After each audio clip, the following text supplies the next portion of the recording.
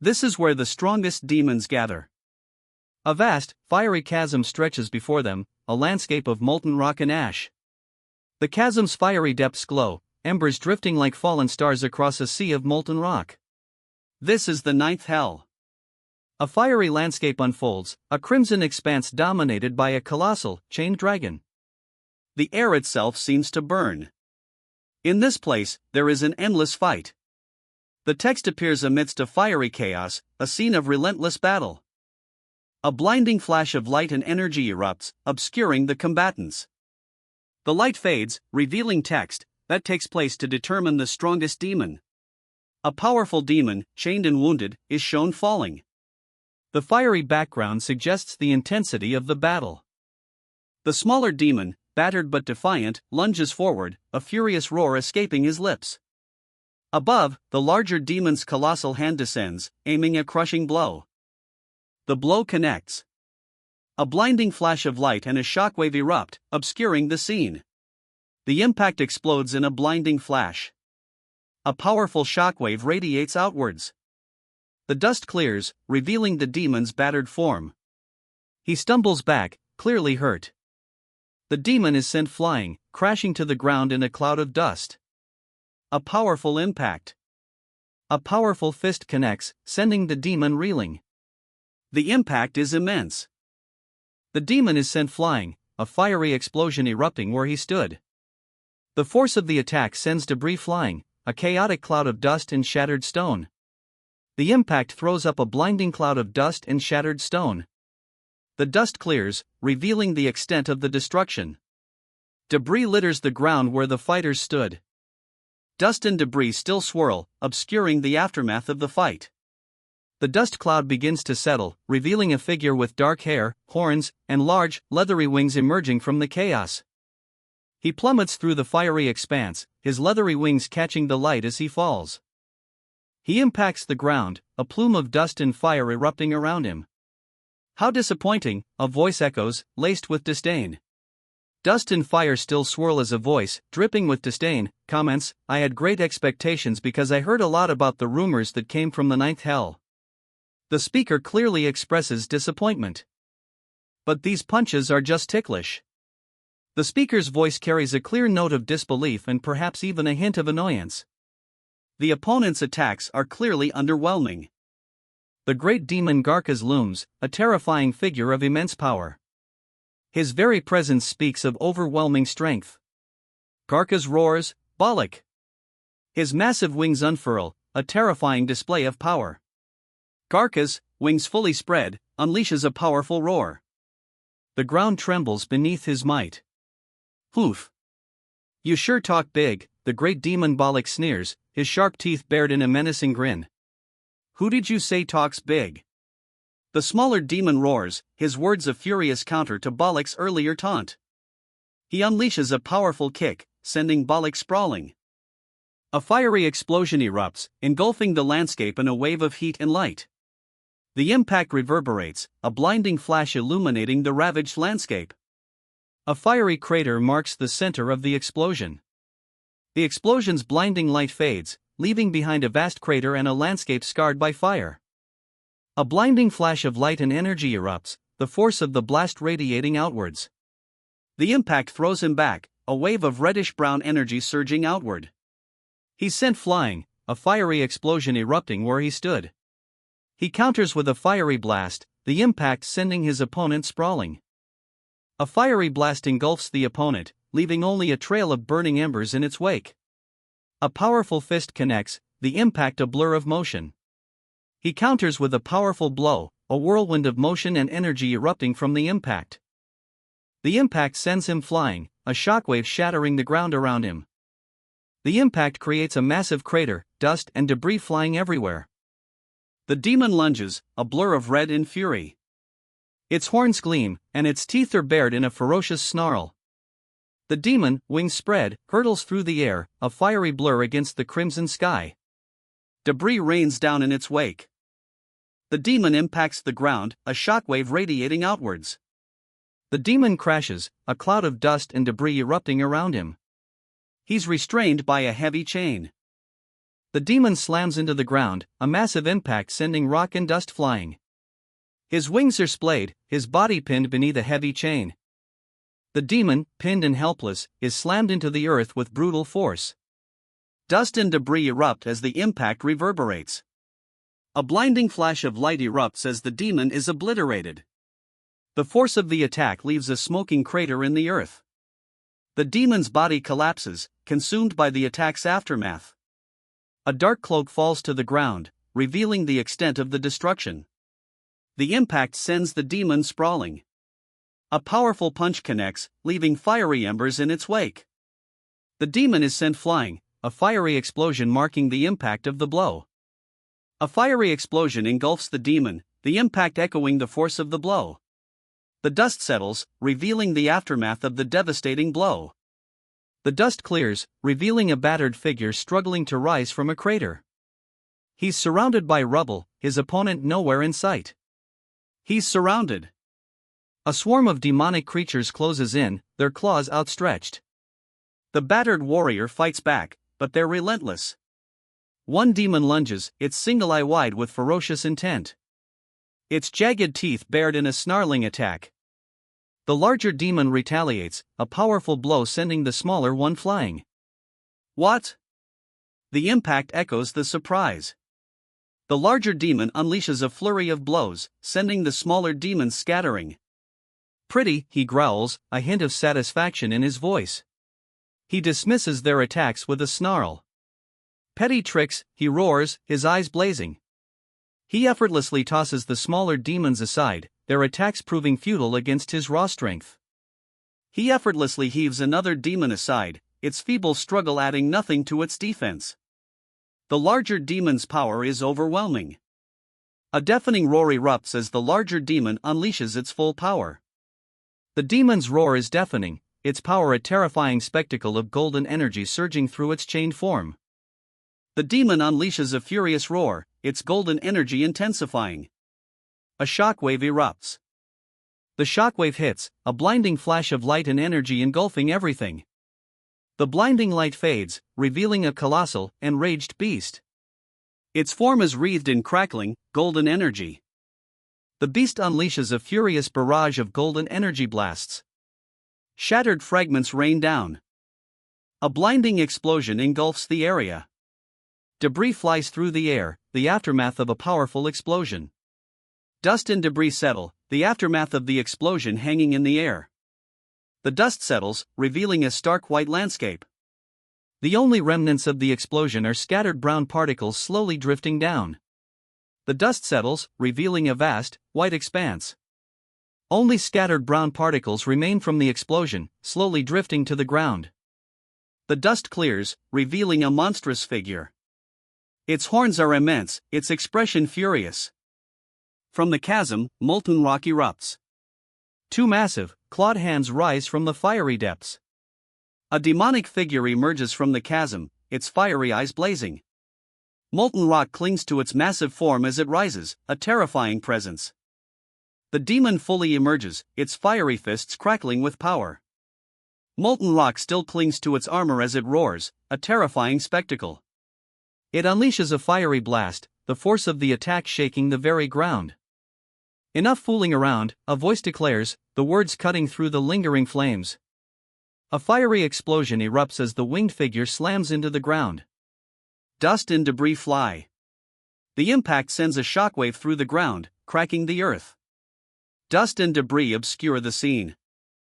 A fiery blast erupts from the warrior, engulfing his chained opponent. The warrior's attack intensifies, a searing blast engulfing his foe. Die, he roars, his voice echoing the destructive power unleashed. The warrior's attack connects, a powerful impact sending a shockwave outward. The warrior's blow lands with devastating force, a blinding flash engulfing the opponent. The dust clears, revealing the demon's true form, the strongest demon in the ninth hell. The demon unleashes a furious blast of fiery energy. Is me. The demon's voice echoes, a chilling revelation amidst the fiery aftermath. The dust settles, revealing a figure cloaked in shadow, a faint orange glow emanating from within. A fiery explosion engulfs the figure, leaving behind only scattered debris. Debris rains down from the fiery blast, revealing a large, dark wing emerging from the smoke and destruction. He unleashes a fiery punch, a blazing fist of pure energy. The fiery punch connects, sending him crashing into the volcanic ground. Amidst the endless fighting, a blinding flash of light erupts.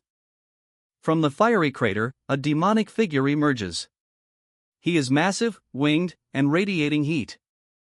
It was assumed that there was no eternal ruler.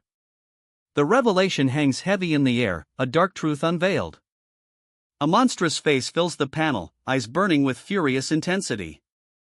Its sharp teeth are bared in a snarl, a terrifying display of raw power. Until that person appeared. The narration shifts, the ominous tone suggesting a turning point in the conflict. The title card appears, player who returned 10,000 years later. The credits roll, revealing the creative team behind player who returned 10,000 years later, originally titled Butterfly Valley. The credits end, and a close-up reveals a large, red, demonic creature. Sweat beads on its brow, its expression one of intense exertion. Silence. The demonic creature kneels before a vast assembly of other demons, its posture one of exhaustion and submission. The location is revealed, the Demon King's castle. A vast, imposing structure of dark stone and shadow. The Demon King sits upon his throne, a colossal skull forming the archway behind him. A lone figure, small and horned, kneels before him on a crimson carpet. The castle's imposing architecture and the tense atmosphere speak volumes. This is the Demon King's throne room. A crimson carpet stretches towards his imposing seat. The Demon King's throne looms large, a dark, imposing presence filling the frame. The Demon King sits upon his throne, a terrifying figure of immense power. His 3 heads, each a snarling beast, radiate dark energy. The panel reveals the Demon King in all his terrifying glory. The apex of all demons, the text proclaims, underscoring his immense power. O King! Why do you wish to go back? The question hangs in the air, a desperate plea directed at the formidable Demon King. The Demon King hangs his head, a picture of dejection. You already possess everything in hell, the words ring out, a stark reminder of his seemingly endless power. The Demon King remains bowed, his despair palpable. He is utterly defeated. Silence. The Demon King remains bowed, his defeat complete. His army lies scattered around him, unconscious. The dust settles, revealing the victor standing over the fallen Demon King. A final, lingering purple energy dissipates. The Demon King, defeated, collapses amidst a final burst of purple energy. The defeated Demon King's final, pained expression is shown. Above him, the words appear, the power of gluttony. He absorbed the power and bodies of all the demons he could find. This was the reason for the 7 princes of Hell's downfall, they were too powerful to coexist. The monstrous figure rises from the dark pool, its form solidifying. The text proclaims, the apex of demons itself. The demon emerges fully, a terrifying figure of muscle and bone, its eyes wide with a mixture of rage and pain. Purple, clawed appendages writhe around it. The ultimate power of the Demon King consumes the demons from hell. The Demon King's wrath is palpable. His power, unleashed, leaves the surrounding demons trembling in fear. He's consumed. The Demon King's power overwhelms all. The Demon King strains, his face contorted in exertion. Die, he roars, the word echoing the immense power he struggles to contain. How do I have it all? The Demon King's question hangs in the air, a stark contrast to his previous rage. I've been in this damn place for 10,000 years, the Demon King reveals, his voice heavy with a weariness that overshadows his previous fury. A massive, clawed hand, glowing purple, descends towards the cowering demon. The Demon King's weariness is palpable, yet his power remains undeniable. With the same view, the vast, desolate landscape stretches before them. A fiery meteor streaks across the crimson sky. And the daily slaughter continues. A vast, desolate landscape unfolds, dominated by a colossal, skeletal structure, its form both alien and terrifying. Crimson skies blaze overhead. A figure emerges from the shadows, cloaked in darkness, their form partially obscured. A faint purple glow emanates from their armor. The figure's arm, clad in dark, spiky armor, glows with an intense purple energy. A powerful aura emanates from the figure. There has actually to be something for me to have it all. The figure's declaration echoes with unwavering confidence. Demon King Kangwa's face is contorted in a ferocious grin, his demonic power crackling around him. He's ready. Are you hungry by any chance? Someone asks. Then I have something to offer you, Demon King. Another voice shouts, prepare the meal. Two demonic figures, eager and menacing, await. Yes. The Demon King bellows, accepting the offer. His eagerness is palpable. Despite the massive number of demons before him, the Demon King finds the offering insufficient. He's already consumed tens of thousands.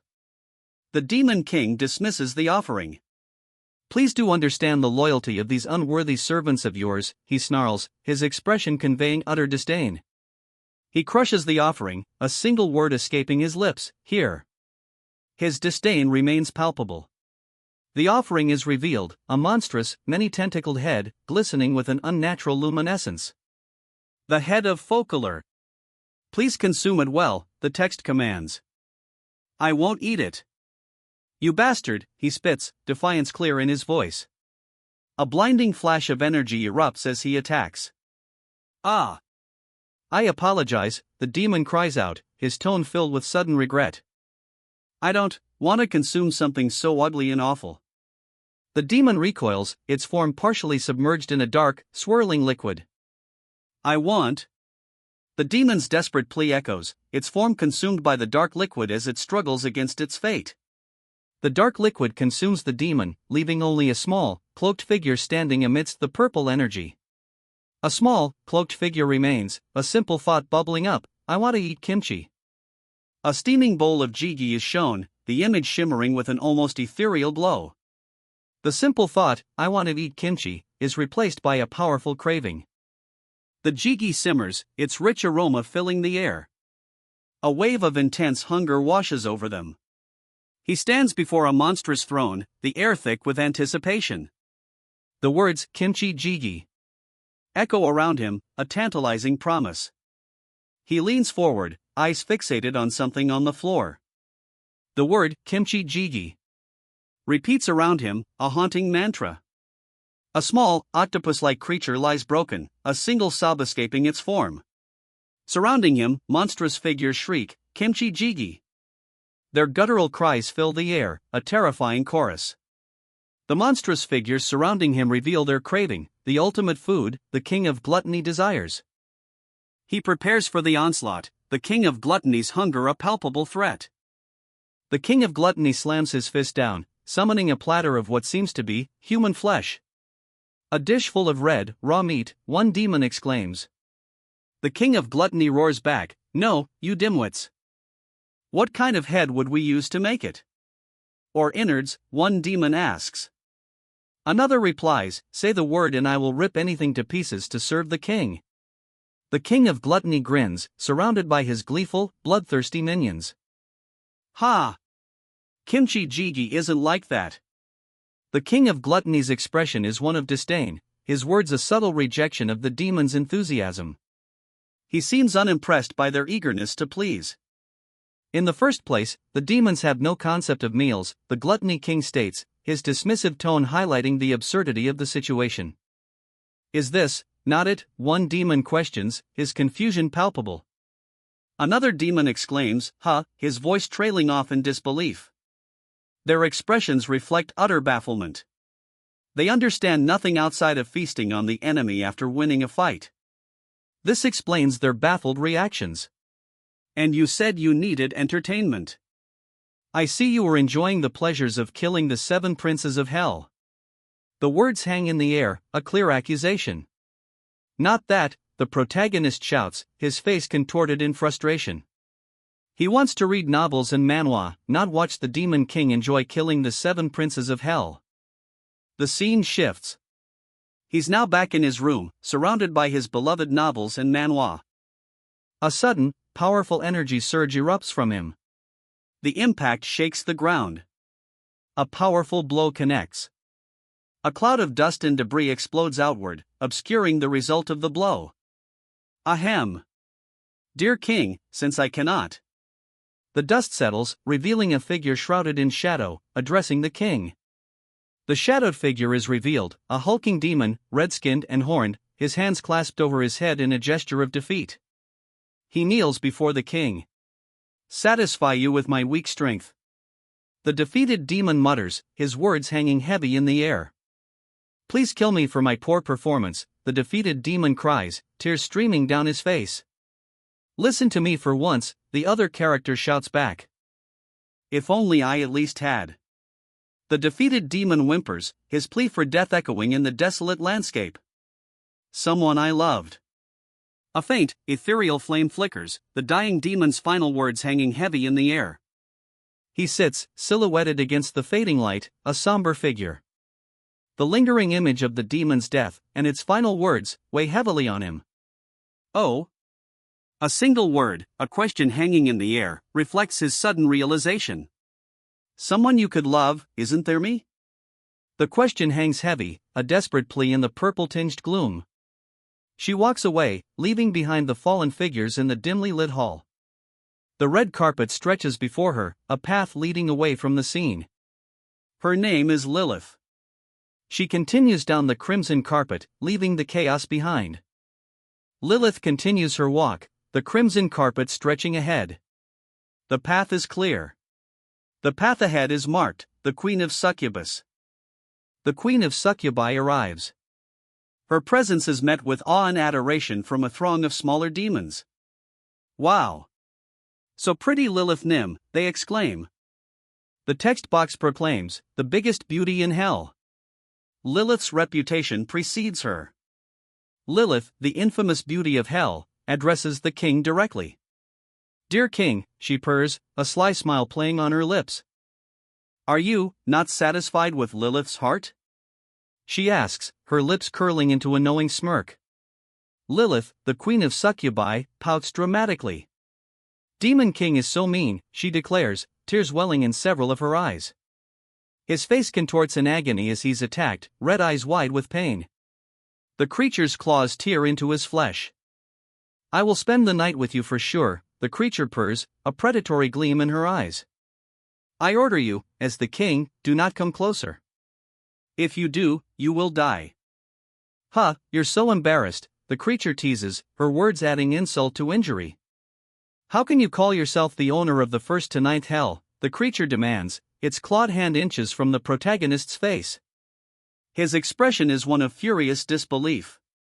The creature recoils, a pained gasp escaping its lips as a searing energy surges through it. Surrounded by his demonic underlings, the Demon King is overwhelmed by their affectionate, albeit embarrassing, display. One exclaims, Demon King, I'm so jealous, while another cries, so embarrassing. The scene is filled with hearts and exclamations of awe and amusement. The Demon King simply replies, yes. The succubus was tasked with consuming the essence of men. The succubus, eyes glazed over with adoration, cries out, Ang. A furious getaway erupts from the young man she's clinging to, as the Demon King looms, a thunderous presence behind them. The narration reveals a crucial detail, the Demon King was not in his usual, beautiful form. Please go away, the Demon King pleads, her monstrous form a stark contrast to her desperate plea. Honestly, the situation is dire. Compared to Lilith, Balak actually looked cute. The narrator's observation underscores the Demon King's terrifying appearance. Yeah. The Demon King mutters, a small, almost cute expression on his face. Looks aren't everything in a person, but... He trails off, the implication hanging heavy in the air. The Demon King covers his face, his red eyes wide. This is too much, he exclaims, overwhelmed. Overwhelmed, the Demon King utters a single word, Earth. A powerful fist, clad in dark armor, rises into view.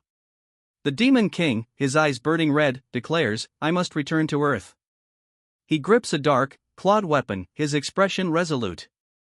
The Demon King roars, a smaller, spider-like demon beside him mirroring his fury, her multiple eyes wide. They both seem ready to act. Demon King. The cry rings out as the towering figure of the Demon King is revealed, flanked by his furious minions. He stands before a dark throne, his presence filling the scene with menace. The Demon King declares, "Even after 10,000, my decision won't be shaken by any means of persuasion." His resolve is unwavering. "It will only confirm it more," the Demon King states, his expression unwavering. 10,000 years after his fall into hell, his resolve remains unshaken.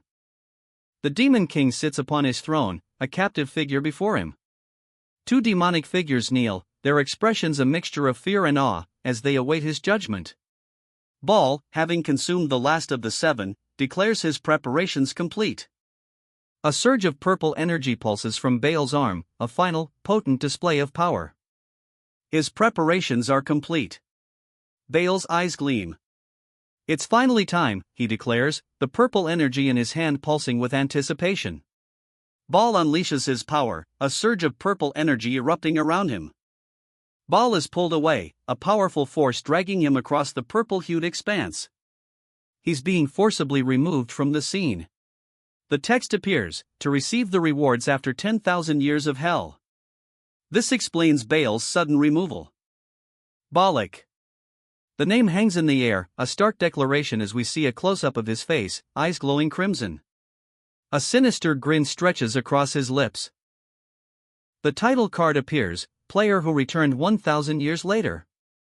The credits roll, revealing the creative team behind Player who returned 1,000 years later, based on the original work, Butterfly Valley. Prepare for the thing. A shadowy figure looms, cloaked in darkness. "Highness." A voice whispers. The shadowed figure, Baalik, is revealed, a powerful demon, flanked by monstrous allies. Baalik's dark magic claws at him, a furious expression contorting the young man's face as he endures the attack. "Are you going to make me say it twice?" He grits his teeth, a pained cheek escaping his lips as Baalik's dark magic continues its assault. "I'm sorry," he cries out, the words barely audible over the crackling dark magic. "I will prepare it right away." The Beastman, sweat dripping from his brow, vows to act quickly. His expression is strained, but determined. "Everyone, call in Aman, and prepare the armors of the 7 princes of hell." The command echoes, a chilling declaration from a powerful figure amidst his demonic entourage.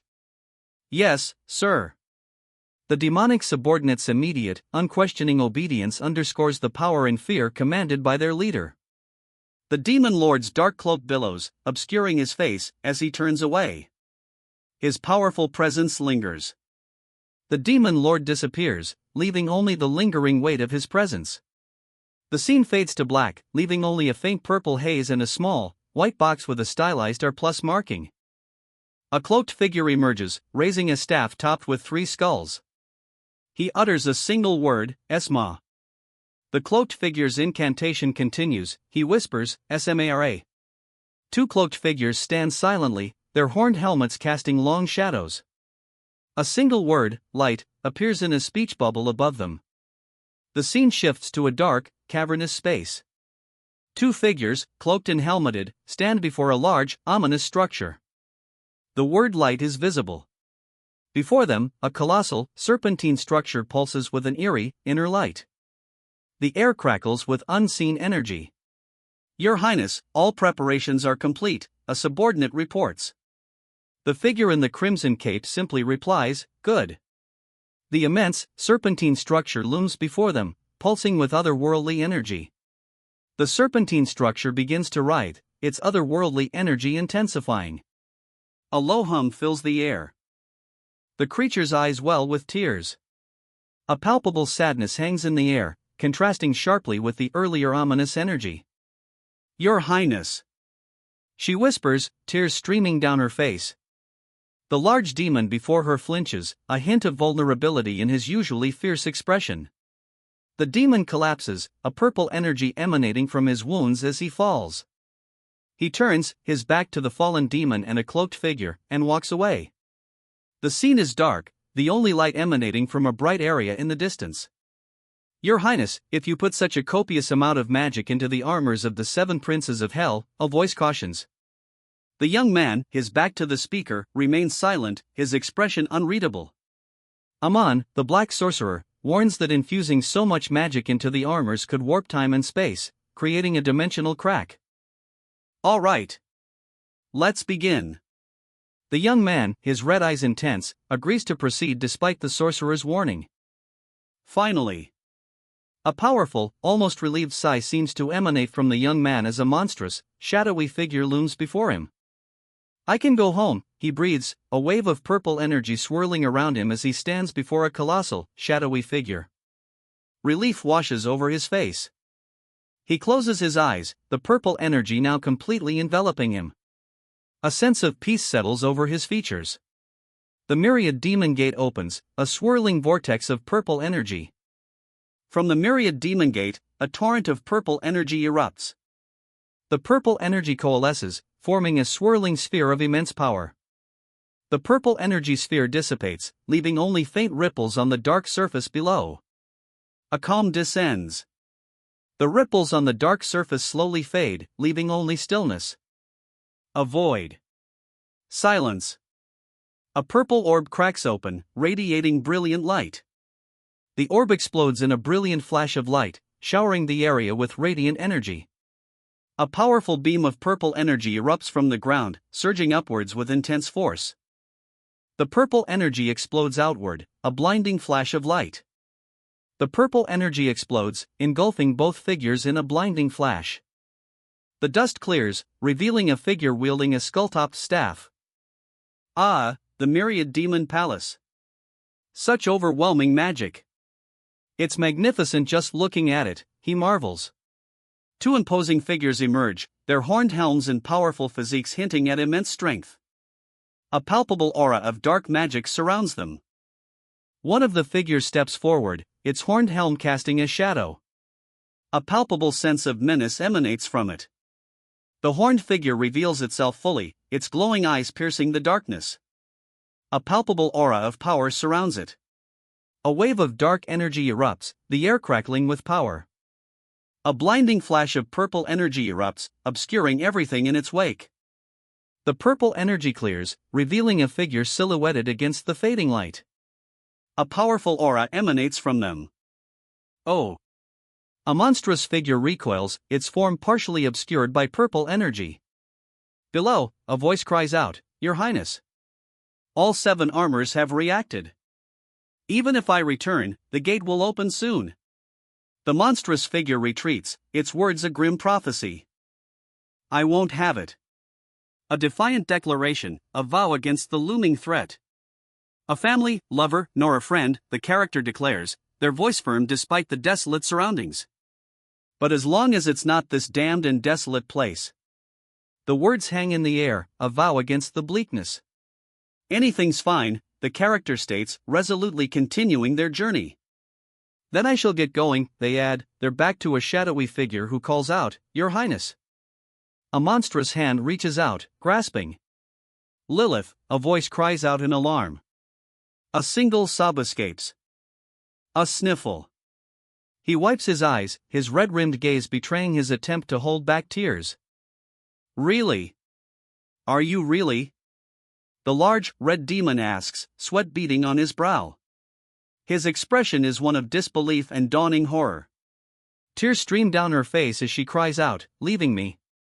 Her despair is palpable. "Do not cry," he says softly, his back turned to the distraught woman. A quiet strength underlies his words. He turns, finally facing her. His expression is unreadable, yet his quiet strength remains. He stares at the demon couple, a look of clear fear on his face. "It scares me," he whispers, his voice barely audible. Lilith, overwhelmed, exclaims, "Ah, such kind words." Her heart, she says, might burst from his love. Overwhelmed with emotion, Lilith swoons. Lilith's unconscious body is cradled gently. Dark, clawed hands support her, adorned with a delicate floral arrangement. He gasps, eyes wide with shock as a shadowy figure looms, its presence filling the panel. The shadowy figure looms closer, its presence overwhelming. A chilling silence descends. "Ah, Lilith," he gasps, eyes wide with a mix of fear and awe. Wants to join your highness, he cries out, the words a desperate plea. Fuck, he explodes, the word a raw expression of frustration and disbelief as he's thrown back, his cape billowing behind him. He cries out, ah, a sound of pain and impact as he's sent flying. Lilith appears, a figure of power amidst the swirling purple energy. Your Highness! Lilith, someone cries out. Lilith descends, a blur of motion against the vibrant blue energy. Her expression is determined, eyes blazing with intensity. Will follow your highness no matter what happens. A loyal follower pledges unwavering support, descending swiftly after Lilith. A smirk plays on his lips as he delivers a parting shot, it was not nice meeting you. He gives a final, defiant middle finger, a smirk still playing on his lips. Let's. The word hangs in the air, promising further conflict. Never meet again. The words hang in the air, a final, defiant declaration. 10,000 years. I've been in hell for 10,000 years. The words hang heavy in the air, a chilling revelation. He floats through a swirling, ethereal blue space, his words echoing the vastness around him, nor a future I want to reach. A model of the Earth, encased in a shimmering blue sphere, rests at the center of a vast, technological platform. The words, "To be the Earth that I know," appear above it, a declaration of intent.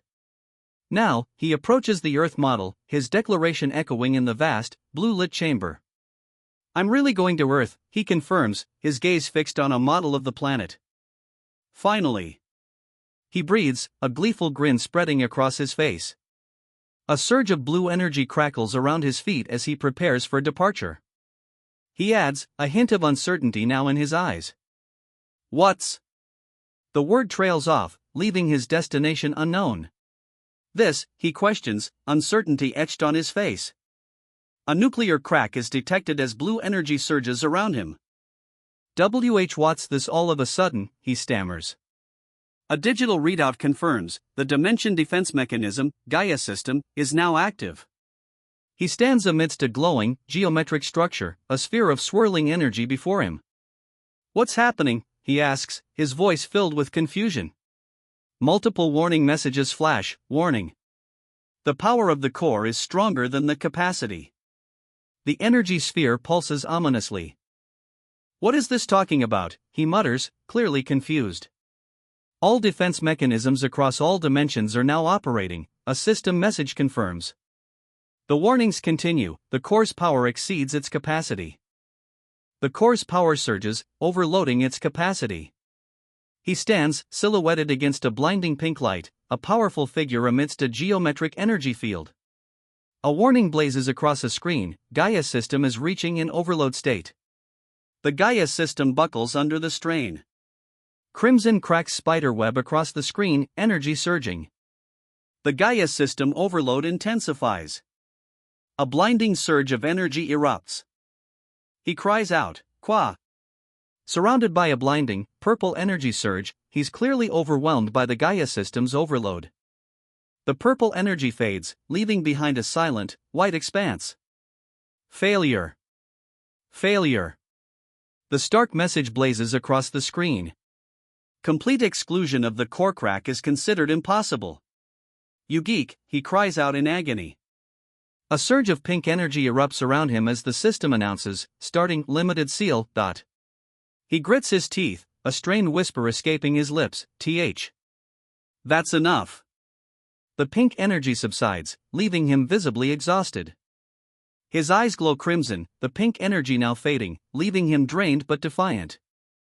You damn. He grits out, his crimson eyes blazing with barely contained fury, despite the fading pink energy. Bastard. He whispers, his rage barely contained. The crimson in his eyes still burns. He takes a deep breath, the rage slowly subsiding, replaced by a grim determination. The crimson in his eyes fades slightly. A grim smile spreads across his face. The red in his eyes, though lessened, still burns.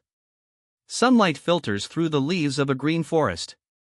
He lies on the grass, wounded, eyes fixed on a faintly glowing hexagonal symbol. Is this Earth? He wonders aloud, his voice filled with uncertainty. He sits up, wincing. I gotta check how my body is doing first. He mutters, bringing up a status window. His status window appears, a glowing rectangle filled with numbers and symbols.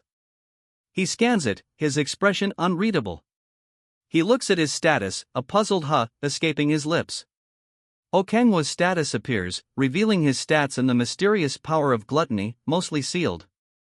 His puzzled expression reflects the question, what is this? His status appears, level 1, First Awakening. The power of gluttony, mostly sealed. Kangwa's confusion is clear, what? Kangwa's disbelief is palpable. Powers are sealed, he thinks, his internal question echoing the reader's own surprise. Eek. Kangwa stares, wide-eyed, at the data slate. His powers are sealed. His eyes blaze, a crimson fury burning within. Kangwa's sealed powers ignite a desperate rage. Fuck! Kangwa grits his teeth, rage fueling his desperate counterattack against the overwhelming goblin horde. A goblin's maniacal laughter, kyhaaak, fills the air as Kangwa's desperate counterattack continues amidst the chaotic goblin horde. Kangwa, surrounded, continues his desperate fight. Goblins swarm him, their crude weapons flashing. Ha! A young man sits in a clearing, examining a digital profile on a translucent screen. He seems surprised. The screen displays Okangwa's stats, level 1, power of gluttony, mostly sealed, and a mysterious unique class. He mutters, huh, what's this? His surprise is evident. Kangwa stares, bewildered. His stats reveal a level 1 First Awakening, the power of gluttony ability mostly sealed, and a mysterious unique class. He whispers, what? Kangwa stares at his stats, a question forming in his mind, my powers are sealed? He's clearly shaken by this revelation. His eyes blaze with a fierce, red light. A surge of defiance, a refusal to accept his powerlessness, floods his expression. Damn it! He grits out, defiance burning in his eyes despite the overwhelming odds. Surrounded, he's forced into a desperate defense. A guttural roar, kyuuuaa, erupts as the goblins attack with brutal ferocity. He fights back, a desperate question escaping his lips, why are there creatures I've never seen before on Earth? The title card appears, a stark crimson against a pale background, in the Devil's Contract. Let's get rid of them, a voice declares, the words sharp and cold against the purple energy swirling in the background. First, he declares, his crimson eye blazing. Purple energy surges around him as he prepares to strike. He unleashes a wave of purple energy, his crimson eye burning with intensity. Inside the myriad demon palace. The setting is established. He lunges forward, a desperate expression twisting his face. Magic is weak, he shouts, his voice strained. He lands hard, a breath escaping him, for now, he mutters, his eyes narrowed. I'll just have to use this, he declares, a surge of blue energy emanating from his fist. He unleashes a powerful blue energy blast, a blur of motion leaving a trail of light in its wake. He's sent flying backward, the impact echoing the power of the previous attack. Demon escape, the word appears, a visual testament to his desperate maneuver. The blade, a blur of motion, arcs across the panel. Snaki's owner of the text reveals, partially obscured, hinting at the weapon's formidable power. The word blade dominates the panel, confirming the weapon's identity as Snaki's. Its imposing presence hints at the power it wields. His red eyes blazing, the warrior watches as his blade cleaves through the goblin. A guttural scream, kyyaaa, escapes the creature's lips as it's struck. A message appears, you have successfully defeated a goblin, an E-class normal monster. The victory is registered. A surge of experience flows into him, reflected in his intense, red-rimmed eyes. He's leveled up. A system message appears, you have leveled up to level 4. Surrounded by monstrous figures, he asks, what are all these monsters? The sheer number of creatures is overwhelming. He reflects on the fallen monsters, a thoughtful expression on his face. These experience points too. He muses. It's not just a stat, I can physically feel myself getting stronger. He surveys the fallen monsters, a silent contemplation replacing his earlier musings. The weight of the battle, and the tangible sense of his growing power, settles upon him. A quiet settles over him, the weight of his victory heavy in the air. He looks down at the fallen creatures, a thoughtful expression on his face. He stands amidst the fallen creatures, a thoughtful expression giving way to a pragmatic one. Let's try to collect some data on this place first, he decides, his gaze sweeping the forest. The Demon King, O Kangwu, unleashes a dark, swirling power labeled gluttony. The power of gluttony erupts, a purple maelstrom engulfing his foes. Though I have learned information about their biological makeup. The purple energy swirls, and a thoughtful expression crosses the user's face as he assesses his opponents. There's not a single piece of information about this world. He mutters, his crimson eyes fixed on the swirling purple energy before him. His magic stat increases by 1 point. A surge of energy flows through him. His eyes widen, red and intense. Ha, he gasps, a look of disbelief and dawning comprehension on his face. Magic? Damn it, he mutters, a surge of dark magic erupting from his hand. Bones shatter and float around him. If a resource that should only exist in hell is here, he observes, the dark magic swirling around him intensifying. There's a good chance this isn't Earth, he declares, his assessment solidifying the unsettling atmosphere. No way. There's no way, he exclaims, disbelief coloring his words. The sheer impossibility of the situation dawns on him. His eyes widen, bloodshot and frantic. He clutches his head, a grimace twisting his face in disbelief and dawning horror. The only reason I survived in hell this whole time was because I might have a... His voice trails off, the unspoken fear palpable. A chance to return to Earth. Hope flickers in his eyes, a desperate clinging to possibility. A sharp pain explodes in his shoulder. His eyes widen, reflecting the crimson of his injury. He clutches his shoulder, eyes wide with shock and pain. The forest around him seems to blur, the attack leaving him disoriented. A scream echoes through the forest. He reacts, his eyes wide. It doesn't sound like a monster or a demon, he observes, a hint of unease in his voice. He strains to hear, his hand outstretched as if to grasp the source of the sound. It's a... He begins, his voice laced with apprehension.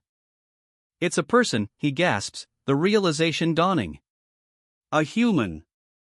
Valifor's power of speed unleashes a blinding burst. A human figure streaks across the forest clearing. 10,000 years. The words hang in the air, a stark reminder of the power unleashed. It's been 10,000 years. A voice echoes, filled with awe and a hint of disbelief. I've only seen monsters with tentacles all over, and creatures with dozens of arms on them. The speaker reflects on the bizarre creatures they've encountered over the millennia. I don't care if they're ugly or not. As long as they have 2 eyes, 1 nose, and 1 mouth. The speaker's voice carries a dismissive tone, emphasizing their indifference to the creature's appearance. Their focus is solely on basic humanoid features. They're human, the speaker declares, a note of relief in their voice. Just please, no tentacles, please. The plea is urgent, highlighting their intense aversion to anything other than standard human features. Just no more tentacles. The man's face contorts in disgust and fear, his plea a desperate attempt to avoid further encounters with creatures possessing such appendages. A nearby, purple-skinned woman with multiple eyes winks playfully, seemingly unfazed by his distress. "Aang honey," she teases. "I found them." The triumphant declaration cuts through the forest, a sharp contrast to the previous fear. Surrounded, she pleads, "Please." The goblin's menacing laughter fills the forest. "Please be a." Her desperate plea hangs in the air, unfinished. Surrounded, she's overwhelmed by the attacker's speed. The figures blur as they close in. Tears stream down her face as she focuses, her golden eyes wide with desperation. 2 eyes, she whispers, a desperate plea. 1 nose, she whispers, her voice barely audible above her ragged breathing. Tears continue to fall. And she trails off, the weight of her revelation heavy in the air. No. His eyes widen, reflecting a dawning horror. Sweat beads on his brow. No tentacles. His horrified whisper echoes the unspoken dread. He screams, tears streaming down his face, a raw, visceral cry of terror and despair. His body trembles with the force of his anguish. He runs, a determined glint in his eyes, escaping the colossal hands that threaten to crush him. Cornered, he faces a pack of goblins, their wicked grins mirroring the danger. One swings a crude blade. Overwhelmed, she collapses, tears streaming down her face.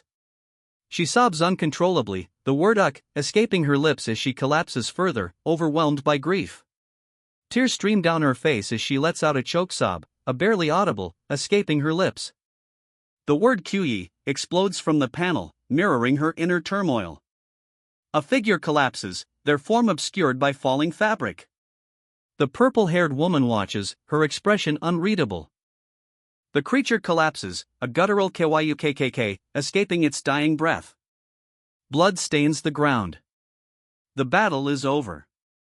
A young woman, purple-haired, sits near a large tree, seemingly unharmed amidst the carnage. A cloaked figure rushes past her, leaving the scene of the bloody conflict. The aftermath. A body lies amidst a pool of blood, the violence of the battle still evident. He stands amidst the sun-dappled trees, a single word escaping his lips, "Ah." His posture is hesitant, his gaze downcast. The aftermath of the battle is heavy in the air. Thank you," she whispers, her voice barely audible. Dirt stains her clothes, but her eyes shine with gratitude. A gloved hand reaches out, offering aid. The woman, still slightly dazed, looks up with a mixture of relief and hesitant hope. She takes the offered hand, a silent agreement passing between them. The gentle touch speaks volumes. A soft "ah" escapes her lips, eyes wide with a mixture of surprise and delight. The gentle touch lingers. A surprised "ah" escapes her lips as she reacts to something unseen. Below, a small figure floats, eyes wide with shock. "Okay." The word hangs in the air, a simple acknowledgement of the unexpected situation. A pained cry escapes him, dash. He gasps, a sharp "hh" escaping his lips. The sound cuts short, leaving a heavy silence. He lets out a small, his face flushed. A young woman's hand rests gently on his chest. "Thank you for saving me," she exclaims, a grateful smile brightening her face. "My name is Hansila," she states, her voice calm and clear. The young man mutters, fidgeting. A concerned girl asks, "Is something wrong, or?" He cries out, "Ah," as a hand swiftly grabs the sword. "Please marry me." The words hang in the air, a bold declaration following the previous struggle. His eyes blaze, a feral grin splitting his face. The proposal is clearly rejected. "Please marry me," he blurts, eyes wide with hopeful intensity. She recoils slightly, a surprised expression on her face. "Sorry, I beg your pardon," she replies, clearly taken aback by his sudden proposal. What are you talking about?" she asks, eyes wide with disbelief and a touch of panic. Her hands clenched together, clearly flustered by his unexpected proposal. "I was too excited," he explains, his previous intensity softening slightly. The confession reveals a surprising vulnerability. "Ahem. I'm sorry," Okongwu says, a slight blush on his cheeks. He offers his hand to Hansila, confirming, "My name is Okongwu." "You said your name was Hansila, right?" Concerned, Kongwu asks Seala if her injury is okay. She assures him it's nothing serious, though a wince and a soft "ugh" betray a lingering discomfort. "Seola!" Kongwu calls out, concern etched on his face as he focuses on her visibly injured legs. The scrapes and bloodstains are a stark contrast to her otherwise composed demeanor. Kongwu rushes to Seola's side, concern evident in his eyes. "Are you okay?" he asks, his voice filled with worry. Kangwa's eyes widen, his pupils dilating to reveal a striking crimson. "That rectangular thing," he mutters, a confused "huh" escaping his lips. A thought bubble appears above Kangwa's head, a smartphone? His confusion deepens. A young woman sits on the ground, wincing. "Ow!" she murmurs. A man kneels beside her, offering aid. Don't push yourself, he says gently, I'll perform some simple first aid. She whispers a grateful, thank you so much. Don't worry about it, he says reassuringly, adjusting his clothing. He then adds, now that I think about it, I can communicate with her. He examines her injured leg, concern etched on his face. How is the ninth hell today, she asks, her voice laced with worry. He replies, I forbade the use of demon language in hell, explaining his earlier ability to communicate with her. I'm finally able to talk in Korean with a human and not a demon, he exclaims, a noticeable relief in his tone. The demon, having properly pronounced hell, now speaks Korean fluently. This should make you feel better, he adds, offering comfort. Thank you so much for looking after me, she says, a sincere gratitude in her voice. The demon's earlier comfort seems to have had its effect. Ha, don't mention it, he says, a cheerful grin on his face. He then holds out a smartphone, adding, and here, your smartphone. He glances at the phone's screen, a look of dawning realization washing over his face. Has it been 5 years since I fell to hell, he murmurs, a quiet wonder in his voice. He stares out at the forest, a thoughtful frown furrowing his brow. So, these monsters appeared on Earth in the span of 5 years, he questions, the implications weighing heavily on him. They rest beneath a tree, the slain monsters lying nearby. Ah, yes, she agrees. He adds, Earth is full of things I don't know about. I need more information. The statement hangs in the air, a clear expression of their need for further understanding. Anyway, why are you here in this sort of place, she asks. He replies, there was a situation. I was doing solo gate hunt. She shakes her head, a slight blush on her cheeks. I awakened as a god player, she admits, but thinking I could solo hunt an E-rank gate. I was stupid. He looks at her, a questioning expression on his face. Then what's your level, he asks. Ah, I awakened pretty recently, so I'm level 6, she explains. But, Kangwoo, why is a player like you in a place like this, she questions, her words laced with concern. My level should be a lot lower than yours, Kangwoo admits, a sheepish grin on his face. He adds, I also. Leaving his sentence unfinished. Kangwoo and the woman sit together, resting beneath a tree. Blood stains the ground near them, remnants of a recent battle. She observes, well, that's the only conclusion she can make. I see. She murmurs, a slight smile playing on her lips. The aftermath of the battle is still visible on her clothes. Her cheeks flushed, she looks away, a shy smile still lingering. He stands beside her, a subtle smirk playing on his lips. Then, shall we get going, she asks, a slight blush still on her cheeks. He nods, concerned. Your injury looked serious though, so will you be okay? Yes, thanks to you. She says, wincing. The visible wounds on her leg are still fresh. Ugh. I'll support you, he says, offering a reassuring presence beside her. Ah, no. No. I don't want to cause you any more trouble, she cries, her face flushed, clearly distressed. He holds her hands, a look of concern on his face. In times like this, refusing help isn't a virtue, he states, his expression firm. I will escort you to your destination. She points, a little shyly, then, that way. I'll be in your care until we reach the entrance. She adds softly. Yes, leave it to me, he says, a confident smile playing on his lips. He adds, although it's the first time I've talked to a human in 10,000 years.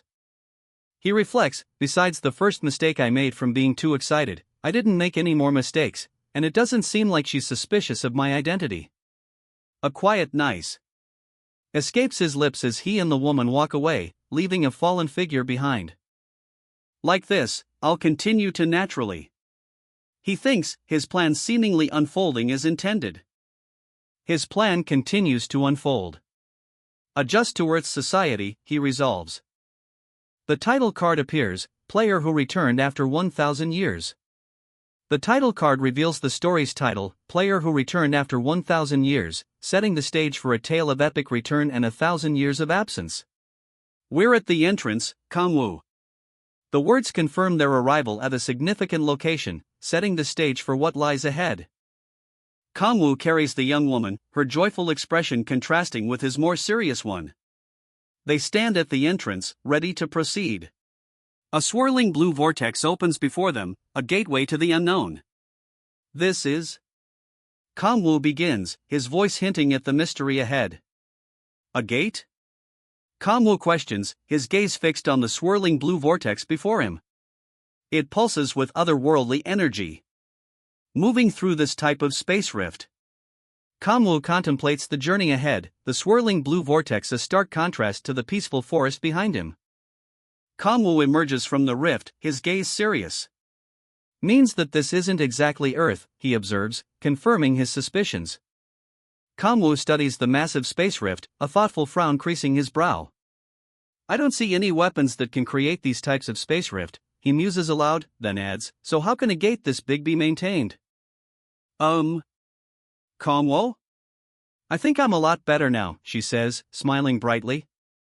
He nods, relief evident on his face. Ah, yes. Let's hurry up and leave. They depart, Kangwoo's relief palpable as they leave the area. A burst of bright energy trails behind them. They vanish in a burst of speed, leaving only streaks of light in their wake. A blur of motion, a streak of light. The attack connects.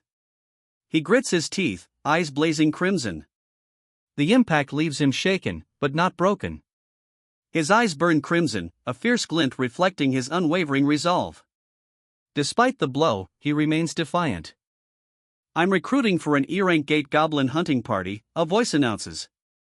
He has 2 eyes, another adds, the tone dry and unimpressed. Ah, I don't see a tanker today as well. One of the recruiters sighs, looking at the screen. His expression is one of mild disappointment. Can a thief also join the party? One of the potential recruits asks hesitantly. A nearby armored figure shakes his head, no tentacles. Another sighs, sorry, but a thief is a little. The implication of their rejection is clear.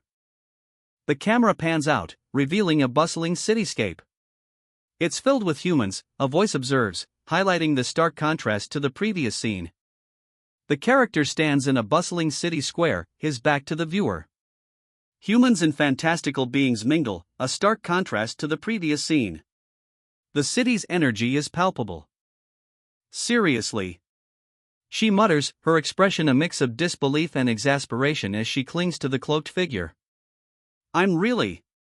She begins, her voice trailing off, still clinging to the cloaked figure. Uncertainty hangs in the air. Back! The command rings out, sharp and urgent, cutting through the uncertainty. Tears stream down his face, a silent testament to the weight of the command. He's overwhelmed, his shoulders slumping under the burden. He clenches his fists, tears still falling. The weight of his duty is almost unbearable. A young woman with purple hair, wearing a slightly soiled white robe, stands looking concerned, a dark cloaked figure partially obscuring her from the right. The setting appears to be an urban area. The young woman's leg is shown, bruised and bandaged. She seems hesitant, unsure of what to do next. Kangwoo. She calls out hesitantly. He responds, yes? A simple exchange, yet her posture and tone suggest she needs help. She asks, do you want to eat together, at my place? A hesitant invitation, suggesting a deeper connection forming between them. His cheeks flush crimson. He's speechless, completely overwhelmed by her unexpected invitation.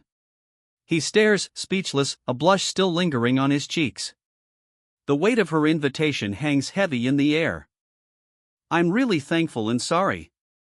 The words hang in the air, a quiet apology amidst falling cherry blossoms.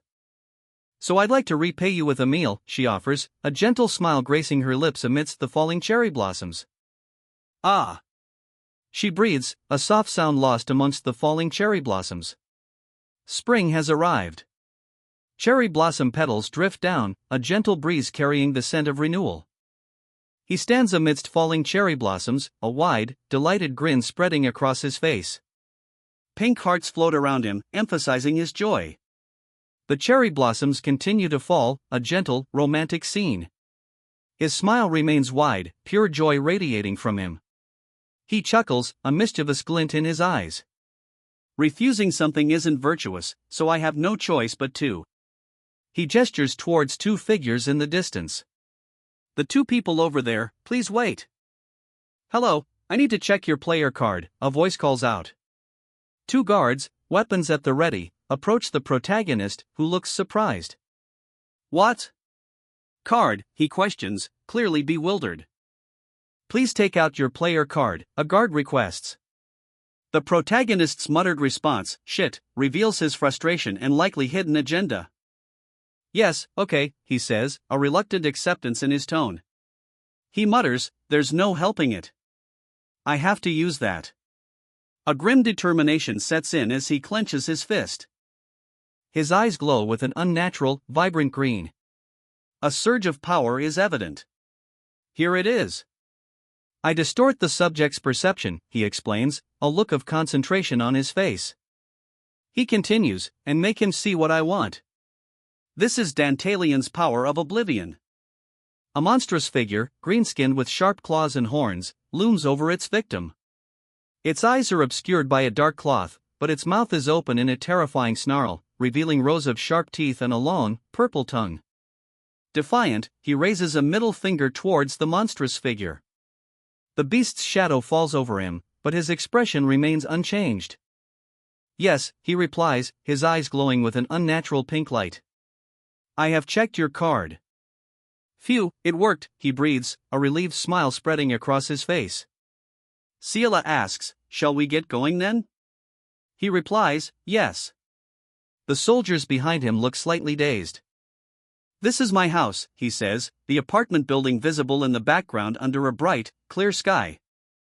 They stand before a modern apartment building, the man's claim, this is my house, hanging in the air. A sense of quiet anticipation settles between them.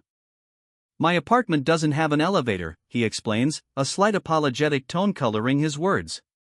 The implication hangs in the air, a climb awaits. So we need to take the stairs, he explains. She replies, that's okay. A slight smile plays on her lips. He inhales deeply, a slight blush on his cheeks. The smell of an old apartment, he observes, a hint of fondness in his tone. He descends a narrow stairway, a faint smile playing on his lips. The scent of the old apartment, a memory, lingers. He reaches out, his hand resting on a cold railing. The metal is a stark contrast to the warmth of the memories he carries. He stands before a dusty window, a faint smile playing on his lips. It's finally. He thinks, the weight of his journey seemingly lifting. A dusty window. He descends the steps, the weight of his journey finally beginning to sink in. Especially. A surge of determination crosses his face as he steels himself for what lies ahead. A smirk plays on his lips. To think that of all the places on this earth, he muses, a glint in his eye. A smirk spreads across his face. Out of all the regions on this earth, to think I'm in Ciela's home, he muses, a hint of excitement in his tone. The story begins. Now, I'm going to have a happy future. Ciela exclaims, a wide grin splitting her face. Beside her, a fiery figure laughs maniacally. Ma. A young man with striking red eyes stares blankly, his expression a mixture of confusion and slight apprehension. Oh, my baby. Are you hurt anywhere? You went with a party like I told you, right? A woman's voice, laced with concern, questions the young man. Ah ha ha. Oh, of course, he stammers, a blush rising on his cheeks as he avoids his mother's gaze. You he adds softly, his voice barely a whisper. He questions whether it's really necessary for him to have come over just for a meal. His inner thoughts reveal a hint of uncertainty. The title card appears, player who returned 1,000 years later. The credits roll, revealing the creative team behind player who returned 1,000 years later, originally based on the work Butterfly Valley. Alright, this person here is Oh Kangwoo. A young woman, clearly flustered, greets Oh Kangwoo. She explains, he saved me in a moment of danger, so I invited him over to treat him to a meal. Oh Kangwoo's rescuer expresses her gratitude. Oh my, thank you so much, she says, her hands clasped in his.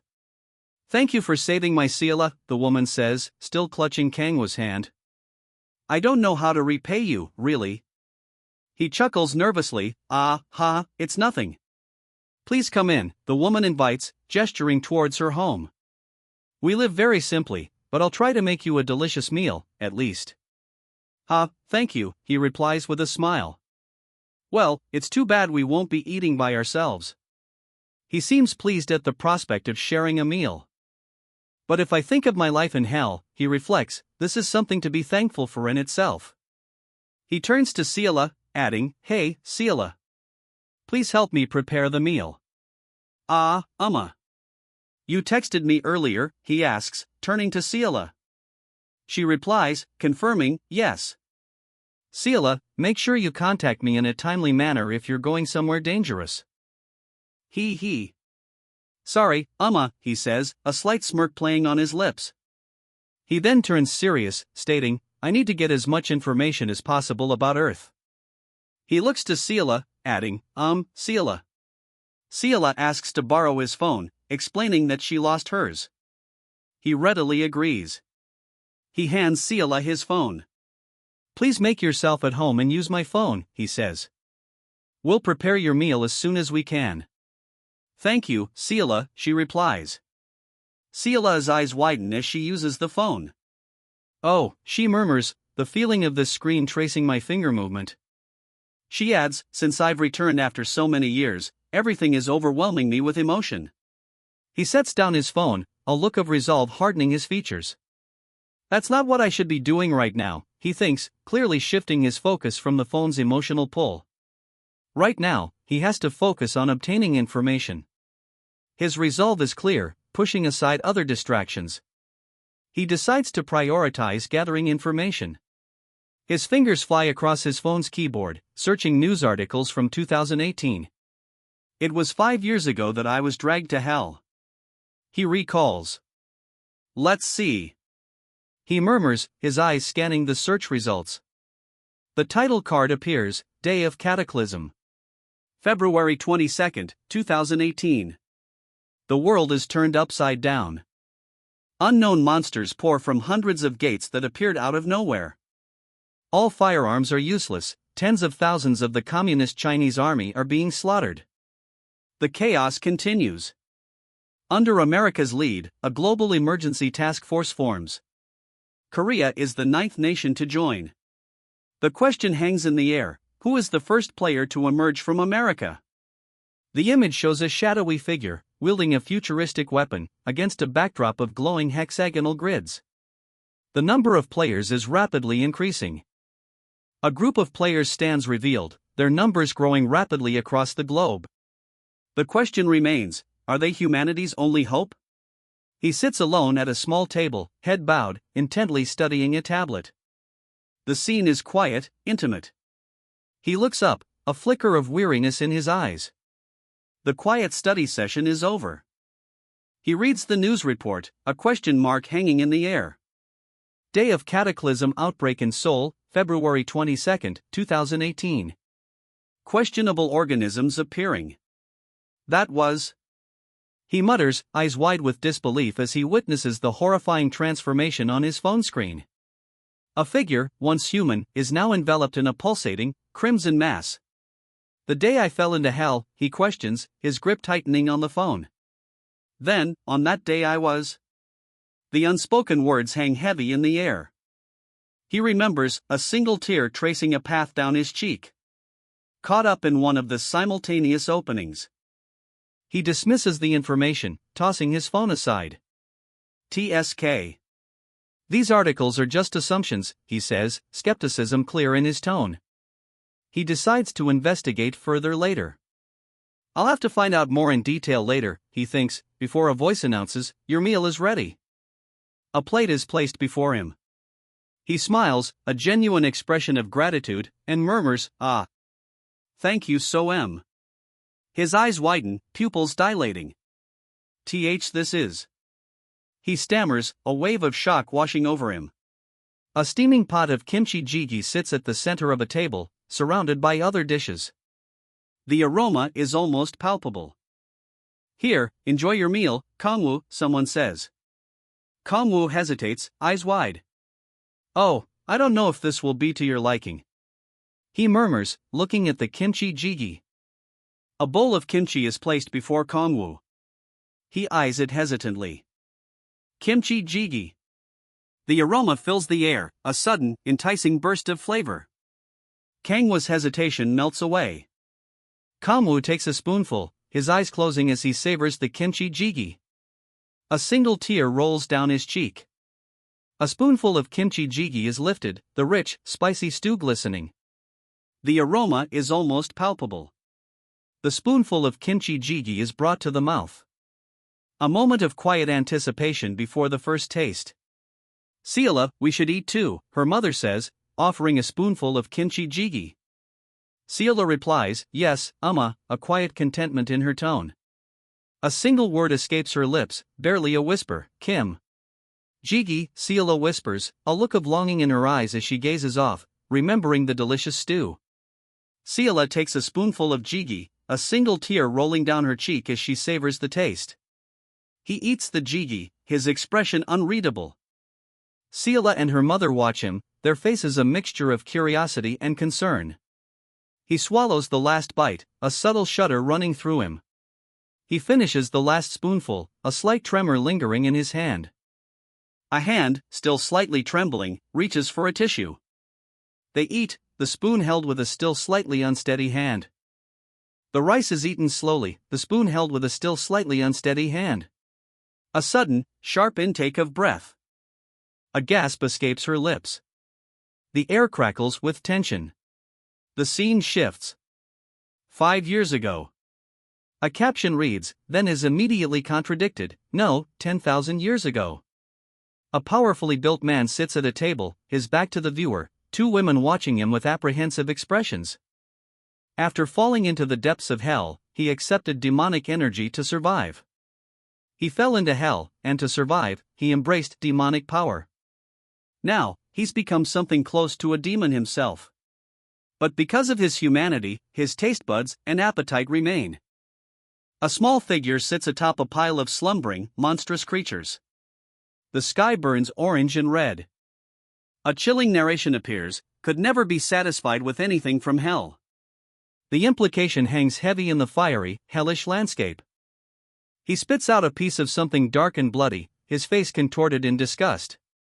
The demons I had to devour to survive were awful and tasted like garbage, he confesses, the words heavy with the weight of his experience.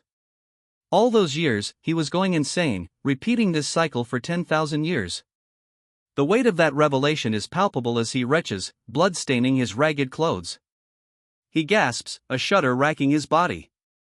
The only thing keeping me sane was merely one desire, he whispers, blood dripping from his mouth. Tears stream down his face as he cries out, I want to go back. The raw desperation in his voice is palpable. His desperate plea continues, a single, powerful thought cutting through his sobs, to earth. He continues to sob, the word hyuk.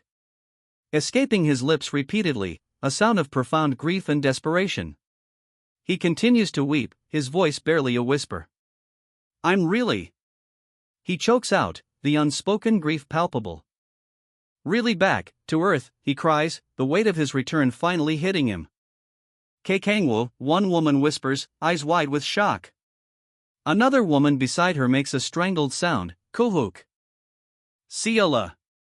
The name is whispered, a single word hanging heavy in the air as we see Kangwoo's face, streaked with sweat and blood. Kangwoo sits at the table, his face downcast. Really, seriously? He mutters, a quiet thank you barely audible. The women at the table watch him with concern. A woman at the table exclaims, it's so delicious. She adds, thank you so much. Her genuine delight is evident. No, She begins, a slight blush on her cheeks. Her expression is one of hesitant disagreement. I'm sorry I had nothing else to serve you, she apologizes, but you're eating it so well. A simple meal sits before them, a small salad and a steaming bowl of stew. She seems genuinely relieved by his enjoyment. Is it that good, she asks, a hopeful blush on her cheeks. He replies, yes. Then, with a shy smile, he adds, "Sorry, but could I have another bowl of rice?" "Yes, of course. I'll bring you another one right now," she says, her voice kind. He replies with a grateful, "Thank you." "Ho ho. It's nice to see you eating so well," one of the women says, a warm smile on her face as she watches him eat. Tears well in his eyes as he drinks, a heartfelt whisper escaping his lips, "I'm so glad I've returned." A young woman, her face flushed with warmth, smiles softly as she holds out a small appliance. It's a toaster. She offers him the toaster, a small gesture of warmth amidst the ongoing tension. A simple act, yet it speaks volumes. A powerful shockwave erupts, sending debris flying. The boy is thrown back, his eyes wide with surprise. Confusion reigns.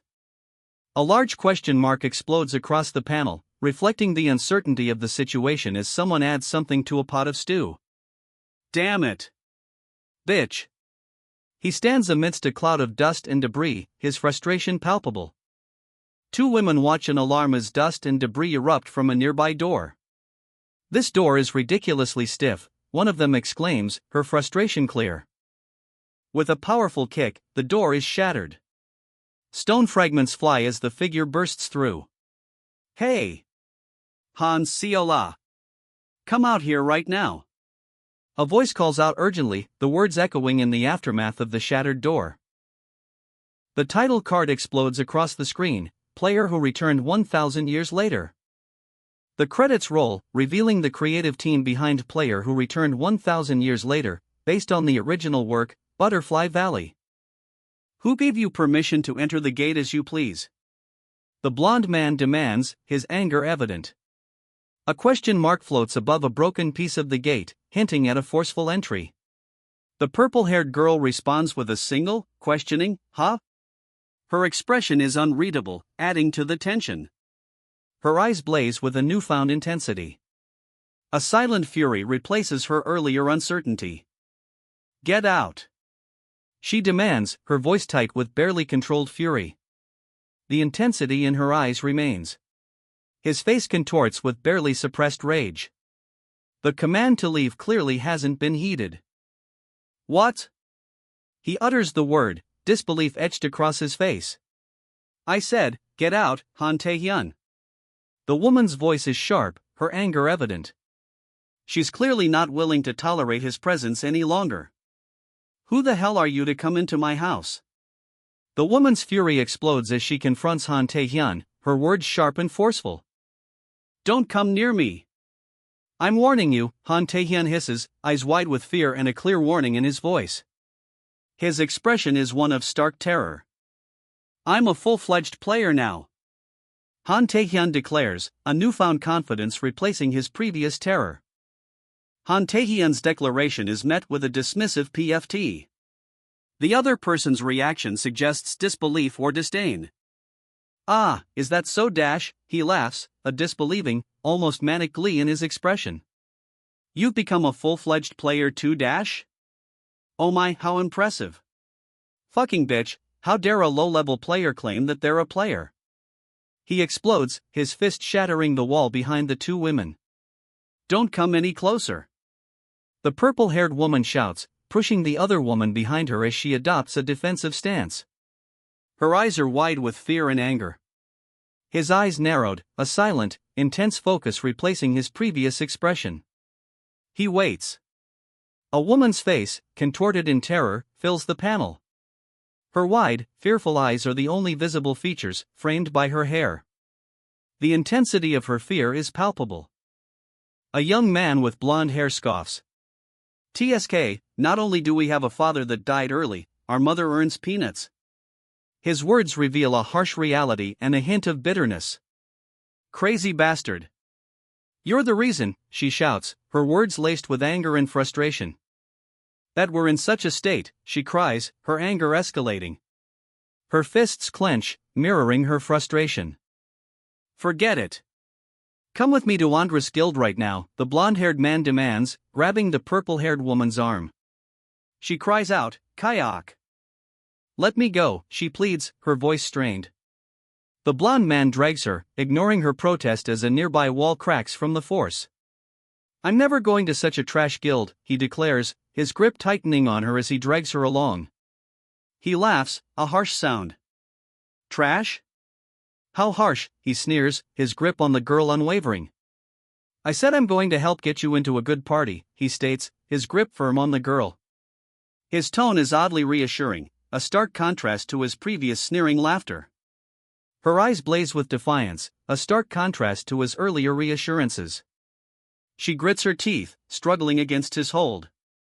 She's struck, a bloody hand clamped over her mouth. Cook, she gasps, her defiance momentarily broken. She cries out, kayak. A powerful blow sends her reeling. Ciela. The woman cries out in alarm, eyes wide with fear as she watches the girl fall. Ciela hits the ground hard, the impact echoing the woman's cry of alarm. She lies there, breathless.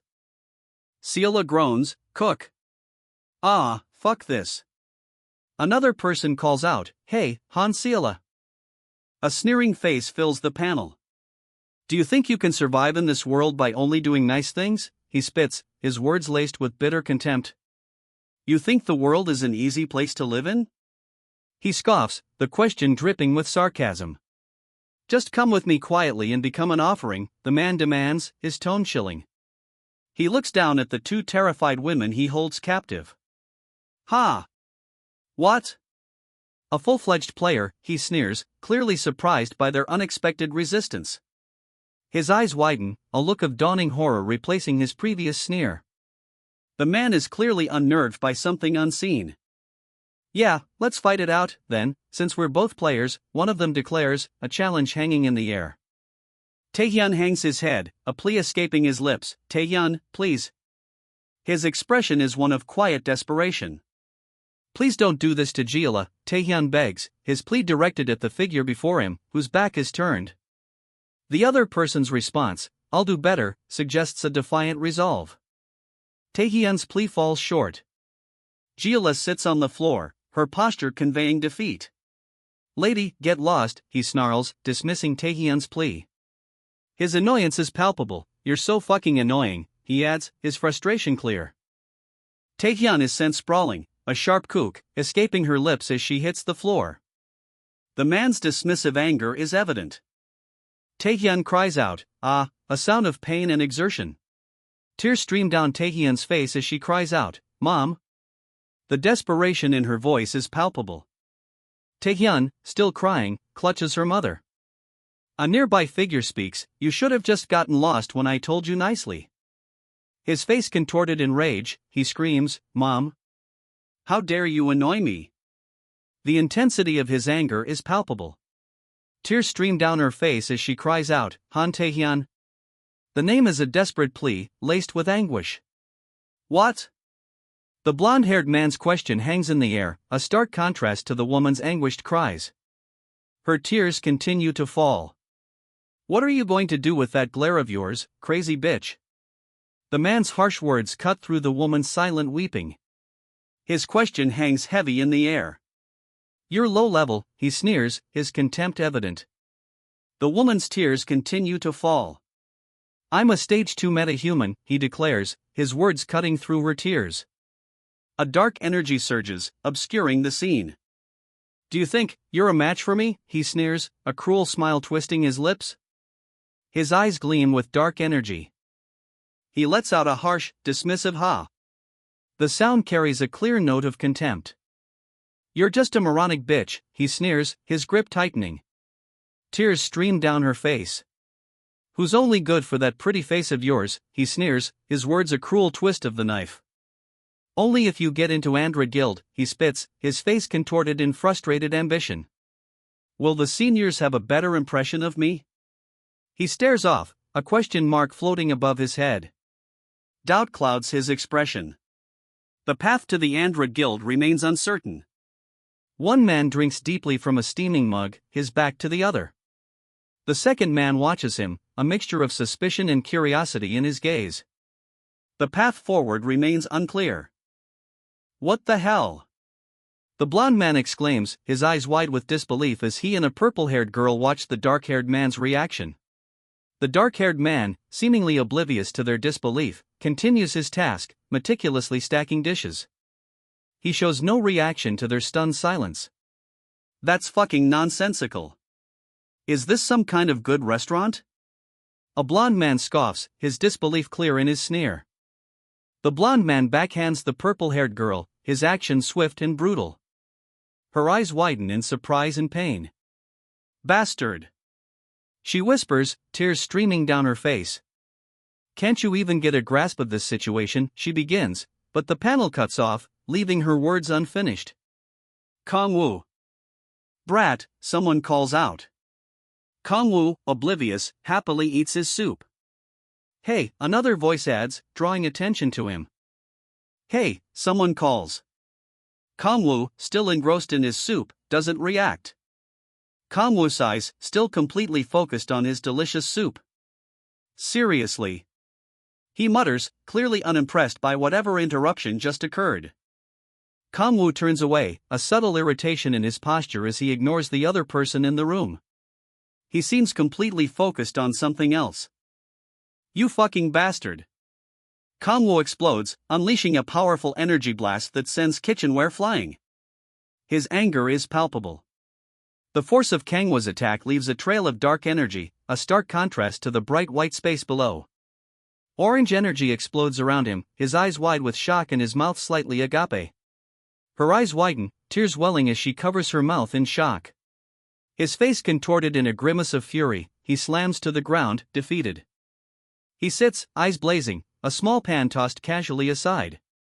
Flames lick at his arms, a stark contrast to his grim expression. Embers fall to the ground as he crushes the remnants of the pan beneath his feet. His gaze remains intense. Kong-woo. She cries out, her eyes wide with a mix of fear and desperate hope.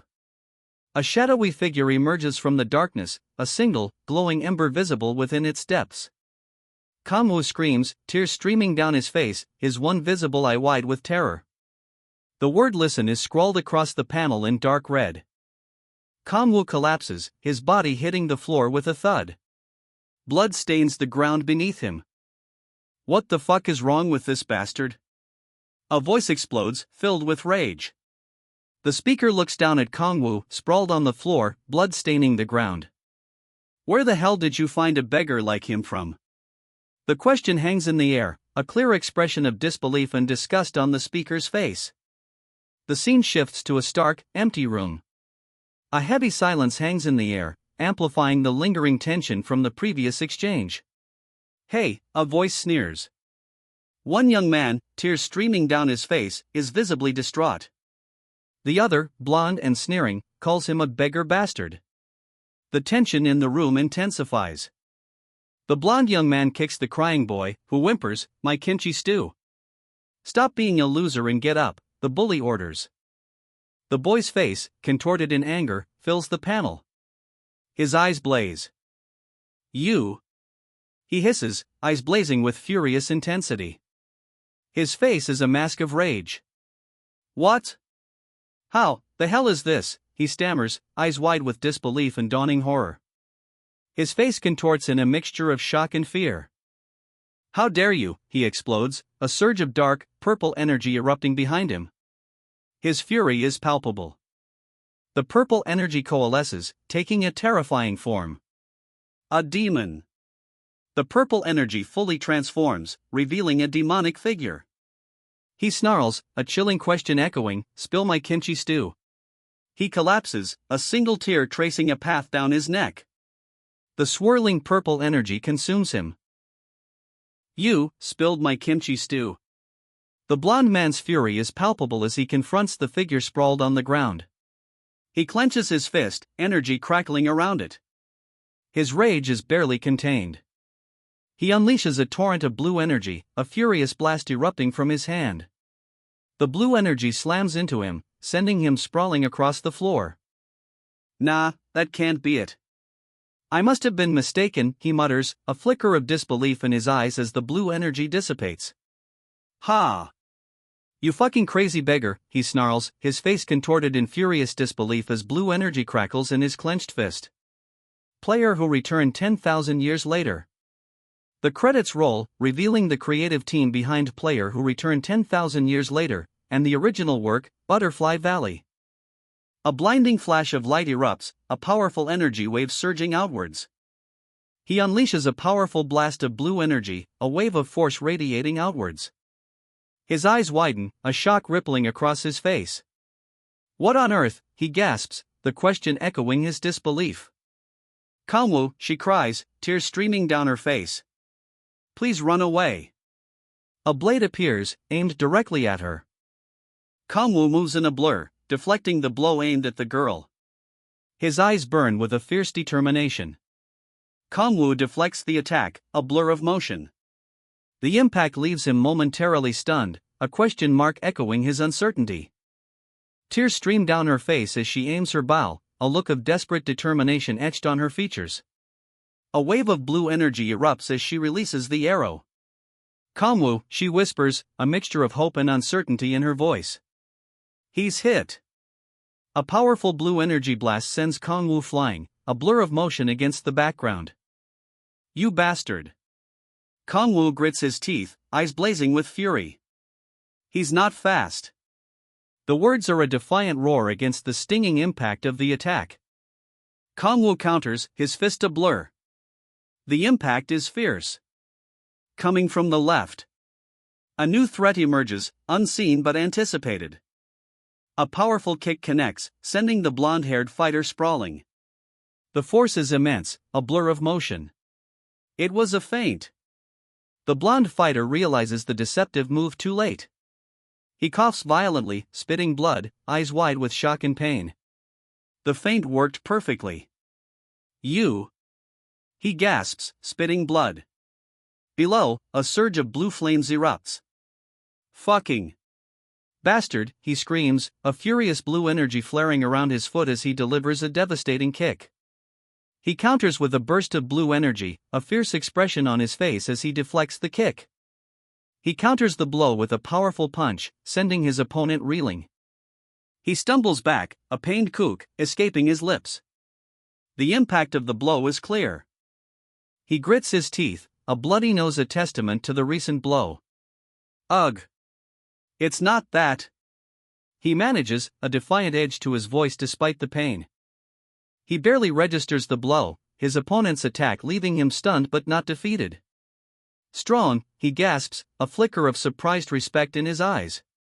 He's sent flying, a powerful counterattack leaving him sprawled on the ground. He counters with a fierce blow, sending his opponent reeling. Kook. The blonde-haired fighter gasps, clearly impacted by the attack. He unleashes a powerful energy blast, a blue surge of force striking his opponent. He counters with a swift kick, a blue energy trail blazing behind his foot as it connects with his opponent. He stumbles back, a pained kook escaping his lips. Blood streaks his face. You, his opponent says, the word sharp and cold. Fucking bastard. His opponent unleashes a furious, blue-flamed attack, striking with brutal force. The blue flames engulf him. Again, he's hit. Ugh, another feint, he groans, spitting blood. He's hit again, a powerful blow sending him reeling. A burst of crimson energy erupts. He's sent flying, a dark silhouette against the bright flash of the attack. He hits the ground hard, a pained ugh escaping his lips as dust kicks up around him. Bastard. He grits out, a surge of dark energy erupting around him. Just who the hell is he? He coughs, a pained expression twisting his features as dark energy still crackles around him. He's thrown back, a violent impact sending a shockwave across the ground. Blood splatters. He lies sprawled on the floor, the impact of the blow clearly visible. Dust motes dance in the quiet aftermath. The dust settles, revealing the blonde opponent lying still, blood staining his clothes. His attacker stands over him, a powerful figure silhouetted against the pale floor. A hand, bandaged and powerful, rests on the blonde's head. He coughs, kook, a sound of defeat and pain. Despite the pain, he refuses to yield. I'm not done yet, he grits out, defiance flickering in his eyes. A violent cough racks his body. You're a man. Don't act like a baby. The words cut through the air, a harsh rebuke to the wounded fighter still struggling to his feet. He struck again, a brutal blow sending him sprawling. Blood stains the dust. You're still a long way off from paying for spilling my kimchi stew, he snarls, eyes blazing with furious intensity. Kimchi stew, he gasps, incredulous. Why the hell are you acting like this just for a mere kimchi stew? The attacker roars, his fury undiminished. The attacker grabs the other man, his disbelief clear, mere. He's clearly shocked by the seemingly trivial reason for such a violent attack. Kimchi stew. One man whispers, his face contorted in rage. The other, his grip tightening, snarls, doesn't mean anything to you. The tension is palpable. Mere. The blond man's face is contorted in pain, a trickle of blood from his nose. I mean. He stammers, clearly terrified. That's. He's sent flying, a blur of motion and bright energy. The impact throws up dust and debris. A mere. Kimchi stew? The disbelief is palpable. The attacker unleashes a brutal blow, sending his opponent sprawling. His eyes are wide, a terrifying expression of rage contorting his face. His teeth bared in a snarl, a furious expression twisting his face. The raw intensity of his rage is palpable. Hey! A hand reaches down, the tone suggesting a sudden interruption, a shift from the previous raw intensity. When I say one, the figure above commands, his voice sharp and cold, you'll say kimchi stew. The blonde-haired man below remains prone, seemingly unconscious. And when I say two, the figure above instructs, you'll say, is sacred food. He looks down at the blonde-haired man, still unconscious. That's how it'll go. Get it? 1. The blonde-haired man mumbles, blood dripping from his mouth. Kimchi stew. He whispers, barely audible. Louder, someone demands.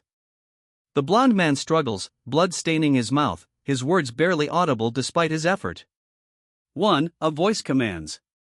Tears stream down the blonde man's blood-covered face as he coughs, his body racked with pain. Kimchi stew, he cries out, eyes wide with desperate longing. 2. A voice counters, the stark number a cold contrast to his desperate plea. 15. The number hangs in the air, a chilling response to his desperate plea. His eyes, wide with a mixture of fear and disbelief, are all that's visible beneath the encroaching darkness. His mouth opens in a silent scream, blood trickling down his chin. Agony contorts his face, a stark contrast to the cross tattooed on his neck. Is a sacred existence. The words ring out, a stark declaration amidst the man's agony. His eyes blaze, bloodshot and furious. No! No, he snarls, a desperate denial echoing in the ravaged landscape. Louder! He's forced down, the command echoing as another figure pins him to the floor. Like a follower that's praying to a god. The words hang in the air, a stark description of the subdued figure pinned to the ground. Like a man that's trying to woo the person he loves. The words, a surprising comparison, offer a new perspective on the scene. She stares blankly ahead, a slight frown furrowing her brow. The comparison hangs in the air, unanswered. Choice. The word hangs heavy in the air, a stark contrast to the silence before. Her expression remains unchanged, but a subtle shift in her posture suggests contemplation. Shout with all your heart. The words ring out, a powerful command cutting through the previous silence. The command echoes in the faces of two men. One, eyes blazing red, snarls with terrifying intensity. The other, blonde, weeps openly, blood streaming from his nose and mouth. His anguish is palpable. Kimchi stew. The title card appears, a stark contrast to the previous scene's violence. Kimchi stew is a sacred existence. His jaw clenched, a guttural sound escaping his lips. This. He grits out, rage evident in his expression. Isn't the. He begins, his voice trailing off, the unspoken implication heavy with anger. Right tone, he snarls, a dark aura erupting around him as he grips his opponent. His eyes burn with furious intensity. Again. screams so loud it reaches the 7th octave, he commands, his grip tightening. The intensity in his eyes escalates. Blood streams from his mouth as he cries out, "Kimchi stew www." His face contorts in agony. His anguished cry continues, "Kimchi stew is a sacred." Blood pours from his mouth as tears stream down his face. His anguished cry cuts off mid-sentence, "Sacred existence, CE." He collapses, his anguished cry fading into silence. Dust settles, revealing only a glimpse of blonde hair amidst the debris. The fight is over. "All right," someone says. The blonde-haired figure coughs, blood staining his clothes. The dark-haired figure turns, his back to us, revealing a powerfully built physique. He stands silently, the aftermath of the fight heavy in the air. He stands over his fallen opponent, the dust settling around them. The air hangs heavy with the silence following the fight. The victor's shadow falls over the defeated opponent, a stark contrast against the dark, textured ground. A sense of quiet intensity lingers. His red eyes glow, a fierce intensity in his gaze. Victory is his, but his expression remains unreadable. "Never look down on kimchi stew again," he declares, a finality in his tone. The panel shows a messy kitchen. A wooden chair lies broken on the floor, its pieces scattered near a trash bag and a cardboard box. The overall impression is one of disarray and recent destruction. The aftermath. A broken chair lies amidst discarded belongings, a cardboard box and a trash bag nearby. The scene speaks of a struggle. The aftermath. A woman lies on a bed, eyes closed, a bandage wrapped around her head. She holds a rolled-up cloth, seemingly a bandage, in her hands. Her eyes, though closed, convey a quiet strength. A subtle hint of a smile plays on her lips. She seems at peace, despite the bandage on her head. A soft sigh escapes her lips. Peace settles over her. She sits quietly, a first aid kit nearby. Peace has settled, but a sense of quiet concern remains. The only thing visible is a single, large of written in dark blue. It suggests a continuation, perhaps a title or a fragment of dialogue. The camera pans to a kitchen, mundane and quiet. A dish rack, a sink, potted plants, all ordinary details. The only unusual element is the large, dark of written across the panel, suggesting a continuation of a phrase. Why, just why? The question hangs in the air, unspoken but palpable, as a figure washes dishes in a seemingly ordinary kitchen. The mundane task contrasts sharply with the unspoken frustration. The scene shifts. A single word appears, suggesting a change or difference. Blood trickles from his nose. The word, different, emphasizes a significant change. A thought bubble appears, did I have to meet someone like him? The question reflects his frustration and weariness. Get the hell out. The words are sharp, directed at the blond man washing dishes. The speaker, his feet propped on a chair, remains seated, his annoyance palpable. He sips his drink, a weary expression on his face.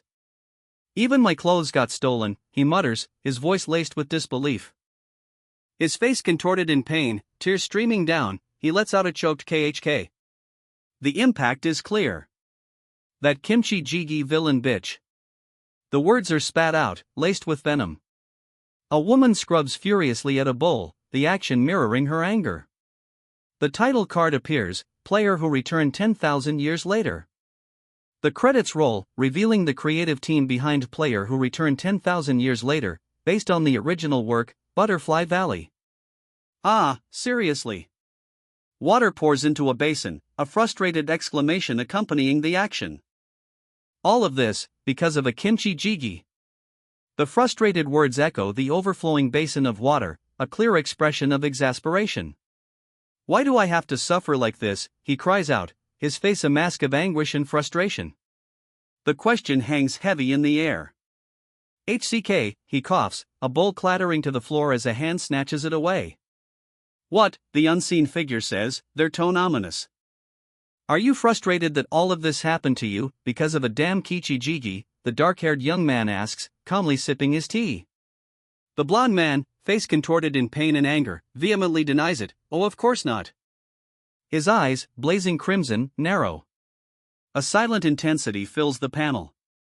He focuses, his crimson eyes blazing. The words to wear clothes, sleep, eat, and breathe calmly appear, a stark contrast to the demonic creature thrashing below. You would never understand how blessed you are. The demonic creature below writhes, its form contorted in agony as a dark, viscous substance spills from its mouth. You never will. The creature's agony deepens, a dark, viscous substance continues to flow from its ravaged mouth. Treat life here preciously, he states, his red eyes intense. Got it? He thinks he's so cool. A voice observes, a hint of sarcasm coloring the words. Okay, the blonde-haired youth replies, seemingly unfazed. Understood, he shouts, face bloodied and contorted in a grimace. Damn it, just you wait, he growls, a fierce glint in his eyes.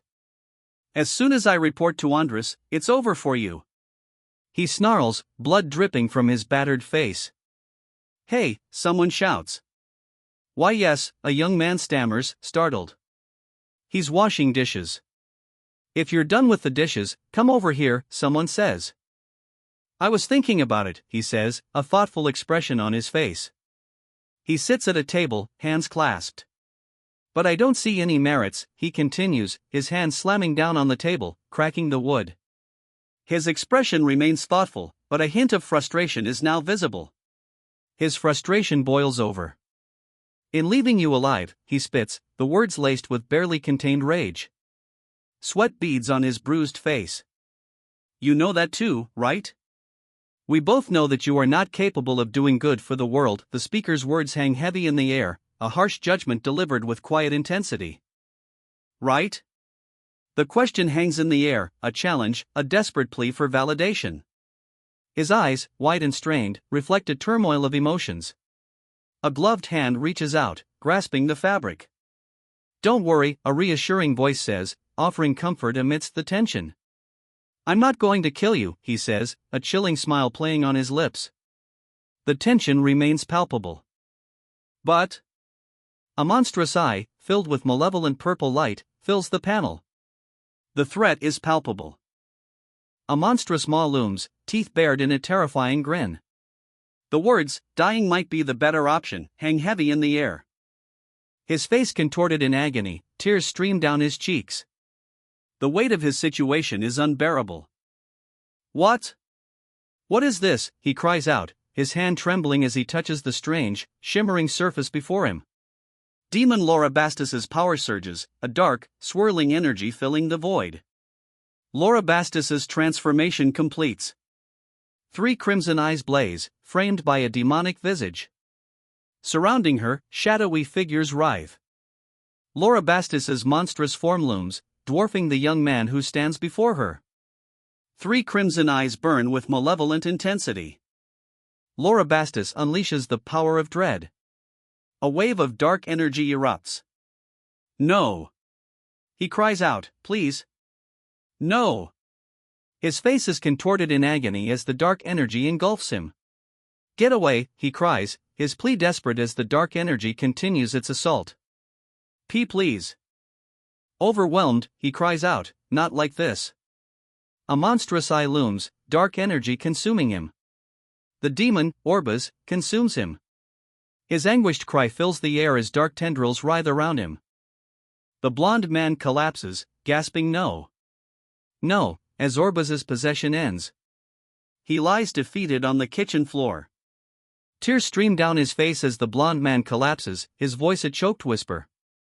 Don't you dare talk about what happened in this house, he demands, his eyes wide with a desperate plea.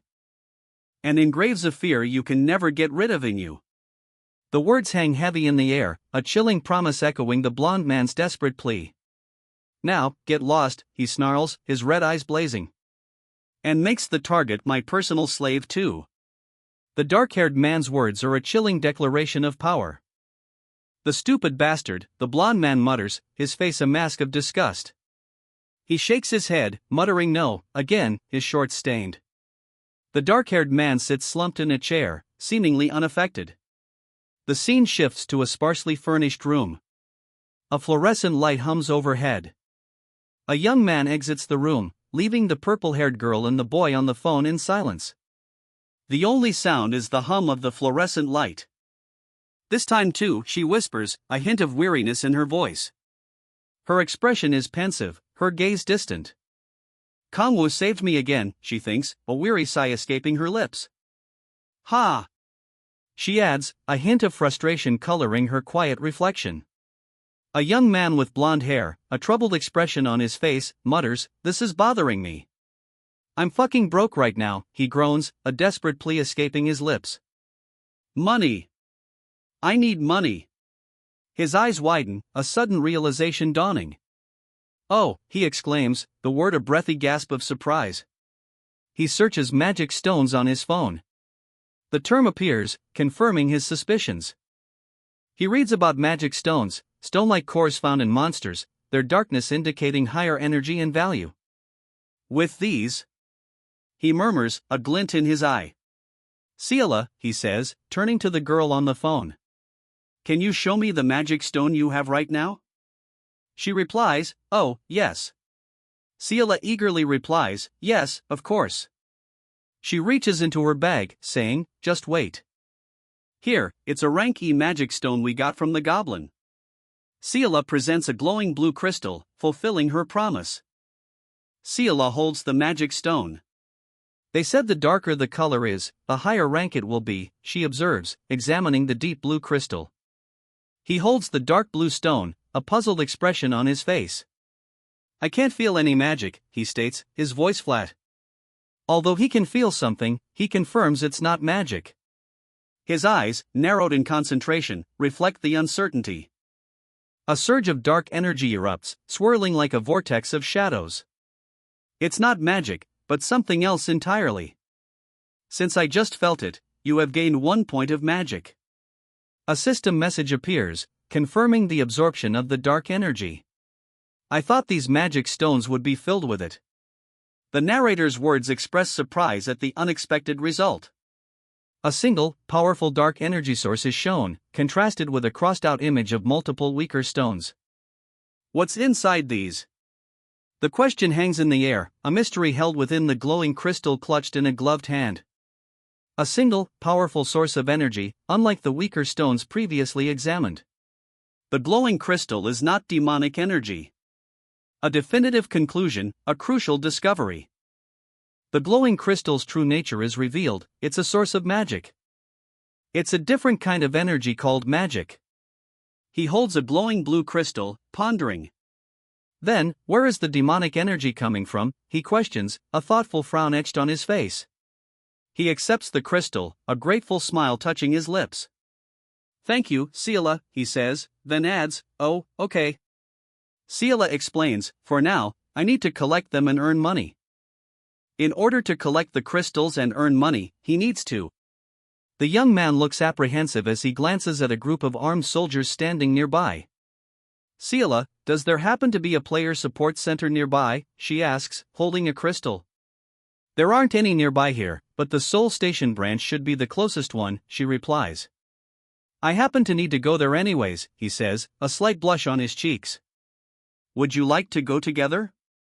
He asks, looking at her expectantly. You have to go there too, she replies, slightly surprised. Yes, actually, She begins, her voice trailing off. Because our household isn't well off, she explains, the weight of her words heavy in the air. She holds a glowing crystal, her expression one of regret. I was trying to earn money and preemptively entered the gate, she explains, then adds, I should have known how foolish and stupid that was. Thanks to you, I learned my lesson, she says, holding the crystal. He chuckles, replying, it was nothing. She adds, allow me to thank you again. He smiles warmly, a genuine expression. I hope that I can help other people just like you, he says, his words reflecting a newfound purpose after 10,000 years of battling demons. A determined glint in her eyes, she clenches her fist. That's why I want to learn the basics again, and try to unlock my second awakening, she declares. A smile plays on her lips as she adds, I've finally met an angel. He smiles warmly, I have faith that you will do well. However, a subtle shift in his expression accompanies his next words, but I have no intent on helping Ciela yet. Now then, why don't we leave, he suggests, a sly smile playing on his lips. Okay. Let me get ready, and I will be. He adds, already turning to prepare for their departure. He assures his companion, and I will be right out. The preparations for their departure are underway. He turns away, a thoughtful expression on his face. If I continue to travel with her around, he thinks, my hunting efficiency will decrease. Although this may sound brutal, it's also the truth, he concludes, a grim determination etched on his face. His resolve is clear, hunting efficiency outweighs other concerns. She resolves to ignore distractions, focusing solely on regaining her powers. A determined expression softens her features as she prepares to begin. Since it's been 10,000 years since I've returned to Earth, she reflects, a hint of wonder in her voice. He stands by the window, a determined expression on his face. I need to grow stronger in order to survive, he thinks, his gaze distant. His resolve hardens. Just like I did in hell, he vows, a reflection in the window showing a fiercer, more determined version of himself. Oh, Kongwu. Do you have your ID on you? Kongwu, startled, exclaims, ah. Kongwu frantically searches his pockets. An ID card is presented, displaying the name O Kongwu, his identification number, and Seoul District as his place of residence. The date of issue is March 16, 2023. O Kongwu stands on a crowded subway car, his back to the viewer. He grips a handrail, seemingly lost in thought. Kongwu examines his new ID card. My new ID has been issued, he observes, a hint of surprise in his voice. Ah, is it? Kongwu receives his new ID. No. Thank you, he replies, a relieved smile spreading across his face. The process is complete. Kangwa's relief is short-lived. There's no way there isn't a missing report on me. He mutters, a shadow of worry clouding his face. Kongwu examines a report. I see no one knew I disappeared, he observes, a grim expression settling on his face. A chilling realization dawns on Kongwu.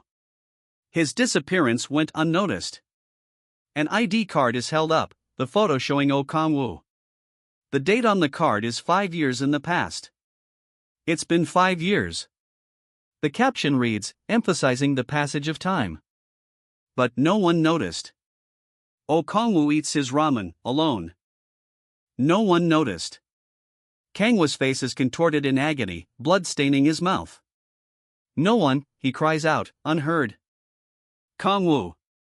His crimson eye, wide with a terrifying intensity, fills the panel. Look outside the window, Kongwu instructs, his crimson eyes still intense. He holds a card, seemingly unfazed by whatever lies beyond the glass. We'll arrive soon, Kongwu states, his gaze fixed ahead.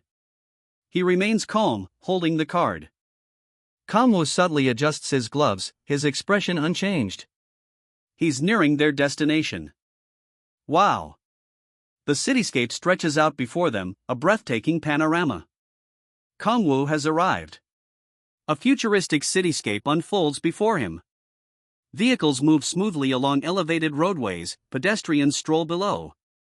The sprawling metropolis hints at a technologically advanced world. Amazing, right? One passenger remarks, gazing out at the futuristic cityscape. Another adds, I like the view from here.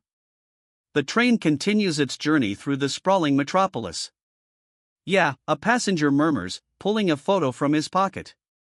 It's going to be different from now on, the passenger says, gazing out the window at the city. It's really amazing. They ride in silence, gazing out at the city passing by. A shared moment of quiet contemplation. The train speeds past, blurring the city into streaks of color. Their journey continues. The train continues its journey, the city a blur outside the window. The title card appears, player who returned 1,000 years later. The credits roll, revealing the creative team behind player who returned 1,000 years later. Meng Jukiang penned the story, while Team 4 player brought it to life, based on Butterfly Valley's original work. The player has arrived at the Player Support Center station. The exit is on the left. Following the sign, the player heads towards the left side of the player support center station. Kongwoo, here. A call rings out. The player, following directions, arrives at a bright, open area with a curved glass ceiling.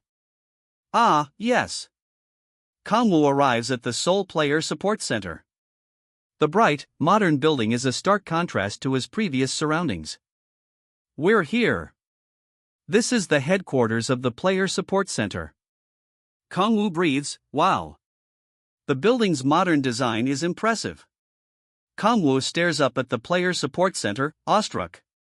It's so big, he exclaims, his voice filled with wonder at the scale of the building. Kangwoo's awe continues.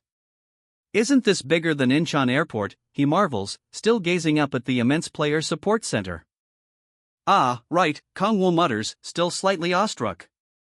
A woman with purple hair smiles, saying, Kongwoo, I have something for you. She hands him an old phone. It's my old phone, she explains.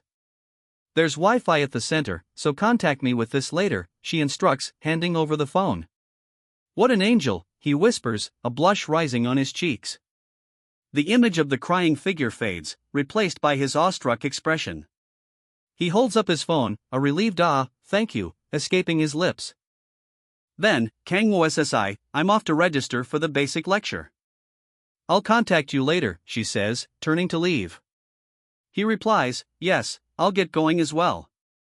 I might be a little late, so let's have dinner together, he says, extending an invitation. Later that day, she smiles, a gentle blush warming her cheeks. The invitation is accepted. Yes. Sounds good, he replies, a happy blush coloring his cheeks. I'm so happy, he says, a genuine smile on his face.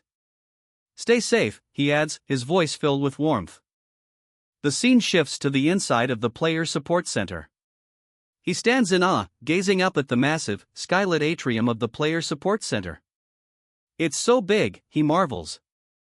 I guess the role of the players is that important, the larger man observes, his tone thoughtful. The smaller figure, still awestruck by the building's scale, simply smiles. A screen prompts them, please insert your ID. He approaches a ticket machine, a question forming on his lips. Is that where I get the ticket? He inserts a card into the machine. Processing, the screen displays. The machine confirms his identity, Kongwoo. Reference complete. His queue number is 18. Kongwoo takes his waiting ticket. The instructions appear on his ticket, please move to the testing room with the ticket. Kongwoo, holding the device, looks slightly apprehensive. Kongwoo approaches the testing room, his apprehension evident in his posture. He clutches the device tightly. Kongwoo holds the ticket, a puzzled escaping his lips. A nearby sign directs him, please move to the testing room with the ticket. Following the sign, Kongwoo walks towards the testing rooms, his ticket clutched in his hand. A figure in purple robes passes him, heading in the opposite direction. Kongwoo enters a brightly lit testing chamber. The air hums with energy. The testing chamber opens, revealing a sleek, minimalist platform. It awaits. Test Room 09. Several candidates wait, a mix of apprehension and determination on their faces. They are ready. Excuse me, one candidate asks another. What did you get on your first rank? The second candidate replies, I got D rank.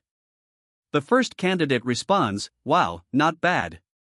I'm sure you'll get a B rank or higher on your second test. I'm sure it's nothing compared to players like Baek Kanhyun or Chaeyeonju, one candidate remarks, downplaying his own D rank achievement.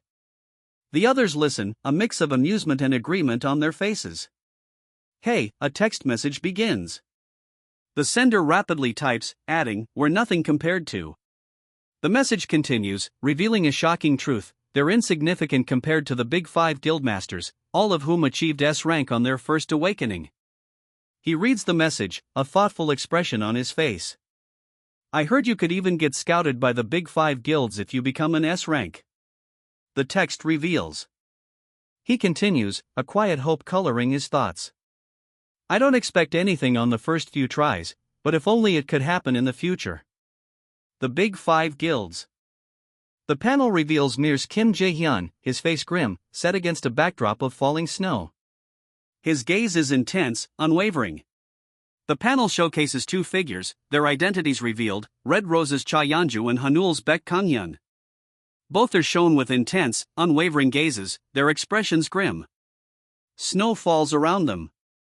The panel shifts to Cha Min-hyuk, seated and seemingly observing the tense standoff between Yeonju and Kang-hyun from a distance.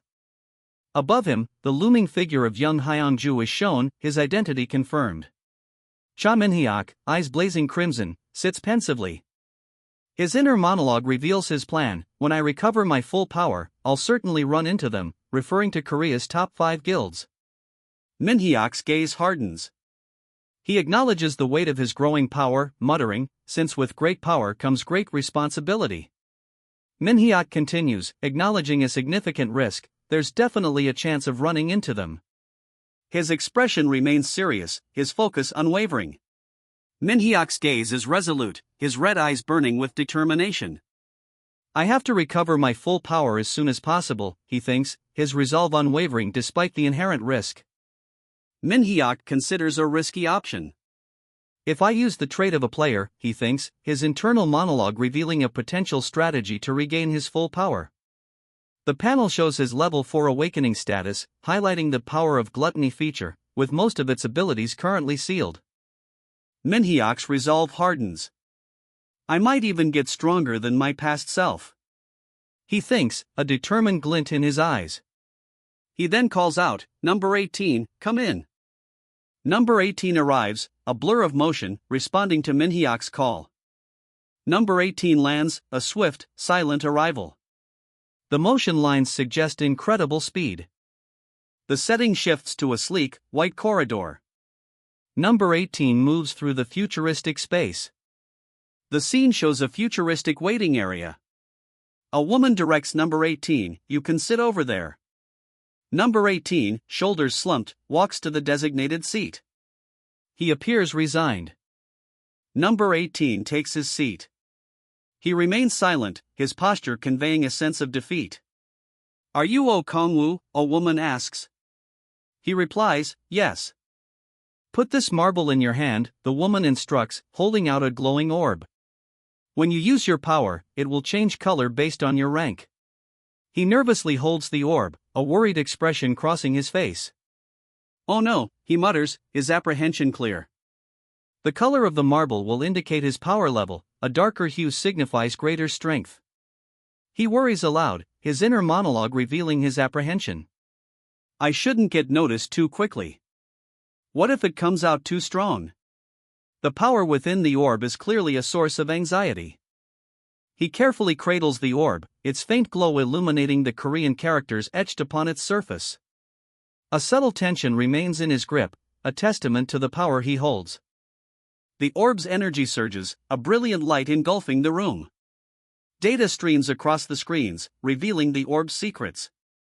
"Ah, I have a..." The voice trails off, a sudden realization dawning. The energy from the orb continues to pulse, illuminating the room. "Oh, Kangwon-im," she whispers, a worried expression on her face. Above the dark-haired man, the words "bad feeling" float, emphasizing her apprehension. Her worried gaze lingers on a world map, concern etched on her face. A bad feeling persists. The assessment is complete. "You are F rank," the screen declares. He closes his eyes, a look of mild disappointment washing over his face. "You can take your hand off now," the system instructs. He removes his hand from the orb, his expression unchanged. His eyes widen, a stark contrast to his previous composure. A wave of shock washes over him. "I'll guide you through things you need to take note of," the assistant explains, gesturing towards the data on the laptop and screen. The young man across the table listens intently. The assistant points out key data, abilities D rank and below. The young man takes careful note. "I get that my powers are sealed," he acknowledges, a quiet understanding dawning in his expression. "But to be frank," he continues, his eyes still reflecting a quiet understanding, yet a hint of something else flickers within their depths. "At first, you'll get an E-rank player card, and you'll be able to enter a gate that's of the same rank, the instructor explains. A question arises: can it not be evaluated because the ability is outside of the norm? As for gates with ranks above that, the instructor explains, you can only go in if you have a guardian with you. A worried thought crosses someone's mind: if Balak heard this, he'd go crazy. How dare she say that, he scoffs, a smirk playing on his lips. The Demon King, looming behind him, doesn't need protection. He groans, a pained expression etched on his face. The trauma of 10,000 years, he reveals, is returning. His thoughts turn inward. What do I need to do to increase my rank? If you go through the instructor's words trail off, his hand gesturing towards a seemingly ordinary classroom. A young woman with purple hair diligently takes notes. The instructor explains alternative methods for rank advancement. Completing the basic course guarantees an immediate promotion to rank D. Alternatively, students can demonstrate the amount of magic stones they've traded. The young woman with purple hair listens intently, a pen poised above her notes. The instructor continues, you can increase your rank using that. A young man with intense red eyes observes a glowing blue magic stone. He murmurs, that's a good method. He nods slowly, a quiet, I understand. His expression remains serious, focused on the task at hand. Please wait a moment while I prepare your player card. The official types quickly, O Kangwa's your rank player profile displayed on the screen. Ah, should I help you register for the basic course? The official asks O Kangwa. He replies, it's alright. I guess he's too shocked at his low rank, she observes, a hint of amusement in her expression. He'd die easily within the gate in that state, though. She muses, her observation hinting at a dangerous vulnerability. She sighs, a weary expression on her face as she types. It'd be better to give up on being a player if one gets an F rank. She concludes, her words revealing a harsh reality within the game's system. She observes a dark, almost murky substance within a container. Why is the color? She questions, a hint of concern in her tone. What's happening? She gasps, watching in alarm as a figure within the container begins to freeze over. Is it spoiled? She wonders aloud, her concern evident as the freezing process continues within the container. That person's rank was definitely F rank just now. A scream, kayak, echoes as a dark, destructive force erupts. Her eyes widen, a look of disbelief washing over her face. The monitor displays something unexpected. The monitor goes blank. A stark white screen replaces the previous data. The receptionist's eyes widen. Receptionist. Please help me change the crystal ball, she urgently requests, clearly disturbed by the monitor's display. Even an S-rank's color was only dark gray.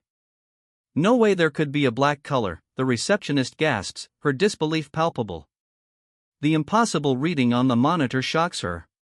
The title card appears, player who returned 1,000 years later.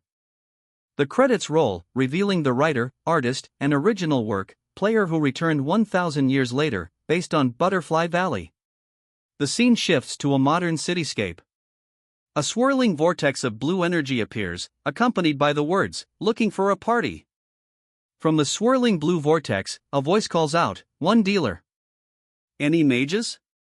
A young man with red hair shouts back, over here. Several figures emerge, drawn to the magical energy. The portal's voice booms, not taking in thieves. Accepting only D rank and above. The red-haired young man's hopeful expression falters. He's clearly not high enough rank. Desperate, he shouts, tanker. Any tankers? His plea echoes through the city streets, a desperate attempt to find help.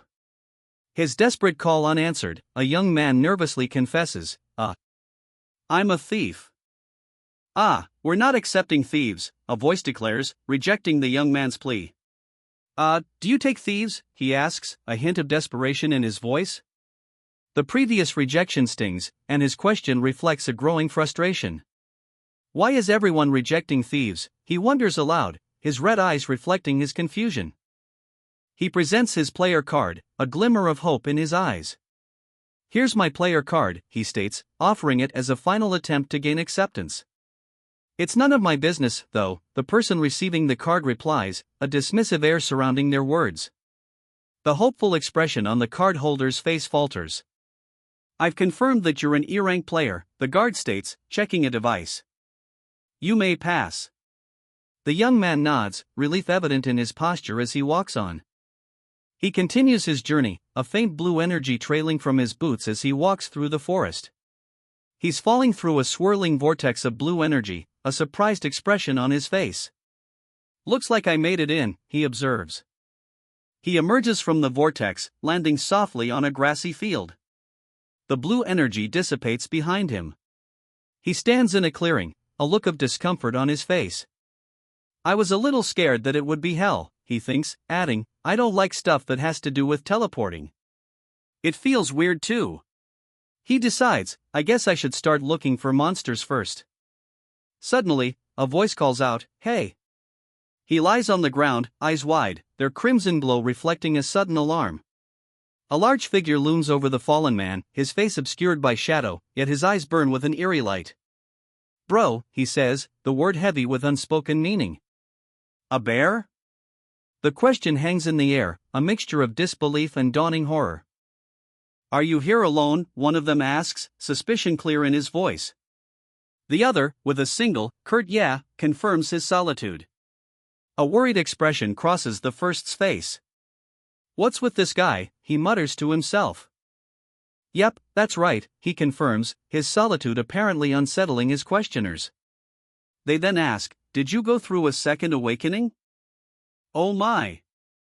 Taisa's companions react with shock and disbelief to his revelation. He hasn't yet experienced his second awakening. It seems like you didn't go through the basic course, a voice sneers, the speaker's amusement clear in their wide, sharp grin. It'll be way better for an E-rank to party up than hunt alone, the voice advises, the words a clear suggestion for the character's next move. What do you think of that? Someone asks Tae-soo. The suggestion to join a party is met with immediate objections from his potential teammates. Why are you deciding that on your own? One exclaims, while another adds, yeah. It's not like he'll be of any help. Come on, you people. You know what kind of Tae-soo exclaims, pushing back against his potential teammates' doubts. His frustration is palpable. Tae-soo argues, his frustration evident, will be saving his life. He insists on adding the injured man to their party, even if it means foregoing payment. One teammate whimpers in fear, highlighting the danger of their situation. Taisa's teammate, though hesitant, ultimately agrees. He seems like a good person, he says, adding, well, as long as he doesn't get in our way. A sigh of resignation follows. Now that they've secured consent, the two hunters introduce themselves. My name is Kong Tae-soo, one says, extending a hand in greeting. Your name is? Kong Tae-soo asks, a playful grin spreading across his face. I'm Oh Kong-woo, he replies, a smirk playing on his lips. Thanks for doing that, but I don't plan on joining a party. He lets out a hearty laugh. I might look like this, but I'm 24 years old. Oh Kong-woo states, a surprised what, escaping the other person's lips. He's lying, someone exclaims, disbelief clear in their voice. 24 years old, they scoff. Kong Tae-soo holds up his identification, proving his birth year, 1999. That's me, Kong Tae-soo, he declares, silencing the doubters. The thought hangs heavy in the air, unspoken but palpable, what the hell happened in the last 5 years? Well, then. I'll talk casually, he says, a smirk playing on his lips. The air crackles with unspoken tension. Tae-soo, he says, his expression serious. I'm thankful for your offer, he adds, a hint of gratitude in his voice, but his eyes remain wary. But I already came in with certain plans in mind, the larger man states, handing Tae-soo a card. His expression is firm, his intentions unclear. Tae-soo and the woman exchange glances. He looks skeptical, she seems thoughtful, a faint escaping her lips. Tae-soo hesitates, a look of mild apprehension on his face. Well, if you insist, he replies, his tone suggesting reluctance. Please be careful, though, someone cautions. This region is the goblin habitat. Then there's no helping it. The young man with crimson eyes remains silent, his gaze unwavering as his companion nervously glances back. The goblin habitat warning hangs heavy in the air.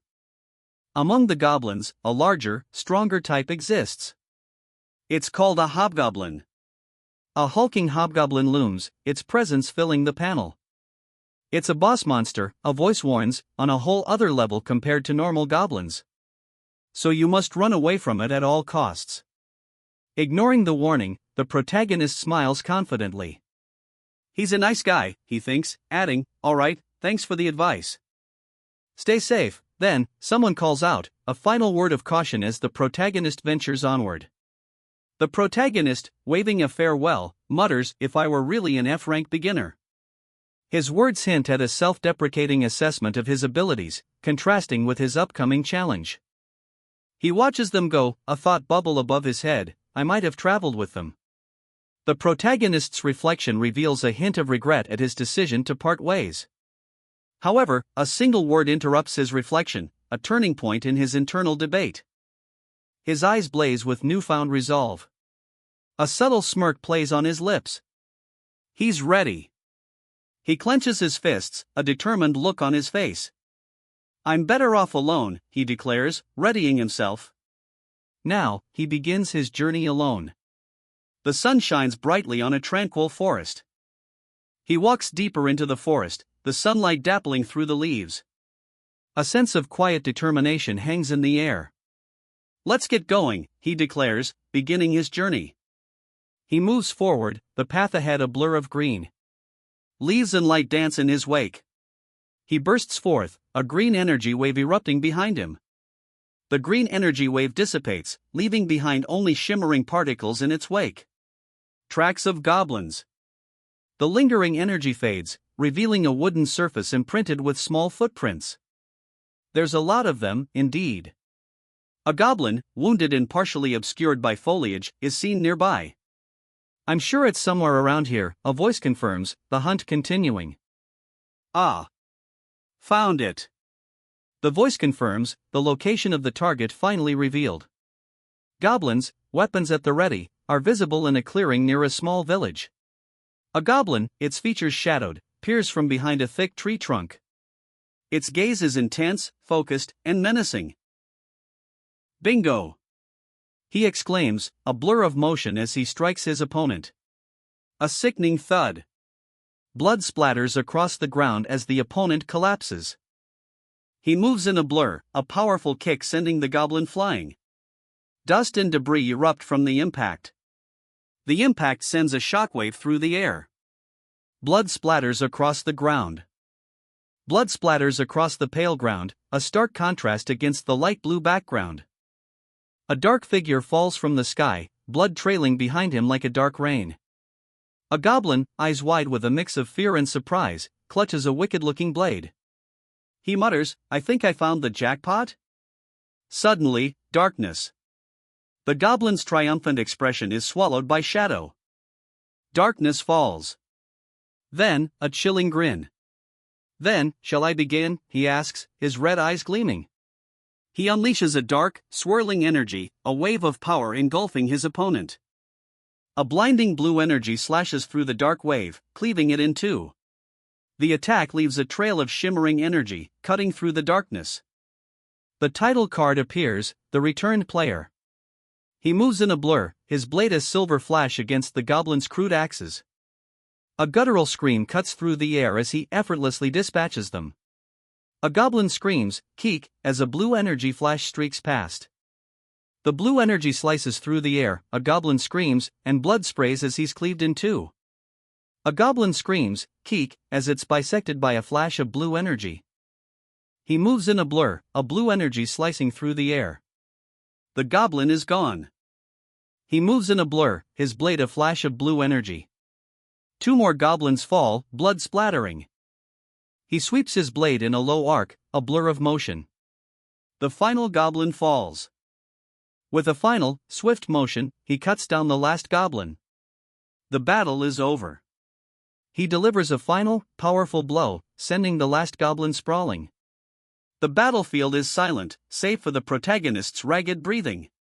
A final, swift strike. The goblin's axe is cleaved in two, the creature silenced with a scream. A final, ear-splitting shriek. The goblin collapses. The goblin lies defeated, its final shriek echoing in the dust. Blood sprays as the goblin is struck a final, fatal blow.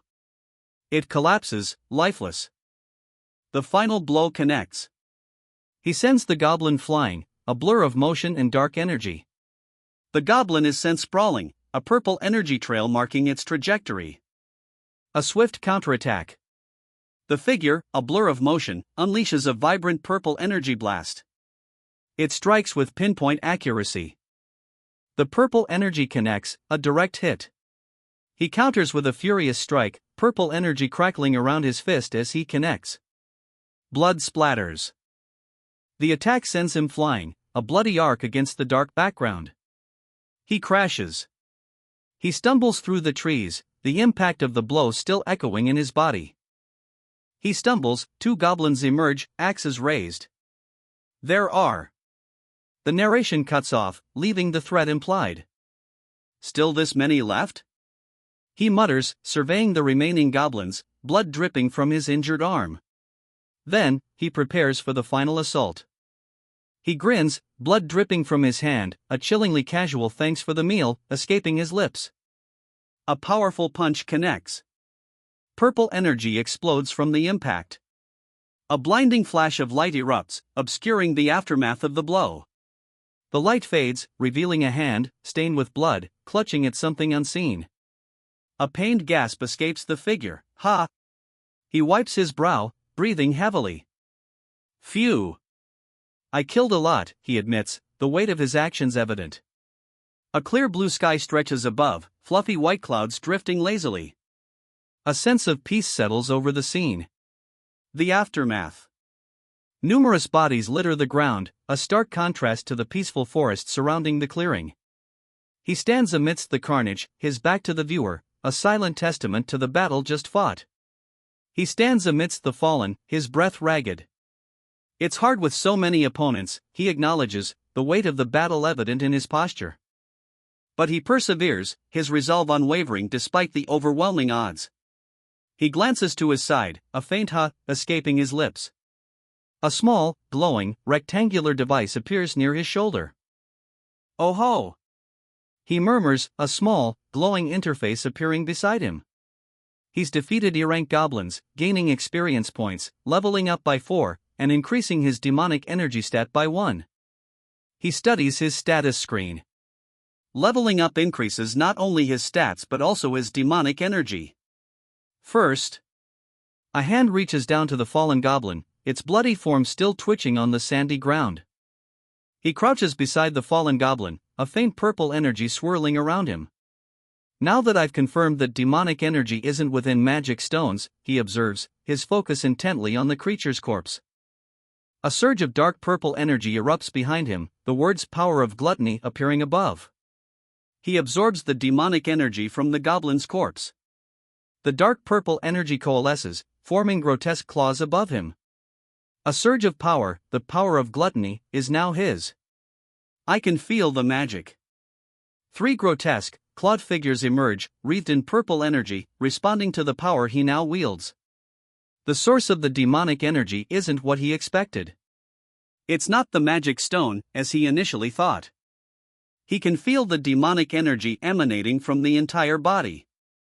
The amount varies depending on the time of death. From the freshly dead monsters, he can draw demonic energy, little by little. His demonic energy stat increases by 2. Great, he thinks, a smirk playing on his lips.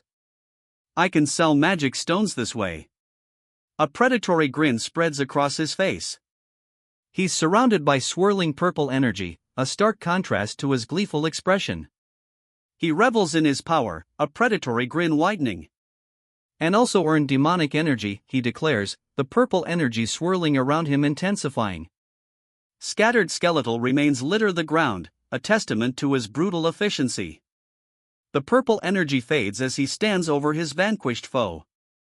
He surveys the battlefield, a grim smile playing on his lips. I just gotta pick up magic stones before leaving, he mutters, his gaze falling upon the scattered remnants of his defeated foes.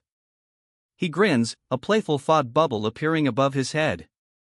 Kaya, how many chickens can I get if I sell all these magic stones? He wonders aloud, already picturing his poultry purchase. He carefully gathers the glowing blue crystals, scattering amongst the skeletal remains. A satisfied smirk plays on his lips as he adds them to his bag. He picks up another glowing blue crystal, a thoughtful expression on his face. Now that I think about it, he muses, I'm picking off the flesh and taking out the bones right now. Just like when eating chicken. He eyes the crystals, a sudden craving taking hold. Oof, thinking about chicken is making me crave it, he admits, a hungry glint in his eyes. Should I go to a chicken place once I'm out of the gate? With Ciela. He adds, a thoughtful expression softening his features. Kongwu. He watches Ciela, a fried chicken leg in hand, his mouth watering. Have the legs, he mutters, his fangs subtly showing. Kuhu-hu. Ciela. Just wait for a bit. Kongwu shouts, a blur of motion as he dashes past shattered skeletal remains. Kongwu, a blur of motion, shouts his threat, I'll get you half saucy and half fried with lots of pickled radish. He continues his relentless pursuit. A flurry of motion, a blur of fists and feet. Kangwu's attack connects, a powerful impact echoing through the forest. Kongwu stands, his breath ragged, eyes narrowed in intense focus. The fight isn't over. Kongwu counters, a blur of motion. Kangwu's counterattack leaves him momentarily stunned. Ha, he questions, a look of confusion crossing his face. Is that what Taesu mentioned?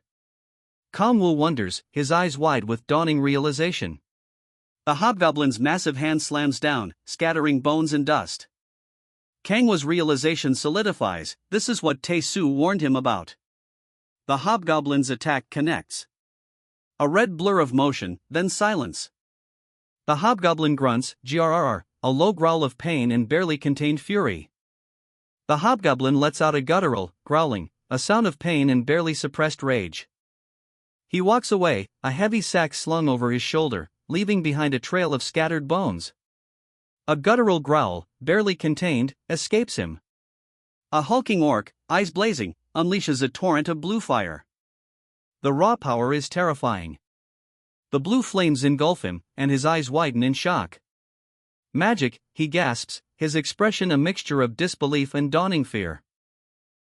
The title card explodes across the screen, a fiery crimson against a stark white background. The Devil's Contract, it proclaims, the words sharp and menacing. The credits roll, introducing the creative team behind The Devil's Contract, Mang Jukian on the story, For Player on the art, and Na Baiguk on the editing. The orc lunges, a blur of green muscle and rage. The orc's attack is met with a swift counter. It knows how to manipulate magic power, a voice questions, surprised. He counters with a surge of dark magic, a purple energy crackling in his fist. The dark magic crackles, forming a blade of energy in his hand. Magic power.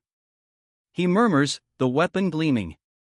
If you consider just the destructive power, he states, his demonic energy crackling, my demonic energy is superior to that guy's magic power. But the orc's massive fist connects, a crushing blow. The orc roars, a fierce, guttural sound, as his fist connects. The impact is brutal. A blinding flash of energy erupts as the orc is struck. The force of the blow sends him reeling. The orc is cleaved in two by a brilliant, energy-charged blade. Debris flies. Debris explodes outward as the orc is bisected. The attacker continues his relentless advance. The orc is sent flying, a blur of motion as he's cleaved by a swift, powerful blow. He stands, twin blades held aloft, eyes blazing with fierce determination. The orc's attack is met with a swift counter. The orc is sent flying, a blur of motion as the twin blades arc through the air. He crashes to the ground. The orc is cleaved in two by the twin blades, a swift, decisive strike. He sends the orc sprawling, a blur of motion. The warrior moves on, his twin blades ready. The orc is sent flying, a whirlwind of motion and red-streaked power. The orc crashes to the ground, a cloud of dust and debris erupting around him. The dust settles, revealing the orc lying defeated. His opponent stands above him, a clear victor. The warrior swiftly parries the orc's final blow, his counterattack a blur of motion. A powerful strike sends the orc sprawling. The warrior stands victorious, the defeated orc lying far behind him. The word "the" appears, hinting at a looming threat. The warrior sheathes his weapon, a new threat looming. The problem, it seems, is yet to be solved. A sneering face fills the panel. His eyes blaze with red intensity. The difference in strength that comes from the difference in weight. He states, a cruel smirk playing on his lips. His teeth bared in a snarl, he lets out a guttural growl. The sheer intensity of his rage is palpable.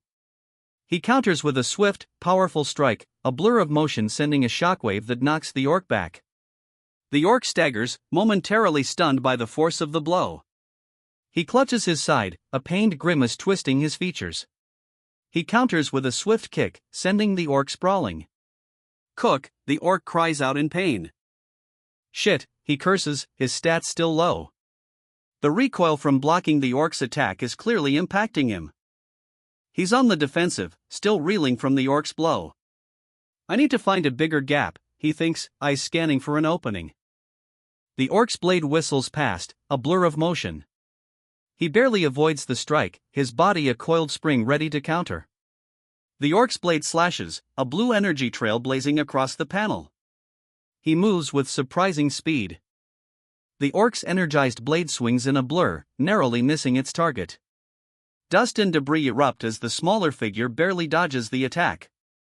The orc's massive foot slams down, sending a shockwave of energy outward. The smaller figure rolls away, narrowly avoiding being crushed. The smaller figure counters with a swift, spinning strike, his blade a blur of motion. The orc is sent reeling from the force of the blow. The orc is sent sprawling, tumbling across the ground. He uses his thick arms to send the orc sprawling, the creature groaning as it hits the ground. "It fights quite well using those thick arms," a voice observes. The protagonist observes the orc, his eyes narrowed. As expected of a boss mob, he notes, compared to the goblins I've killed up until now, it's on another level. The orc swings, a blur of motion. He barely misses the protagonist, who dodges with a desperate leap. But, the protagonist disappears into a hole in the ground, leaving the orc swinging wildly. Even if it is, a thought bubbles above the action. The protagonist reappears, a blur of motion, his weapon arcing. "It's destroying its own territory, and all its subordinates are dead," he observes, the scene a blur of motion as he continues his attack. "It's just my prey," he snarls, his attack a blur of motion. A predatory grin stretches across his face. He lunges, a ferocious grin splitting his face. The orc's attack is a blur of motion. The orc is sent sprawling, a skull flying from his shoulder as he crashes to the ground. A blur of motion, a sickening thud. The orc's body impacts the ground. The orc, defeated, lies on the ground, his enraged expression a mask of barely contained fury. Saliva drips from his snarling mouth. "And this," he says, delivering a final, swift blow. The orc's body is thrown back, defeated. He grins, a predatory gleam in his eyes. "Is more than enough," he declares, the defeated orc lying behind him. He unleashes a powerful blow, a blur of motion ending in a resounding impact. He explodes his anger, gathering overwhelming strength. Demon Crossel's power surges. Crossel unleashes a terrifying demonic power, his eyes glowing fiercely. A monstrous visage emerges behind him, its gaping maw a terrifying display of raw power. Crossel's rage explodes. The power of rage is unleashed. "Not to me, but," a voice hisses. The demonic form of Crossel, consumed by blue flames, intensifies. "To him." Crossel's voice rings out as he unleashes a furious blow, blue flames erupting around his fist as it connects with his opponent. Crossel's attack connects, a blur of motion and blue fire. The orc grunts, grrr, his expression a mix of pain and disbelief. He's clearly wounded. The orc's pained grunt, grrr, is a testament to the blow's impact. His eyes burn with fierce defiance, despite the visible wounds. He collapses, the fight seemingly over. Dust motes dance in the dim light. The orc is thrown back, a blur of motion and golden energy. He crashes into the trees beyond. He follows through with a powerful strike, sending the orc sprawling. Dust and debris explode outward from the impact. He grins, a triumphant gleam in his eyes. It worked! The dust settles, revealing the success of his attack. The attack connects. A wave of blue energy surges from his weapon, a powerful strike. The blue energy slams into the beast, sending it sprawling across the ground in a blur of motion. The beast is sent sprawling, a blur of motion across the ground. The impact of the blue energy is clearly shown. The beast is sent flying, a blue energy trail marking its trajectory. The beast continues its flight, a blur of motion and blue energy. He thinks, I'm certain that this authority is a buff skill that. The protagonist's focus is intense, his expression grim as he assesses the situation. A monstrous maw opens, teeth bared in a ferocious snarl. The sheer size and aggression are terrifying. It amplifies the target's power several times, but a wave of raw energy erupts. The amplified energy explodes outward in a blinding flash, a wave of raw power engulfing him. The force of the blast sends him reeling, a shockwave of energy rippling outwards. He's sent flying backward, a blue energy blast impacting him with immense force. He slams into the ground, the impact creating a shockwave of dust and debris. A red blur of motion explodes from the impact. Dust and debris fly. But the price? The goblin is sent flying, a blur against the bright sky. The goblin is sent flying, a blur of motion and debris. He explains, is that it's a curse that turns your head into nothing. The impact of his words is as forceful as the blow that sent the goblin flying. He grins, a chilling smirk playing on his lips. The text box reveals the curse's effect, losing your rationality and swinging random attacks.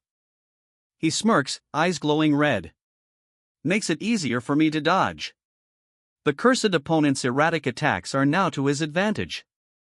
He effortlessly weaves through the opponent's attacks and creates a lot more gaps. The cursed opponent's wild swings now leave him wide open. He moves in a blur, a swift counterattack landing with a sharp thwack. Blood spatters as the cursed opponent reels from the blow. The attack connects with a bone-jarring grrrr, sending the cursed foe sprawling. The blow sends the orc sprawling, a spray of blood marking the impact. He crashes to the ground, defeated. The orc lies still, defeated. Blood stains the sand. A final, powerful blow connects. Dust and debris erupt as the victor stands over their fallen foe. The victor's blade flashes, a blur of motion against the bright sky. The fight is over.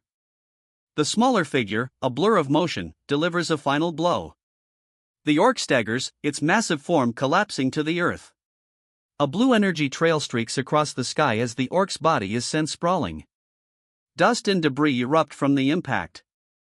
He counters with a swift, powerful strike, sending the orc flying. A blue energy surge trails the orc's body as it's hurled through the air. The orc continues its trajectory, a blur of red against the white background. A spray of crimson explodes across the white expanse. The crimson spray fades, leaving only a stark white background. Silence. A crimson blur streaks across the white background. A spray of blood marks the aftermath. Blood spatters across the panel, a grim testament to the recent violence. Dust motes drift in the still air, the only movement after the fight. Dust settles, the aftermath of the battle hanging heavy in the air. Blood stains the ground where the defeated warrior lies. The battle is over. He stands over his fallen foe, breathing heavily. Phew, he exclaims, the exertion evident. He wipes blood from his hand, a grimace twisting his features. This is frustrating, he mutters, his frustration palpable. He lunges forward, a blur of motion. He glances at a message on a screen, his bloodied hands hovering over it. This would have been easy if I just had my powers, he thinks. Does this mean I have to start from the beginning again? He wonders aloud, a questioning escaping his lips. A notification appears on screen, you have cleared a monster hideout by yourself. You will gain 150% bonus experience points.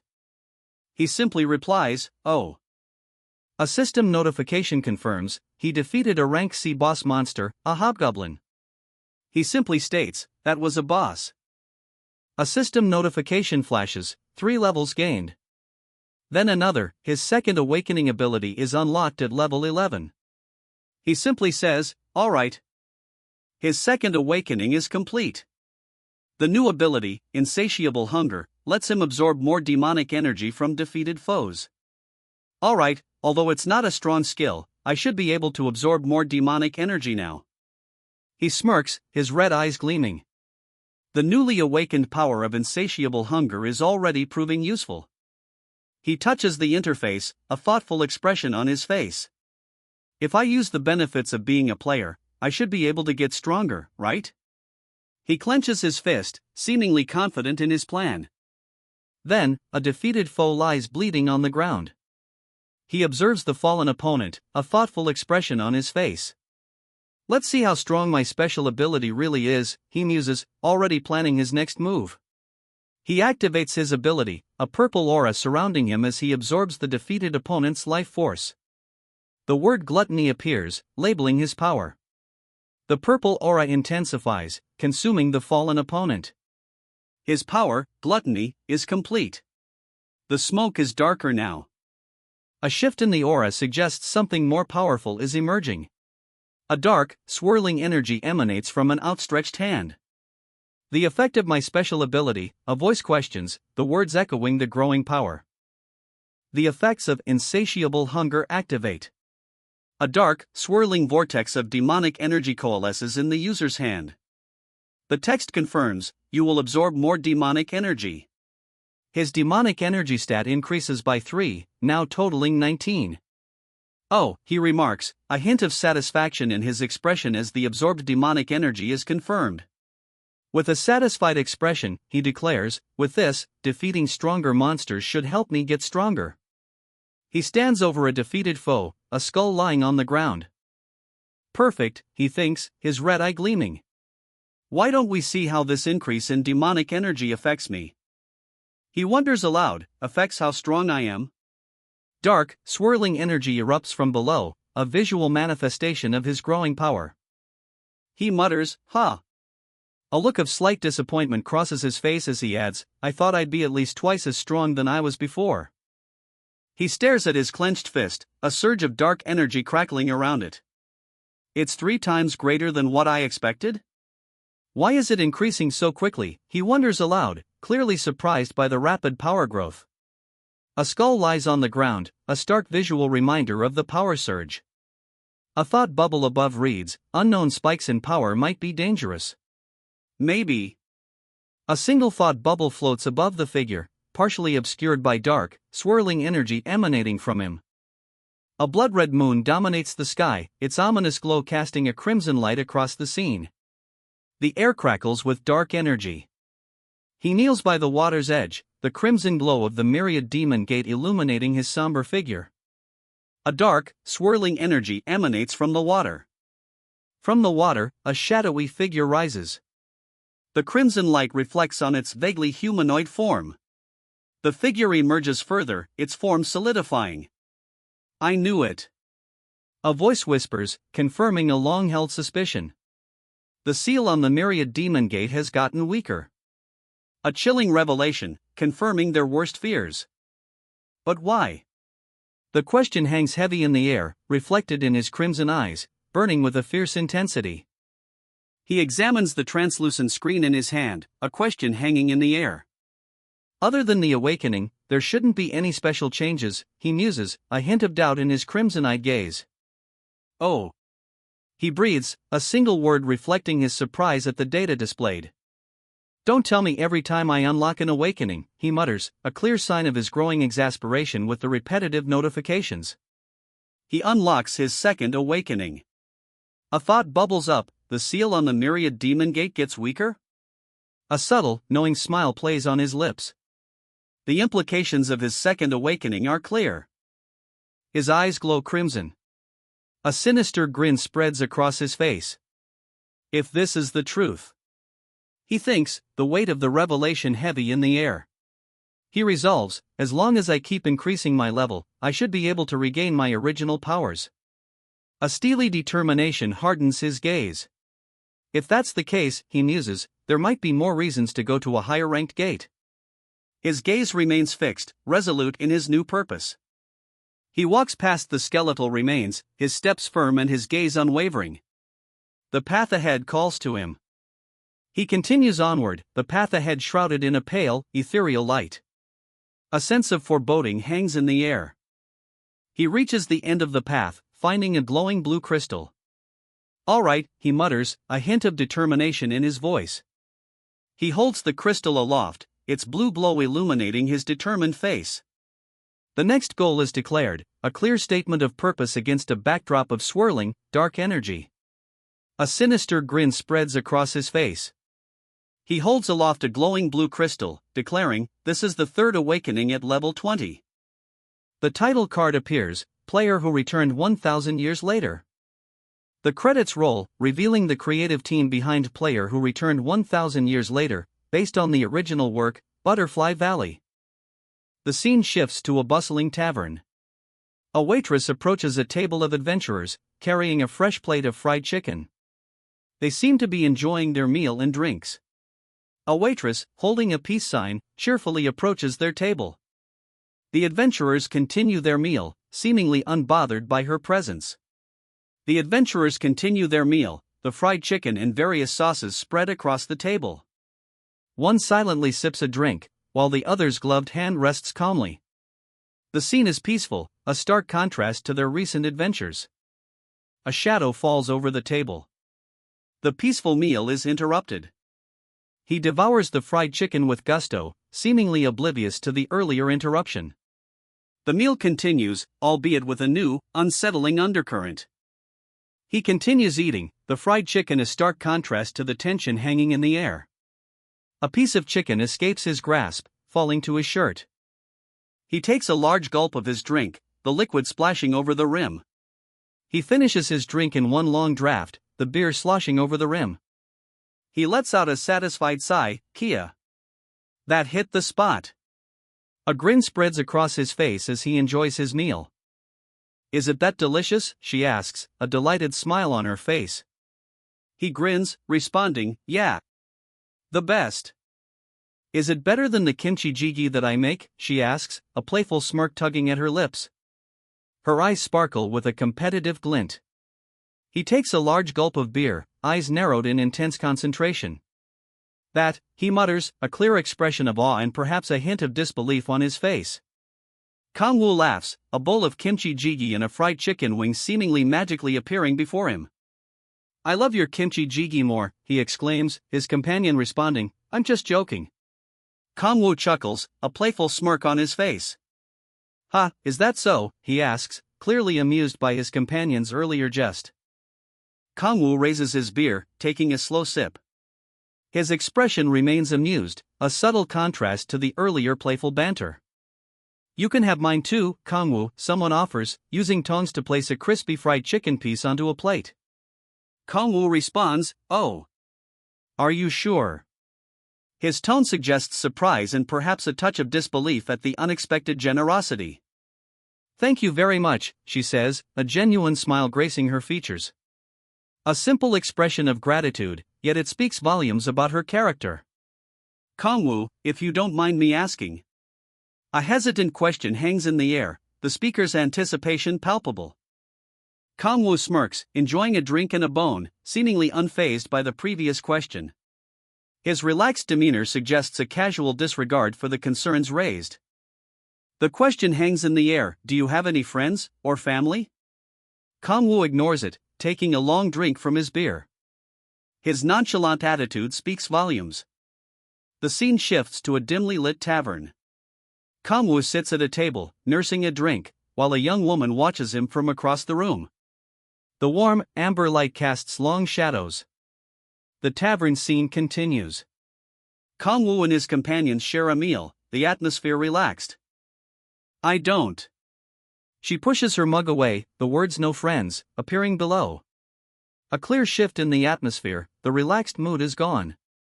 Two forks clatter to the table, a sharp sound cutting through the silence. No family, not even a house. She whispers, the words a stark reflection of her solitude. Then, where do you sleep? She asks, concern etched on her face. Her gaze is soft, yet probing, as she waits for his answer. I actually don't have anywhere to go, he replies, his voice low. His gaze remains downcast. He picks up a fork, a simple act hinting at a quiet acceptance of his situation. I'm not sure if you're fine with it. A hesitant question hangs in the air, a subtle uncertainty clouding the previous quiet acceptance. But, if it's okay, he hesitates, a slight uncertainty in his tone. Would you like to stay at my place? The invitation is offered, a subtle shift from the previous conversation. Excuse me, he asks, a hint of uncertainty in his voice. Are you sure? His wide eyes and slightly parted lips convey his hesitant questioning of the previous invitation. Yeah, he replies, a curt affirmation. In this short period of time. The implication hangs heavy in the air. You don't understand how much you've helped me, she says, a gentle smile playing on her lips. There's no need to worry about it. She calmly eats, a stark contrast to the gravity of her previous statement. Oh, wow. He breathes, a wide, happy smile spreading across his face. Then, I'll be taking you up on your offer. Good luck to both of us, Sila, one says, handing over a fork. Sila replies, okay. I'll be in your hands as well, Kangwoo, one of them says, a quiet confidence in their voice. Kangwoo and his companion sit across from each other at a small table in a restaurant, sharing a meal. The atmosphere is calm, a stark contrast to their recent mission. Her gaze softens as she observes Kangwoo. It looks like Kangwoo has a lot of things on his chest, she observes quietly. Kangwoo adds, oh, also, a subtle smirk playing on his lips. His red eyes gleam, hinting at something unsaid. I have something to give you, Kangwoo says, his smirk widening. The implication hangs heavy in the air. Kangwoo slides a stack of cash across the table. This should be around 3 million won, he states. The woman across from him looks confused, questioning, what? Her expression is one of utter bewilderment. Kangwoo explains, think of it as a fee for letting me stay with you. The woman responds, oh. If that's the case, I can't accept this. Her surprise is evident. When you've helped me this much. She says, her expression a mixture of gratitude and hesitation. If I accept this money too. She hesitates, a thoughtful expression on her face. You've already spent a lot recently, she adds, voicing a concern for the other person's finances. I'm fully aware that you aren't in the best spot either, she says, acknowledging the other person's difficulties. There's no need to feel pressure, she adds reassuringly. Since I'm getting food from you too. If you don't like me calling it a fee, how about you think about it like money for groceries? A hand gestures towards a package of food on a table. The food, a simple package of noodles, sits on the table. A phone rests beside it. He pushes the noodles aside, a sigh escaping his lips. Oh. Seriously? He mutters, a clear expression of disappointment. Thank you so much, Kangwoo. She says, clearly grateful. He replies, there's no need for that, a casual dismissal of her thanks. Then tomorrow, I'll make sure to use better meat for the kimchi jjigae. It should be much better than before, Kangwoo says. She responds, incredulous, are you serious? Kangwoo's eyes widen, a look of pure joy on his face. To think I'd be able to eat kimchi jjigae every day, he exclaims. I knew it, Sila really is an angel. Kangwoo thinks, awestruck. Sila smiles, offering him a bowl of kimchi jjigae. Kangwoo's eyes sparkle with delight as he eats. Sila smiles, her words filled with warmth, I'll make sure to earn money selling magic stones and make you happy. Oh, Sila, Kangwoo says, mid-bite. He then asks, are there any D-rank gates near here? If you're looking for a D-rank one, there is one nearby, Sila replies, providing Kangwoo with the information he needs. Sila continues, although I haven't gone myself, I heard it's filled with lizardmen. The information is relayed, painting a picture of the D-rank quest's potential dangers. He eats, a thoughtful expression on his face. I'll need to go there tomorrow, he decides, the D-rank quest now firmly on his mind. He finishes his meal, a determined glint in his eyes.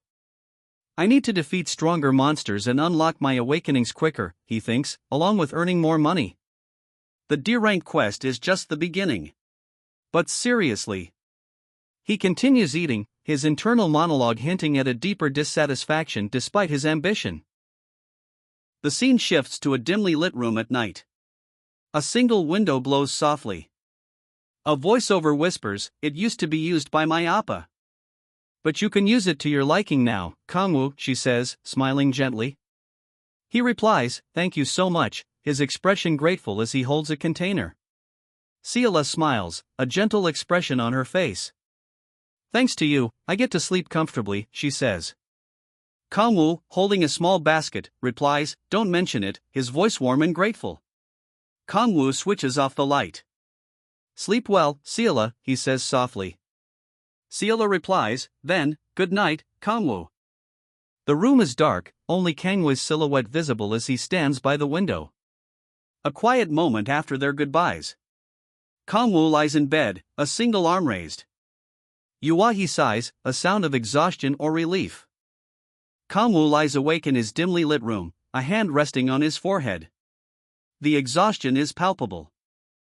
Kangwoo, still lying in bed, reflects on the comfort of his surroundings. This plushness I haven't felt in the last 10,000 years. He thinks, a hint of wonder in his voice. It's quiet and comfortable. Kangwoo murmurs, a sense of peace washing over him as he lies in bed. Kangwoo lies peacefully in bed, a quiet contentment on his face. He murmurs, "It was a great decision." A single thought echoes in the darkness, to return here. The title card appears, a fiery crimson script against a black background, Return of the Demon King. The scene opens on a vast, light blue sky, speckled with faint white clouds. A sense of openness and anticipation hangs in the air. A swirling blue vortex of energy dominates the scene. A voice booms, "I'm looking for a healer with a second awakening. I'm also looking for anyone with higher special ability than a C-rank." A crowd of people, some looking hopeful, others apprehensive, surrounds the magical display. "We're operating a bus party to take you quickly and safely to your third awakening," a voice announces. Another person adds, "Since I got to D-rank, there are bus parties here." The crowd reacts to this new development. "There he is again," someone observes, as a man in a gray jumpsuit offers to help a pleading stranger. We don't accept bandits," he adds, while another onlooker sighs, "They should just take him at this rate. I feel so bad." "Yes, we have confirmed you are a D-rank player," an official states. The young man with crimson eyes replies, flatly, "It's not my problem." He walks away, a trail of blue energy illuminating his path. The young man with crimson eyes shows no hesitation. Finally, he emerges from the dense forest. A sense of relief hangs in the air. He stands before a swirling vortex of blue energy, a gateway perhaps, shimmering in the twilight forest. He stares at the swirling vortex, a question forming on his lips. Is this the D-rank gate? He begins to move, a silent question hanging in the air.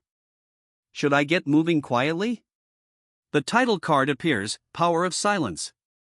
He sinks into the earth, swallowed by the ground. Dust and debris erupt around him. A swirling vortex of blue energy opens in the forest, a dark void at its center. "Lizardmen?" she questions, a thoughtful following as she considers the information. "They're sensitive to sound, but don't have great eyesight," she explains. "They said to approach silently, since they could gang up on you all at once." He drops silently from above, landing between the creatures. The creatures, startled, turn towards him. "Good."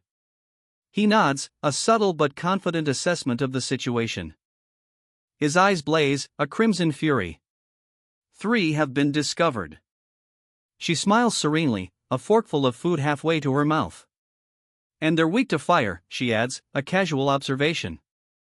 "So if there's a fire-type mage in your party, they say it's quite effective to hunt lizardmen," she explains, continuing her casual assessment of the situation. The devil, Andrastus, is revealed. A fiery inferno engulfs the panel, showcasing his immense power.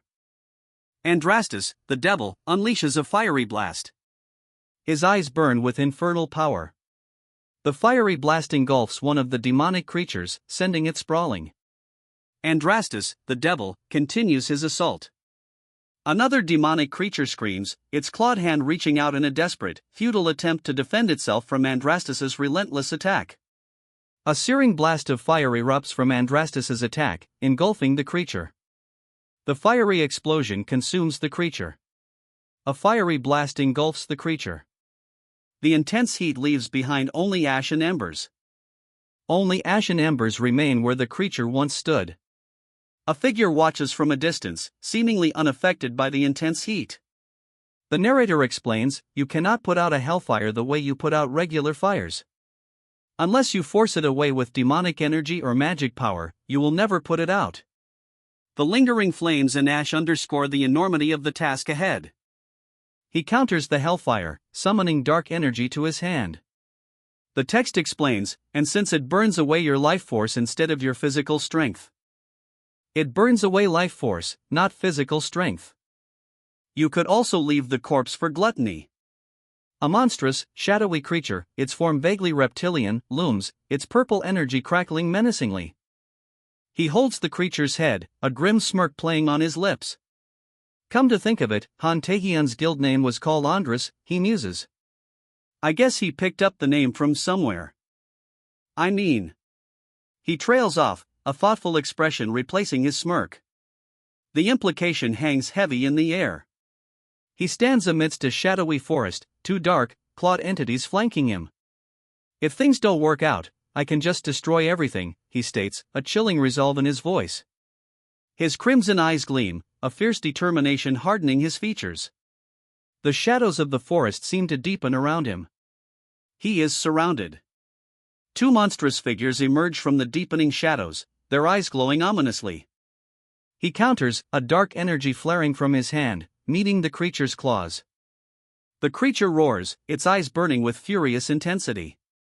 Its claws are bared, ready to strike again. A sinister smile plays on his lips, his red eyes gleaming. He watches, a predator observing its prey. He strikes. A swift, brutal blow. He pauses, a thoughtful expression crossing his face. Should I hunt in packs more, he wonders aloud, then a sudden "hey" interrupts his internal debate. He's startled by a sudden shout, turning his head sharply. "Huh?" he questions, his expression shifting from pensive to alert. Judging from his equipment, another person declares, "It looks like you're a beginner." The newcomer stands calmly, arms crossed, seemingly unfazed by the assessment. "Did you want to join our guild hunt?" The question hangs in the air, a challenge in the newcomer's intense gaze. His red eyes hold a hint of something unreadable. The forest path ahead is shrouded in shadow, the leaves a dense, almost impenetrable curtain.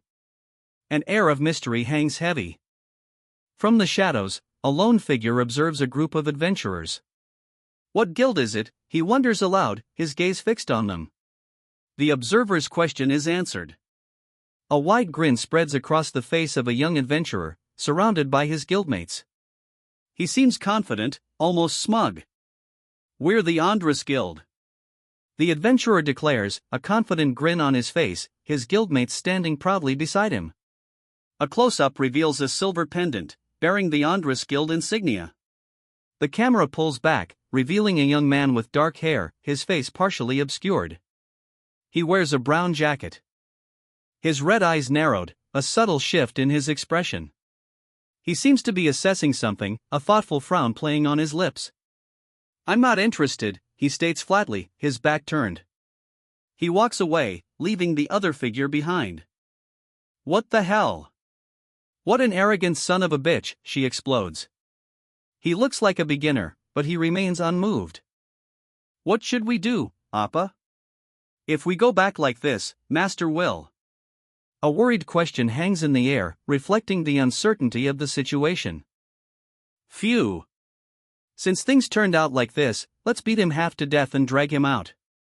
A plan is formed, a grim determination hardening their resolve in the face of the unexpected turn of events. It's been a while.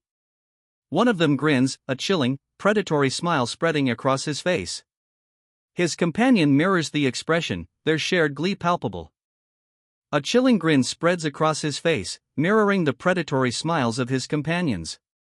He clutches a shield, his eyes gleaming with malicious intent. Since we got to relieve our stress, one of them says, a chilling declaration of intent. Let's give them a taste of their own medicine. The title card appears, player who returned 10,000 years later. The credits roll, revealing the creative team behind Player Who Returned 10,000 Years Later, written by Mang Jukyong and illustrated by Team 4 Player, based on the original work, Butterfly Valley. The camera pulls back, revealing a tranquil valley.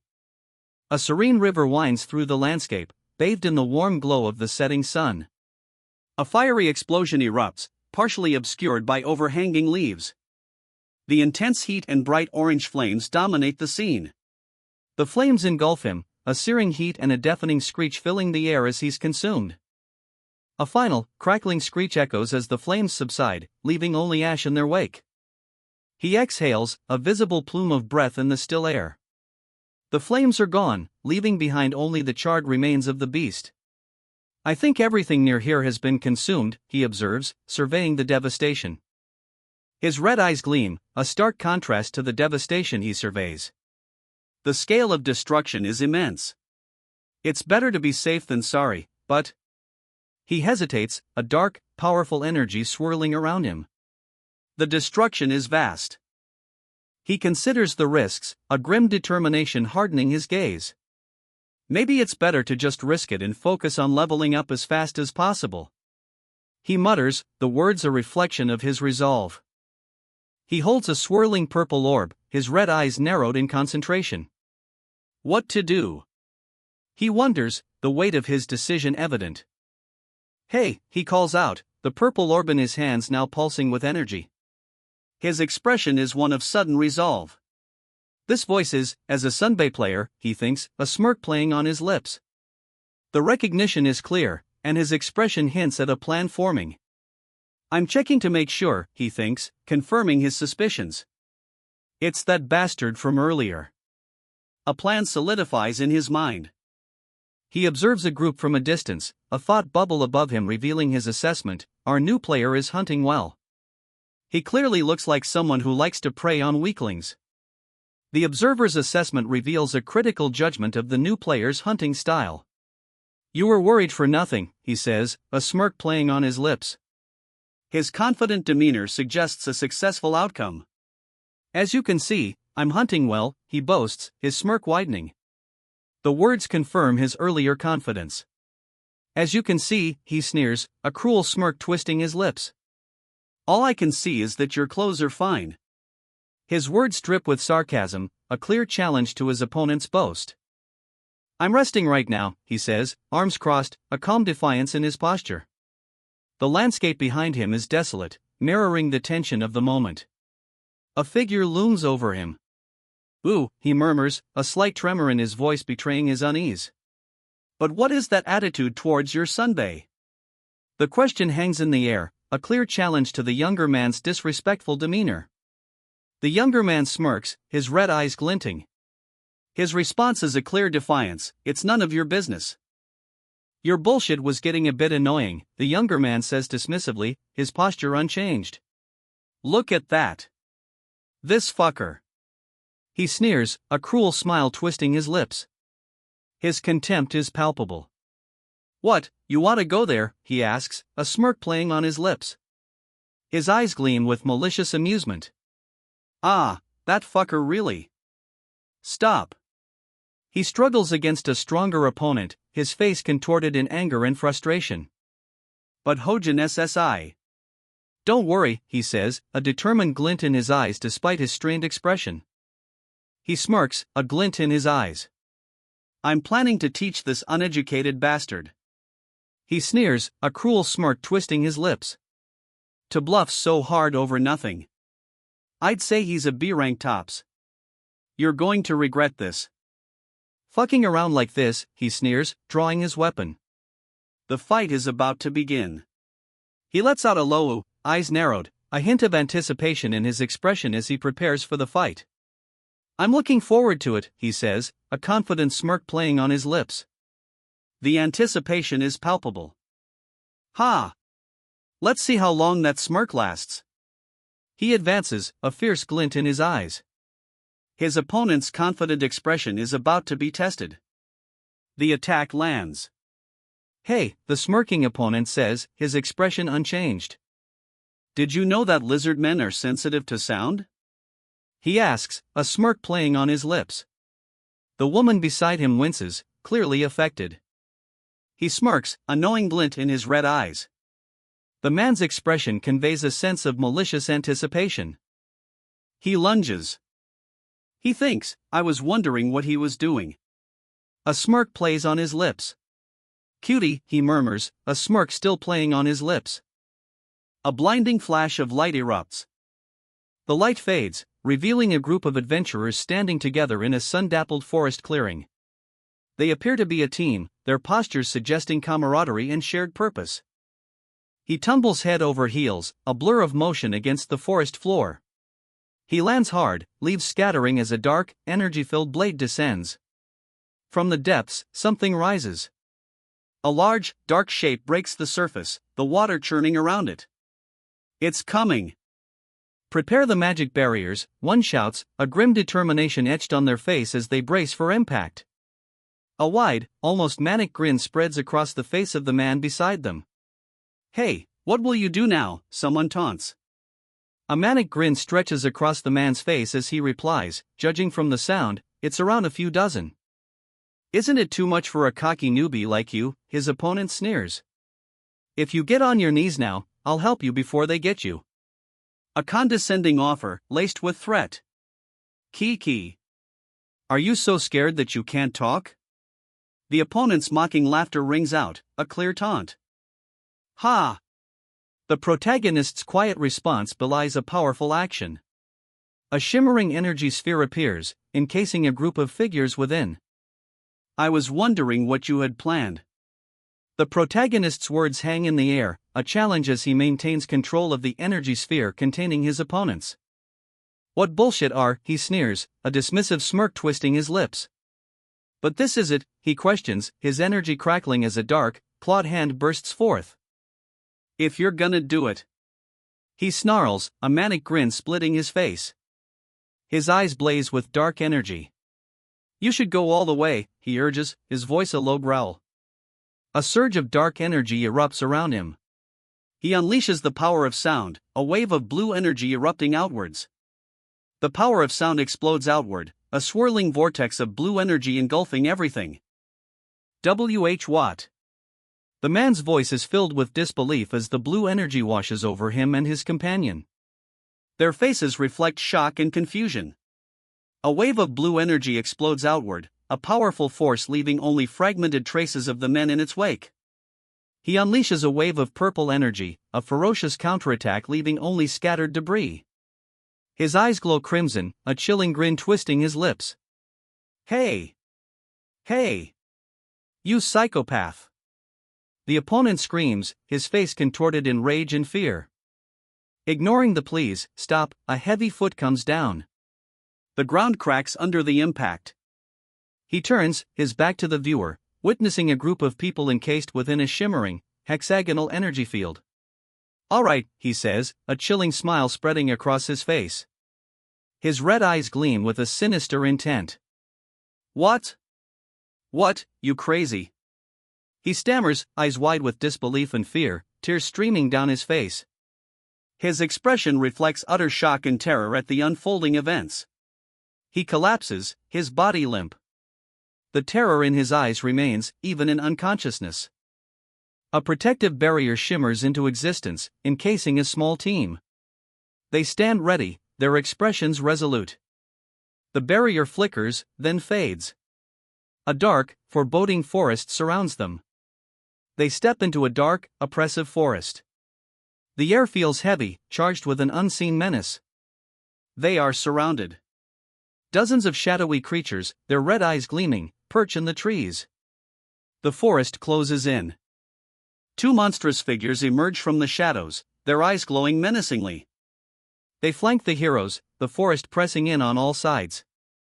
One of the monstrous figures lunges, its claws extended. It's pulled under, swallowed by the murky depths. Silence.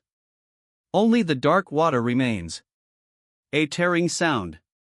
Something rips apart, revealing a glimpse of something dark and unseen beneath the surface. A monstrous creature bursts forth, its crimson eyes blazing. Numerous smaller, shadowy figures swarm behind it, a terrifying army unleashed. Surrounded by a shimmering blue barrier, the group stares up in disbelief. "You're crazy," one of them whispers, their faces etched with fear and awe as the monstrous creature looms. "I've never seen this many before," one of them gasps, fear evident on their faces. Another shouts, "Hey! Get it together and raise the barrier more." The group struggles to maintain their magical defense against the overwhelming threat. "You." A single word, heavy with implication, hangs in the air. The defenders' desperate struggle against the overwhelming force continues. "You crazy bastard," the desperate cry rings out. A group of defenders, trapped within a shimmering energy barrier, stare up at a looming figure. "Do you want all of us to die?" From above, a beam of energy strikes the ground. The looming figure observes, seemingly unimpressed by the desperate pleas from below. "Hey," a voice calls out from below, a challenge amidst the darkening sky. His eyes widen, a sudden realization dawning. Lizard men are sensitive to sound, he mutters, a newfound understanding shaping his expression. He spots a figure huddled high in a tree, his back to the viewer. The man is clearly trying to remain unseen. He leaps down from the tree, landing silently. The figure is revealed to be a young woman, cloaked and watchful. A smirk plays on his lips, his red eyes gleaming. "I know that very well too," he says, the words laced with a chilling confidence. With a sickening cock, the monstrous creature lunges. With a sickening cock, the creature's attack connects. The impact throws them back, a wave of purple energy engulfing the group. A woman with dark hair, her face strained with effort, braces herself against the force. You fucker," he screams, his face contorted in rage. Sweat beads on his brow. "Wanting everyone to die, are you out of your mind?" The furious accusation hangs in the air, a stark contrast to the previous, raw rage. "What are you saying?" he asks, his back to a group of people trapped within a purple energy field, monstrous creatures lurking nearby. "I don't plan on dying," he adds, a quiet defiance in his tone. "You guys are the ones dying," he declares, his eyes glowing red. The words "power of silence" appear below. A sinister grin spreads across his face as he unleashes his power. The sound effects kink and kek punctuate the moment. He crosses his arms, a smug look on his face. The sounds of shwik and sa'ik echo the swiftness of his movements. The scene shifts to a shadowy forest. The air is thick with the scent of damp earth and leaves. Two shadowy figures with glowing red eyes emerge from the tree, their movements swift and silent. They seem to attack from above. A monstrous creature descends, its maw agape in a terrifying roar. Its eyes glow with malevolent red light. Two shadowy creatures with glowing red eyes emerge from the tree, their forms partially obscured. A young man watches from a branch above, arms crossed, seemingly unfazed. One creature lunges, a blur of motion. Its attack is swift, violent. The attack connects, a wave of purple energy engulfing him. A skill that controls sound. He's overwhelmed, the sound-based attack leaving him vulnerable. The monstrous figures close in. "Hey! Get the barrier up again," he shouts, strained and desperate, sweat beading on his brow. The monsters are almost upon him. A monster, its body pierced by a broken weapon, collapses. Blood stains its clothing. The man watches, his face grim. A pained escapes the monster as it collapses, engulfed in flames. A pained ugh escapes her lips. Tears stream down her face, stained with blood. He sits on the ground, gasping, his face a mask of pain shock. Blood stains his clothes. His mouth is covered, tears streaming down his face. He's clearly in distress. He covers his mouth, tears streaming down his face. The weight of what he's seen is unbearable. A fallen comrade lies nearby, blood staining the ground. He walks away, leaving behind the fallen comrade and the scene of devastation. The setting sun casts long shadows, highlighting the somber mood. He collapses onto the beast's back, a spear protruding from its chest. Blood stains the creature's hide. He lies on the ground, catching his breath. The beast, mortally wounded, collapses nearby. Blood stains his arm, a grim reminder of the brutal fight. He slowly rises. He grips his bloodied weapon, a grim determination etched on his face. He collapses, clutching his chest, his weapon lying discarded nearby. A pained groan escapes his lips. He weeps openly, tears streaming down his face as he clutches his throat. The pain is evident. He coughs, a harsh hue, escaping his lips. The sound is ragged, reflecting his continued pain. He gasps, a weak ah. Fluke. Escaping his lips. Surrounding him, monstrous figures loom, their gaping maws a terrifying threat. Surrounded and desperate, he whispers, "Save me." His voice is barely audible above the monstrous figures looming over him. "I was in the wrong. So please," he pleads, his voice filled with desperation. Above him, a figure stands arms crossed, seemingly unmoved by his plea. Sion's name appears, a close-up on his mouth as he speaks, his plea seemingly unanswered. Sion's plea continues, his lips barely moving, a silent desperation etched onto his face. Sion's silent plea is cut short. A single word appears, "BAE." A confident smirk spreads across his face. He clenches his fist, a playful glint in his eyes. "Good luck," he says, seemingly wishing Sion well. The impact of the blow is shown as a blur of motion and dark energy, obscuring the details of the fight's outcome. A guttural scream rips through the air, a pile of shit. Tears stream down his face, a raw display of anguish and defeat. He collapses, a crimson smear across the panel marking his defeat. A crimson explosion fills the panel, signifying a decisive blow. He's overwhelmed by agony, tears streaming down his face as blood pours from his mouth. The impact of the attack is devastating. He coughs, a spray of blood misting the air. The impact leaves him broken and gasping for breath. Surrounded, he watches as the creatures close in.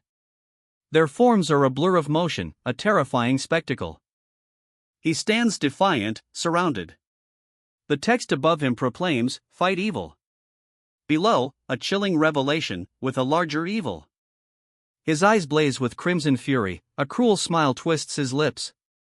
The text reveals his intent, and murderous intent, with an even greater murderous intent. He moves through the shadows, a blur of motion. The darkness of the forest conceals his approach. He reaches his destination, a clearing bathed in the eerie glow of twin fires. A fiery explosion erupts, engulfing the clearing in a blinding flash of heat and light. He's thrown back, engulfed in the inferno's fiery embrace. He counters, a small, intense flame flickering in his palm. His eyes burn with a fierce determination. His eyes, burning with fiery determination, focus intently. He prepares for the next move. He exhales sharply, phew. A trail of faint embers lingers in the air. He clenches his fist, a surge of fiery energy crackling around it. Then, amidst the carnage, a voice cuts through the silence. "Shall we get started?" A dark hand emerges from the carnage, tendrils of purple energy swirling around it. The word, gluttony, appears, ominously. His eyes glow crimson. A dark energy crackles around him. His demonic energy stat increases by 1, but a message appears: he cannot use the power of gluttony against those protected by the Gaia system. Gaia system, he questions, clearly confused. Ah, this is from that time, he realizes, a flashback triggered by the Gaia system's overload state. He'd heard of it before. Now that I'm looking at it. He observes, studying the swirling purple energy surrounding him. A flashback is confirmed, this is the overload he'd heard about. The purple energy surges, revealing a figure consumed by it.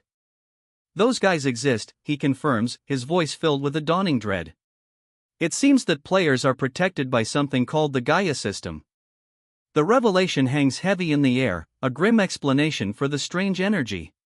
He looks down at the fallen figure, his crimson eyes narrowed.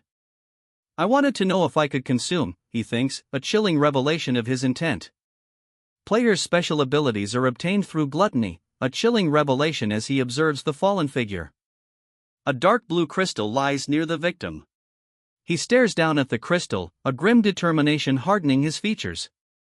The method of obtaining power is horrifying, but he won't hesitate. A chilling smirk plays on his lips as he declares, well, it doesn't matter. His red eyes gleam with a cold resolve. He stands amidst the fallen, a chilling smirk on his face. The amount of demonic energy I can use is the most important thing anyway, he says, his demonic energy stat reaching 30. He clenches his fist, a surge of dark energy erupting. Oh, he exclaims, the power clearly exceeding his expectations. The demonic energy surges, a significant increase from before. He notes the change, a grim determination etched on his face. It's not just the amount, too. He observes the demonic energy, a surge of hellfire erupting behind him, its power clearly escalating beyond mere quantity. He focuses, channeling the demonic energy.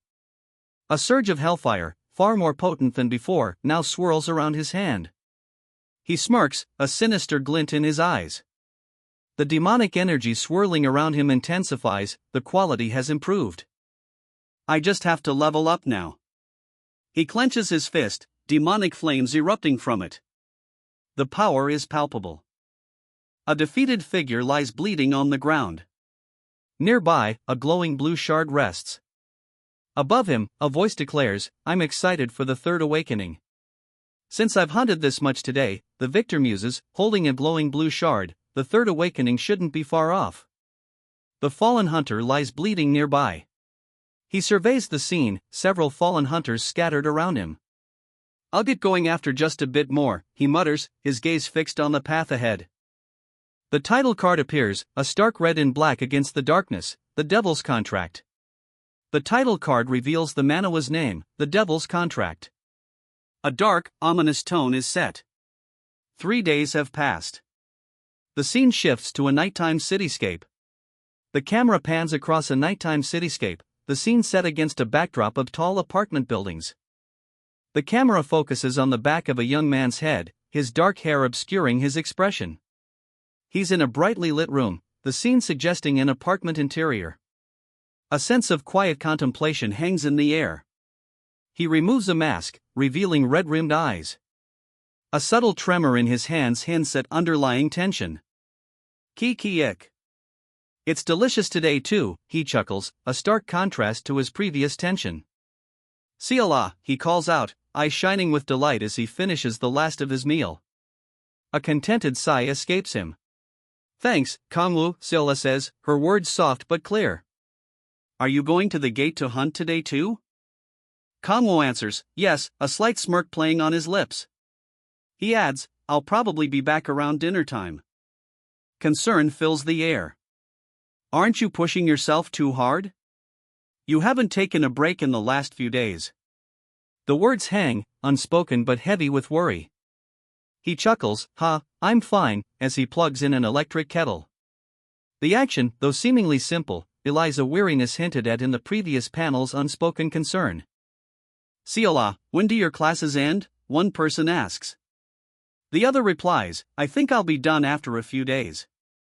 Hot water pours into a mug, a slice of lemon already nestled inside. Apparently, starting today, they're going goblin hunting to level up. Hot water is poured into a mug, a lemon slice already inside. I don't know if we'll get the good kind. A voice expresses uncertainty about their upcoming goblin hunt. But I also want to reach second awakening soon, she says, stirring her drink with a thoughtful expression. I'm sure you'll be able to soon, she says. He replies, yeah, thanks, a hint of a smirk playing on his lips. Have one more cup of tea before leaving, she suggests, a gentle invitation. You're probably tired from lack of rest, she says, offering him more tea. Her gentle concern is evident. Ah, thank you, he replies, a hint of awe in his tone. Definitely an angel. he adds, his words trailing off in quiet appreciation. Ah, I forgot. She says, a look of realization dawning on her face. I just remembered because I brought up gates. She trails off, a thoughtful expression replacing her previous one. Have you heard the news from the gate? Someone asks. He pauses, a thoughtful expression on his face, then quietly replies, what news? A rumor circulates, cow players have been sighted near the gate. It could be false, but the speaker seems unconvinced. The warning continues, but be careful inside the gate, Kangwoo. Cow players, faking their ranks and attacking players. Kangwoo stands before the gate, a fiery dragon-like image burning behind him, a visual representation of the warning he just received about deceitful players within. He looks pensive, considering the danger ahead. Is this rumor going around because of the Andrus bastards? Kangwoo questions, the fiery image behind him intensifying his suspicion. No, Kangwoo states, his eyes narrowed. He continues, I looked around the last time I was hunting, but there were no witnesses. Looking at the bodies, Kangwoo concludes they were killed by lizardmen. Kangwoo observes the scene, a grim assessment forming. And if the rumored cow player is me, then I don't need to really worry, he thinks, a hint of self-assurance in his internal monologue. But a shadow of doubt crosses his face. But I can't be too sure, Kangwoo admits, his earlier confidence wavering. A monstrous, shadowy beast looms, its purple energy crackling ominously. Kangwoo, facing the looming shadow beast, resolves, I should prepare for the unknown, and focus on leveling up as fast as I can. A game notification appears, he's reached level 20, unlocking his third awakening. A game notification appears before Kangwoo, third awakening feature has been opened. He reacts with a surprised, oh. Kangwoo's magic surges, a monstrous, shadowy form erupting around him. He observes, my magic increased significantly last time too, but this one's on a whole other level. Kangwoo holds out his hands, a swirling inferno coalescing within. Well, let's see it, he murmurs, the power of hellfire crackling in his palms. Kangwoo's hellfire swirls, taking shape as he confirms his suspicions, as I thought. Every time I awaken, the seal of the myriad demon gate weakens. Kangwoo's hellfire swirls around him, a grim confirmation of his fears.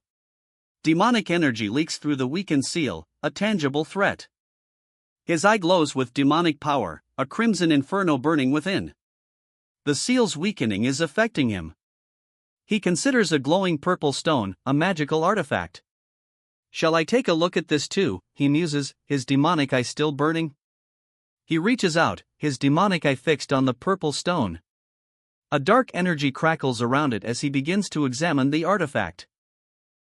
A close-up reveals a crimson eye, glowing intensely. The text box below details his newly awakened ability, the demon who desires magic, a rank-up power allowing him to absorb magic from stones, converting it into demonic energy.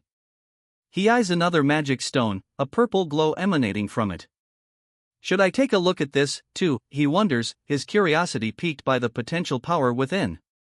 He reaches out, his hand hovering over the stone's alluring purple glow. The purple glow intensifies, the crystal shard pulsating with an inner light. A surge of energy erupts. Oh, he exclaims, eyes wide with surprise as purple energy surges around him. Not bad, he exclaims, impressed. He holds a magic stone, revealing, I can get as much demonic energy from a magic stone as I can from a whole monster. I'll be able to absorb demonic energy, he thinks, a gleam in his eye. The implications of his discovery are clear. He can absorb demonic energy twice as fast now. The dark, clawed appendages surge with power, a visible manifestation of his enhanced ability. His demonic energy surges, even more potent than before. Though I will have to give up on making money with the magic stones. He mutters, a trade-off he seems willing to accept. Well, since I earned as much as I could in the past few days, he says, a satisfied smirk playing on his lips.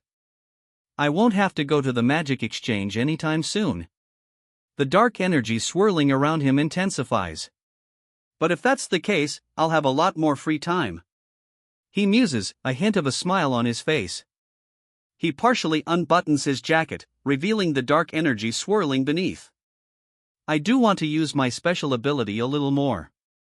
He hesitates, a thoughtful expression on his face. Should I, he wonders, his hands tugging at his jacket, revealing the dark energy within. He considers it, a question forming in his mind, play a little more? A beat later, he exhales, a visible sigh of relief. Phew! He stands amidst the trees, sunlight filtering through the leaves. A sense of calm settles over him, his earlier tension gone. Dark energy dissipates from his feet, leaving only the tranquil forest. He stands still, the calm unbroken. He crouches, breathing heavily, the exertion evident. A faint tremor runs through him. His eyes blaze, a crimson fire burning within. The tremor intensifies, he's pushing his limits. He unleashes a blinding burst of energy, a wave of power surging outwards. He unleashes the power of the sky, a surge of purple energy erupting from his outstretched arm. The purple energy streaks across the panel, a powerful, swift attack. Come to think of it. A moment of reflection follows the intense attack. He squints, a thoughtful expression crossing his face. Come to think of it. He muses, gazing into the distance. He continues to ponder, a revelation dawning on him. I never did see the boss mob for the lizardmen, he realizes, a key detail overlooked. He soars through the air, propelled by his glowing pink wings. I want to absorb a magic stone of higher rank. He declares, his ambition clear. He continues his flight, but the dense forest canopy obscures his view. I can't get a clear view since I'm in the forest, he mutters, a slight frustration evident in his tone. He sighs, a frustrated tisk escaping his lips. I don't have enough demonic energy to use the power of governance right now, he mutters, his red eyes narrowed in thought. He touches his temple, a look of confusion crossing his face. This voice is. He thinks, a faint brother's, and a questioning ha, echoing nearby. A bloody mouth gapes open, eyes wide. Tesu, a voice questions, uncertainty laced within. This muscle pig bastard, he sure is strong, a voice observes, a smirk playing on the speaker's lips despite a stitched wound. He smirks, adjusting his coat. In the shadows below, a smaller figure cowers, clearly intimidated. He definitely lives up to his looks. He's more tenacious than I thought. The speaker observes the smaller figure from a distance, his assessment revealing a surprising resilience in his opponent. What's going on, he wonders aloud, his red eyes narrowed in suspicion. This certainly isn't a normal situation. He groans, ah. Blood streaks his face. Why? That bastard, he cries out, his anger evident. It's that bandit who kept searching for a party, he snarls, his face contorted in rage. The revelation explains his earlier fury. Why are you attacking your own party member? The question hangs in the air, a sharp rebuke to the bandit's actions. His face contorted in a furious snarl, blood dripping from his mouth. The bandit's rage is palpable. Ah, stupid son of a bitch, one bandit snarls, blood still dripping from his mouth. His companion chuckles, he sure is loud. What if you attract the lizardman's attention? Just answer my question. The man demands, his voice sharp. He observes the scene, concluding, looks like he's been betrayed. His gaze falls on the other figures, and he adds, those bastards must be the rumored cowplayers. It wasn't me after all, the betrayed man insists, his eyes blazing. Shut your mouth and stay still, a voice commands, silencing him. He lunges forward, a ferocious grin splitting his face. His eyes gleam with a terrifying intensity. Their blades clash, a blinding flash of light erupting between them. He is sent sprawling, a trail of dust marking his fall. He breathes heavily, sweat beading on his brow. Phew! He exhales, the exertion evident in his strained expression. He lets out a long, relieved breath. The exertion is over. This bastard sure is tough, one man observes, his expression a mix of awe and disbelief. The other, equally surprised, questions, are you sure he's only had his second awakening? Why is he so tough? Just like you wanted. A hand, powerful and determined, grips the hilt of a sword. I won't go down. He fights on, his resolve unwavering despite the brutal onslaught. He unleashes a furious counterattack, his face contorted in a grimace of determination. Golden energy surges around him. His attack connects, a burst of golden energy engulfing his opponent. So easily, he exclaims, a triumphant grin spreading across his face. It looks like you've awakened a pretty high-rank special ability, one opponent observes, but you haven't awakened your third special ability yet, so you can't win against us. The victor stands over his defeated foe. His eyes blaze with fury. Now, he growls, a surge of power emanating from him. Let's end this, he declares, a chilling smirk spreading across his face. His companion adds, you know you can't kill him, right? Of course, one of them replies, a dismissive tone coloring their words. He watches from the shadows, a question forming on his lips. They can't kill him? Just what are they? The mystery deepens. His red eyes narrow, a silent question hanging in the air. The mystery deepens. The title card appears, player who returned 10,000 years later. The credits roll, revealing the creative team behind player who returned 10,000 years later, originally from Butterfly Valley. I was just curious about what was going on. He mutters, a look of intense focus and slight apprehension etched on his face. A single word escapes him, a thoughtful murmur as he examines Kong Taisa's citizen registration. The image is clear, the details sharp. He hesitates, a troubled expression etched on his face. The thought bubble above him reveals his internal conflict. Should I help him? In the background, a glimpse of Kong Taisa's predicament is visible. Raise your shield, muscle pig, a voice commands. A cruel smile spreads across his face. This is gonna hurt a bit, he says, the threat clear in his tone.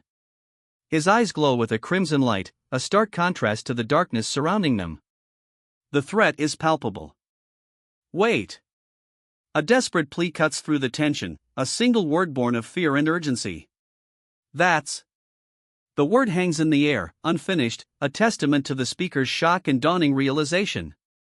He stares, his hand outstretched towards something unseen.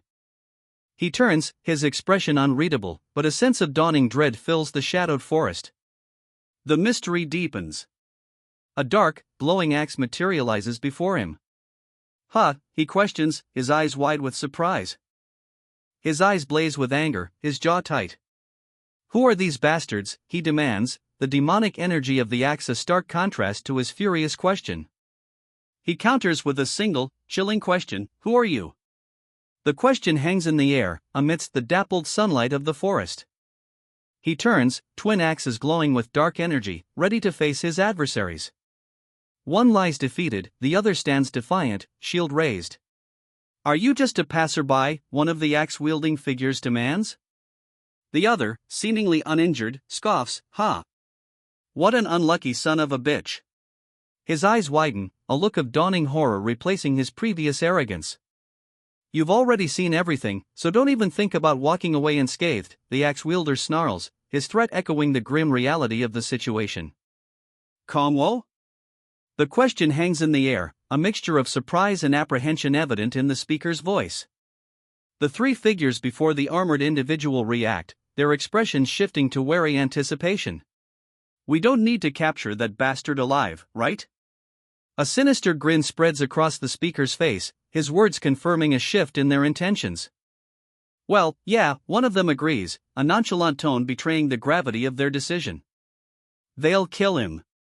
We've already fulfilled our quota, one of them states, their tone cold and dismissive. The implication hangs heavy in the air. He subdues his opponent, the final blow delivered with brutal efficiency. The text below reads, by capturing, indicating the completion of a task. He lets out a low chuckle, The words capturing those two bastards appear above, confirming his victory. Is that so, he muses, a hint of contemplation in his tone. Then, a quiet, I see. A massive, dark axe, crackling with purple energy, descends from above. It looms over the young man, who remains impassive. It's been a long time. A low murmur escapes the young man as the axe nears. His expression remains unchanged. Kong Wu! He screams, a desperate cry. I'm going to slice away to my heart's content. His face is contorted in rage, eyes wide. The enraged attacker swings his weapon, a blur of motion and energy. Kangwoo is caught in the path of the blow. The attack connects. A burst of energy erupts as Kangwoo is struck. Kangwoo is clearly shaken, his eyes wide with a mixture of shock and pain. He grips his sword tightly, his expression grim. Kangwoo counters with a swift strike, sending his opponent sprawling. He stands over him, arms crossed, a look of grim determination on his face. The opponent crumples, a pained kohak, escaping his lips as he impacts the ground. "The hell are you doing?" one man asks, looking down at the other, who is sprawled on the ground. "What got into you?" "And no," he stammers, his face contorted in a mixture of pain and disbelief. He clutches his cheek, a pained expression twisting his features. "Something's weird," he mutters, a guttural kohak escaping his lips. A blur of motion. He counters the attack, a powerful blow connecting. "W8, he cries out, eyes wide with shock as the impact of the blow registers. "Kangwoo," he gasps, eyes wide with disbelief as a powerful energy surges around him. A surge of energy, a blinding flash of light, 110%. Kangwoo's power explodes. "This fucking son of a bitch." The raw fury in Kangwoo's outburst underscores the intensity of his unleashed power. Kangwoo's face is contorted in a mask of furious rage. His eyes burn, reflecting the intensity of his unleashed power. A purple energy surges from Kangwoo's hand, a blur of motion as his attack connects. His crimson eye, blazing with fury, reflects the raw power unleashed. Kangwoo's purple-tinged blade connects with his opponent, a fierce swing sending the other man reeling. The impact is immediate and forceful. Power of destruction. The title card flashes across the screen, emphasizing the force of Kangwoo's attack. Kangwoo unleashes his full power, a destructive force exploding from his fist. The impact is blinding. The force of Kangwoo's attack sends his opponent reeling, a blur of motion and energy. Kangwoo's attack connects, a burst of blue energy engulfing his opponent. The blue energy dissipates, leaving Kangwoo's opponent reeling from the impact. Kangwoo's opponent grits his teeth, eyes wide with a furious expression. His face is contorted in barely controlled rage. He coughs violently, a guttural kohak escaping his lips.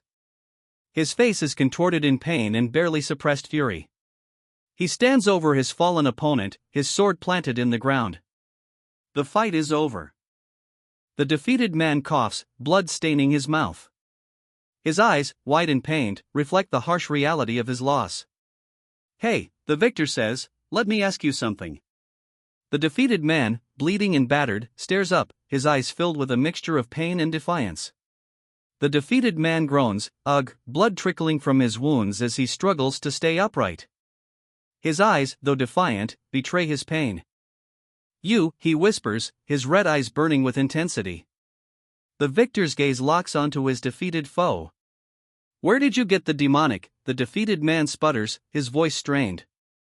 "You bastard," he manages to gasp, before a violent cough racks his body. "Where did you get the demonic?" The question hangs unfinished as a furious roar erupts, "You bastard!" The speaker's face is contorted in rage, eyes wide with disbelief and fury. A guttural sound, "Yuhuk," punctuates the outburst. He unleashes a powerful blow, sending his opponent sprawling. Dust and debris erupt from the impact. "I'm asking the questions here. Just answer." The victor demands a response. He grabs the defeated opponent's hair, his red eyes glinting. The captive stammers, unable to answer the victor's earlier demand. "Let me ask you one more time," the victor declares, his grip tightening. The defeated opponent only manages a weak, "Where did you get that demonic energy from?" the victor demands, his question hanging heavy in the air. The defeated opponent, his face bruised and bloodied, remains silent. I can't tell." He manages, his voice barely a whisper. Blood streaks his face, a testament to the brutal fight. "No," he replies, the single word a defiant refusal against the pain and pressure. "You'll want to tell me," his opponent presses, the words a chilling promise as he observes the battered, defiant face before him. The opponent unleashes the power of dread. Dark, shadowy figures writhe and surge around him, a terrifying display of power. The monstrous form looms, its crimson eyes burning. A chilling grin splits its face, revealing sharp teeth. He falls, a single, pained ah, escaping his lips as the monster's attack sends him plummeting. He lies there, bleeding, a pained ah, escaping his lips. The impact of the blow is clear in his battered face. Dust motes dance in the dim light, settling on the fallen figure. He remains still. A guttural cry escapes him, a silent scream of agony etched across his face. Tears stream down his cheeks, a stark contrast to the darkness surrounding him. He collapses, a guttural goo, escaping his lips. His eyes widen in fear as he weakly whispers, "The guild." His eyes blaze crimson. "The guild master," he hisses, a chilling revelation. "Shut up." The speaker's fury is palpable, silencing the previous chilling revelation about the guildmaster. "Shut up. Co Teho." The command cuts through the air, silencing the man on the ground. His anguished expression is clear. "Are you in your right mind?" The sharp question hangs in the air, a testament to the speaker's disbelief and rising anger. His face contorted in a snarl, eyes wide with furious disbelief, he bares his teeth, a low growl rumbling in his chest. Sweat beads on his brow. He focuses his power, eyes blazing, a dark energy swirling around him. "You." He growls, the word barely audible above the crackling energy. He unleashes a powerful blast of energy, shouting, "Can stay right there." The force of the attack is immense, a blinding flash of blue light. The attack connects. He's sent flying, blood spraying from a wound across his face as he crashes to the ground. "So," he says, a grim expression settling on his face. "You mentioned the guild master. What's the guild's name?" he asks, his voice strained. The injured man, mouth bloodied, gasps, "Andras." "It's..." Before collapsing. "The Andras Guild." The dying man's final words reveal the identity of his assassins. The title card appears, player who returned 1,000 years later. The credits roll, revealing the writer and artist. "Our guildmaster held a ritual and gave me this power," he cries, a look of pained revelation on his face. He sits, back to the viewer, his muscular physique revealed. A simple cloth draped around his waist. The previous panel's pained expression is gone, replaced by a grim determination. His eyes blaze crimson. "Ritual?" he questions, a grim determination etched on his face. "What ritual?" he demands, his crimson eyes burning with intensity. The question hangs heavy in the air. That. He whimpers, tears streaming down his face. His opponent coldly states, "You still haven't learned your lesson." "Tell me," the victor demands, his hand raised above the defeated man, who cries out in agony, his face obscured. His laughter echoes, a triumphant bellow that fills the air as he stands over his defeated foe. He begins to speak, but his words are cut short. The ritual."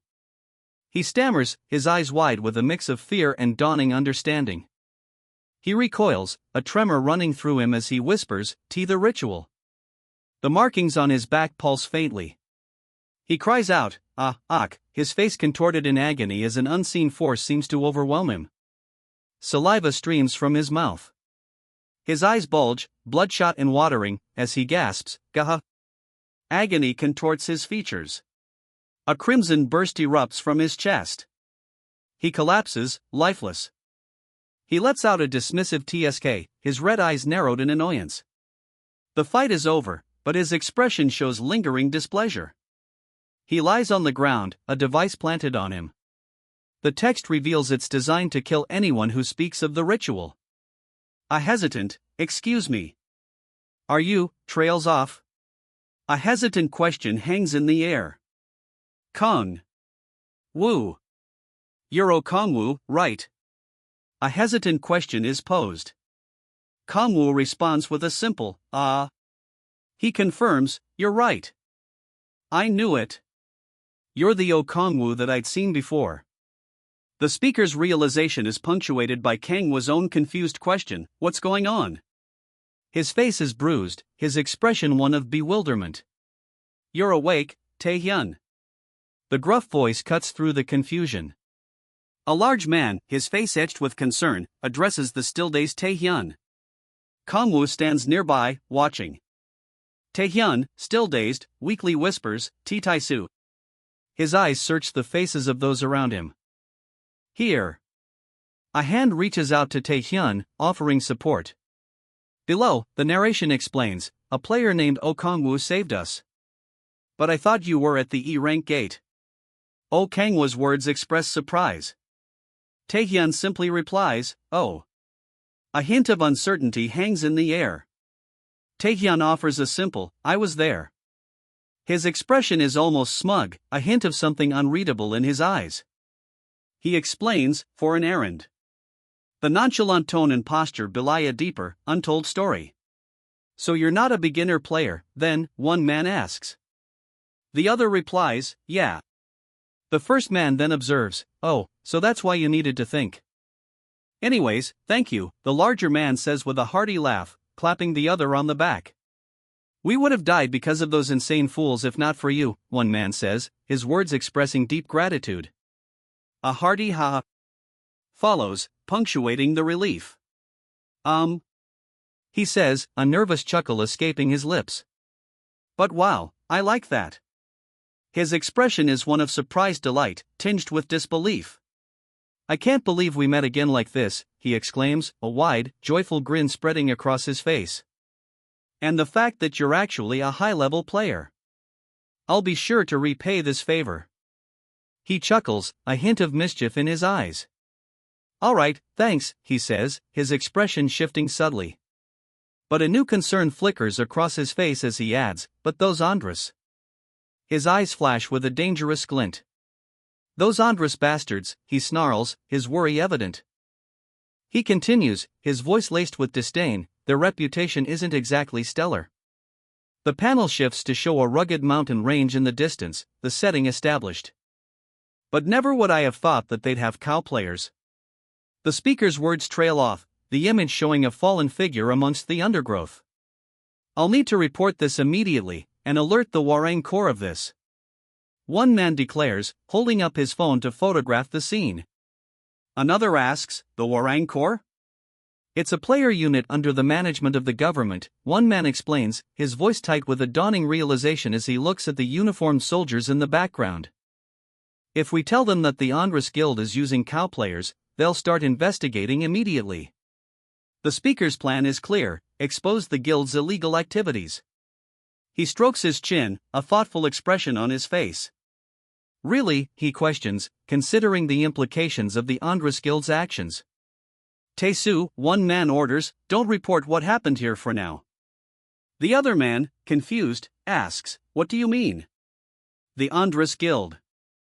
Tae-su steps forward, his expression resolute. I'll take care of them myself, he declares, taking charge of the situation. A close-up reveals Tae-su's confident smirk. He's ready. If it's you that's asking. I understand, Tae-su says, a hint of weariness in his tone. All right. For now, forget about what happened here. Tae-su agrees, a wave of motion lines suggesting a powerful, swift movement. He complies with the request to forget what happened.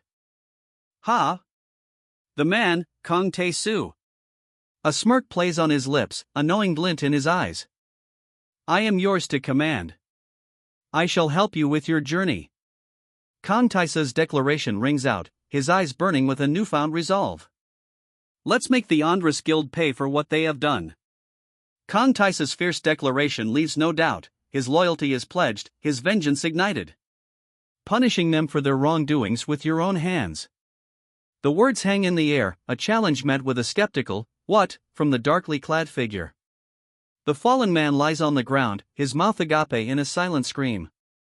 Above him, a voice booms, well, that's what you're doing. Below, the darkly clad figure thinks, what is he talking about? Not at all, the victor sneers, a defiant smirk twisting his lips. I love it. I love movies too. So what? His words are a stark contrast to the fallen man's silent agony. I, Kang Tae-soo. The defeated man gasps out a name, his voice strained with pain and perhaps a dawning realization.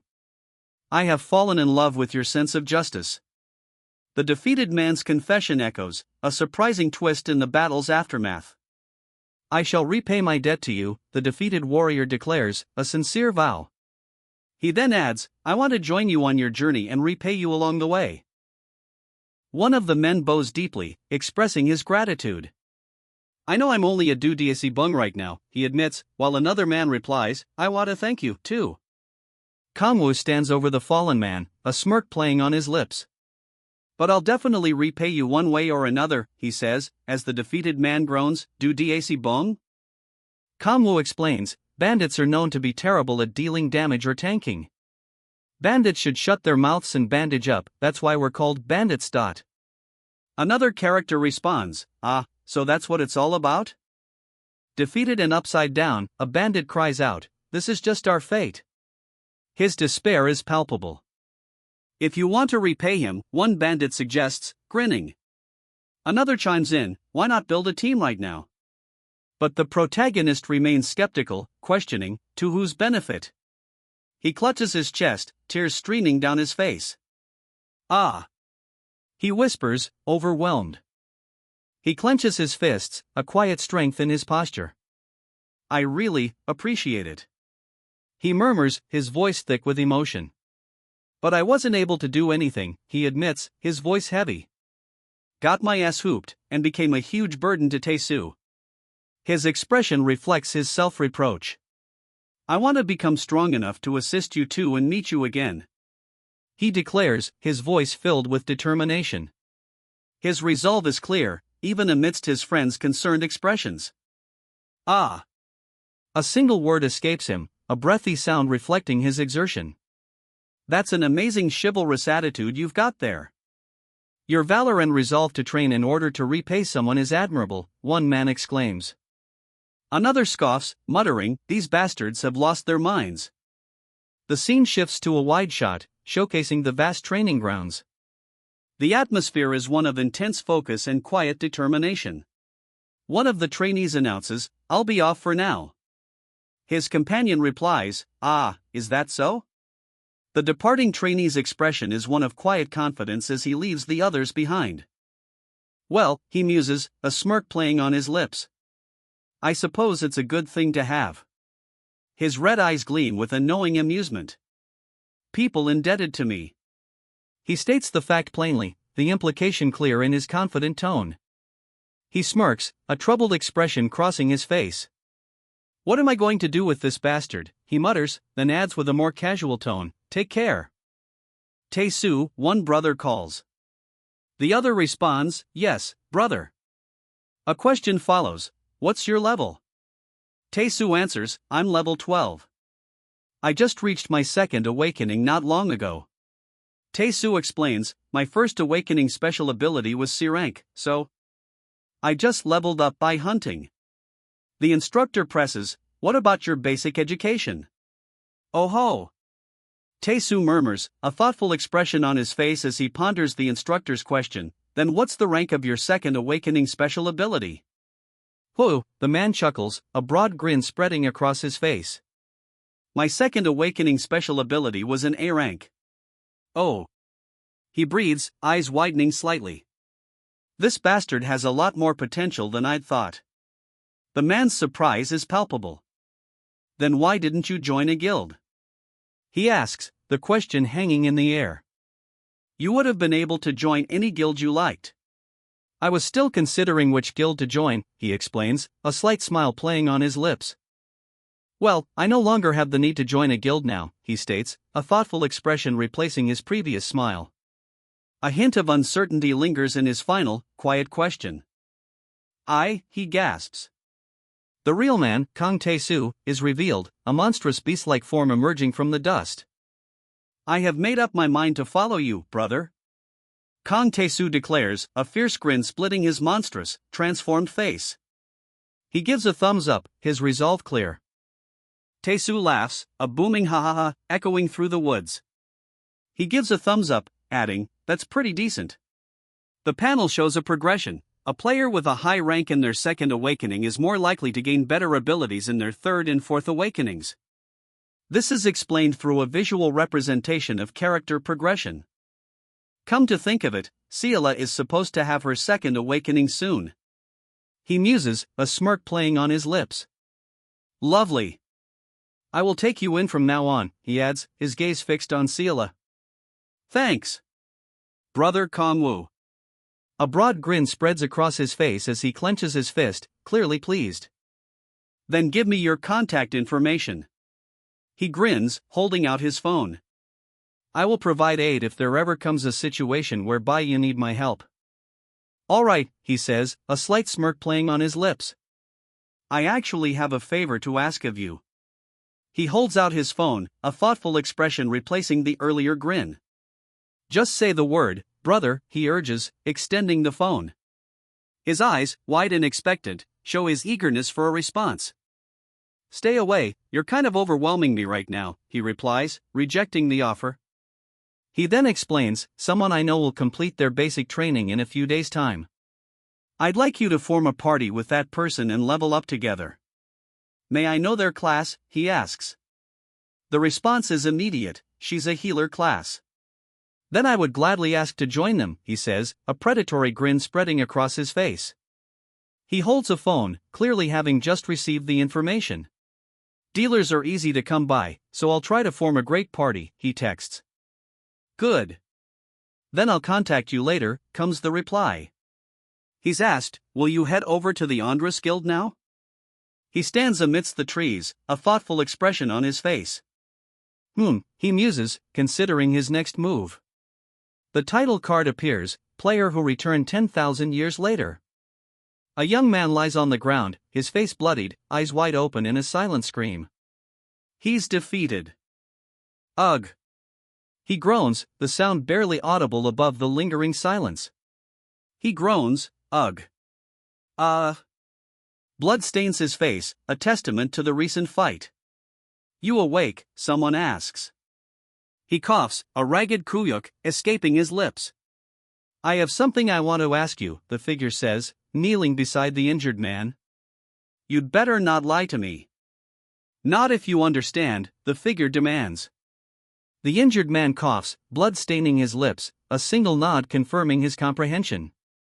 Good, the figure says, a curt assessment. The injured man coughs violently, his body racked with pain, as he and his companion retreat into the woods. The injured man collapses, coughing violently as he and his companion retreat deeper into the woods. What's your name? Kong Kielho hesitates, then replies, my name is Kong Kielho. Good, Kielho, someone says. A little while ago, it seems. Kielho's expression is serious, his red eyes intense. You said that you needed to capture that player alive and bring them back, right? The question hangs in the air, a stark contrast to Kielho's bloody mouth and grim expression. I don't remember, Kielho mutters, his head bowed. The weight of his words hangs heavy in the air. Kielho unleashes a powerful, icy blast. The force of it is depicted by swirling lines of energy. The icy blast connects, sending the opponent reeling. He's thrown back, a blur of motion against the dark background. He coughs, the impact of the icy blast still echoing in the air. The attack clearly landed. His attacker taunts, how about now? Blood streams from a fresh wound as he asks, do you remember? The reason behind capturing them alive is. He gasps, pain etched on his face. The attacker's question hangs heavy in the air. To offer them as sacrifices. The attacker's chilling words echo, leaving the wounded man speechless, his only response a whispered, sacrifice? Blood streaks his face, reflecting the horror of the revelation. Ha! He breathes, a single word expressing his disbelief and dawning horror at the shocking revelation.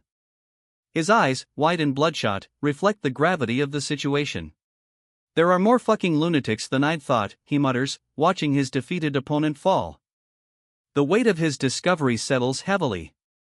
He thinks back, a troubled expression on his face. Come to think of it, that Han Taeyun bastard said the same thing. A sinister smile spreads across his face.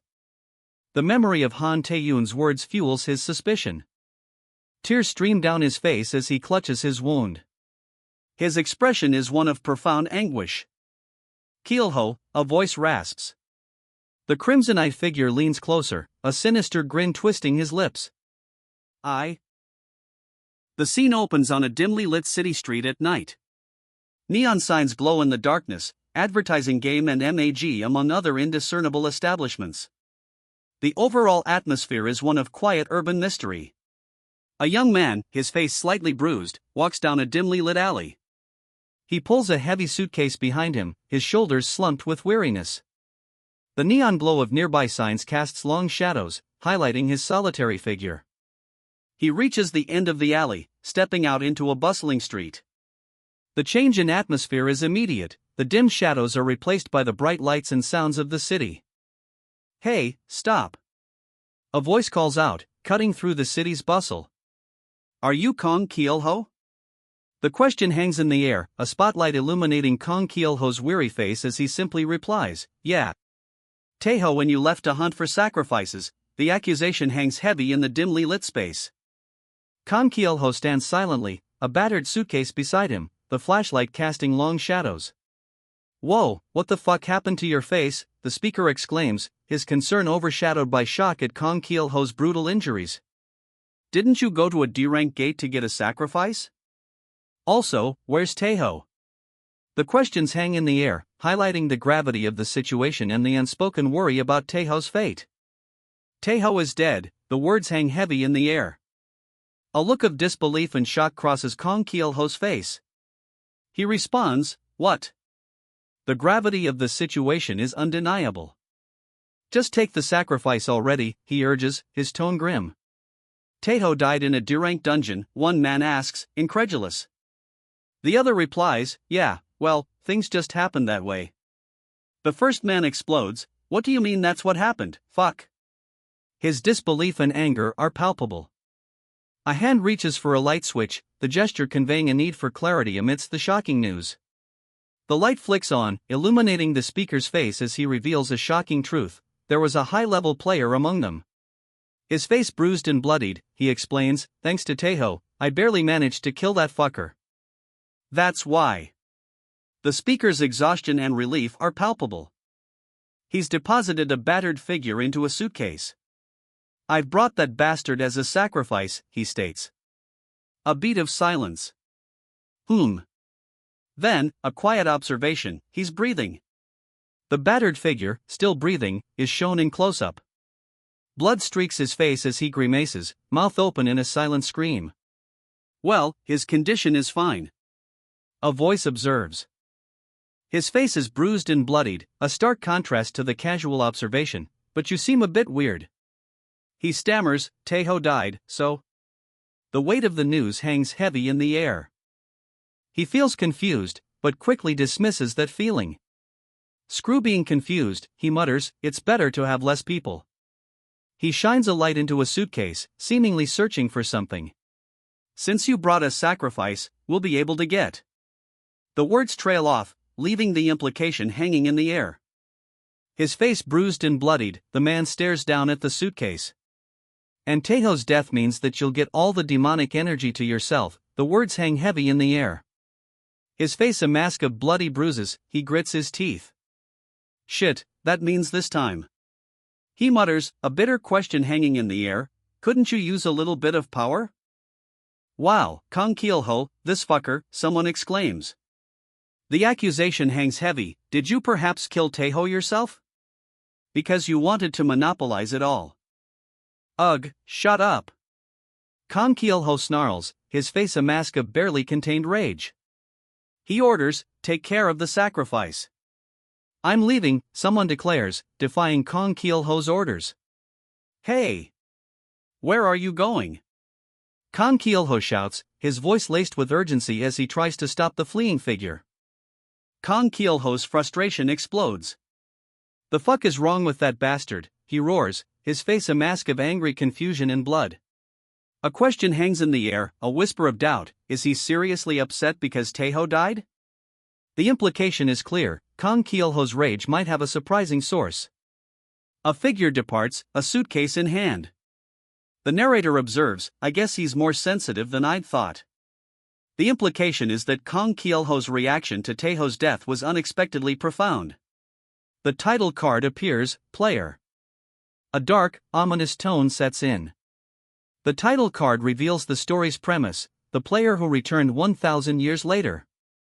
A dark, foreboding atmosphere hangs in the air. The camera angle shifts, revealing a vast, dimly lit chamber. Pipes crisscross the ceiling, casting long shadows. Torches flicker on the walls, illuminating banners with strange symbols. The atmosphere is oppressive, hinting at a hidden, ancient power. A lone figure, cloaked and carrying a suitcase, walks down a long red carpet towards a raised platform. Rows of hooded figures flank the path, their faces obscured by shadow. The air hangs heavy with an unspoken tension. The guild leader's voice cuts through the silence, "You're late." The cloaked figure remains still, the tension palpable. "Ah, yes," the cloaked figure replies, finally acknowledging the guild leader's accusation. The cloaked figure reveals a grim truth: Seo Taeho died in the ensuing chaos, a casualty of the high-level player's distraction. The guild leader presses further, demanding to know about the sacrifice. "Yes. It's right here." The guild leader urgently demands, "Bring it here at once. We don't have much time left." A suitcase rolls into view, its arrival emphasizing the urgency of the situation. "Yes, sir." A gloved hand swiftly unzips the suitcase, its contents still unseen, but the urgency of the moment is palpable. A blinding flash of light engulfs the scene. The blinding light fades, revealing crimson streaks cascading down a dark void. A voice booms, "The immortality of the great Andras." The hooded figure carries the wounded man, his face streaked with blood.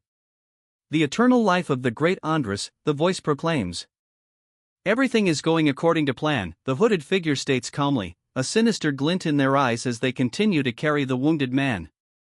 "It's been about a year since I converted." The masked figure whispers, a plea for power escaping their lips. "Please bless us with your incredible powers." A blinding light erupts, answering their plea. "My followers are steadily increasing in number," a voice booms.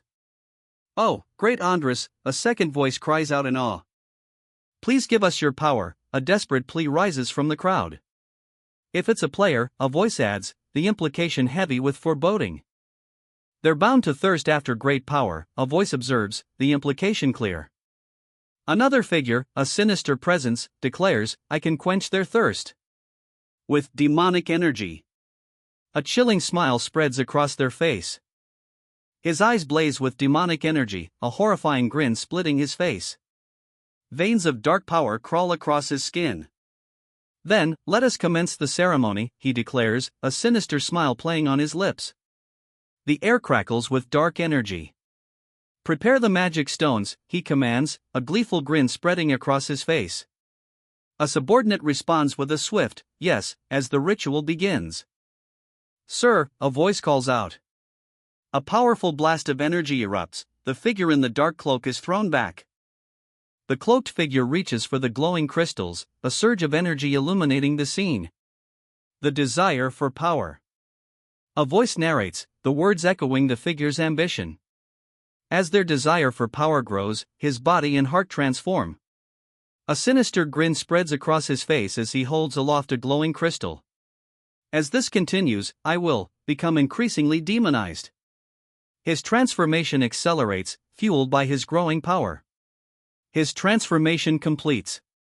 A surge of dark energy erupts. The transformation is complete. "Become a complete demon," the words echo, marking a terrifying new stage.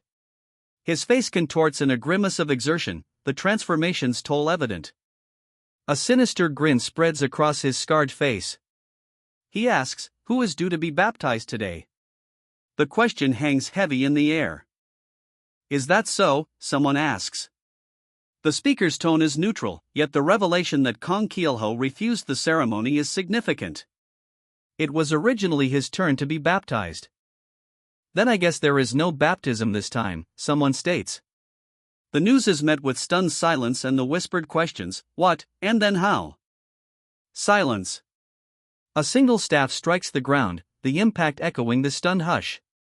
Bring your sacrifice and magic stone if you want to be baptized. Those who do not work do not deserve to be baptized. The words hang heavy in the air, a stark demand echoing the silence. A chorus of yes, sir, rises from the kneeling figures, their heads bowed low. The weight of the demand hangs heavy in the air. He pours the liquid into a golden chalice. And, the caption reads, leaving the sentence unfinished, building suspense.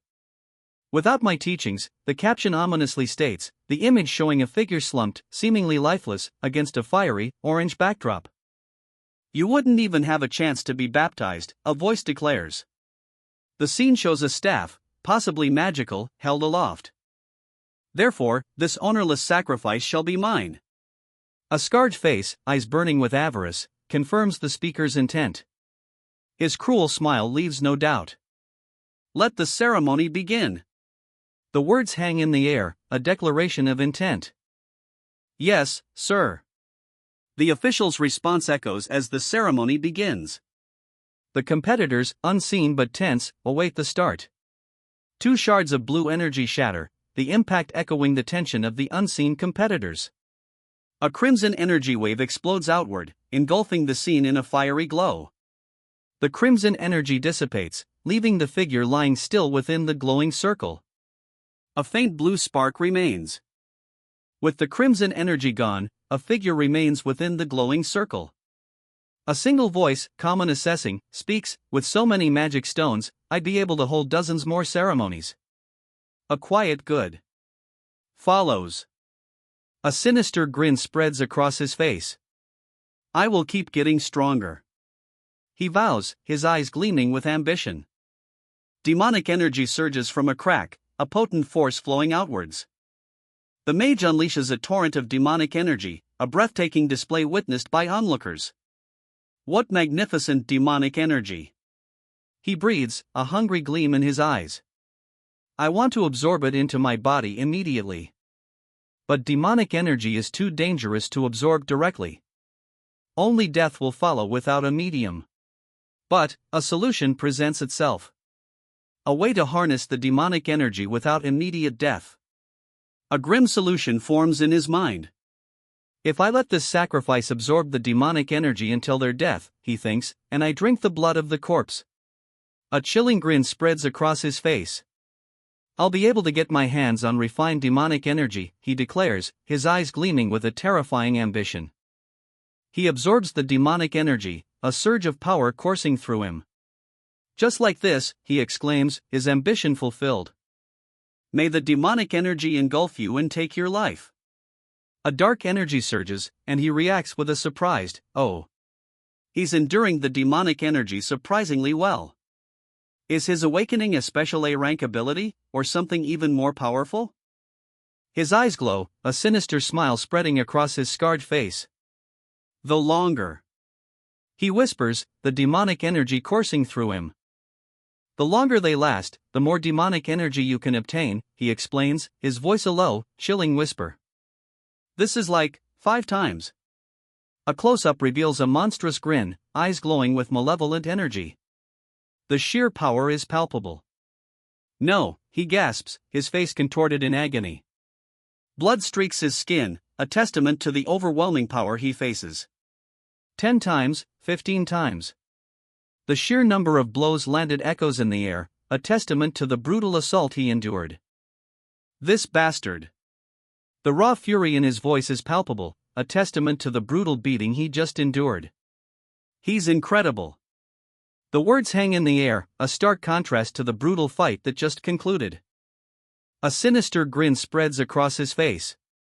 The demonic energy he's absorbing, the amount I'll get to absorb is increasing, he proclaims, his eyes glowing with malevolent intensity. Ha ha ha ha. Open your eyes and scream pathetically, he bellows, the numbers 17 times. And 20 times. Appearing as if counting down his victim's suffering. His laughter echoes with cruel delight. The torment continues. 30 times. 40, 50. The numbers rise, a grim counter of the inflicted pain. His face contorted in a cruel smile, he whispers, "Why?" Dark, swirling energy erupts around him, a chaotic display of power. Wait. A figure, cloaked in shadow and surrounded by purple energy, halts. The air crackles with unseen power. Stop. The command cuts through the charged air, a sudden halt to the gathering energy. The command, stop, echoes, abruptly halting the building energy. A purple glow fades. Stop it. The command cuts through the air, halting the escalating tension. Please. Please stop. The pleas echo through the dimly lit chamber, desperation etched on the faces of those witnessing the escalating conflict. His eyes blaze, a guttural roar escaping his lips. Veins bulge across his face, a testament to the immense power coursing through him. Oof! The sound echoes the impact as he unleashes his full power. The impact reverberates. A shockwave erupts. A blinding light erupts, emanating from the figure on the throne. The energy washes over the kneeling figures below. He cries out, "Ah!" a pained gasp as the light's power washes over him. His body recoils, the impact evident in his contorted posture. He cries out, "Ah!" a pained gasp as the light's intense energy continues to impact him. His body remains contorted, the force clearly overwhelming. "No," he whispers, a single word expressing his defiance against the overwhelming power. "How could this be? How could this happen?" he gasps, his hand clenching, claws extending, a stark visual of his desperate disbelief. He lets out a battle cry, "Hwa!" a desperate yell echoing his disbelief and defiance. "That boost allowed me to level up 20 stats," he explains, his face a mask of grim determination despite his wounds. What?" he gasps, his voice laced with disbelief. The unexpected development leaves him speechless. "How?" he whispers, his eyes wide with disbelief. His face is contorted in a grimace, veins pulsing visibly beneath his skin. "Hey," he says, a smirk playing on his lips.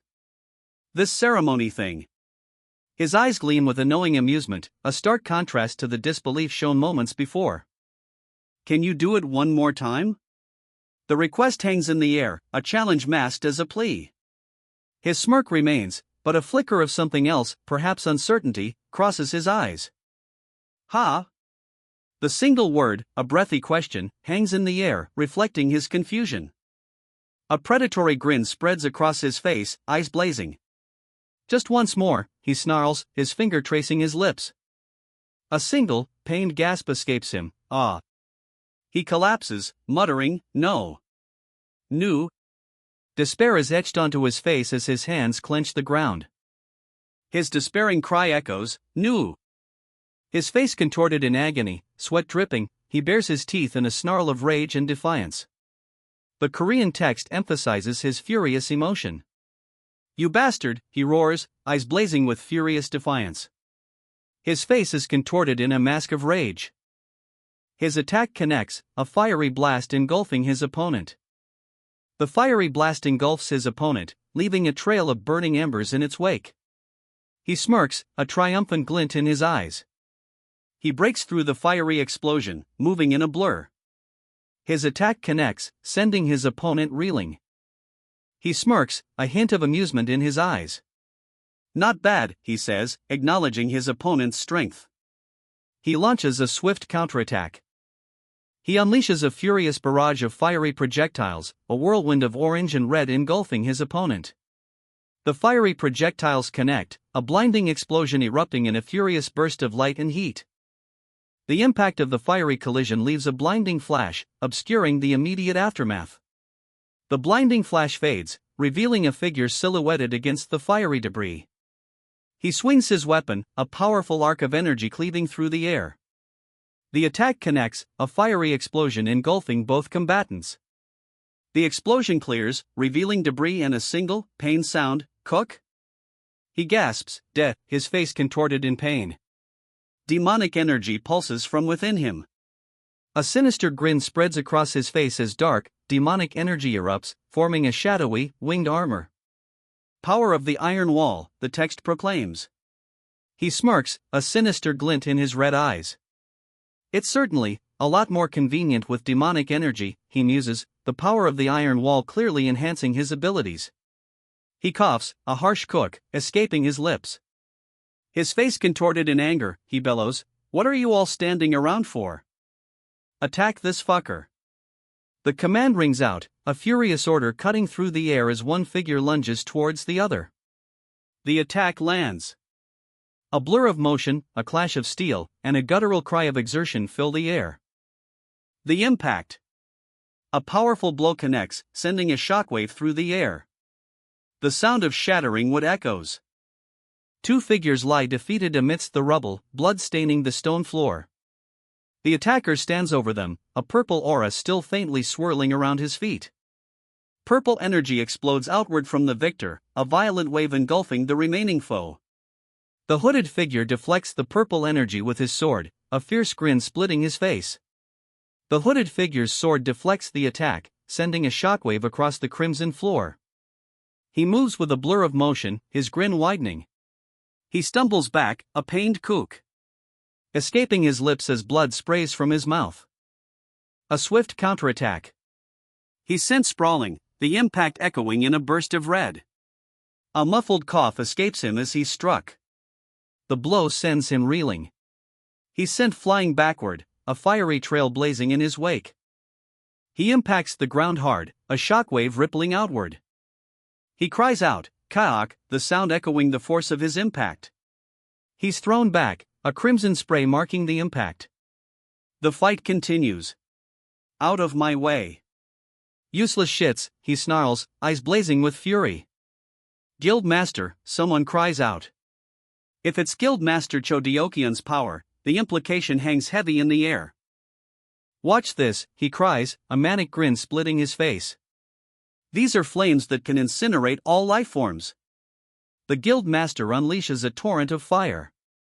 The Guild Master's attack explodes outward, a maelstrom of hellfire consuming everything in its path.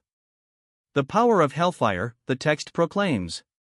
He watches, eyes narrowed, as the hellfire consumes everything. The intensity of the Guild Master's attack is clearly felt. He clears his throat, a slight blush on his cheeks. "Ahem. HM." A sinister chuckle escapes him, "Ki-hee-hee." His eye, glowing with an inner fire, reflects a malevolent glee. "I don't know how you're able to handle demonic energy." His eyes, burning with an inner light, fix intently on the opponent. A hint of genuine surprise, perhaps even apprehension, flickers across his features. "But there's no way you can surpass my power." The words hang in the air, a defiant declaration as a surge of fiery, demonic energy erupts around him.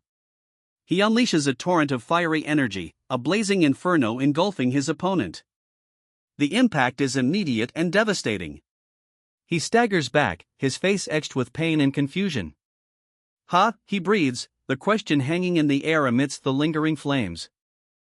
"This," he whispers, a dawning realization in his voice. The weight of the situation seems to settle upon him. "This shouldn't happen," he murmurs, his voice filled with disbelief. The unexpected turn of events leaves him shaken. The title card appears, player who returned 10,000 years later. The credits roll, revealing the creative team behind player who returned 10,000 years later. Meng Juqiang wrote the story, and Team 4 player brought it to life, based on the original work, Butterfly Valley. What? What is this? He clutches a burning orb, his face contorted in fear and confusion. "No, this is..." He gasps, his eyes wide with dawning horror as the fiery orb pulses in his grasp. This is something far beyond his comprehension. "Impossible," he whispers, a look of dawning terror on his face as the fiery orb burns brighter in his hand. He groans, ugh, the fiery orb's power clearly overwhelming him. Sweat stings his eyes. The fiery orb's power leaves him weakened, barely able to stand. He grits his teeth, eyes blazing with a crimson fire. "Something like that," he whispers, the words barely audible. His crimson eyes narrow, a grim realization dawning. "I can't beat something like that," he mutters, defeat evident in his tone. A fiery orb coalesces in a clawed hand, the heat radiating from the panel. The fiery orb intensifies, now a blazing inferno contained within a clenched fist. Heat shimmers in the air. He unleashes the inferno, a roaring torrent of fire erupting from his hand. The intense heat scorches the ground. What are you trying to do? The question hangs in the air, a stark contrast to the inferno he just unleashed. His opponent writhes in pain, a look of pure agony contorting his face. The great incarnation of Andrus. He bellows, a triumphant cry echoing the raw power unleashed. A smirk plays on his lips. He seems amused, almost entertained, by the power just unleashed. What? The question hangs in the air, a stark contrast to his previous amusement. Uncertainty replaces his smirk. We have long awaited your descent. The words boom, a declaration that chills him to the bone. His amusement is gone, replaced by dawning dread. His eyes blaze, a furious growl escaping his lips. He clenches his fists, the tension palpable. Himself. The words hang in the air, a guttural whisper of disbelief and dawning horror. The tyrant who should rightfully rule this world. The words, a declaration of shocking truth, hang heavy in the air. Both figures register the revelation with expressions of stunned disbelief. What are you doing? Bow your heads. The command rings out, a stark contrast to the stunned silence that preceded it. A figure, clearly in authority, demands immediate obedience. He is the one who will guide us out of our doomed destinies and lead us to eternal life. The announcement echoes, a declaration of faith and hope amidst the somber crowd. This bastard. A voice, filled with barely controlled rage, cuts through the air. Ah, yes, sir. A quick, almost imperceptible nod. What a quick reaction, a voice observes, impressed. A wave of fire erupts behind him. He cries out in pain. O great Andrus! I have known since the first moment I laid my eyes upon you. A smug grin spreads across the young man's face as he counters, what exactly did you know? We have waited so long for you to descend upon us, O king of all demons. The speaker's words are a chilling proclamation, his face a mask of manic glee. Andrus, clearly incredulous, retorts, you're shitting me, right? Chodiokian's hands clench, his body visibly trembling. Overwhelmed by emotion, he confesses, I am so overcome by emotion that I feel as if I'm about to burst. At least he's not a complete shithead, a voice thinks, offering a small measure of relief amidst Chodiokian's emotional turmoil. Since he understands his place and is groveling before me, a voice sneers, the words dripping with disdain. A sinister smile stretches across the speaker's scarred face, highlighting the cruel amusement in his eyes. He considers his options, a thought bubble appearing above his head, should I play along? Crimson energy flares around him, forming immense wings. Below, the words power of sky solidify the display of his might. Crimson energy surges, forming massive wings as he declares his power. Two figures watch from below, their expressions unreadable. The crimson energy flares, momentarily blinding. Then, silence. Ha ha ha ha ha ha. You finally recognized me. A maniacal laugh echoes as a scarred face contorted in a triumphant grin is revealed. I am the great Andrus, he proclaims, a chilling grin splitting his scarred face. His red eyes gleam with malevolent intensity. The king of hellfire, the words hang heavy in the air, a chilling declaration of Andrus's true power. And the king of all demons. The revelation hangs in the air, a terrifying title that underscores Andrus's immense power. Andrus, the demon king, unleashes a devastating blow. His opponent is sent flying, a pained cry escaping his lips. Ah! The king of all demons! The defeated opponent cries out in recognition, his voice filled with awe and fear. The king of hellfire, Andrus! Hooray! The cry of victory echoes, confirming the identity of the victor. Yes! Andrus, the king of hellfire, his eyes burning red, gives a chilling command, dismiss all of your subordinates. Yes! He replies, a chilling smile spreading across his face. Dismiss all of your subordinates. I would like to have a discussion with you, he says, his chilling smile unwavering. The title card appears, player who returned 10,000 years later. What is your name? Cho Deokyeon answers, a little nervously, my name is Cho Deokyeon. The other person responds, all right, Cho Deokyeon. Let me ask you a few things, the taller figure says, his tone serious. Cho Deokyeon, visibly nervous, replies, why yes. Please ask me anything. Oh great Andres, Cho Deokyeon mutters, a hint of apprehension in his voice.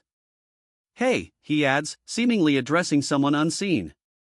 Cut the crap, Andres snaps, his red eyes blazing. A clear shift in demeanor, he's impatient and clearly annoyed.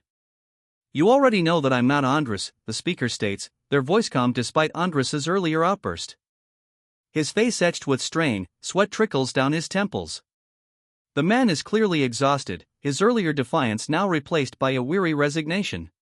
Who are you? The man gasps, his voice strained. A hand clamps down on his throat, silencing him with a curt, shut up. I don't want to hear a single question, the dark-haired man snarls, his grip tightening. His eyes burn with a fierce intensity. You will only respond to what I ask you. Got it? He demands. A hesitant, why yes, is the reply. His eyes blazing, he demands, how is it possible? How did you learn to create a crack with magic from the magic stones? The intensity of his questioning underscores the gravity of the situation. I learned how to make the cracks after I was preached to. The response, delivered with quiet intensity, offers a cryptic explanation to the previous question. Preached. The speaker's question hangs in the air, a single word echoing the uncertainty of the situation. It's a cryptic response, leaving the listener to ponder the meaning behind this unusual training method. Yes, he confirms, his face etched with fear and distress. The narrator's words provide context. One day, a guy wearing a demon mask approached me. He continues, recounting the masked figure's proposition, saying that I could achieve eternal life if I followed the demonic religion. Crazy fucker, he spits, his voice laced with disgust. A cough escapes him, Kohuk. Why would you accept it without knowing what it is? The question hangs in the air, a challenge echoing the character's evident distrust. That's because he was too powerful, the speaker explains, his words painting a picture of overwhelming defeat. He overpowered our guild in an instant. The defeated man lies on the ground, his face etched with the trauma of the encounter. He forced a choice upon us, obey or die. The speaker's chilling words hang in the air, highlighting the desperate situation. We had no choice, he sobs, his face a mask of despair. But to accept the preaching and follow his orders. So, he continues, resigned to his fate. Where is the bastard with the mask? The question hangs in the air, a demand for answers. Terror etched on his face, the man stammers, I really don't know anything. His eyes widen, reflecting the fear gripping him. He claims, I haven't seen him since that day. We receive our orders by mail. His words are laced with a desperate plea, his fear palpable. Yet you follow these orders so firmly? The question hangs in the air, as the man with the scarred face stammers, that's because. His hesitant response and the other man's grip on his weapon speak volumes. He's too powerful. The scarred man's whispered admission reveals his fear, explaining his earlier hesitant obedience. It's obvious, he states, his gaze unwavering. It might have been forced in the beginning. A hint of understanding, perhaps even self-awareness, crosses his face. But, under the sweet temptation of the power from the demonic energy, he continues, the narrative shifting to the seductive influence corrupting him. He soon started to initiate these ceremonies on his own. The allure of demonic power proved too strong to resist. He muses, stroking his chin. A shadow looms nearby. Just who could it be, he wonders aloud, a hint of apprehension in his voice. A demonic religion, it seems to be yet another unremarkable cult, he observes. But then, a chilling addition, but these bastards know how to get to hell. The image shows a fiery demonic presence behind him, emphasizing the threat. This isn't something I can just overlook, he states, his hand to his chin, a serious expression etched on his face. Those letters containing the orders, give them to me. A nervous, "Why yes," is the immediate response. "Here they are," a voice says, handing over the requested letters. The tension in the scene noticeably eases. "What, there's only one?" A surprised voice questions the unexpected number of letters received. That's right," the scarred man confirms, a nervous tremor in his voice. "Okay, is that so?" the other man replies, his tone uncertain. "Let's see. Accept the demonic energy and become a demon." The words hang in the air, a chilling proposition. "And get as many players as possible." His eyes glow with a demonic red light, reflecting the chilling command. He examines a crumpled piece of parchment, his expression unreadable. A single word, barely visible, seems to be the focus of his attention. The name Chodiokion is revealed at the top of the panel. Below, a chilling message unfolds, a summons to embrace demonic power, gather followers, and transform Earth into hell. A final, desperate question hangs in the air: are you the only one who was preached to? Diokion's face, etched with worry and distress, reflects the weight of this revelation. Chodiokion remains uncertain.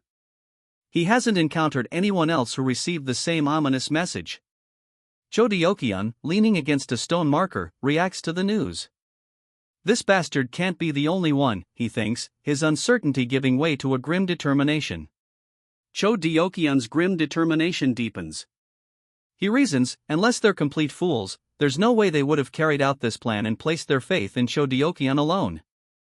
Chodiokion's thoughts continue, especially considering that. A sense of growing unease hangs in the air. Chodiokion's realization dawns: this is a plan to increase their forces. The weight of this discovery intensifies the unease. "Hey," a voice calls out, cutting through the tension. The scene shifts to reveal a figure emerging from the shadows. "These fucking bastards. They dare turn this place into hell." A voice, filled with rage, echoes through the darkness. His eyes blaze with furious red light, a reflection of the hellish scene around him. The rage is palpable. "I'm going to tell you 3 things. Listen up," he commands, his eyes blazing. "First thing, investigate this demonic religion." He gasps, "Hayek." The superior officer bellows, "Ha!" His command echoes, "Second, do not perform any of these ceremonies anymore." The subordinate whimpers, "Why yes, sir." Third, keep what happened between us to yourself. The subordinate's whispered, "Yes," holds a tremor of fear and obedience. Tears stream down his face as he cries, "Yes. Understood." Then, with a guttural snarl, the superior adds, "Now, get lost." Despite his tearful obedience, the superior remains unconvinced. He adds, "Even if I were to stop these activities from occurring again," his expression cold and resolute.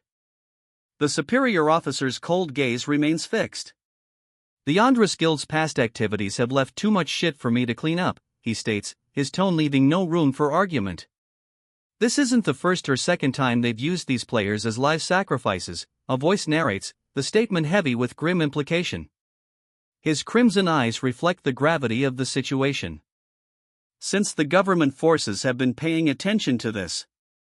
The officer's eyes well with tears, a grim realization dawning on her face. The weight of the situation is heavy. He stands alone, a figure cloaked in shadow. His inner voice reveals a grim truth: they'll catch me the moment I start investigating the actions of this demonic religion. He begins to run, a desperate sprint fueled by fear and determination. The shadowed figure melts into the night. He continues his desperate flight, but pauses. But it's worth looking into these guys, he thinks, his resolve hardening. He breaks something, a dark, sharp object, with a decisive snap. "I used the power of dread, so there's no chance of any information leaking," he thinks, a cold resolve in his voice.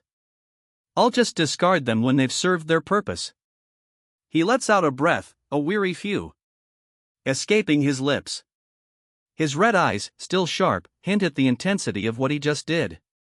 "It was a rougher day than I'd thought," he mutters, his hand resting on the damaged weapon.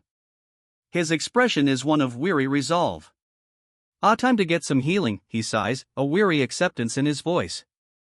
He lets out a relieved sigh, a happy smile spreading across his face.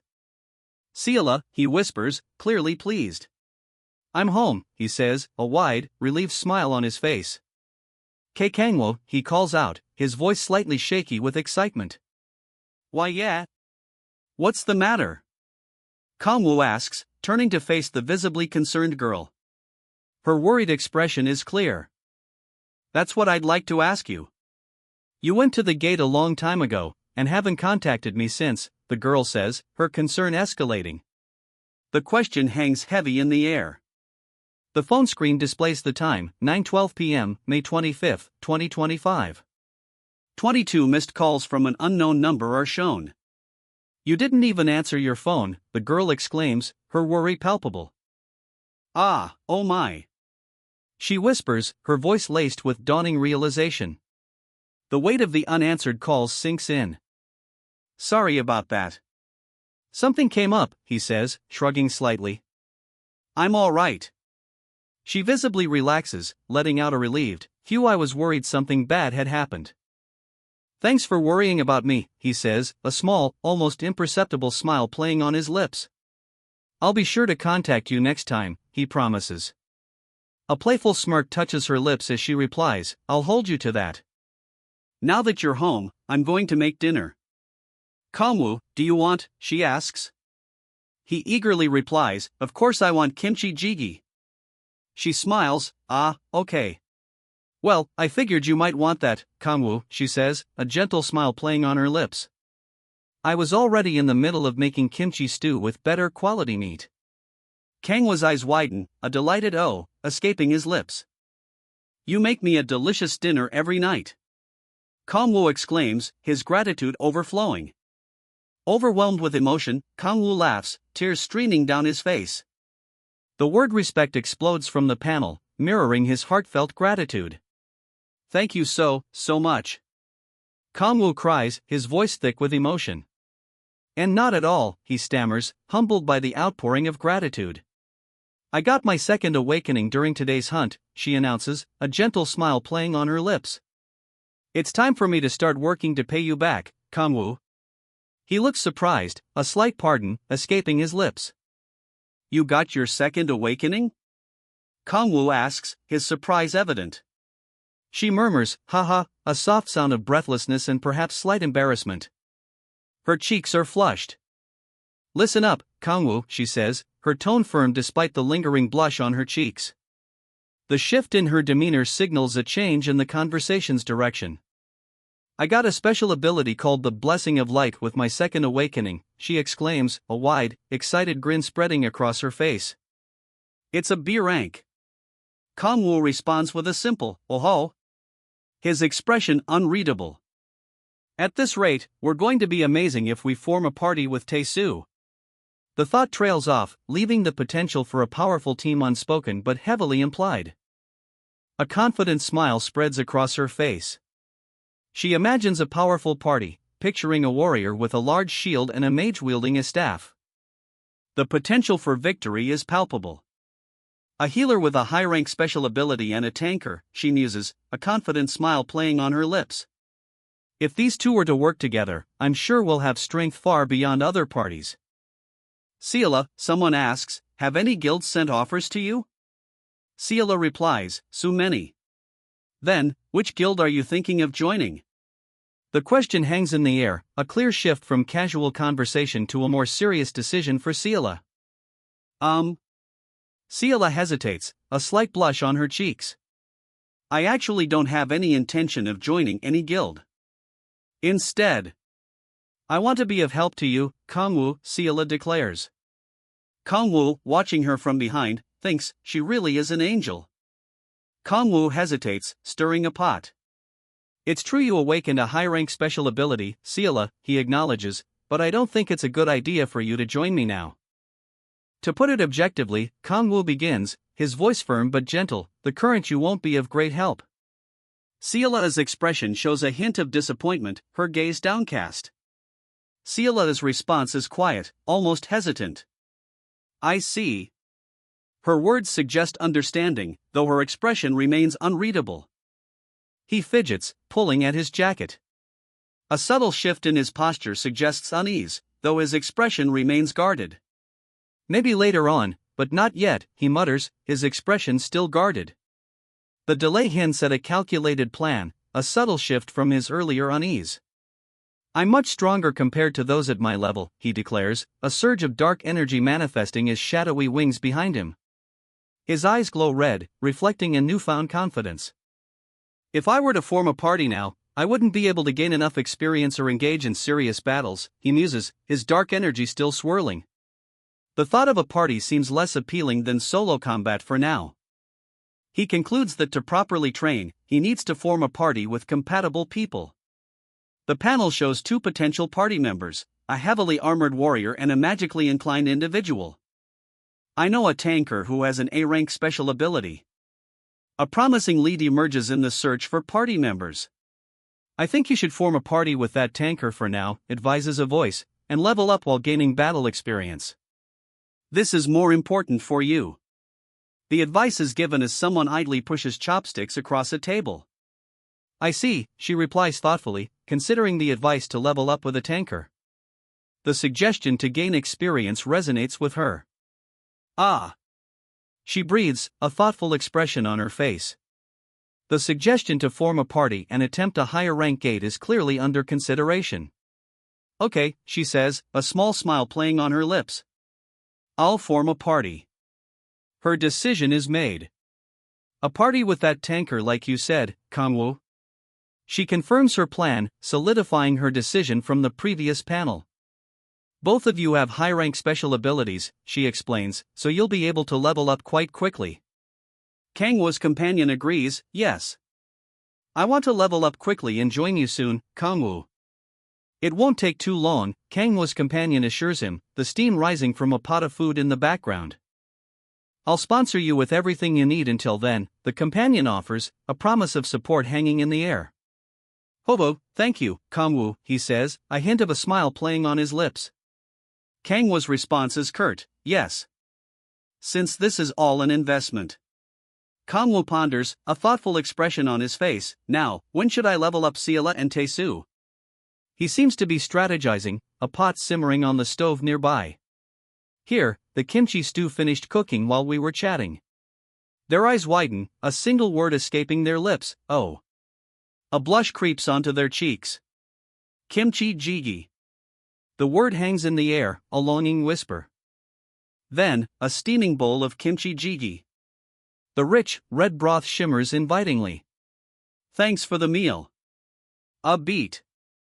Oh, wait, Kangwoo. She offers him a bowl, a gentle smile on her face. Try it with this today, she says. He looks at the bowl, a question mark floating above his head. His eyes widen, reflecting the fiery orange of the ramen. This is, he exclaims, utterly speechless. Ramyun. The word hangs in the air, a simple label for the steaming bowl of noodles before him. His awe is palpable.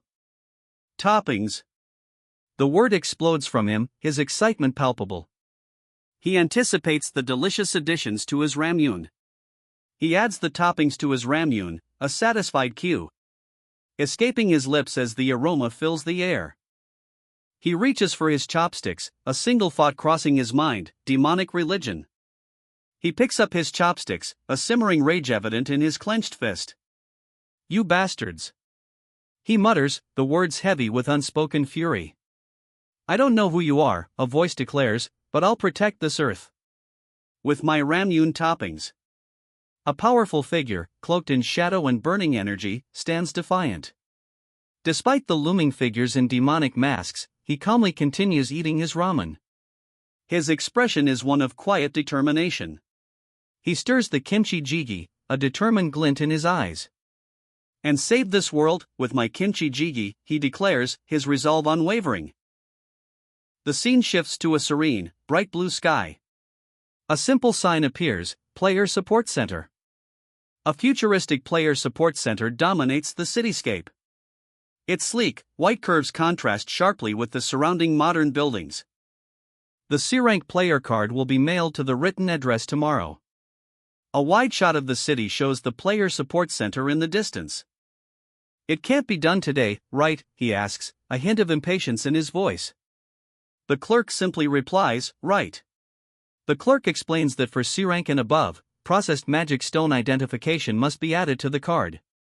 Therefore, providing one immediately isn't possible. Okangwa's player card is displayed. His photo and rank are clearly visible. The narration focuses on the text in the speech bubble, when you are provided with the C rank card. This sets up the next stage of the game or competition, hinting at a new challenge or phase for Kangwoo. Seala's assessment: the process should take about a day. This sets a time frame for the next stage of the challenge. He walks away, a thoughtful expression on his face. But that's still too bad. He mutters, the words hinting at a lingering disappointment. He pauses, a thoughtful, escaping his lips. His red eyes, still intense, hint at lingering unease. Come to think of it, he muses, I haven't had a single full rest since I came back to Earth. He walks alone, a solitary figure amidst a bustling crowd. The city's modern architecture forms a stark contrast to his weary demeanor. He continues his solitary walk, a troubled thought crossing his mind, it's not like I can do anything about the demonic religion right now. He continues walking, the city's modern architecture a stark contrast to his internal turmoil. A sudden, sharp sound shatters the quiet. But he hesitates, his internal conflict evident. The opportunity to rest is there, but something holds him back. He walks among the crowd, a thoughtful expression on his face. What should I do while I rest? He wonders aloud, his internal debate continuing. Before I was dragged to hell, he recalls, a pensive tone coloring his internal monologue. The memory weighs heavily on him. I didn't have any money, he states, a grim expression etched on his face as he looks down at his phone. The weight of his past continues to burden him. So I'd pass the time with webtoons and novels.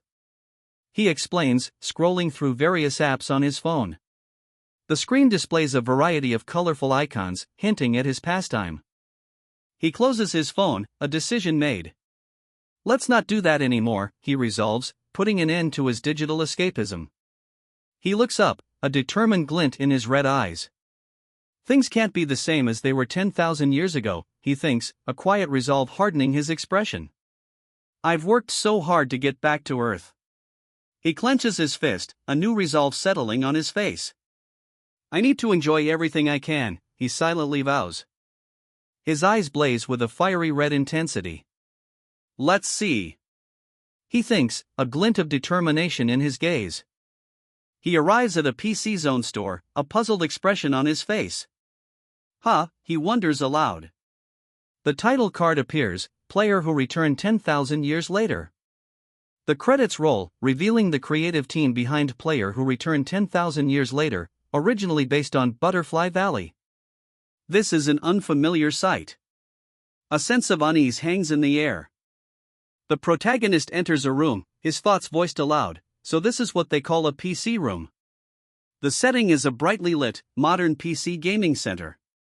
He sinks into the gaming chair, a contented sigh escaping his lips. The chair is so nice, he murmurs, a small smile playing on his face. Oh, what's? He trails off, his relaxed demeanor replaced by curiosity. Something has caught his attention. His eyes widen, a look of pure amazement washing over his face. You can even order food, he marvels, a barely contained gasp escaping his lips. Is this heaven on earth? He selects a bowl of ramyun from the menu. Good, he murmurs, a satisfied smile playing on his lips. They say it tastes best in PC rooms. And as for the games? He trails off, a thoughtful expression replacing his earlier contentment. The anticipation is palpable. He decides to play the most popular game, noticing an event is underway. The screen displays Rhythm Legends and Newbie Watch among other options. He reads the in-game instructions. We're supposed to form a party of 5, consisting of different roles? A thoughtful expression crosses his face. He muses, it's almost identical to real life. A serious expression confirms his assessment of the game's realism. He concludes, then my role should be someone who slaughters the opponent in cold blood, and someone who causes an uproar on the battlefield. A cheerful avatar appears, and he simply says, good. I choose you, the avatar declares, selecting its champion. The game is starting. Welcome to the stream of summoners, a voice announces. The young man's eyes widen, a look of dawning understanding on his face. Oh. So this is. He murmurs, his curiosity piqued. A game, he realizes, the implications dawning on him. Oh ho. I get gold each time I kill a monster, he realizes, a grin spreading across his face. The implications of this game-like system are clear. Ha! Is he a newbie, too? A second player observes the protagonist's chaotic actions, a screen displaying frantic messages from another player, ITSRAL, questioning his behavior. What do you think you're doing? Why are you dining and dashing? The messages demand. A hand reaches for something, ignoring the furious messages on the screen. Your Ramyun is ready, a voice announces, seemingly unfazed by the online chaos. I should teach them a thing or two, the same voice adds, a hint of amusement in the tone. Ah, yes. Please leave it here, the voice requests, seemingly unconcerned with the online commotion. A delivery is made in a lush, jungle-like setting. Yes. Enjoy your meal, a voice says calmly, placing a steaming bowl of food on the table. The screen shows a furious online exchange, completely ignored. It smells amazing, he exclaims, completely unfazed by the furious online argument displayed on the screen beside him. The aroma of the steaming noodles is clearly more captivating. He takes a bite of the noodles, eyes closed in blissful contentment. It's so good, he murmurs, completely ignoring the frantic pleas on the screen beside him. He continues eating, a thoughtful expression crossing his face. I should have a pickled radish too. He muses, seemingly oblivious to the increasingly aggressive messages flooding his screen. Wow. He finally reacts to the onslaught of messages, a single word expressing his overwhelmed state. It's so. The sheer volume of messages overwhelms him. Delicious, he exclaims, eyes wide with pleasure. Pickled radish and Ramyun, he muses, what a perfect combination. He takes a long drink from a carbonated beverage, a satisfied sigh escaping his lips. This is truly heaven, he muses, already planning his next meal. I'm going to eat it again next time. He pauses mid-drink, eyes widening. Ha, he questions, a hint of surprise in his voice. Ah, what happened, he asks, confused. The game announces, you have died. He stares, incredulous, I died? A red line, like a jagged scar, appears across the screen. It's a visual representation of his death. Timo, you fucking son of a bitch, he explodes, spraying soda across his desk. Stupid bastard had to show up at the round right before our level up. His rage is palpable. He stares at his bloodied hand, a single question mark hanging in the air. The lingering rage is replaced by a thoughtful uncertainty. Hey, who's screaming like that? He glances up from his computer screen, his expression shifting from pensive to curious.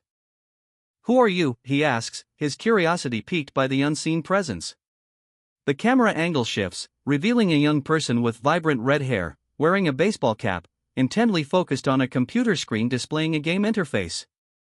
The screen shows a detailed map and various game elements. What are you looking at?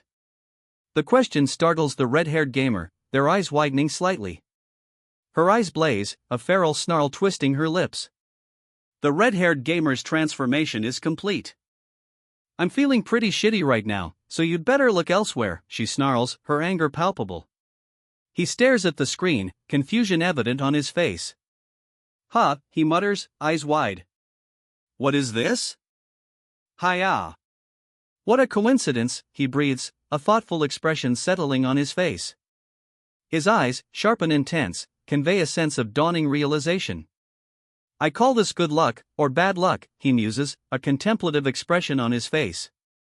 His eyes, still sharp, reflect uncertainty.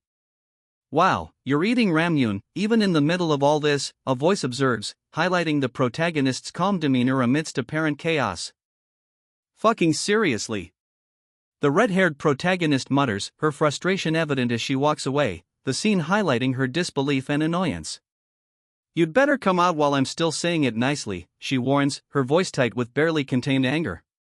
You fucking bastard, she snarls, her eyes blazing with fury. The threat hangs heavy in the air. Who are you? He asks, his crimson eyes narrowed in suspicion. What are you talking about? The question hangs in the air, a challenge to the previous threat. What? The man's eyes widen, a mixture of shock and disbelief etched across his face. His previous suspicion is replaced by stunned confusion. What do you mean, you fucking troll? The woman's eyes blaze, her fury palpable. A cruel smirk plays on her lips. He's thrown back, the woman's attack a blur of motion. His eyes flash red with anger. He rises, eyes still burning red. The fight is far from over. His eyes widen, a flicker of confusion crossing his face. Huh, he questions, the sound barely a whisper. Why are you suddenly lashing out at me? One of them asks, confused. The other replies, stop bullying someone who's got nothing to do with you. Huh, one of them exclaims, surprised by the other's sudden defense of the bullied individual. A swift, powerful blow connects. The boy's eyes widen in surprise and pain as he's struck. He stumbles back, eyes blazing with a fierce anger. His attacker's hand is still outstretched, the impact echoing in the tense silence. What's with this bastard? His eyes blaze, a crimson fury burning within. Eyes wide with furious energy, the red-haired fighter unleashes a powerful blow, a blue energy surging from their hand. The black-haired fighter counters, his eyes blazing with fierce determination. He moves with speed, a blur of motion. The swift counterattack connects. He's sent sprawling, a blur of motion ending in a hard fall. He counters with a swift, powerful blow.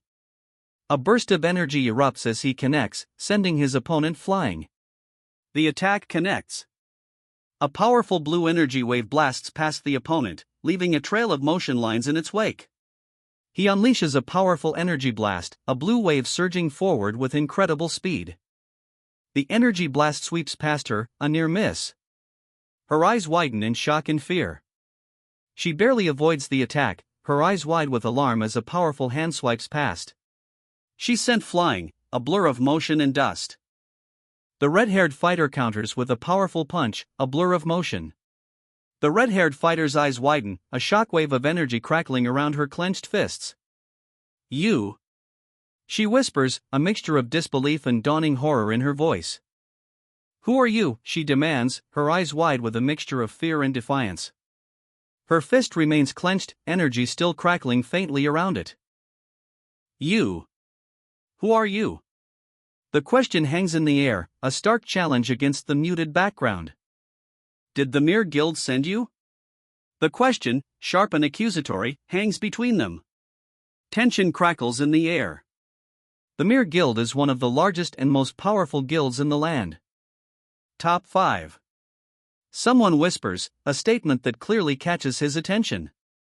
He shakes his head, unconvinced. I don't know what you're talking about. I'm not in a guild. You dare lie to me? The accusation hangs heavy in the air, a clenched fist inches from the young man's face. His eyes narrow, defiance flickering in their depths. Someone like you isn't in a guild? The question hangs in the air, a challenge in the accuser's tone. What guild am I in? She asks, a smirk playing on her lips. The question is clearly rhetorical, a challenge to the other's assumption. Am I supposed to be in one? She adds, her tone implying a lack of interest in joining any guild. I happen to be in one of the top 5 guilds, the most infamous, she reveals, her smirk widening. The statement is a clear counter to the previous question, a subtle boast. I was supposed to keep that a secret, she mutters, a look of mild panic crossing her face.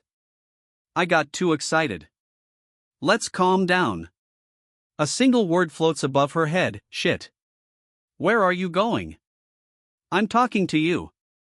The angry man's voice booms, his furious expression unmistakable. He's clearly not letting the other man leave so easily. Ah, you noticed, he says, a smirk playing on his lips. Your disappointed expression is annoying. Hey, you. The voice cuts through the air, a sudden interruption. Stop fooling around, and give me a serious reply. The demand hangs in the air, a sharp contrast to the previous casual exchange. I've never heard of an A-rank player without a guild. The speaker's disbelief is palpable, their expression sharp and incredulous. Here. The card is presented, revealing Okangwa's D-rank player status. The other player's disbelief is clear. D-rank. The other player's disbelief is palpable. The low ranking is unexpected. You're really a beginner? The disbelief in his voice is sharp, his eyes narrowed in disbelief at the low rank of his opponent. Yes, so be nice. I almost died. The low-ranked fighter's statement is a stark contrast to the disbelief shown by her opponent moments before. A tense silence hangs in the air. What? The disbelief in her opponent's voice is palpable, shattering the tense silence. I would have defeated him already if he hadn't. Her eyes, blazing with a fierce determination, convey unspoken frustration and a hint of regret. She questions, a doubt clouding her fierce determination, were those really D-rank skills? You're done, right? One girl asks. The other replies, I'm leaving. Have a good one. She departs. He turns, a confused escaping his lips. The other two, seemingly oblivious, continue their conversation. Wait. She calls out, a look of dawning realization on her face. Her hand is outstretched, as if trying to stop something. That bastard. Could he be? Her eyes widen, a mixture of disbelief and dawning horror etched on her face. The title card appears, player who returned 10,000 years later.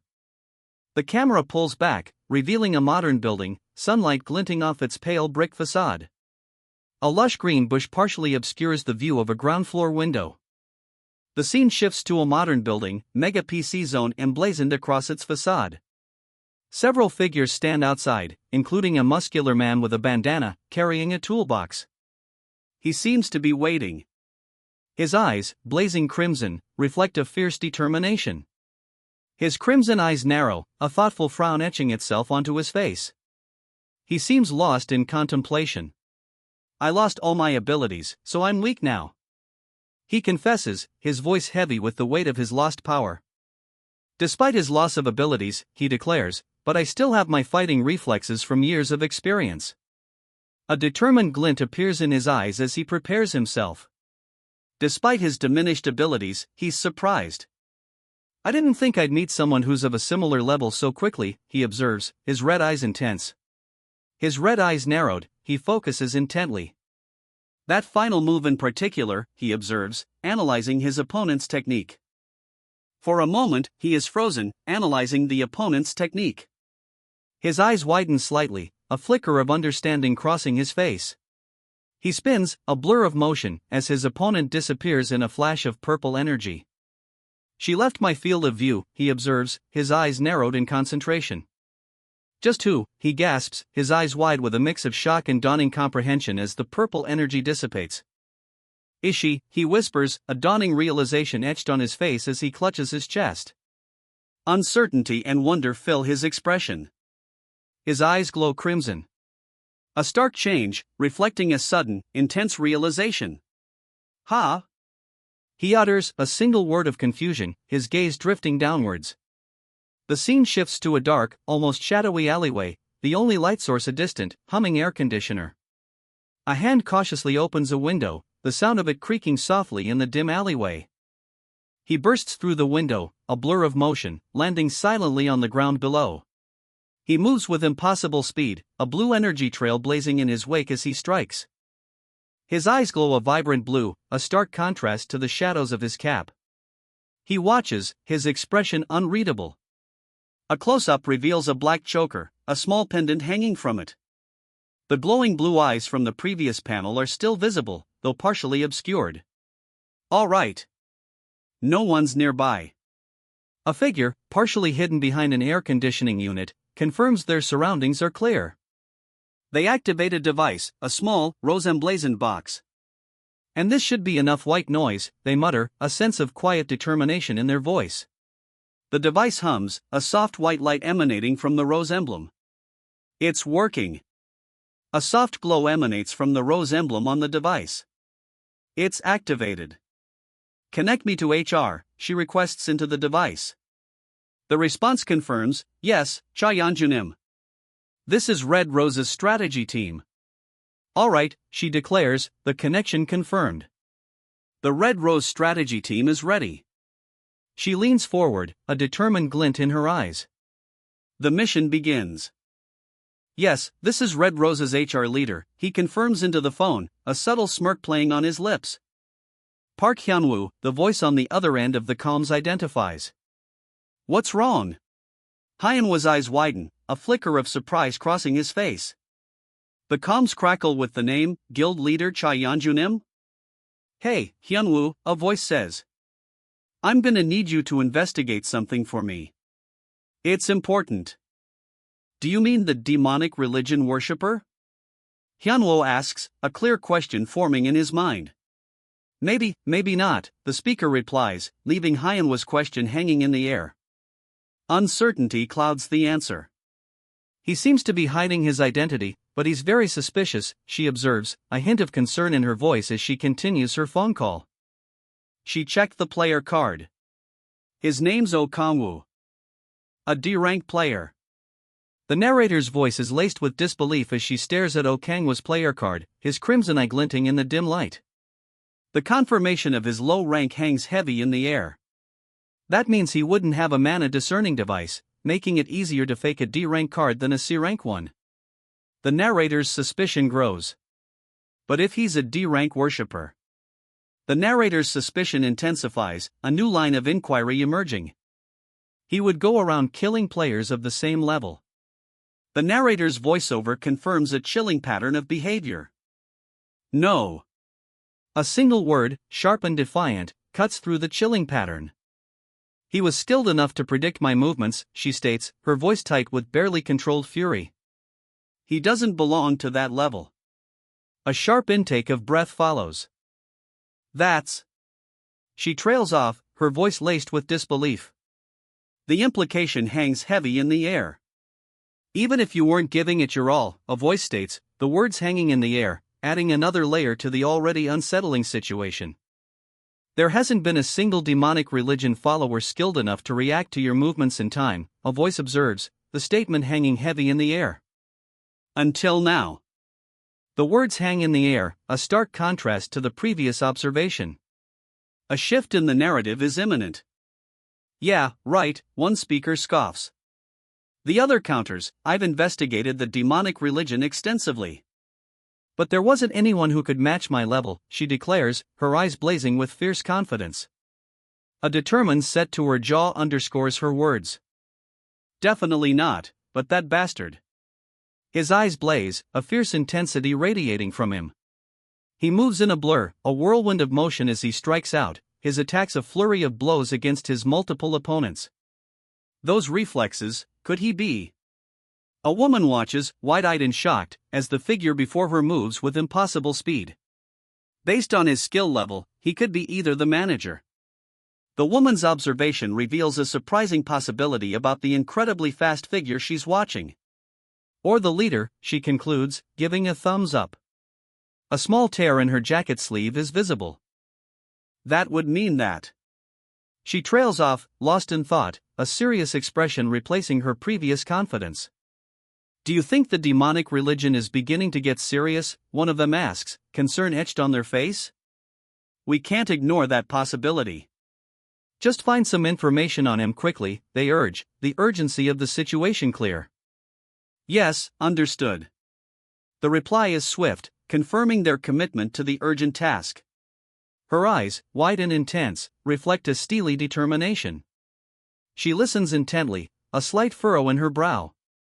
She nods slowly, her expression hardening. A grim resolve sets in. She clenches her fist, a determined set to her jaw. The silence hangs heavy. It's unclear whether he's part of the demonic religion or not. The speaker's words hang in the air, a question mark lingering over the man's true allegiance. But, one thing's for sure. A hand holds a small, dark, possibly demonic object. Ah, he says, his eyes blazing red. It got ripped off. Frustration is clear on his face. I guess I didn't manage to avoid it completely, he admits, a hint of resignation in his posture as he adjusts his jacket. That bastard. His eyes blaze with a furious red, a stark contrast to the icy blue glare of his opponent. He grits his teeth, the words a low growl, is stronger than me. His red eyes burn with a fierce intensity. He clenches his fist, a silent vow forming. If. The word hangs in the air, unspoken but heavy with determination. If he's really a D-rank, she thinks, eyes narrowed, a skeptical frown playing on her lips. Her doubt is palpable. Her skepticism deepens. And he was able to move like that due to pure talent, then. She muses, the implications unsettling. He looks away, a troubled expression etched on his face. I won't be able to. He mutters, the unspoken words heavy with doubt. He sighs, his shoulders slumping. I thought I was finally gonna get a break. He mutters, then adds with a resigned tone, I guess I'll have to go to a C-rank gate as soon as I get my player card. Tomorrow. The single word hangs in the air, a stark reminder of the work ahead. As long as he exists, there's no guarantee that I'll keep my position as a high-rank player. The thought weighs heavily on him, a grim determination hardening his gaze. I have to get stronger to prepare for the future, he resolves, his jaw tight. The weight of his ambition is clear. He sits before a console, a determined fist clenched. The screen displays his character stats, health, mana, and skill points. He's ready to train. A young woman with vibrant red hair and striking blue eyes peers from behind a chair, her expression tense. A surge of energy crackles around her. The text appears, ranked emotion, bronze. A sense of defeat hangs heavy in the air. A fist slams down on a control panel. Oh Kongwu. A voice whispers, filled with disbelief. You piece of shit, she screams, eyes blazing with furious blue fire. I'll definitely. The unspoken threat hangs heavy in the air. Find you and kill you, she snarls, her rage a tangible force. The remains of the button are scattered on her shirt, a stark reminder of her fury. Let's see. A swirling blue portal opens before a gate labeled Gate, in the heart of a bustling city. He reads the document, a grim expression settling on his face. Mokdong C-rank Gate, the words confirm his worst fears. There are trolls here, he reads, his gaze fixed on the monster profile. Whatever it is, I have to hunt quickly. He pauses, a sudden realization dawning. Wait. You're only allowed to enter if you're C-rank and in a party of 5, the notice states. He looks confused, then asks, why? The text box reveals the reason for the party size requirement. The chief troll has appeared inside. Solo play is forbidden whenever the boss monster appears. The text confirms the party's predicament, highlighting the danger they face. Ah. I see. He understands the rule against solo play during the boss monster's appearance. The weight of the situation settles upon him. As soon as I get my license, the boss monster appears. He mutters, a grim expression on his face. How lucky, he adds sarcastically, the irony heavy in the air. The boss monster appears, a colossal figure filling the panel. Its presence is overwhelming. The title card appears, player who returned 10,000 years later. Ah, today is the day the boss monster will appear, one character muses. Another asks, what do you want to do? A third voices concern, are you crazy? How are we going to get the chief? The first character responds, then I guess we'll disband for today. The group disperses. A lone figure remains, standing before a swirling, dark portal. He seems unfazed. He observes the swirling portal, a C-rank gate, its ominous energy palpable. C-rank gates definitely give off a different vibe as compared to lower-ranked gates, he notes, his expression unchanged. He remains focused on the portal, a slight frown furrowing his brow. The ominous energy of the C-rank gate is unsettling. A man in plated armor comments, the equipment is much nicer. His gaze drifts towards the others, a hint of appraisal in his expression. This is the biggest problem, a soldier states, his expression serious.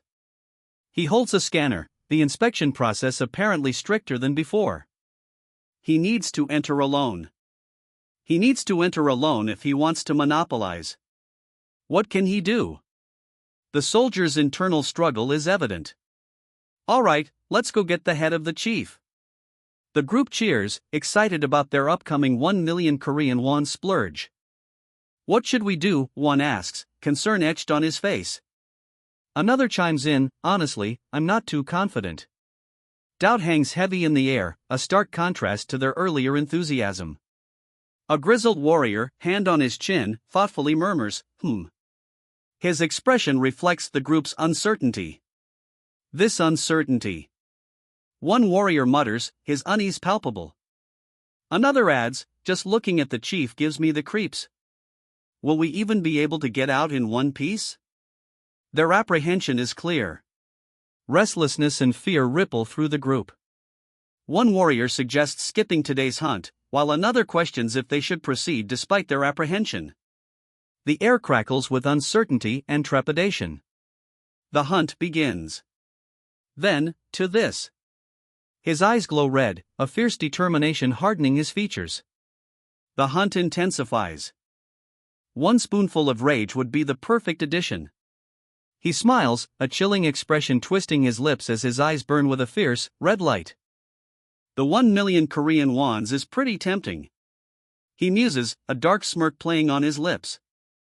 I don't even have to do it like the hobgoblins last time, he adds, dark energy crackling around his hands. It's been a while since they leveled up to D rank. To be fair, bosses are just way too OP at our level, he admits, a smirk still on his face. He focuses, dark energy swirling around his hand. Can be pushed just an inch, he mutters, ready to exploit the slightest weakness. He plans to give them that tiny boost. He unleashes the power of rage, a surge of raw energy engulfing him. The raw energy surges, powerful enough to affect them all. Hey, why are we always like this? He asks, a hint of weariness in his tone, his expression a mixture of frustration and exhaustion. What got into you? The question hangs in the air, a clear expression of concern and confusion directed at the weary-looking young man. His friend, seemingly perplexed, only manages a questioning, in response. The young man lies on the ground, tears streaming down his face. He recounts, even back in our middle and high school days, we were beat up by thugs. The flashback reveals a brutal past. He continues, his voice choked with emotion, and the act of tearing those bastards apart remained in our imaginations. It really was hell. His tears speak volumes. Then, gates opened, and he thought his wishes had been granted. Tears streamed down his face, a mixture of relief and perhaps, lingering sorrow. Tears stream down his face as he cries out, I can finally possess strength. He adds, I don't have to crawl around like a weak worm, revealing a newfound resolve born from his newfound power. But what the? He begins, his voice trailing off in disbelief. A sudden, unexpected development throws his newfound confidence into question. Fuck is this right now, he screams, his face contorted in disbelief and fury. The unexpected turn of events has left him utterly shocked. Why do we still have to bend to the will of the monsters, he cries out, his voice raw with anguish and defiance. What's wrong, one asks, concern etched on his face. Another adds, what happened? The group looks on, clearly disturbed by something. One of them agrees, you're a bit weird today. You're right. Why do we always have to tremble before the monsters? We can just massacre them all, one shouts, his face contorted in furious defiance. Another looks on, clearly unsettled by this outburst. Despite the angry outburst, two figures clasped hands, a silent agreement passing between them. A sense of grim determination hangs in the air. I won't forgive the bastards that killed my younger sibling. The raw fury in his voice is palpable, a vow echoing his grief and fueling his resolve. Kill them all, he screams, his face contorted in rage, a desperate cry fueled by grief and vengeance. His words cut through the air, a chilling promise. I'm going to fucking get them all and be rewarded for all, he vows, his voice dripping with cold determination. The threat hangs heavy in the air. He grits his teeth, a single tear tracing a path down his cheek. Yes. I will be rewarded for the suffering I've had to endure so far. His vow echoes his fierce determination. He clenches his jaw, a fierce determination etched on his face. We can't loiter around low-level regions any longer, he declares, his voice tight with urgency. Why, you're right. A second voice agrees, adding, I'm sick and tired of living like this. The urgency in their tone mirrors the speaker's earlier declaration. This. A man's enraged voice cuts through the air, his face contorted in fury. He lunges forward, the others reacting with fear and alarm. Monsters or not, I'm going to make the fuckers who belittled me kneel before me. His voice roars, a furious declaration as he lunges forward, fist clenched. He connects with his target, a swift, powerful blow. I'm going to kill them all. The attacker's chilling declaration follows the blow. A terrifying vow of vengeance echoes in the air. Fuck. Trolls or not, let's wreck them all, the enraged man roars, his face contorted in fury. I can't live like this anymore, he screams, his desperate cry fueling his violent charge. His furious charge ends abruptly. He lies defeated, mouth agape in a silent scream of pain and defeat. Let's get the fucking boss's head. The victorious cry echoes, a fierce declaration of intent. Two guards stare, bewildered. What's with those people? One asks, clearly confused by the commotion. Meanwhile, a shout rings out, hey! Open the gate already! Chaos erupts. A guttural cry, fills the air as several figures are thrown violently to the ground. One guard groans, ugh. Amidst the chaos, two distinct shouts cut through the cries of pain. Let's fucking wreck the boss, one yells, while another demands, open the gate. The gate. Let's go. They surge forward, a swirling vortex opening before them, promising passage to a new stage of the battle. What's wrong with all those people? A voice, filled with confusion, questions the strange behavior of the crowd. I've never seen such an instance when a boss appeared. The officer's words, spoken into his radio, express his bewilderment at the unusual crowd behavior. The officer breathes into his radio. This is the C-rank front gate, there's a huge concentration of players. Requesting an overall confirmation on the state of affairs. His voice reflects growing concern. Good, the officer mutters, watching the scene unfold on his monitor. The players' coordinated attack is a sight to behold. Seeing them all work together. He observes, a hint of relief in his voice. The officer watches, a pleased expression on his face.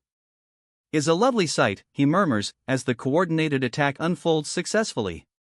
Of course, a voice replies, calm and confident. The officer's pleased expression deepens. A sinister grin spreads across his face. I'm going to reap all the rewards, he declares, a fierce determination in his eyes. He stands before a swirling, blue portal, a gateway to untold riches. The desert sands stretch out behind him, the sun setting, casting long shadows. He steps through the portal, leaving the desert behind. He arrives in a desert. Ishum, he observes, the vast expanse stretching before him. He notes the stark change in environment.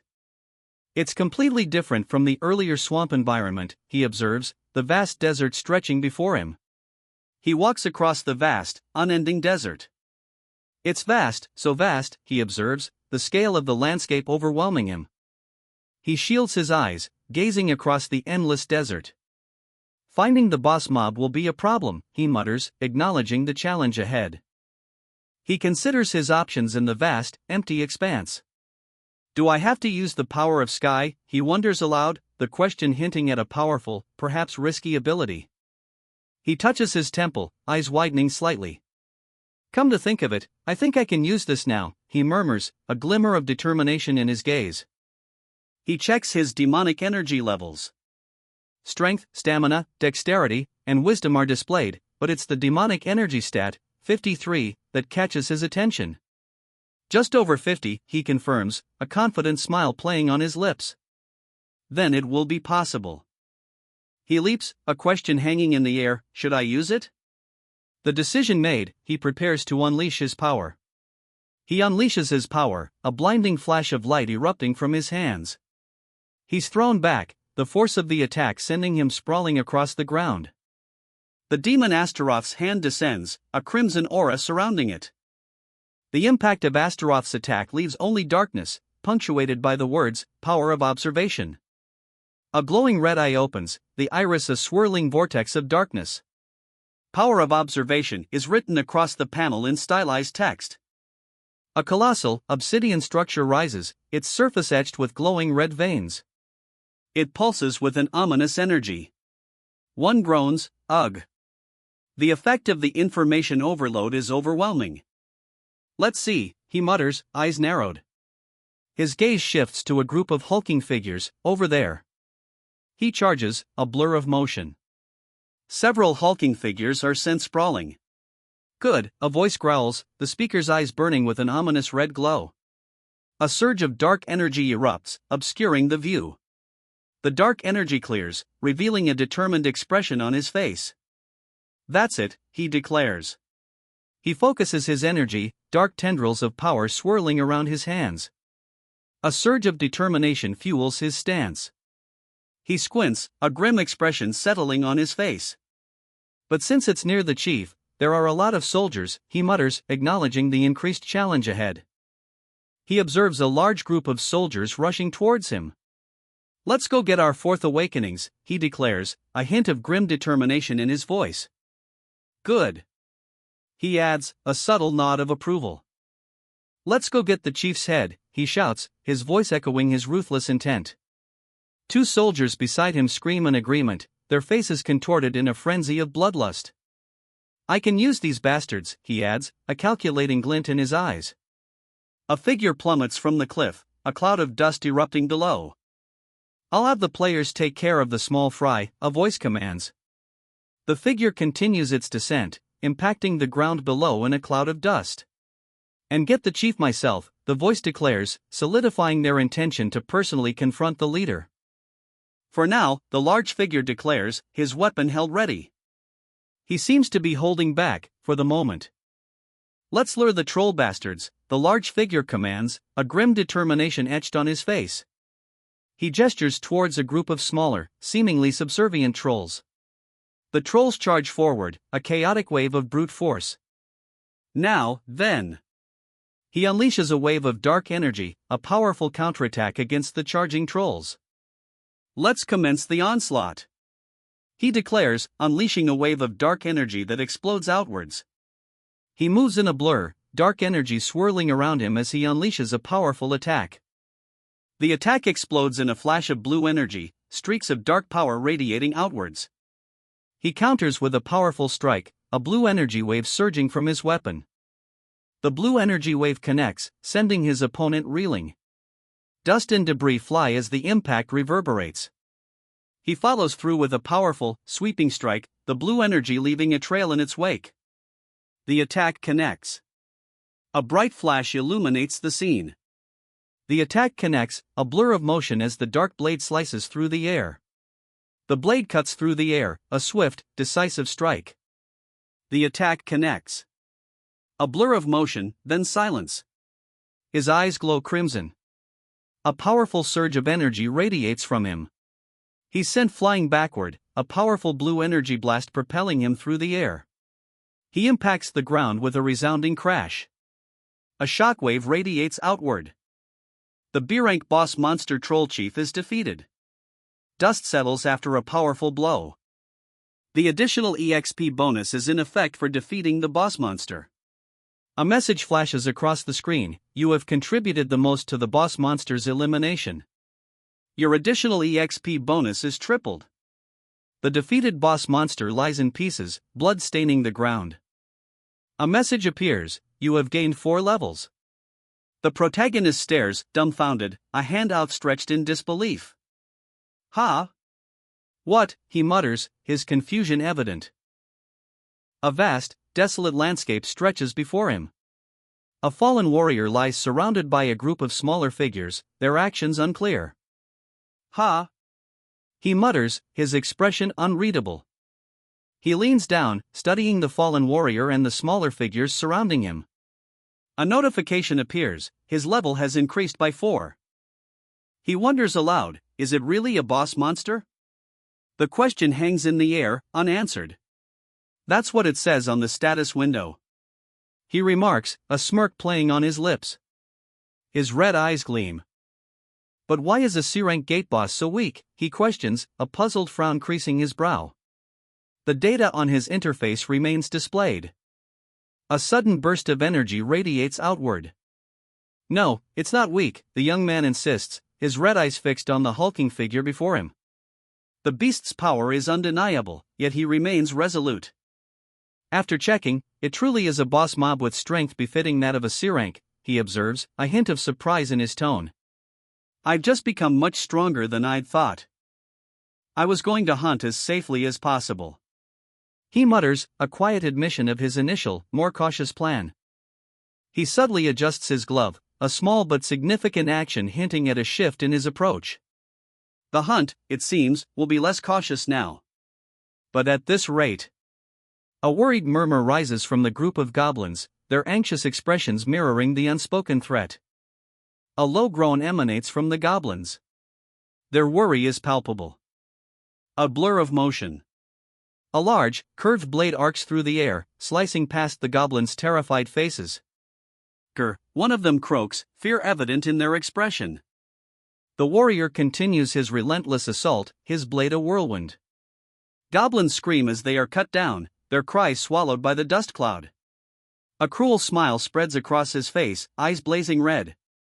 I may need to. He begins, the unspoken threat hanging heavy in the air. He decides to alter his course of action. Change my plan, he thinks, a grim determination hardening his features. The title card appears, player who returned 10,000 years later.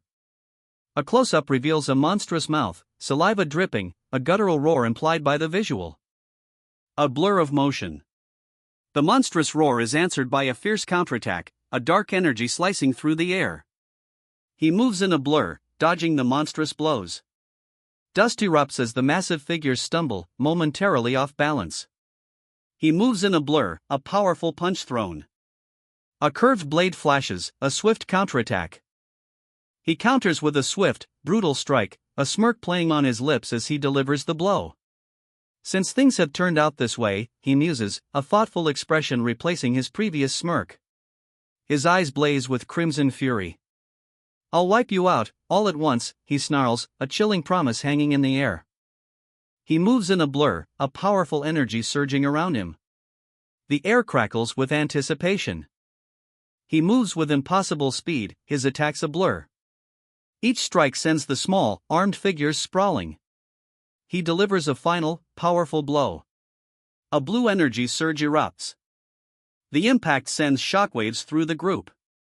Their enraged roars fill the air. Blue energy crackles across his torso. The impact's raw power is visible. Blue energy explodes across his torso, leaving a searing trail. The impact throws him back, a spray of blood and purple energy erupting from his chest. A fierce clash of blades. The sound of Kaik echoes as he counters the attack, a blur of motion. He counters with a powerful strike, a burst of red energy erupting around him as he moves. It's an attack utilizing the power of the blade, causing internal explosions. Blood splatters across the ground as he falls, the impact of the power of the blade attack clear. He smirks, a cruel satisfaction in his eyes. Using it with my current level of demonic energy is no problem. Blood still drips from his hands. A digital display appears, confirming his victory. The message reads, you have successfully eliminated the C-rank group of trolls. You have gained 2 levels. A new skill notification appears, you have acquired the skill Terrablade, rank A. He tilts his head, a puzzled escaping his lips. The description adds, a skill that has been registered can be utilized with greater precision and detail. Several hulking figures, their grunts of exertion audible, struggle against an unseen force. A hand reaches out from the dust, grasping for something, as a thought bubble above reads, a skill. Acquire them if you continuously use your special abilities. The text clarifies the method of obtaining these mysterious skills. Good. One of the creatures mutters, a guttural sound accompanying the word. The central figure, seemingly absorbing their power, shows a faint purple glow emanating from his arm. A predatory grin spreads across his face, eyes glowing red. Well, then.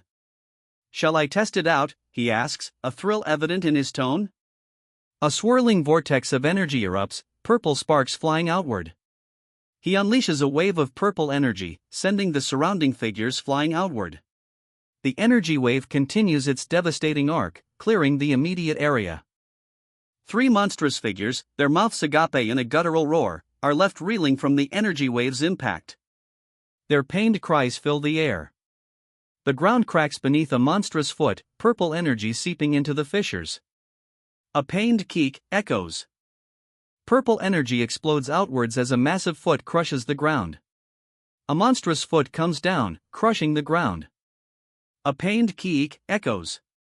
The creature is sent flying, a blur of motion and pain screams. He moves in a blur, a purple energy trail marking his path as he dodges the lumbering attacks. He counters with a swift, powerful strike, a blur of motion leaving a trail of purple energy. The attack connects, a violent clash of energy leaving the opponent reeling. Blood sprays as he's sent flying. He crashes, a pained grimace twisting his features as blood streaks his chest. The impact leaves him vulnerable. Darkness. Silence. Phew. A hand clutches a spiked mace, lying amidst the dust and debris of a recent battle. He stands amidst the dust, a victorious pose. It has definitely improved in efficiency after becoming a skill, he observes, assessing his newly mastered technique. Now then, he says, a slight smirk playing on his lips as he surveys the scene. His opponent lies defeated, blood staining the ground. Shall we indulge in the rewards? He asks, a smirk still playing on his lips as he looks down at the defeated foe. Blood stains the ground around him. He raises a blood-stained hand, purple energy crackling around it. Power of gluttony, the text proclaims. A notification appears, your demonic energy stat has increased by 2. He looks down, a slight escaping his lips. Just 2, he questions, a slight frown furrowing his brow. The meager increase in demonic energy is clearly a disappointment. He examines the small, dark crystal in his hand, a thoughtful frown creasing his brow. Is it because the stat is already beyond 50, he wonders aloud. I've already exchanged all my magic stones, he mutters, a hint of frustration in his tone. He ponders the crystal's effect. Is this why they said that the higher your level, the harder it will be to increase your stats? His frustration deepens as he realizes the slow progress. At least I'm leveling up, he thinks, a sliver of determination piercing his frustration. He focuses, dark energy swirling around him. A decent speed currently, he notes, his expression determined. He continues his ascent, dark energy crackling around him. There are only 4 more levels to go until I can have my 4th awakening, he declares, his focus unwavering. All right then, he says, continuing his ascent. The final stages of his awakening are within reach. I'll hunt a bit more before going back, he declares, a burst of energy propelling him further into the desolate landscape. The landscape stretches before him, vast and empty under a darkening sky. He continues his hunt. So where is the boss monster? He demands, his frustration evident as he surveys the desolate landscape with his companions. I thought we were going to get something good for once. He groans, his body slumped on the dusty ground. Ugh! There isn't a single sign of it. A thought bubbles up, did the government? The question hangs in the air, unanswered. I didn't even see any minions, let alone a boss, one of them states, voicing the group's confusion. Their bewilderment underscores the unexpected emptiness of the area, fueling suspicion about a possible government miscalculation. Yeah, one of them confirms, pointing towards a large troll charging towards them. We saw some trolls. Some trolls are running away. The chief didn't even leave a corpse, right? One of them asks. Another confirms, yeah. They found traces of the battle, but no body. Ugh. Let's just go back, one of them suggests, his face etched with weariness. Another agrees, that might be better. They decide to retreat, leaving the scene of the vanished chief. Despite their earlier decision to retreat, the group halts. One mutters, "Just a little longer." Another exclaims, "Shit. This isn't it." A third voice questions, how are they calculating the regeneration time? Their retreat is interrupted by a new, unexpected development. "We should go complain or something," someone suggests, a new plan forming amidst their interrupted retreat. What a relief, he thinks, but they still seem enraged. He peers from behind a large rock, observing the situation cautiously. He cautiously approaches the group, muttering, I feel so pissed off today." Another voice chimes in, "What's with the mess today?" A third, seemingly more resolute, declares, "Those bastards had better be prepared to pay." He decides to join them slowly. He blends into the chaos, his plan forming, and make my escape amidst the commotion. "Hey! How did you mess up the calculation of the time?" The shout cuts through the air, disrupting his escape plan. Surrounded by angry colleagues, he explains, "If I'd known that this would happen, I would have just gone to work." Their furious response follows, "How will you compensate for our time?" "Good. Just like that," he says, a subtle smirk playing on his lips. The intensity in his red eyes remains. Silence. A heavy, expectant silence follows his words. "Ha?" His eyes widen, a clear expression of confusion and surprise replacing the previous silence. "WH? What is this? The Warang Corps?" He stares, bewildered, at the elite soldiers appearing before him. "Why are the Warang Corps here? Did someone beat up a newbie or something?" he wonders aloud. Another voice, calmer, responds, "Hey, there's no reason for me to ruin my life even though I'm angry." Surrounded by a large group of Warang Corps, he wonders, "What's going on?" Another voice, closer this time, questions, "Why are there so many of them?" "Ah, shit. I was just about to go home," he mutters, surrounded by the Warang Corps. "What a huge waste of time." "Ha?" he questions, turning towards a shimmering portal. Another Warang Corps member urges, "Hey, look over there. Isn't that the commander of Warang Corps Unit 3, Baekwayan?" The question hangs in the air, drawing attention to the imposing figure who stands before them. She exudes an air of authority. "Ha? For real?" The question hangs in the air, disbelief clear in the voice. The text box confirms it, Baekwayan, commander of Warang Corps Unit 3, stands before them. "Everyone, be quiet." The command rings out, sharp and silencing the murmurs of disbelief. A wave of energy, a blue glow, fills the doorway behind the soldiers. A blue wave of energy bursts from the doorway, silencing the soldiers. This is a notice to all players. A single, crimson eye opens, blazing with intense power. The wave of energy is clearly his doing. Recently, a significant event occurred. A report surfaces, a cow player has been sighted at the D-rank gates. The news is delivered amidst a group of soldiers, their expressions serious. "We are therefore going to conduct random inspections on all players who have reached their third awakenings. We seek your cooperation," a soldier announces, his expression serious.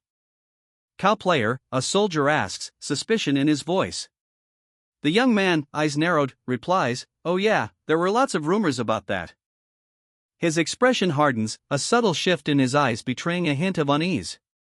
He remains silent, the weight of the rumors heavy in the air. He prepares himself, a sudden burst of energy radiating from him. A cow player inspection. The official, in a crisp red and gold uniform, stands poised, a staff held casually. "Please show me your player card," she requests, her expression serious. "Just a moment," she adds, a slight pause in her voice. "I hope," she whispers, a worried expression clouding her features. Her eyes, wide and anxious, betray her apprehension. "It's not a complicated inspection, so do not worry." Reassurance hangs in the air, a calming message amidst whatever uncertainty preceded this moment. They stand before a swirling, dark blue portal. "We're only searching for the players on our investigation list," someone explains, a statement that seems to both reassure and unsettle the group. I did do some things that I shouldn't be caught doing. A young man confesses, his voice laced with apprehension as he stands before the ominous portal. He worries, I hope they're not referring to me. A bead of sweat trickles down his temple, highlighting his apprehension. His apprehension intensifies. If that were true, I mustn't let myself be seen by the corps that were dispatched. He thinks, his worry palpable.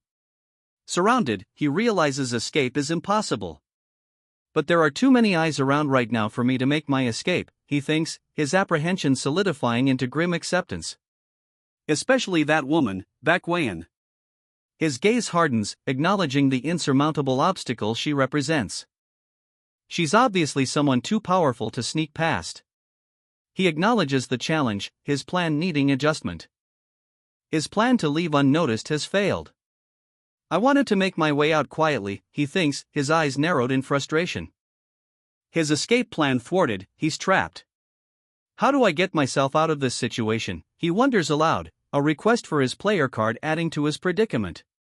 Did you lose your player card, she asks, her expression serious. He stammers, hold on a minute. Here it is, he says, handing over the card. A smirk plays on his lips as he adds, do I not have to do anything? He examines the card, a slight smirk playing on his lips. I don't think I'll be caught, he mutters confidently. But I should be more cautious from now on, he resolves, a newfound sense of prudence replacing his earlier bravado.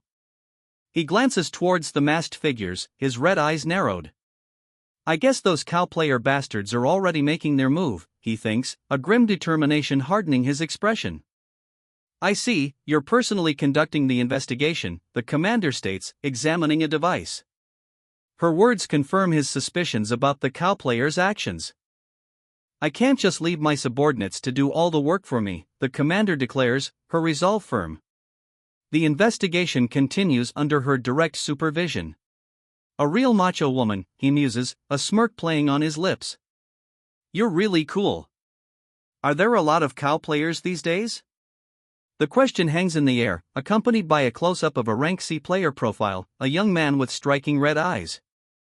That's right. That's why we're conducting this random inspection. The statement confirms the suspicion, the image of the rank C player, a young man with striking red eyes, still displayed. Ah, yes, the red-eyed rank C player replies, a smirk playing on his lips as he hands over his ID. Thanks for your hard work, he adds, the verification complete. Making a living by killing monsters should be enough. The red-eyed man's voice is low, a hint of weariness in his tone. One man hands the other a rank C player ID card. Yes, he agrees, money is a scary thing. Liar, he states, his red eyes intense. They already know money isn't what the cow players are after. He adds, that seems to be the case. The government, she reveals, is also searching for the demonic order. Farewell. The words hang in the air, a finality to the conversation. Could you please tell me the name of the suspected cow player? As a player herself, she vows to report them if she finds them. Thank you for the offer, she says, a subtle smile playing on her lips. Her eyes, however, hold a sharp glint. But please leave things to us, she requests, her subtle smile now replaced by a determined expression. It's our mission to ensure the player's safety, she states firmly. He responds with a short, confident, yes. Come to think of it, you seem to have just reached C rank, someone observes. I understand that you want to go to the gate. Ah, yes. Thank you, he replies. The woman in the officer's uniform adds, but you will be safer leveling up in D rank gates. You seem like a good person. They're hard to come by these days, the officer observes, a rare compliment in these troubled times. A subtle smirk plays on the officer's lips. The compliment, unexpected in these harsh times, seems to amuse them. I hope that there are more players like you, Mr. Okongwu, the officer states, a hopeful tone in their voice. Mr. Okongwu lets out a chuckle, a glint in his eyes. If there are more players like me, you'll be in trouble, he says, his words laced with a hint of menace. A question hangs in the air, a silent challenge, is it supposed to be a secret investigation? The implication of a breach of confidentiality adds a layer of tension. Well, I've found out that the government is investigating demonic worshippers as well, he states, a new piece of information revealed. I should head home now. He turns, seemingly ready to depart. He makes a call, his voice calm. Hey, Tae-soo. Shall we catch up soon? The casual tone contrasts sharply with the recent revelation about the government investigation. A red symbol flares, glowing intensely in the darkness. The title card appears, player who returned 10,000 years later. A few days have passed. A sunny day. Hey! Nice to see you. A cheerful greeting echoes, suggesting a positive shift in the atmosphere. The scene shifts to a sunny cafe. A muscular man gestures enthusiastically, while two others watch from the balcony, their expressions neutral. The cafe is called Cafe Place B. Are you the healer that bro was referring to, miss? A large man asks, grinning broadly. The young man with crimson eyes replies, yes. Pleasure to meet you, Hanseala stammers, a shy smile on her face. She seems a little flustered. The two of you look good together, Brother Kongwoo, he says, a wide, almost mischievous grin spreading across his face. Stop staring. Anyways, Tae-soo, he begins, like I said previously, I'd like you to take Seala and hunt in Derank Gates. Sure thing, Tae-soo replies, a grin spreading across his face. He readily accepts the hunting mission. Tae-soo continues, a thoughtful expression on his face. She'd be doing me a favor, since she's a healer with a B-rank special ability. Sis-in-law, is your special ability just limited to healing? Tae-soo asks, his question hanging in the air.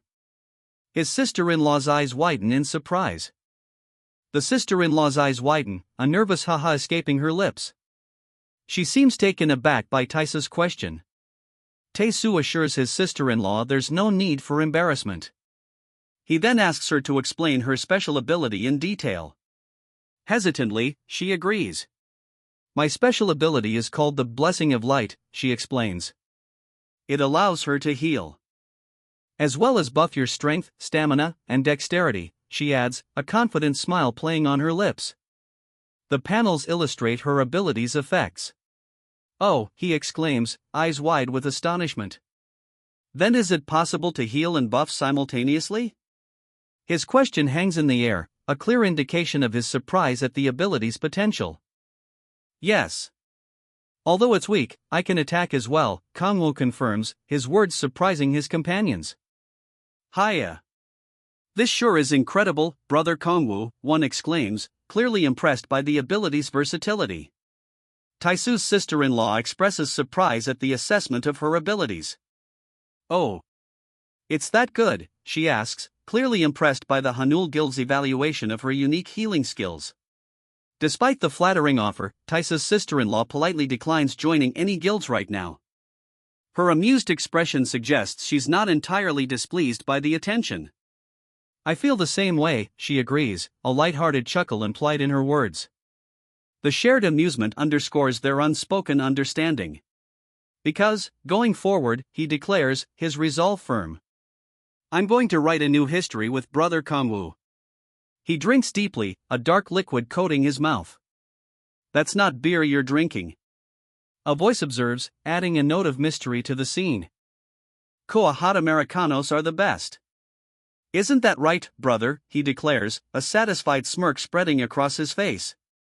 Are you having soup or something? A voice asks, breaking the comfortable scene. The question hangs in the air, a subtle shift in the atmosphere.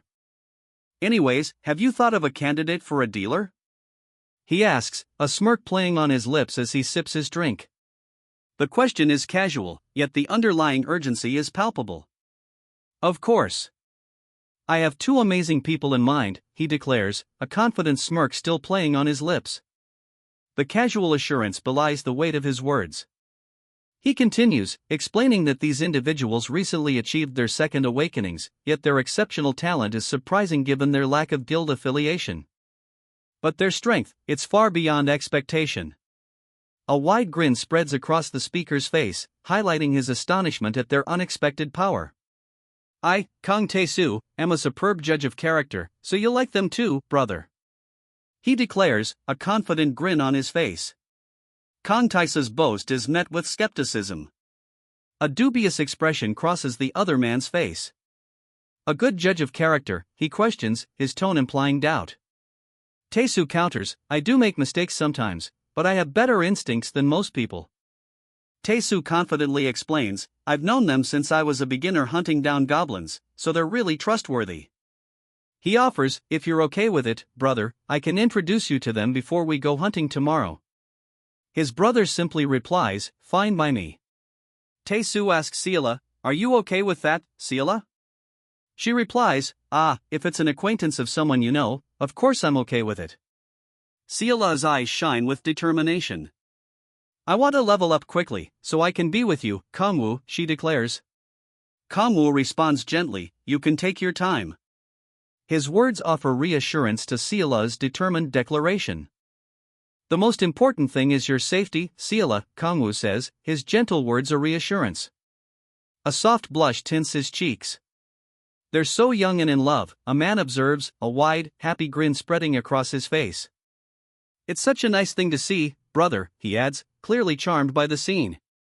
I told you to stop staring, another voice interjects, a playful reprimand. Well, anyway, one of the men says, shifting the conversation. Let's meet up near East Incheon tomorrow. I'll send you the exact location later. Ha? Why so far, when there's a D-rank gate close by? The younger man questions the meeting location, his brow slightly furrowed. Wasn't there an incident at that gate, he asks, his red eyes intense. So instead of targeting the lizardmen, I'm thinking of targeting the trolls that appear in the D-rank gate in East Incheon. Oh ho! It's a beginner-level D-rank troll? He muses, sipping his drink, seemingly unimpressed by the prospect. That's right, one of them confirms. It's stronger than lizardmen, so it'll accelerate our growth. Since it's not a swamp, we won't have to worry about making noise either, which will make our hunt easier. The group strategizes, their focus sharp and determined. That's a good idea, one of them agrees. Another adds, he's pretty smart, too, as they watch a muscular man drink from a cup. All right then. See you tomorrow, the muscular man says, finishing his drink. Above him, another voice declares, there's no better subordinate. Okay. But you're leaving already? A surprised question hangs in the air, a subtle shift in the conversation's tone. Yep. I have some stuff to do today, he replies, his expression a mix of slight annoyance and hurried determination. A groan follows, what is it? He smirks, a glint in his crimson eyes. A hint of mischief, perhaps even anticipation, plays on his lips. He flexes his hands, a subtle shift in his posture. Leveling up, he thinks, a quiet determination hardening his expression. His current level is 29, he realizes.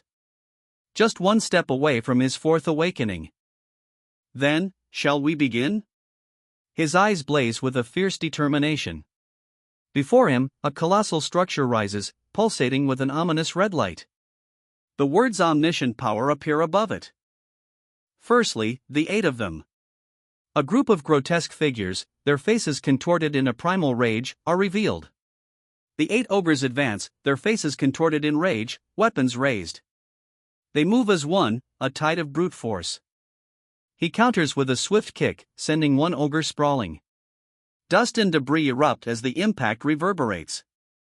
He follows up with a powerful energy blast. 2 monstrous figures recoil, their mouths agape. Keek, one of them cries out, clearly surprised. Another adds, Keek? A guttural key. Escapes one of the figures as he recoils from a blow, blood trailing across his chest. He exhales sharply, phew, a sound of relief as he stands amidst the dust and blood. He stands amidst the carnage, a grim question forming on his lips, how many more do I have to kill? The weight of his task is palpable. He pauses, a flicker of recognition in his red eyes. Ha, he murmurs, then a sharper tone, this scent. The scent of blood fills the air. He recognizes it instantly. The scent of human blood. He confirms his suspicions. A desolate landscape stretches out. Of course, he confirms, the words a grim acceptance of the bloody truth. It's natural for the hunting grounds to carry the scent of blood. A grim observation hangs in the air, as the landscape itself seems to bear witness to the recent violence. But the amount of blood I smell comes from a massacre of at least 6 people, he observes, his expression grim. A C-rank player party was instantly wiped out. Even without the field boss appearing. The sheer volume of blood is unsettling. The occurrence of such an incident. A lone figure, battered and bruised, stumbles through the desolate landscape. The sheer scale of the carnage is implied by the dust and debris swirling around him. He runs, battered but determined, through the ravaged landscape. The narrator's voiceover adds, this suggests a high possibility of cow players being around. He finds them. Several bodies lie scattered across the desolate sand, blood staining the earth. His grim discovery confirms his suspicions. He stumbles, the weight of the grim scene heavy on him. More bodies litter the sand, a brutal testament to the massacre. He stares at the fallen bodies, a grim realization dawning. They're all dead, he whispers, his voice heavy with the weight of the scene. I thought the demonic order needed live sacrifices, why are they killing players? Which bastard did this, he wonders aloud, his red eyes narrowed in suspicion. The lingering scent confirms a recent presence. Since the scent is still fresh. He mutters, a plan forming. The culprit must still be around here somewhere, he concludes, his gaze sharp and determined. He surveys the scene, 2 figures lying injured on the dusty ground. His voice, cold with fury, cuts through the silence, which bastard would dare? His eyes blaze, red with fury, a single tear tracing a path down his cheek. The intensity of his rage is palpable. What? The question hangs in the air, a stark contrast to the previous fiery rage. His expression shifts, a flicker of confusion replacing the intense anger. What the hell is that? He gasps, his confusion evident. A low growl rumbles from his throat. A flurry of blades descends. The first hell monster is revealed, its massive form a blur of motion as it sweeps down. The hellhound's jaws snap shut. Its massive form obscures the figure below, leaving only a glimpse of struggling limbs before it disappears from view. The title card appears, player who returned 10,000 years later. The credits roll, revealing the creative team behind player who returned 10,000 years later. Meng Juqiang is credited as the writer, and Team 4 player as the artist. The original work is titled Butterfly Valley. A roar echoes, powerful and fierce, filling the air. The beast lunges, its massive jaws snapping shut just inches from the protagonist's face. Why is the hellhound here? The protagonist's question hangs in the air, a desperate plea against the impossible odds. A blur of motion. The hellhound attacks. The hellhound's jaws snap shut, missing him by a hair's breadth. He barely escapes. He barely escapes the hellhound's jaws, tumbling across the ground. Shit, he grits out, his face a mask of strained concentration. He counters with a blinding burst of energy, a desperate strike aimed at the hellhound's heart. The attack connects, a blinding flash of blue energy engulfing the hellhound. The hellhound is sent flying, crashing into a nearby wall. Debris rains down. The hellhound continues its trajectory, a blur of motion against the dark background. Dust and debris erupt as it impacts. He barely deflects the hellhound's attack, a frustrated tisk escaping his lips. The impact sends a shockwave through the air. He grits his teeth, sweat beading on his brow. It's really tough. Is this truly the hellhound? He gasps, the sheer power of his opponent evident in his strained expression. Ha, he breathes, eyes widening in disbelief as a surge of dark energy erupts around him. He leaps forward, a blur of motion, meeting the monstrous maw with a fierce counterattack. A fiery explosion erupts, engulfing both combatants. The explosion clears, revealing one combatant sent sprawling. Debris rains down around him. A fiery blast engulfs the scene. The explosion continues, debris scattering as a powerful force rips through the air. The force of the blast sends it reeling, a blur of motion and fiery debris. It stumbles, the impact of the blast clearly shown. Fiery debris rains down around it. It stumbles, wounded, a guttural growl escaping its damaged maw. Fiery embers still cling to its scorched hide. A large boulder slams into the creature, sending it sprawling. Dust and debris erupt around the impact.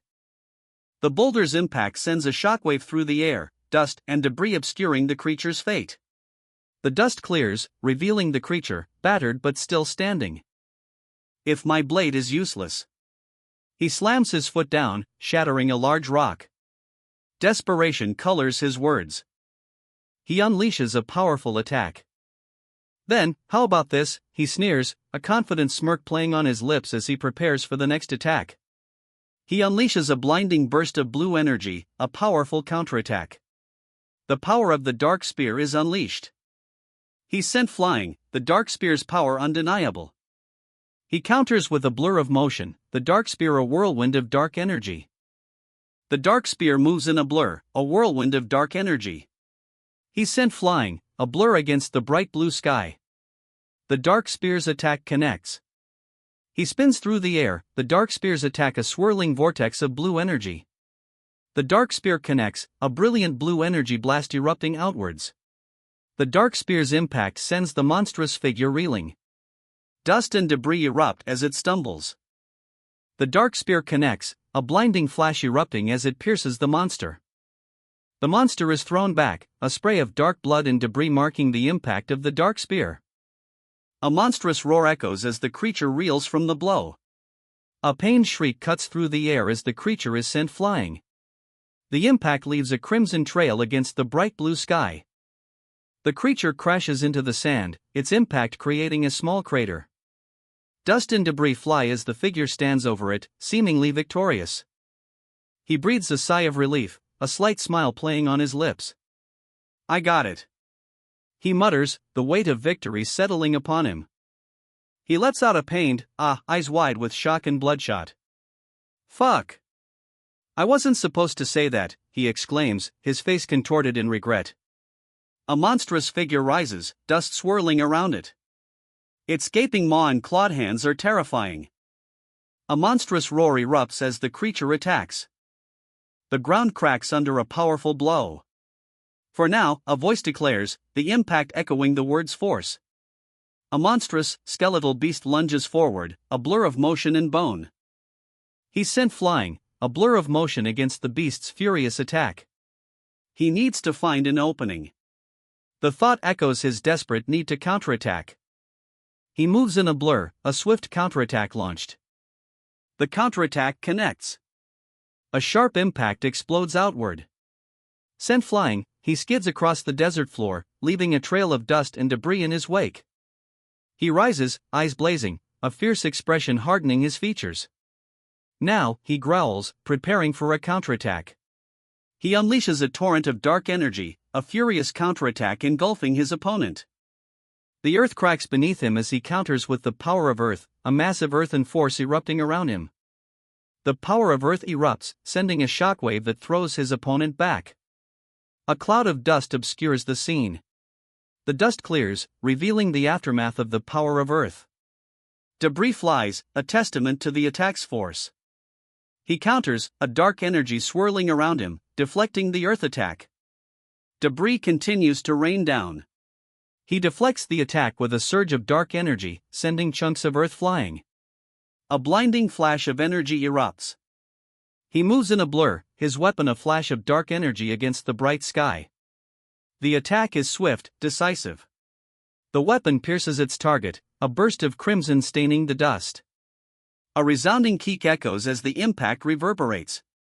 A pained cue escapes him as he reels from the blow. His opponent's eyes blaze with a fierce red light. He counters with a fierce strike, his expression a mask of grim determination. The attack connects, a powerful impact shown by motion lines and sparks. Debris rains down as the force of the blow sends shockwaves through the ground. He drives his spear deep, piercing the monstrous creature's skull. Blood sprays. The creature collapses, its body shattering into fragments as the spear remains embedded. The creature explodes in a blinding flash of light and energy, leaving behind only scattered fragments. The dust settles, revealing a massive chasm in the earth where the creature once stood. A powerful impact reverberates. The creature is flung backward, a blur of motion against the sky. The creature crashes to the ground, a cloud of dust and debris erupting around it. He hits the ground hard, the impact sending up a cloud of dust. His body is tense, claws outstretched as he scrambles. He coughs, a harsh cue, his eyes blazing with a fierce determination. Dust still swirls around him. He rises, a faint blue glow surrounding him. The dust settles. He growls, a low, guttural sound, as dust still swirls around him. The fight is far from over. It keeps getting back up, he observes, his opponent's resilience proving a challenge. The fight continues. Of course, the creature snarls, its red eyes burning. I still have a long way to go. Its wounds are deep, but its resolve remains unbroken. Despite his wounds, he grits his teeth. It's still. He begins, his resolve clear despite the sweat on his brow and the strain in his posture. Ridiculously tough, he finishes, his voice strained but unwavering. A massive beast, muscles rippling, lowers its head. Here it comes, the man mutters, bracing himself. The creature lets out a guttural growl, grrr. The beast slams its foot down, the ground cracking under the impact. Dust and debris erupt as the man watches, tense. A deafening kwang echoes as a fiery blast erupts from the beast. The fiery blast slams into him, sending him sprawling across the scorched earth. He's sent flying, a red blur against the white background. He impacts the ground, a cloud of dust and debris erupting from the force of the blow. A fiery trail streaks across the panel, leaving a path of destruction in its wake. Debris flies, the impact echoing the previous blow's force.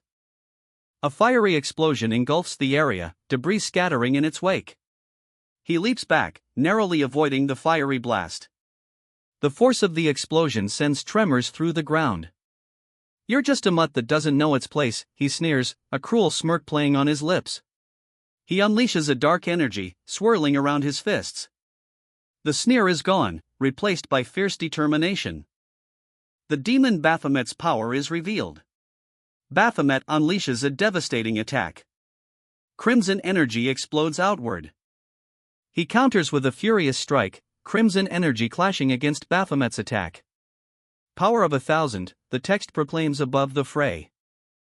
The attack connects. A wave of crimson energy engulfs Baphomet. The crimson energy explodes, engulfing Baphomet in a blinding flash. A crimson shockwave erupts, the force of the blow echoing in a deafening roar. The fiery beast lunges, its jaws snapping shut just inches from its opponent's face. The ground cracks under the impact. A powerful blow connects. He grits his teeth, a furious expression contorting his face. Rage boils within him. He unleashes a furious attack, a blur of motion and red energy. He moves in a blur, a powerful counterattack cleaving through the red energy. The attack connects, a resounding keek echoing as he's sent flying. He counters, a powerful blow connecting with the monstrous figure. Dust and debris erupt as the impact sends a shockwave across the ground. He spins, a whirlwind of motion, his attack leaving a trail of dust and energy. The beast recoils, its massive form momentarily staggered. The beast is sent reeling, a powerful blow connecting. Dust and debris fly as it stumbles back, momentarily stunned. The blow sends the beast flying, a blur of motion and dust. A cloud of dust and debris explodes outward as he follows through with his attack, the force of the blow echoing in the aftermath.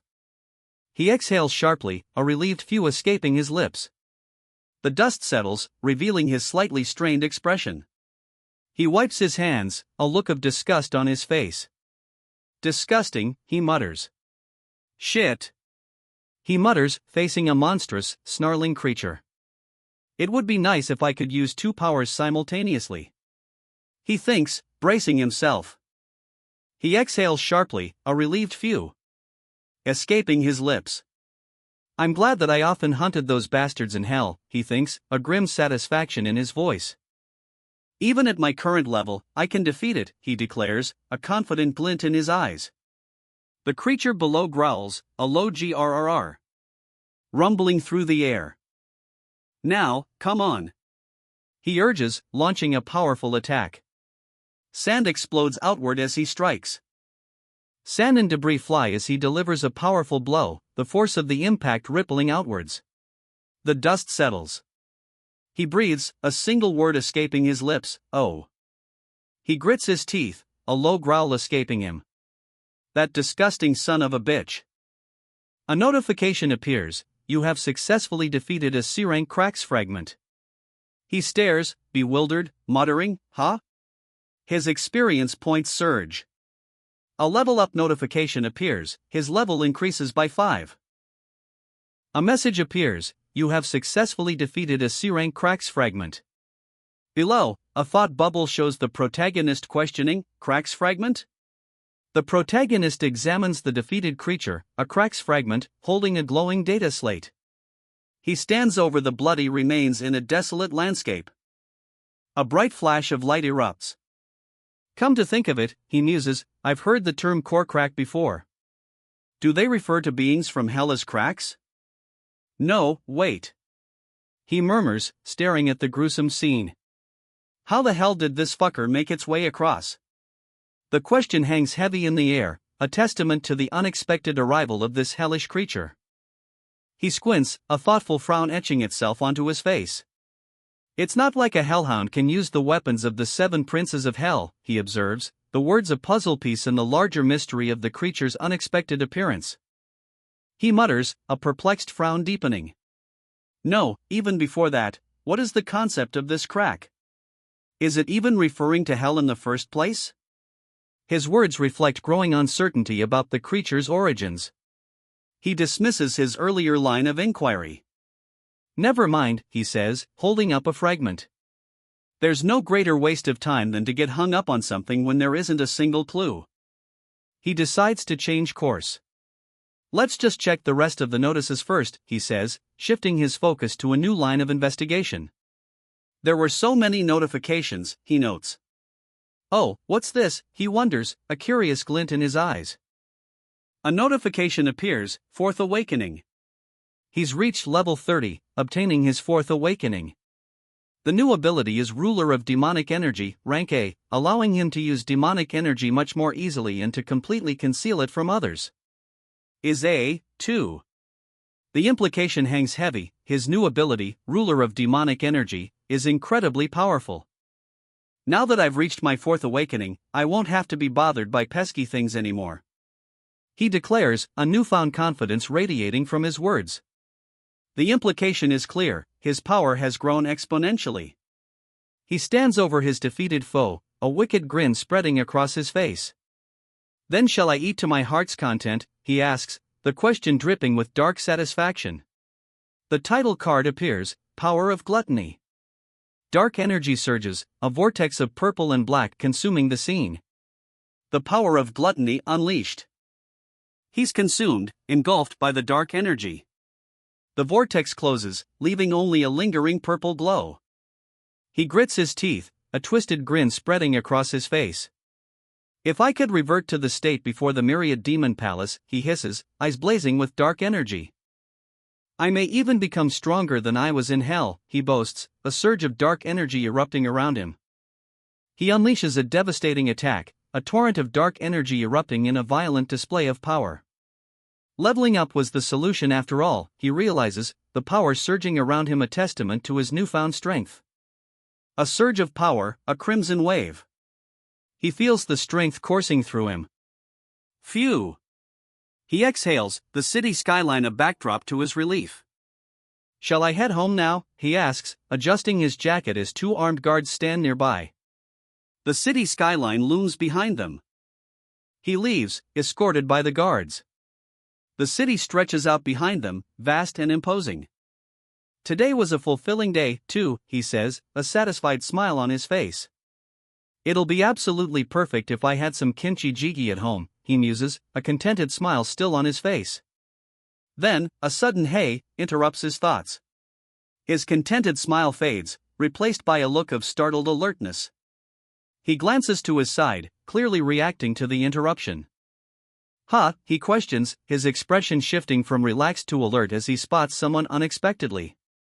A casually dressed figure leans against a wall nearby, seemingly unbothered by his presence. He remains alert, eyes fixed on the newcomer. The figure remains casually leaning against the wall, seemingly unconcerned. "Long time no see," a voice drawls. The newcomer's eyes, a striking blue, meet the protagonist's gaze from beneath a cap.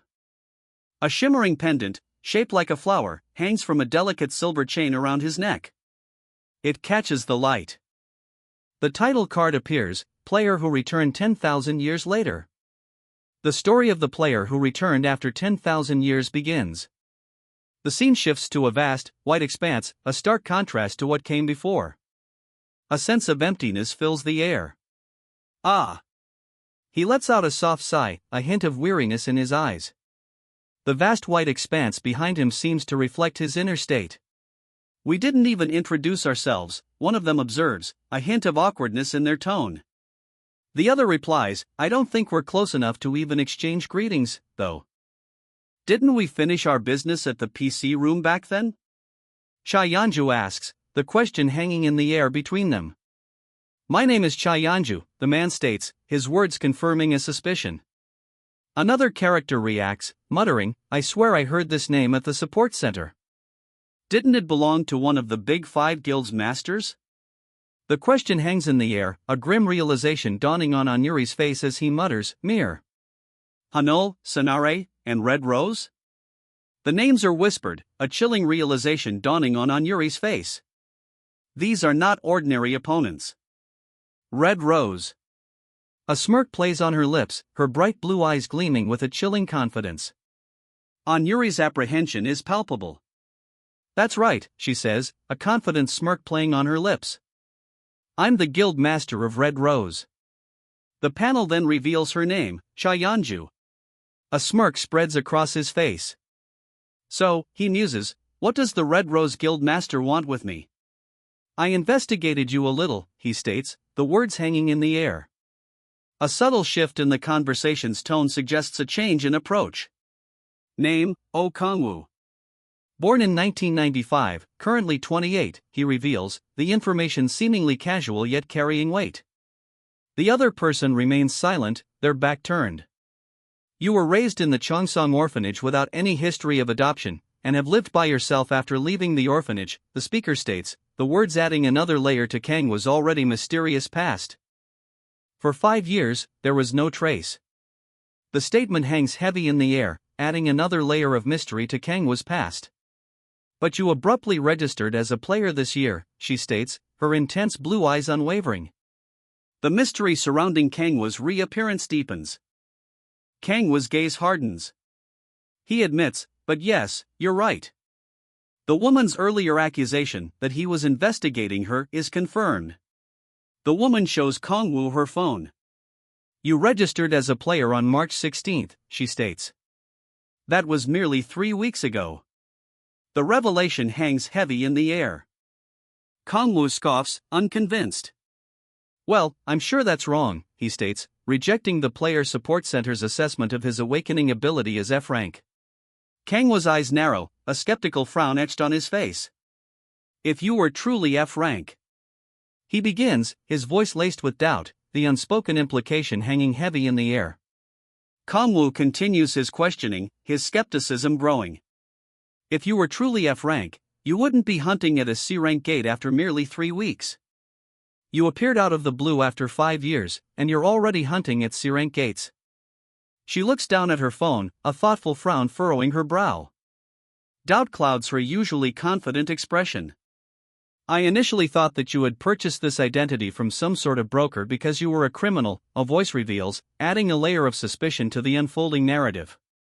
"But everything from your face to your fingerprints seems to match up with your previous records," the voice states, a revelation that leaves the young man with a look of stunned disbelief and slight apprehension.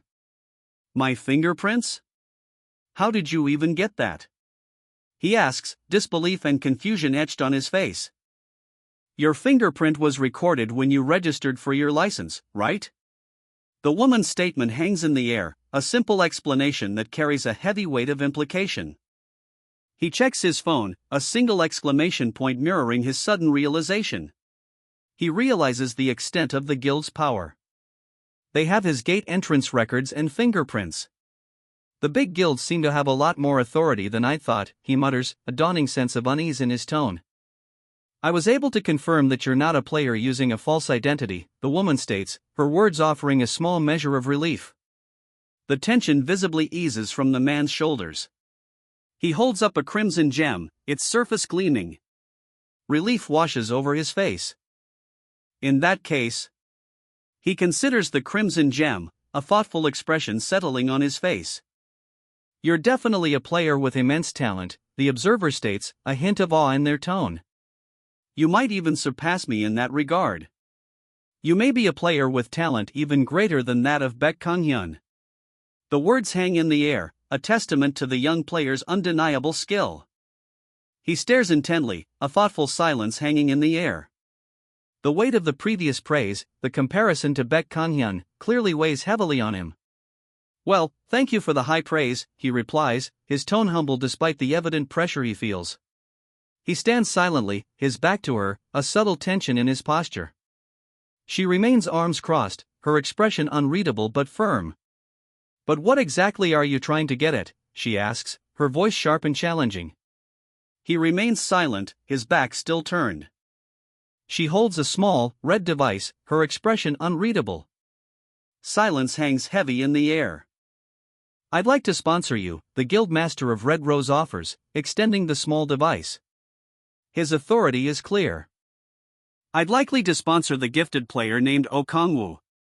The guild master's offer hangs in the air, a significant proposition for the young player. I wasn't expecting that, Kang-woo replies, a hint of surprise in his tone. The guild master's offer clearly caught him off guard.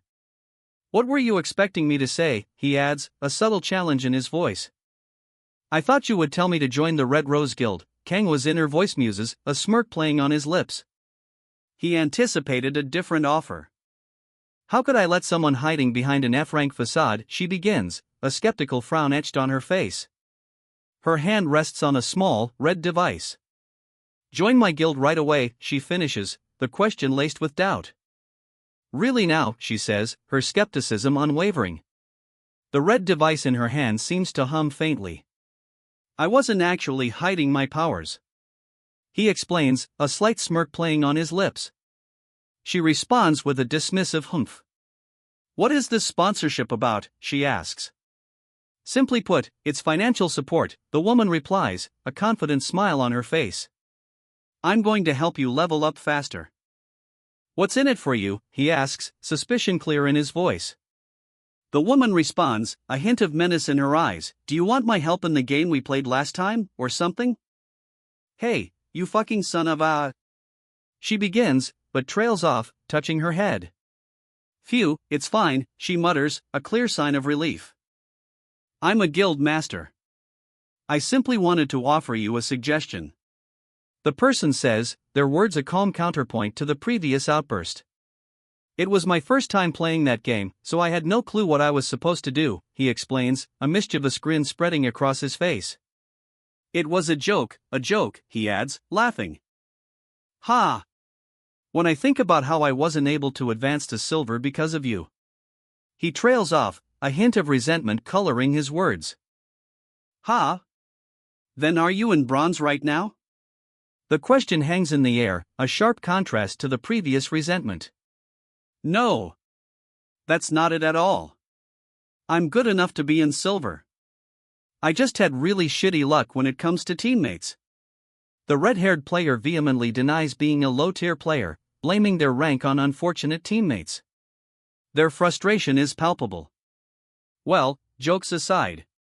He says, a smirk playing on his lips.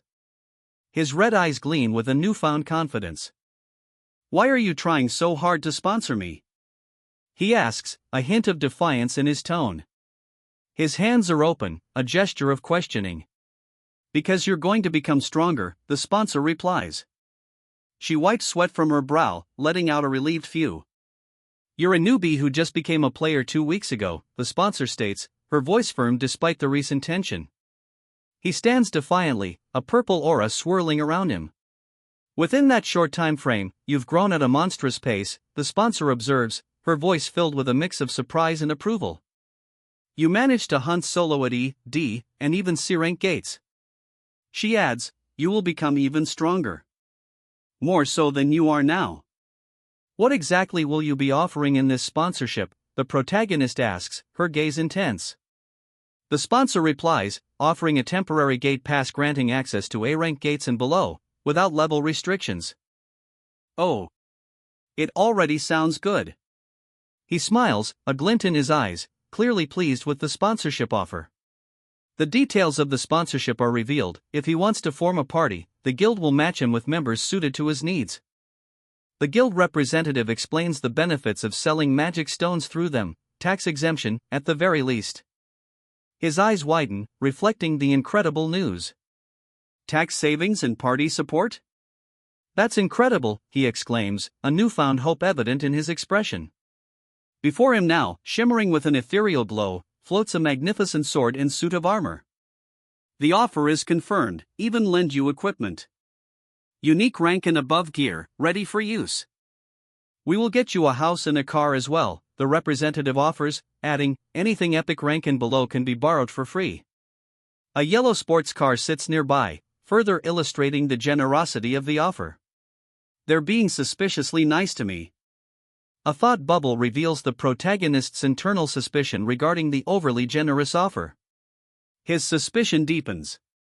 What are you thinking? The question hangs in the air, unspoken yet palpable, reflecting his internal struggle.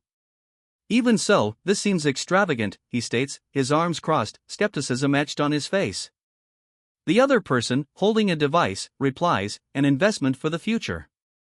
We won't be giving you everything for free, the guild representative states.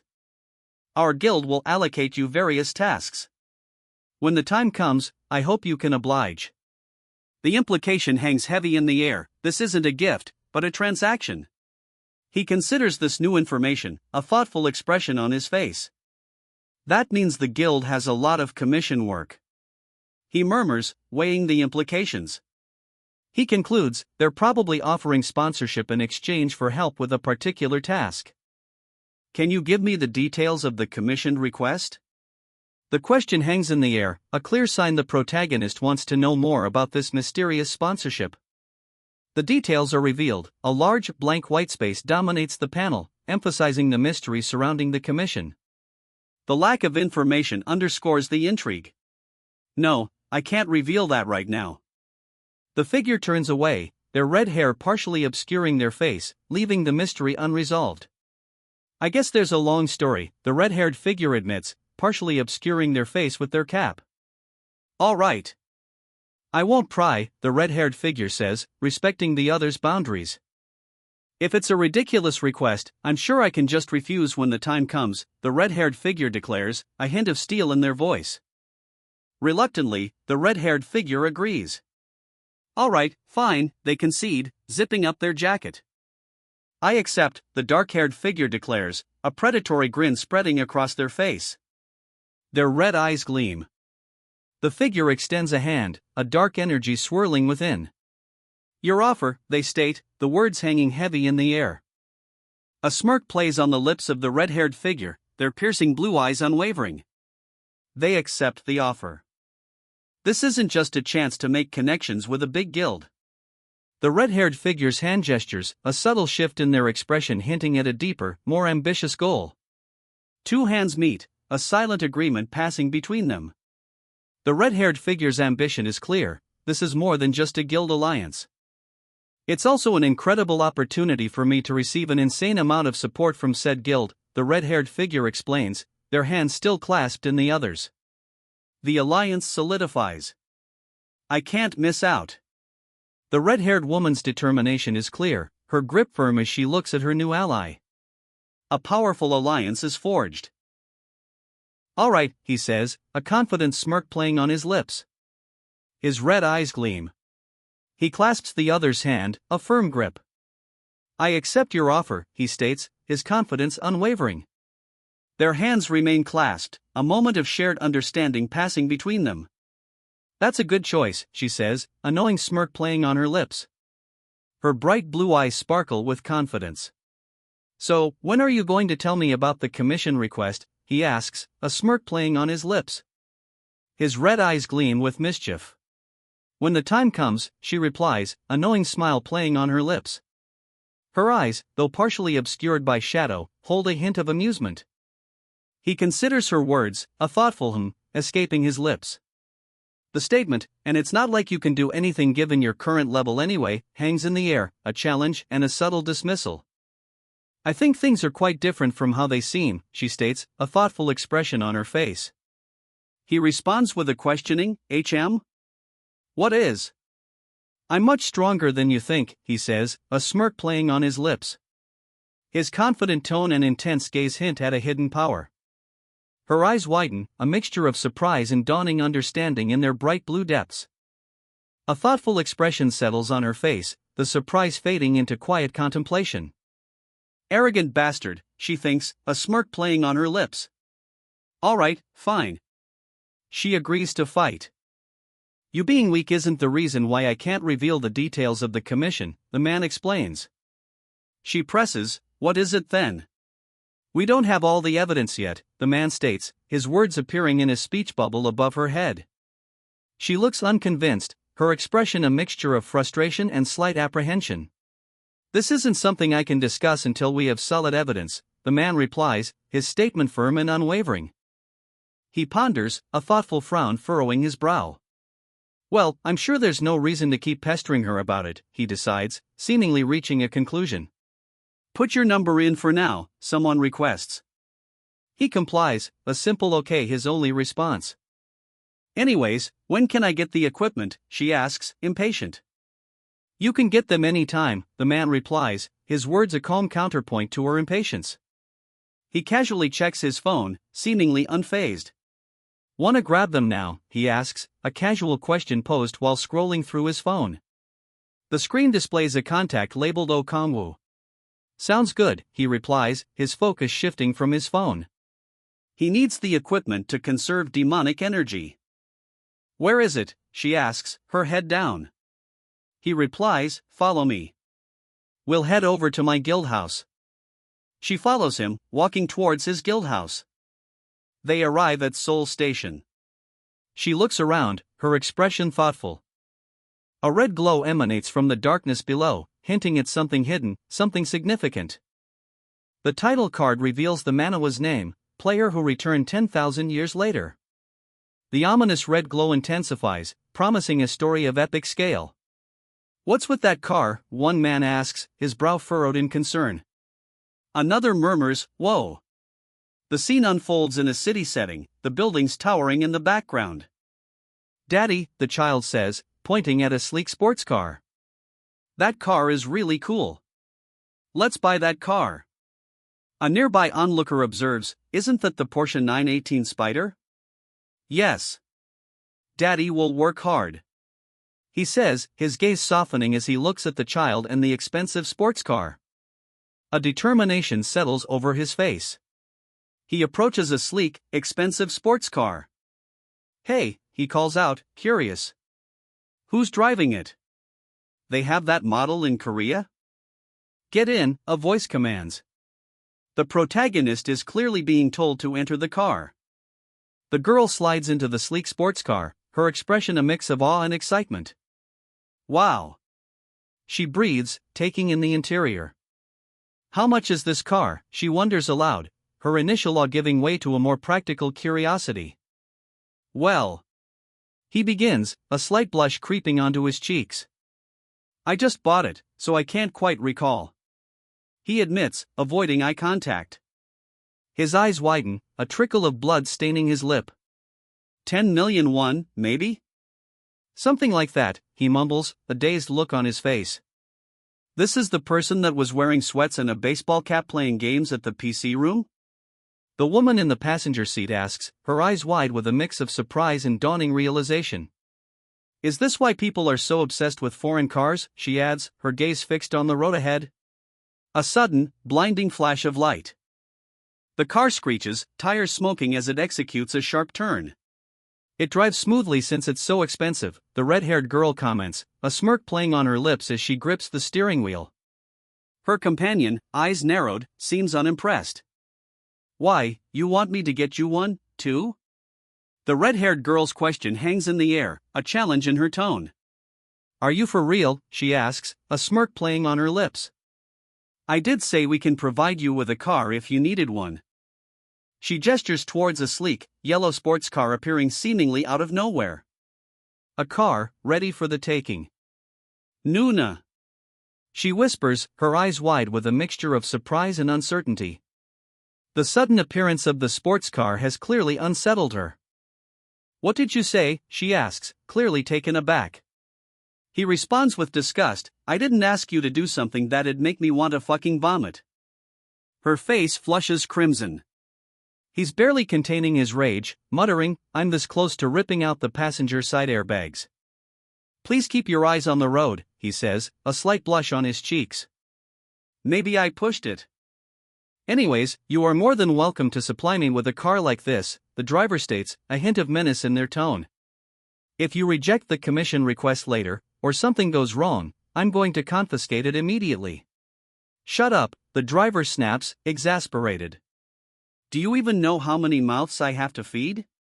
The passenger's earlier comment about the car being so petty for a ranker is clearly met with sharp retort. Alright, the passenger says, a smirk playing on his lips. His expression suggests a grudging acceptance, but also a hint of amusement. I'll stop talking to you, so please keep your eyes on the road, the passenger says, his hand adjusting a device on his belt. The vehicle speeds along, a bright, clear sky visible through the window. We're here, a voice announces. The vehicle comes to a stop before a modern, glass and steel building, its red framework gleaming in the sunlight. This is my guild house, he states, gesturing towards the sleek, modern building. A sophisticated sports car sits parked nearby. He stares, speechless. It's insane, he finally manages, his eyes wide. Wow. The woman beside him adds, the car key is inside. The camera pulls back, revealing a bright, sunny day. They stand before a red metal structure, possibly a bridge or elevated walkway. It's as big as a player support center, someone observes, gazing at the immense red structure before them. Is this the power of a big guild? They wonder aloud. A voice then calls out, what are you doing? Come on in. As expected, it really was a good decision to get connected with a big guild, someone remarks, their words reflecting the impressive scale of the guild hall. A nearby person cries out, ah. You're here, someone states, the words cutting through the hushed atmosphere of the guild hall. The arrival is noted. Two figures walk, their footsteps echoing softly in the quiet guild hall. The tension remains palpable. You must be the person the guild master mentioned before. The statement hangs in the air, the speaker's gaze unwavering. A hand reaches into the other's jacket pocket, a swift, almost imperceptible movement. Pleasure to meet you, a man smiles, his eyes crinkling at the corners. I'm the team leader of the personnel management team, Red Rose. He extends a hand, introducing himself, Park Hyanwoo. I'm Oh Kangwoo. The newcomer's introduction follows Park Hyanwoo's. Oh Kangwoo's eyes widen slightly as he looks at the hand he's holding, a question mark floating above his head. He seems uncertain. Ah, this is the commander-in-chief, Kangwoo realizes, his uncertainty replaced by dawning recognition. Kangwoo stares up at the commander-in-chief, his expression a mixture of apprehension and dawning understanding. The weight of the situation settles heavily between them. The commander-in-chief reveals a name, Moon Yango. The weight of that name hangs heavy in the air. The commander-in-chief's gaze intensifies. He's glaring, a silent question hanging in the air. Since you're here, he begins, the unspoken weight of the situation palpable. I guess things went over well with the guild master, he reports, a subtle smirk playing on his lips. Thanks for accepting our proposal, he says, his tone polite but firm. The deal is sealed. I take up a great proposal, even if it's coated in poison, he states, a smirk playing on his lips. The group stands firm, ready for whatever comes next. Ha ha, we're not such an awful guild, one of them laughs, a confident air surrounding the group. Their camaraderie is palpable. Then shall I escort you to the equipment storage right away? The offer is made, a polite gesture from a member of the guild.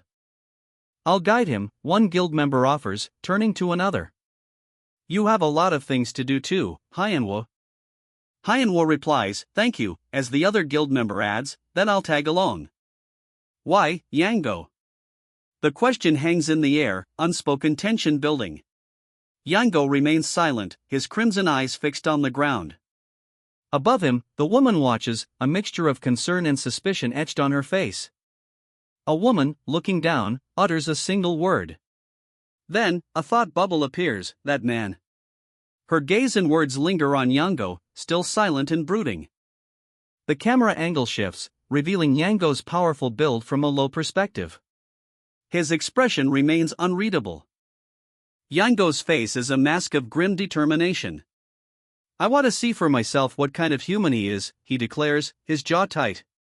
Well, fine, whatever, she replies, a hint of reluctant acceptance in her tone. You'll be seeing each other often. I guess it's good to get acquainted. In that case, you should come too, Yango, she says, extending the invitation. The elevator ascends, the display showing the 14th floor. The elevator doors slide open, revealing the 15th floor. The elevator doors open onto a long, beige hallway. The elevator doors begin to close. This is our guild's item storage, a voice explains as they step into a long hallway. It goes without saying that. Authorized. The hallway's security system grants them access. I can't just lend you whatever you want, a voice objects. The security system's access is granted, but there are limits.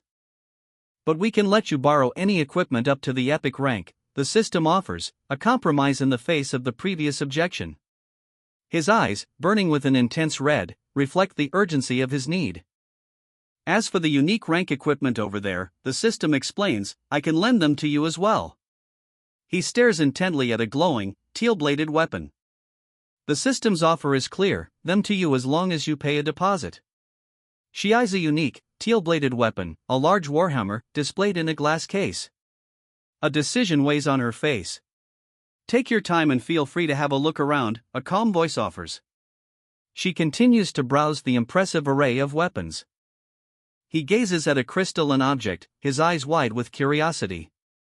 Are there no legendary or mythic items in the storage, he asks. Another voice replies, those wouldn't be stored here. We just use them. That's true, someone agrees. Then do you have equipment above legendary rank? The first speaker presses, his curiosity undiminished. Of course I have legendary rank equipment, the young man states confidently, a slight smirk playing on his lips. His posture remains relaxed, yet assured. How much of a deposit do I need to pay to borrow something like that, he asks, his expression a mixture of curiosity and slight apprehension. The answer appears, 50 million won. The young man stares intently, his reflection showing a similar gaze but with a hint of something darker, almost sinister, lurking beneath the surface. His red eyes burn with a fierce intensity. That's with a huge discount, he states, his red eyes still burning with intensity. The deal is sealed. I see, he replies, his red eyes narrowed in thought. A faint reflection shows a similar, yet slightly less intense gaze. He sighs, a troubled expression on his face. I can't afford it with the funds I have at all. He admits, the weight of his words heavy in the air. He considers his options, eyes fixed on the epic equipment. Then should I take a look at the epic equipment first, he wonders aloud. He makes his decision, a blue energy surge erupting from his hand. The force is immense, a powerful blast aimed at the epic equipment. The blast connects, but the result is unexpected. Both observers stare, speechless, as it floats above their heads. Confusion hangs heavy in the air. The two observers exchange a look of bewildered uncertainty. Neither understands the outcome of the attack. A surge of dark energy erupts from him, a furious crimson glow illuminating his intense, grim expression. The crimson energy surges, a violent wave threatening to engulf him. He turns, his back to the onlookers, a grim determination etched on his face. He grits his teeth, a surge of crimson energy still coursing through him. Use honorifics, he mutters, his voice strained but resolute. His eyes blaze, a furious expression contorting his face. The crimson energy pulses visibly beneath his skin. His crimson eyes burn, a barely contained rage simmering beneath the surface. He clenches his jaw, the intensity of his focus palpable. What? He asks, a flicker of confusion crossing his face. Then, a low growl, I said. The unspoken threat hangs heavy in the air. His eyes blaze with fury, a silent scream trapped behind gritted teeth. The unspoken threat from before now manifests as pure, raw rage. He turns, his back to the viewer, a storm brewing within him. The intensity of his rage is palpable. A reminder floats before him, use honorifics when speaking to the guildmaster. His rage simmers, barely contained. His face contorts in a mask of furious rage. The veins in his forehead bulge. He struggles to maintain control. A cruel smile spreads across his face. He finally breaks, his rage unleashed. The scene shifts to a dark, polished wooden surface. The stark contrast with the previous panel emphasizes the sudden change in atmosphere. A sinister smile spreads across his face, eyes glowing red. The darkness surrounding him intensifies. Surrounded by crimson flames, a man with a stern expression declares, I don't want to. His reluctance is palpable. Despite his reluctance, he's grabbed by a powerful hand. The grip is firm, undeniable. You. The word hangs in the air, sharp and accusatory. His face contorted in furious rage, he grips his weapon tighter. The word you hangs heavy in the air, unspoken fury radiating from him. He deflects the blow with a smirk, a glint of mischief in his eyes. The attack is countered effortlessly. Yango. He deflects the attack with a smirk, his red eyes gleaming. Hey! Moon Yango, a voice calls out. The panel shows a hand reaching towards Yango, who glares back with intense red eyes. Yango remains tense, his red eyes fixed on the approaching hand. The name Yango hangs in the air, a stark contrast to the silence. What exactly do you think you're doing? The sharp question cuts through the tension, a voice filled with disbelief and anger. A beat of silence hangs in the air. The only sound is a faint hiss of steam from the weapon in the muscular man's hands. He looks down, seemingly lost in thought. You. Her eyes widen, a stark expression of shock and dawning realization. A hand grips her throat, the pink-haired woman's eyes wide with shock. Hey, she gasps, a desperate plea escaping her lips. Answer me, the pink-haired woman demands, her grip tightening. A surge of purple energy emanates from her hand. I. He stammers, his grip tightening on his staff as the pink-haired woman's energy intensifies. That brat dared to. He thinks, his red eyes narrowed. It's up to me to decide whether the way he speaks is a problem. Mind your own damn business, Moon Yang, he snaps, his expression hardening. The retort is sharp, silencing the previous thoughts. Understood, Guild Master, Moon Yang replies, a slight sigh escaping him. Phew. He adds, visibly relieved. You too, Kongwu. Stop reacting to it, a voice warns. If you mess with Yang, you could end up disabled. The speaker gestures emphatically, emphasizing the gravity of the warning. Kongwu sighs, muttering yeah. Fine. He walks away, seemingly accepting the warning. Despite his reluctance, Kongwu walks away. In the next scene, a voice observes, at least he's loyal. Two other figures, looking impatient, call out, hey, are you listening? Their guild is definitely not lacking in any way. The observation confirms their strength and resources. Ha, fuck.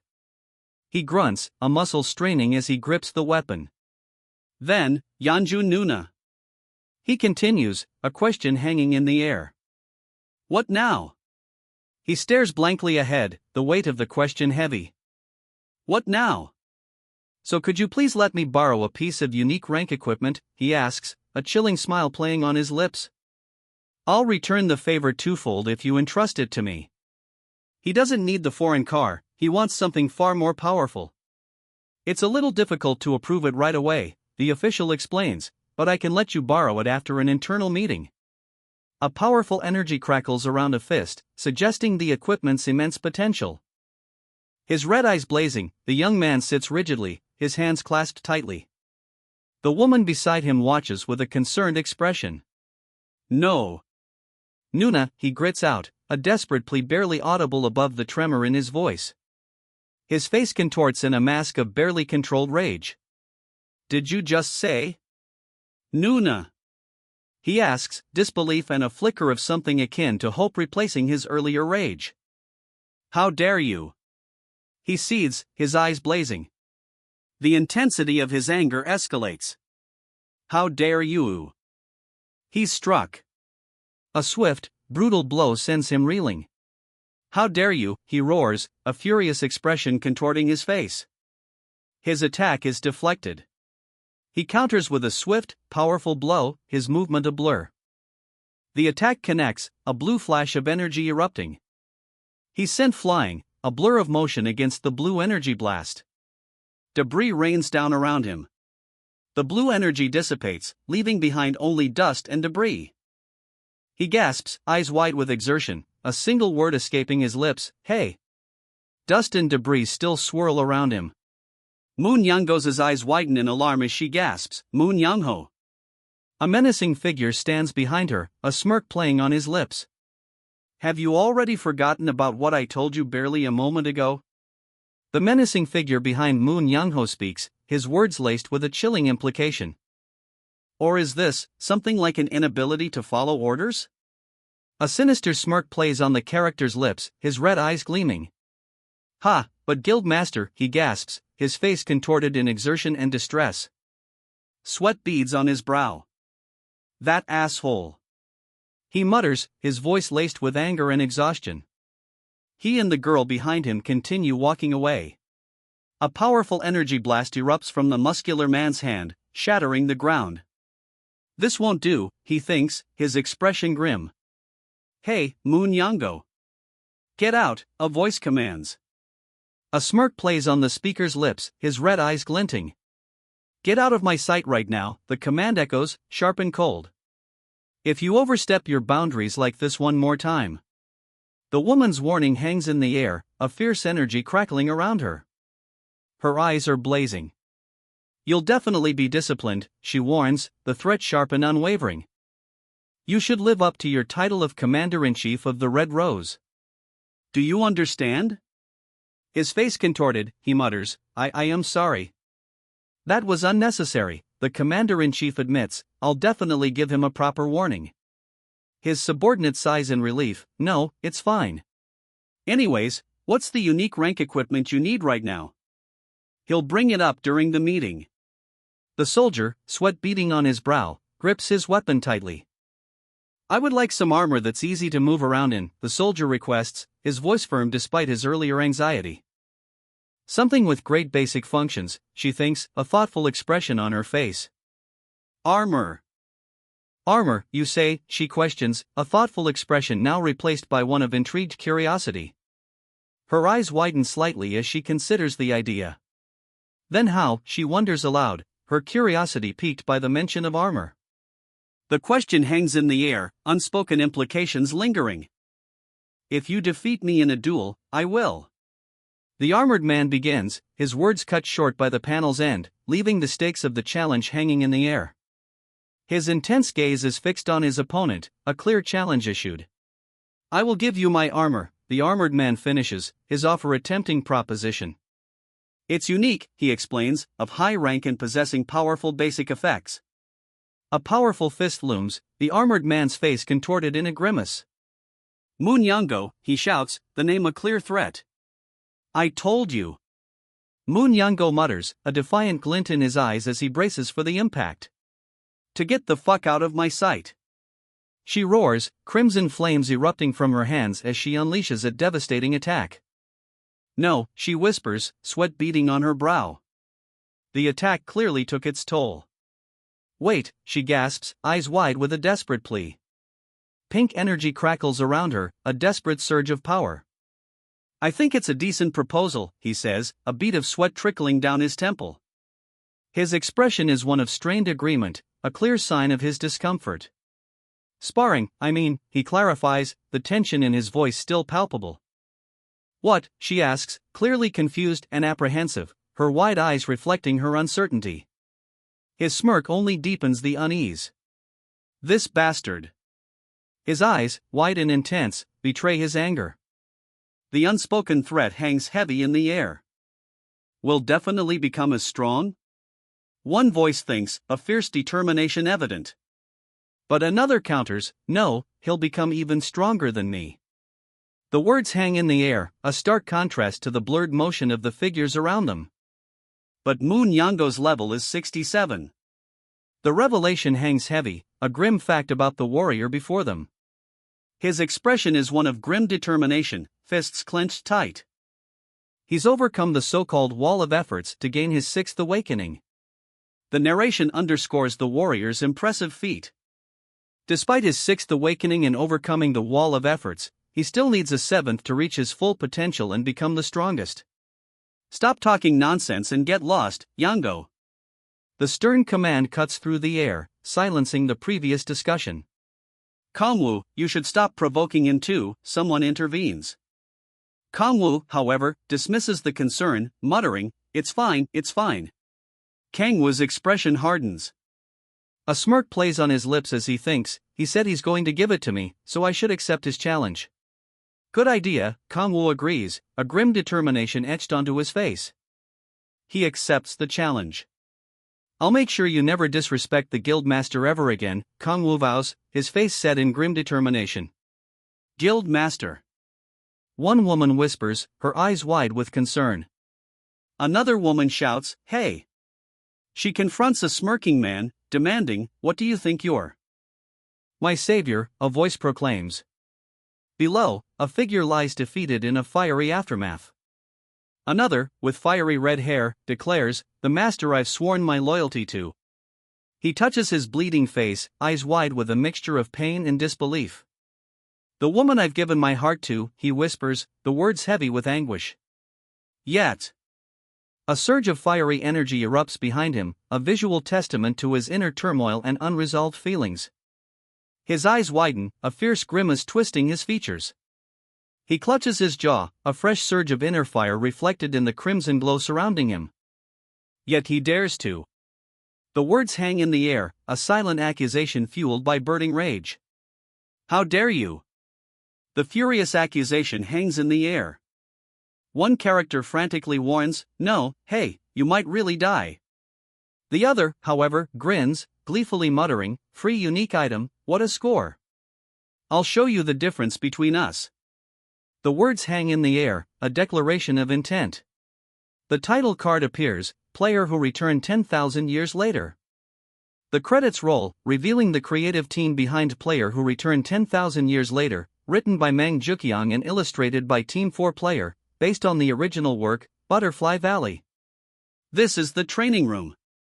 The facilities are pretty great. Let's see how long you can continue acting like that, a voice challenges. The scene shows three figures in a sleek training facility, one smirks confidently, another watches with arms crossed, and a third stands ready with a large sword. Yeah. Let's see about that, Kangwoo replies, stretching languidly. A female voice calls out, hey, oh Kangwoo. Kangwoo's thoughts drift. The more I think about it, the more insane this seems. A sense of growing unease hangs in the air. I told you it's fine, the large man boasts, a confident smirk on his face. Below him, the other two exchange worried glances. You're going to regret it. One of them mutters, a clear premonition of trouble. Whenever you're ready, the large man says, his tone casual despite the tension hanging in the air. He seems confident, ready for whatever comes next. I'll give you the first 3 seconds, the large man declares, a confident smirk playing on his lips. Attack me. He holds up 3 fingers, inviting the challenge. Attack me as much as you like, the large man states, his challenge clear and unwavering. Ha! Seriously? He says, a smirk playing on his lips.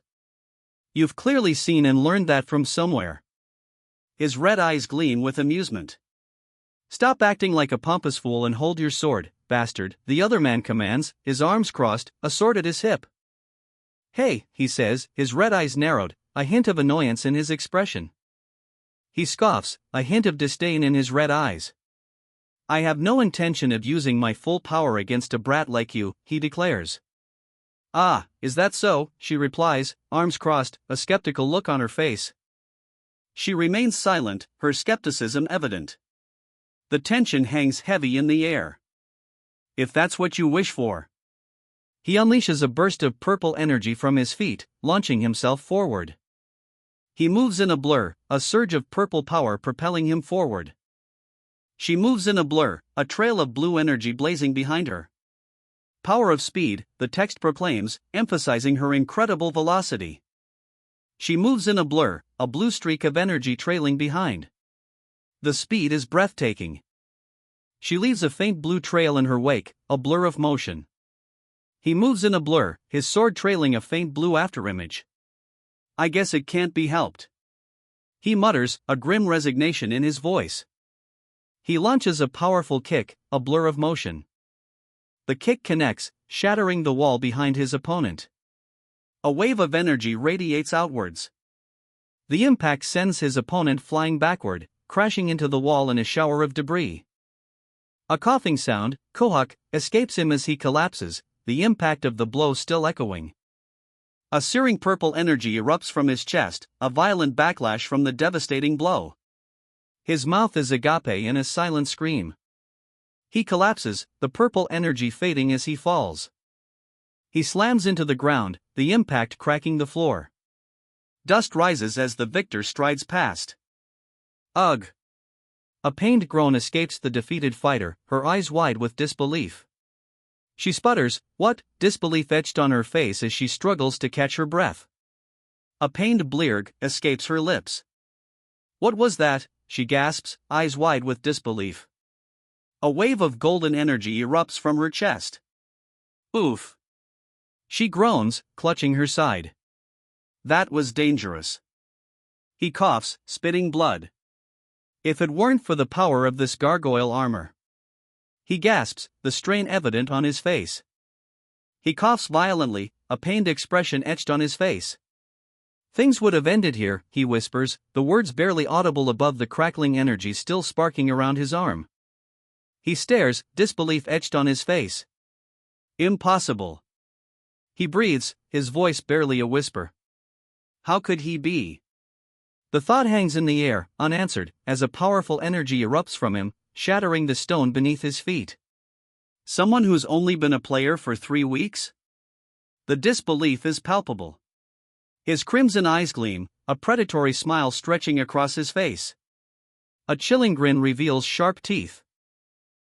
He gasps, "Cook." His grip tightens on the staff, his face contorted in pain.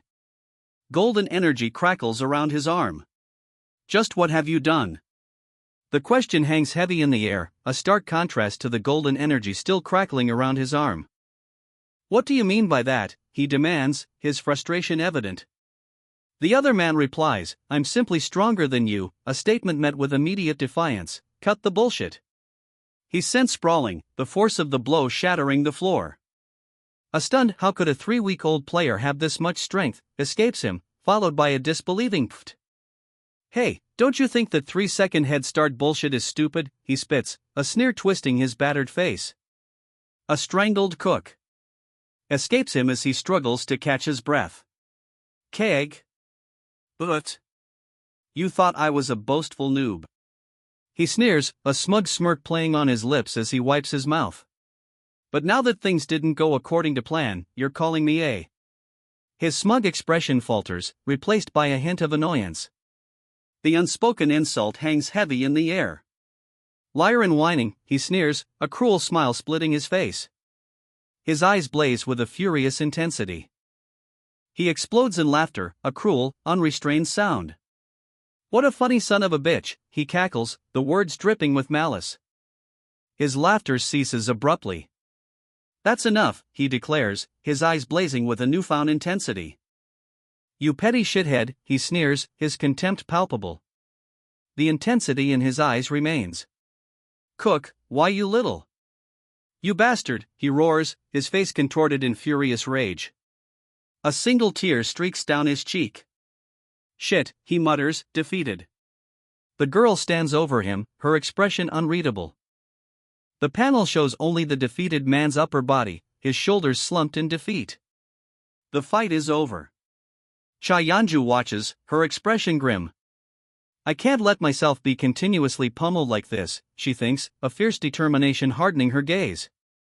With a surge of power, Yanju counters the blow. Her fist connects, a powerful impact. The impact sends a shockwave through him. He cries out in pain, "Ay." His grip on the weapon loosens. He's sent flying, a blur of motion and bright energy. His weapon clatters to the ground. Blade of unreserved slaughter.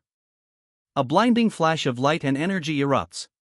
The attack explodes in a blinding flash of light and energy, engulfing his opponent.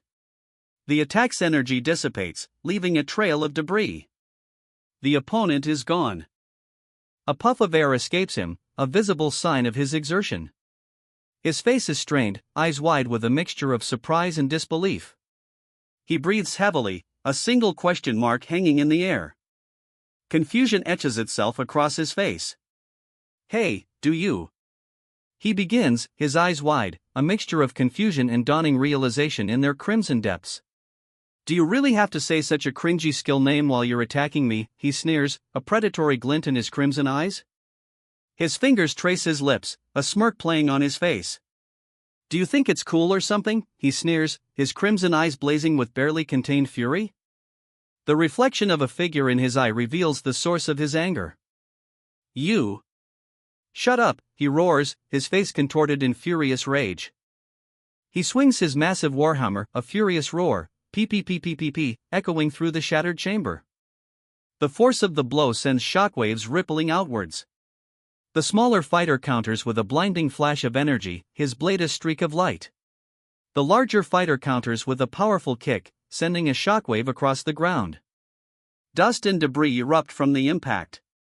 Despite the powerful blow, he remains standing. A voiceover reflects, "But he's still the commander-in-chief of one of the big 5 guilds, huh?" He's still standing, a grimace twisting his face. The narrator observes, "He isn't weak, that's for sure. But there's no need to fight him head-on," a voice narrates. A hand, crackling with dark red energy, prepares for a different approach. "Then, shall I get started?" A voice, laced with dark energy, asks. Crimson power crackles around them, a prelude to action. The power of shadow unleashed. Crimson energy surges, a terrifying display of raw might. Die. He's sent flying, a searing crimson energy slicing through the air. The attack connects, a crimson energy blast erupting from the impact. Stone fragments explode outward. He slams into the wall, the impact echoing the force of the previous attack. Dust and debris cloud the scene. Red energy crackles across his body as he recoils from the impact. Her eyes blaze, a feral snarl twisting her lips.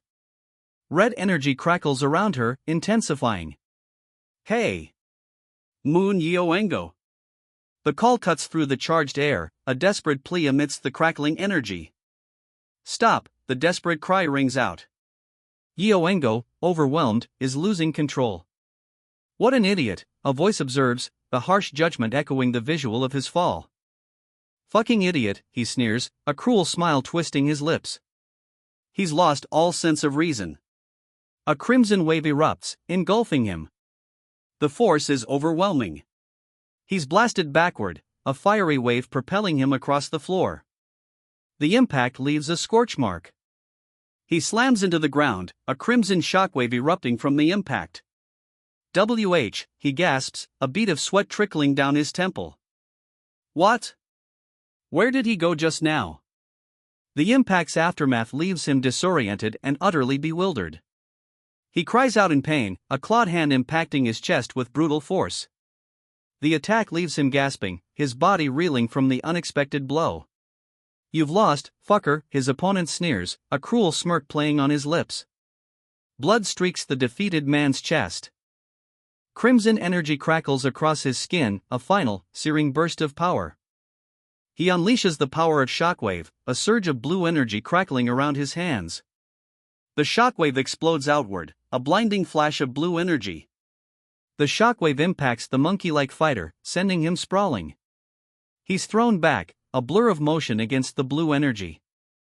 He slams into the ground, the impact sending up a spray of dust and debris. Blue energy crackles around him as he lies defeated. The dust settles, revealing the victor standing over his fallen opponent. Blue energy still crackles faintly around the defeated man. She stands over her defeated opponent, a single ellipsis in her speech bubble reflecting her quiet assessment of the situation. The lingering blue energy dissipates. Dust motes swirl as she turns away from her defeated opponent, a subtle frown etching itself onto her face. "Didn't I tell you?" she says, her eyes blazing with a cold intensity. A single drop of sweat traces the curve of her cheek. "I'm much," he says, a chilling smirk playing on his lips. His red eyes gleam with a dangerous confidence. "Much stronger than you think," he says, a chilling smirk widening. His confident words hang heavy in the air. The title card appears, player who returned 10,000 years later.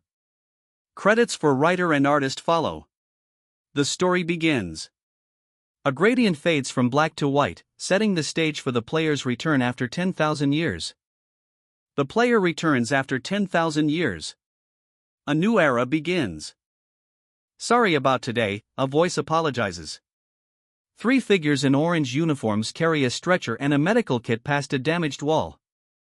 "Yando will be expelled from the guild immediately."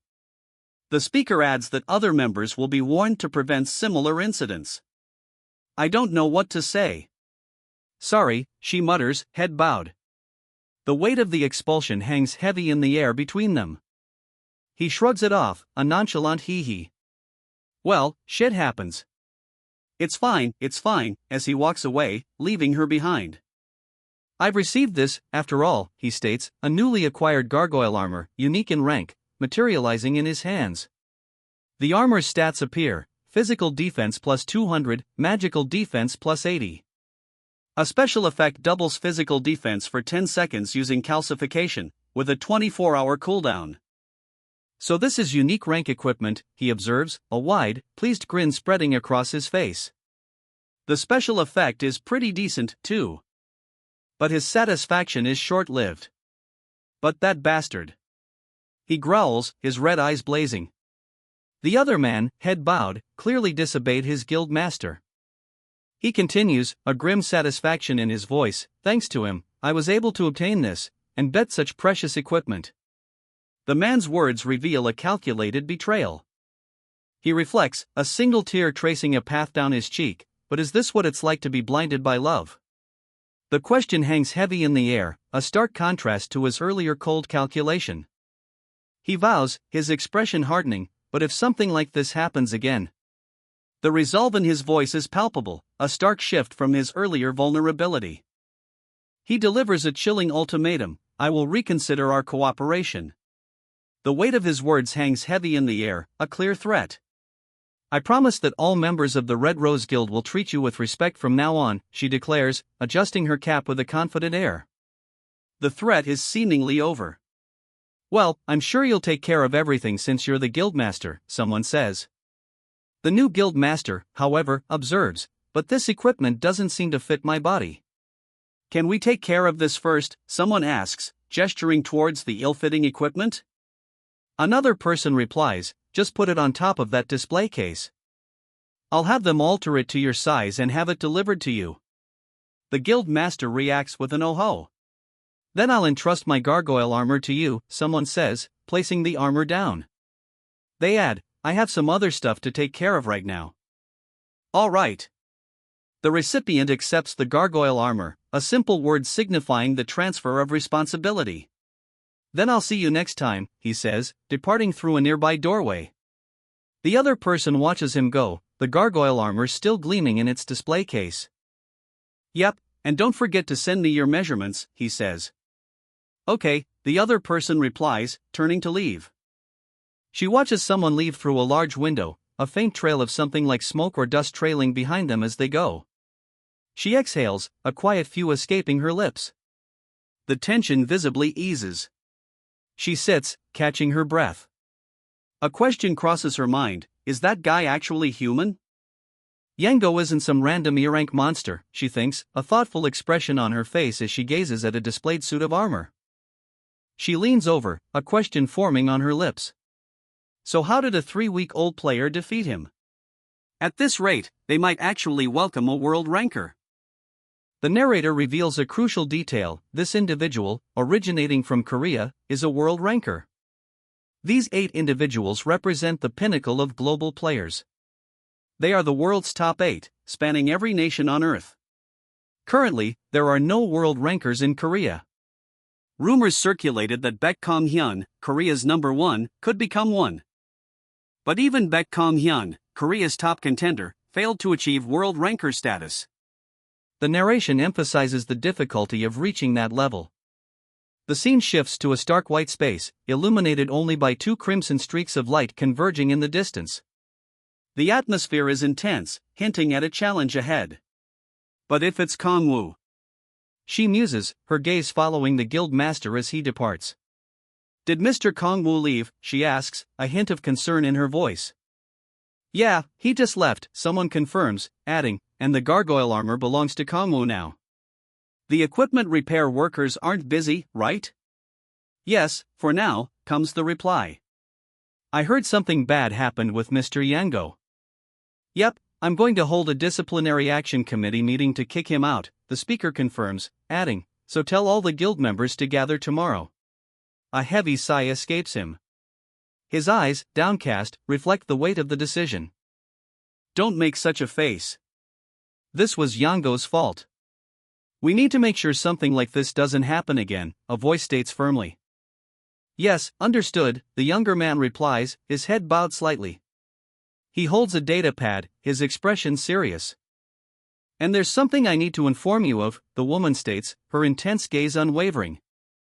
What is it? The younger man asks, his question hanging in the air. The woman reveals a shocking truth: the government has successfully planted a spy in the demonic order. The young man's reaction is one of stunned disbelief. The young man stares, speechless, the weight of the revelation settling upon him. His silence speaks volumes. If things go well, we may be able to get some information about them this time, the man in glasses remarks, offering a glimmer of hope amidst the young man's stunned silence.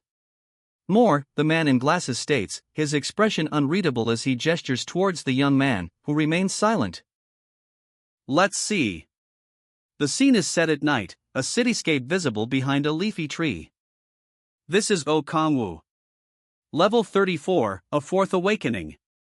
His first awakening ability, the power of gluttony, is mostly sealed. His second, insatiable hunger, is rank C. Kang-woo's stats are revealed. Level 34, a 4th awakening. His demonic energy is high, but his magic is 0. He muses. Kong-woo realizes something about his stats. I guess the demonic energy keeps growing along with the other stats, he observes. He continues to study his stats, a thoughtful expression on his face. Although it's the most important stat. He muses, hinting at a significant, yet unspecified, concern. He hesitates, unable to articulate his concerns. I can't say, he finally admits, a weight of unspoken worry evident in his silence. That strength, dexterity, and stamina don't help. The narrator's voiceover emphasizes the stark reality of the situation. He focuses, drawing on demonic energy. Strength, dexterity, and health surge. If I strengthen my body with the effects of other. He thinks, his resolve hardening. If I strengthen my body stats, I can decrease any unnecessary consumption of demonic energy, he realizes, a plan forming in his mind. I have no need for intelligence and wisdom stats since my magic is at 0, he concludes, his focus sharpening. A strategic decision solidifies his plan. It's not like they actually make me smarter anyways, he mutters, dismissing the low intelligence and wisdom scores. His focus remains sharp, his plan solidified.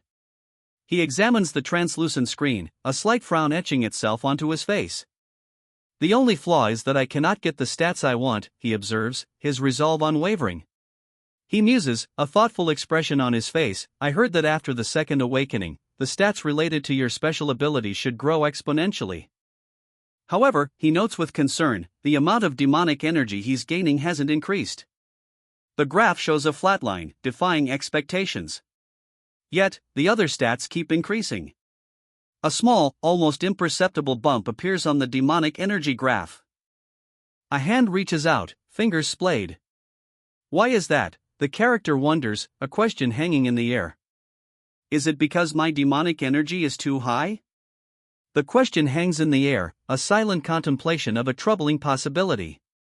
He examines the data, a thought forming. It is indeed higher compared to my other stats, he confirms, the implication clear. He delivers a powerful blow, a burst of energy erupting around the impact. I'm even capable of something the high-level players can't do, he declares, his confidence unwavering. He studies a graph, a downward-sloping line illustrating a correlation. And the higher the stats, the lower the figures get, he observes, a thoughtful escaping his lips. Conclusively, he determines it's the 30-level range. His analysis concludes, it doesn't seem to boost demonic energy already greatly increased. But that's alright, since I got this. He seems confident, ready to proceed. He leans back, a slight smirk playing on his lips. Though it is unfortunate, he says, I wanted to go past the range while defeating the Hellhound. He continues walking, a confident expression on his face. If I continue like this, I will reach my fifth awakening, he thinks. I still have time. His red eyes gleam with determination. A slight smirk plays on his lips. He's confident, his goal within reach. He decides, I should see Ciela and Taesu.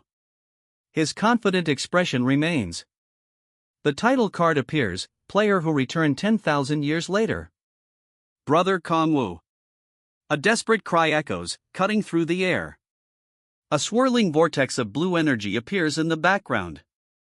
The scene shifts to the East Incheon Gate. A large, swirling vortex of energy dominates the background. A figure, desperate and reaching, cries out for Kongwu as he plummets towards the gate. Over here. Here. A powerful figure, arms outstretched, urgently calls out from the edge of the vortex. Shit. You're so embarrassing, man. A young woman's exasperated voice cuts through the scene, her face a mixture of amusement and annoyance. Well, have you done what you said you wanted to do? A large man asks, a smirk playing on his lips. The young man replies, yep, all done, man, his expression still slightly strained. That's a relief, he exclaims, a visible weight lifting from his shoulders. And the two people over here are the players I told you I would introduce you to, he adds, his eyes wide with a mix of awe and nervous excitement. My God, he mutters, seemingly overwhelmed. This handsome guy is Kim Si-hoon, and the little brat is Choi Eun-bi. The speaker gestures, introducing them to the viewer. Kim Si-hoon smiles, a friendly hello. A thought bubble exclaims, he's gorgeous. Who are you calling a brat? The larger man demands, his smile now replaced with a scowl. The smaller figure retorts, who are you if not a brat? Ah, hello, the smaller man greets, his tone seemingly casual. He then adds, you look like some old man in his 40s. What did you say? In my 40s. The older man sputters, his face a mask of disbelief and outrage. You're the one that Brother Taesu keeps talking about, right? I heard a lot about you. The young witch beams, her words clearly directed at the incredulous older man. Please speak down to me, Brother Kongwu, the young witch requests. He replies, ah, right. Okay. A hint of amusement in his tone. The young witch gasps, Kyaa. Her eyes widen. Are you a healer? Oh my God. You're so pretty. The young witch stammers, thank you. Her companion, however, exclaims, sister, let's take selfies. Selfies. A nearby man mutters, in my 40s. Beaming, the orange-haired witch declares, I'm going to show off to my friends later. Her excitement is palpable. He hesitates, muttering, Oh, okay. His eyes widen, a bead of sweat trickling down his cheek. Is that Tae-soo number? His expression is one of dawning realization and slight unease. 2, he questions, his unease growing. A calm voice replies, pleasure to meet you. I heard a lot about you from Tae-soo, one of the men says, extending a hand in greeting. A formal introduction, despite the earlier unease. My name is Kim Si-hun, he states, a formal introduction following the earlier, slightly tense greeting. Kim Si-hun continues, I am level 12. I have recently gotten my second awakening special ability with an A rank. As you can see, I have the warrior class. He displays a weapon, highlighting his class and capabilities. And Eunbi is a mage with a B rank special ability, Si-hun explains, as Eunbi cheerfully poses for a selfie, shouting peace. He adds, sorry about that. She's a little lively. Si-hun continues, he's also sensible enough to quickly inform the rest of the party what they want to know, a reassuring smile playing on his lips as he adds, don't worry about it. Si-hun continues, explaining, moreover, he's got a second awakening with enough talent to get an A rank for his special ability. A man, seemingly in his 40s, lies on the floor nearby. Si-hun shakes hands with the young man, a thought bubble above him exclaims, he's totally a main character out of some manhwa. Si-hun turns to his brother, questioning, what do you think, brother? Aren't they trustworthy? His expression is one of mild concern, assessing the group of potential allies. Well, I definitely. His brother's response is hesitant, a smirk playing on his lips, his red eyes gleaming with a hint of mischief. The uncertainty in his words contrasts sharply with the confident glint in his gaze. Do not sense wicked desires unlike those bastards from Andrus, he states, his tone matter of fact. It seems that way. Didn't I tell you? I, Kang Tae-soo, have a keen eye for people. He declares, a confident smirk playing on his lips as his companions giggle. Kang Tae-soo's confident smirk fades as he sharply reminds the other man, do I need to remind you how you nearly died after being backstabbed by your own party? The other man stammers, well, that's because the heavens wanted me to meet you, brother. It was fate. He beams, a blush rising on his cheeks. A card snaps into place. The man in armor points, a wide grin on his face. He's clearly pleased with himself. Anyways, what do you think about this party, brother? One of them asks, chuckling. Isn't it good, he adds, clearly pleased with the gathering. He considers the party, a thoughtful expression on his face. It's not bad, he concludes. We've got a tanker, both short and long-range dealers. The assessment is delivered, a thoughtful expression on the speaker's face. And a healer capable of healing and buffing at the same time. The assessment is complete, the team's composition now clear. This is pretty much the best setup for a 4-member party. The assessment is complete, and the team is finalized. The final team is revealed, Si-hun and Tae-soo. It's a strong setup, and not just because of the team composition. There are 2 players with second awakenings and A-rank special abilities. Along with Si-hun and Tae-soo, Seala and Eunbi complete the final team. They're B-rank members. It's not just a hunting party, it's a serious, challenging mission. This team is facing a difficult undertaking. Alright, they're good to go, a voice confirms. A new figure appears, a smirk playing on his lips as he announces, I'm going to tag along in today's hunt. Ha! You're going to come, too, brother, one asks, surprised. The other simply replies, yep. I'll let you know if you're lacking something, or if there's anything you can improve on, one brother says, a hint of mentorship in his tone. I trust you, brother. Thanks a lot, one brother exclaims, his voice full of gratitude. The other brother grimaces, muttering, ugh, so loud indeed. Then let's head to the gate right away, one brother says. The other, a slight smirk playing on his lips, adds, I'm only going to step in if it gets really dangerous, so don't slack off. Okay, the first brother replies. Walking towards the gate, one brother declares, I don't plan on leveling them up quickly by carrying them. The group continues their journey. Though I may need to watch them longer. It seems they have enough potential for me to nurture them. That would only get in the way of their growth, one brother reflects, continuing their journey. The sound of birds chirping fills the air as they continue their journey. Suddenly, a guttural cheek breaks the quiet. Two hulking figures emerge from the trees, their yellow eyes gleaming menacingly. The two hulking figures charge, their guttural cries echoing through the trees. They move with surprising speed, their weapons glinting. A sickening chik echoes as a brutal blow lands. The impact sends tremors through the forest. The impact throws him back, a sharp chik echoing the force of the blow. He's sent flying, a second chik punctuating the impact as he slams into the ground. He counters with a powerful swing, his blade a blur of motion. The impact sends his opponent reeling. A blinding flash of light erupts as the two clash. He's sent flying, a blur of motion ending with a hard impact on the ground. Ha ha ha ha. How do you like that, you bastards? He bellows with triumphant laughter, a cruel grin splitting his face. He collapses, a pained chick escaping his lips as he hits the ground.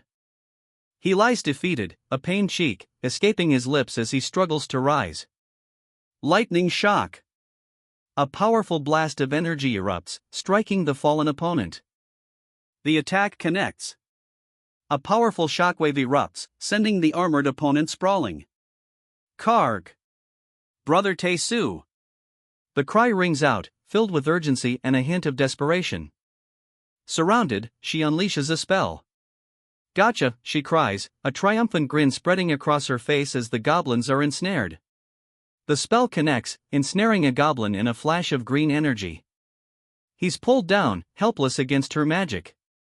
The goblin is yanked downwards, the green energy binding him tightly.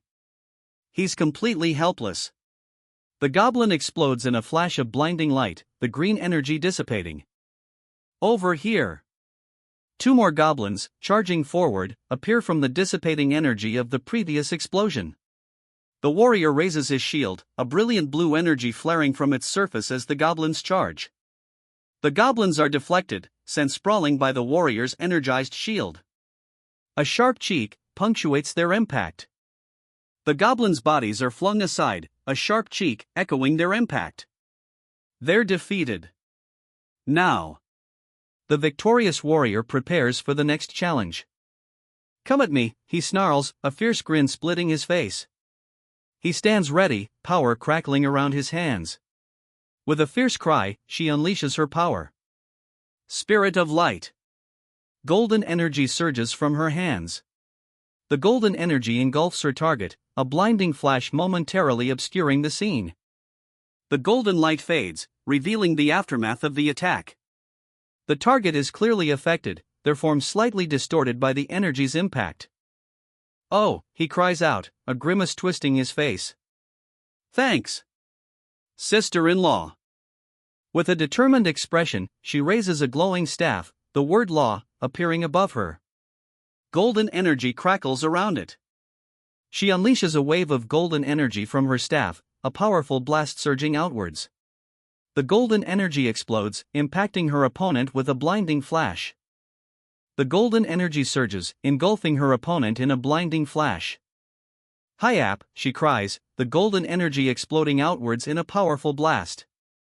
The blast hits him directly, but he grins, unfazed. His powerful counterattack begins.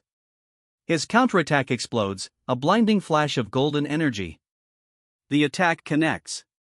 A purple energy surge cuts through the air. His attack lands. A triumphant grin spreads across his face, a stark contrast to the previous moment's intensity.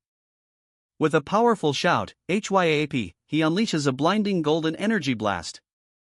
The golden energy blast connects, sending shockwaves through the group of hulking figures. They stagger, momentarily stunned. The blast's impact throws them back, a wave of golden energy engulfing them. The two figures stagger back, the impact echoing with a sharp cheek. Blood streaks their faces as they struggle to regain their footing. He spins, a blur of motion, his blade a silver flash. The two hulking figures are cleaved aside, the force of the strike sending them sprawling.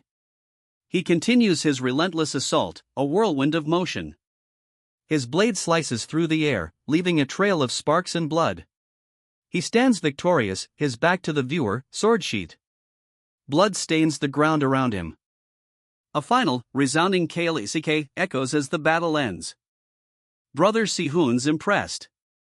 Brother Kongwu is great, but you're no joke either, Brother Sihun, he exclaims. Did you train in kendo before you became a player?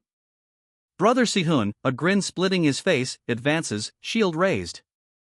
Kaya. He grunts, the sound of exertion and barely contained excitement.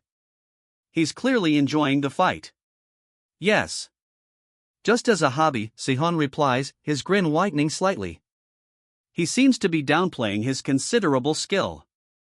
Whoa, this isn't a level you could consider a hobby. Sihun laughs, the defeated opponent lying at his feet.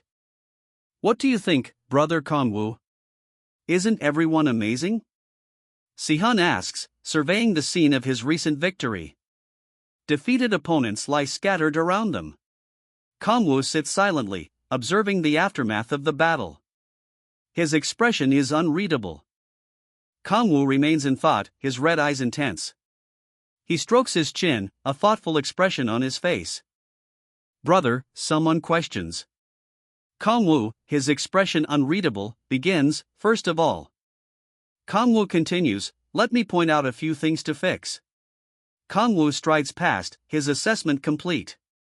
The group watches him go, a mix of apprehension and curiosity on their faces. A close-up reveals Kangwu's eye, glowing red.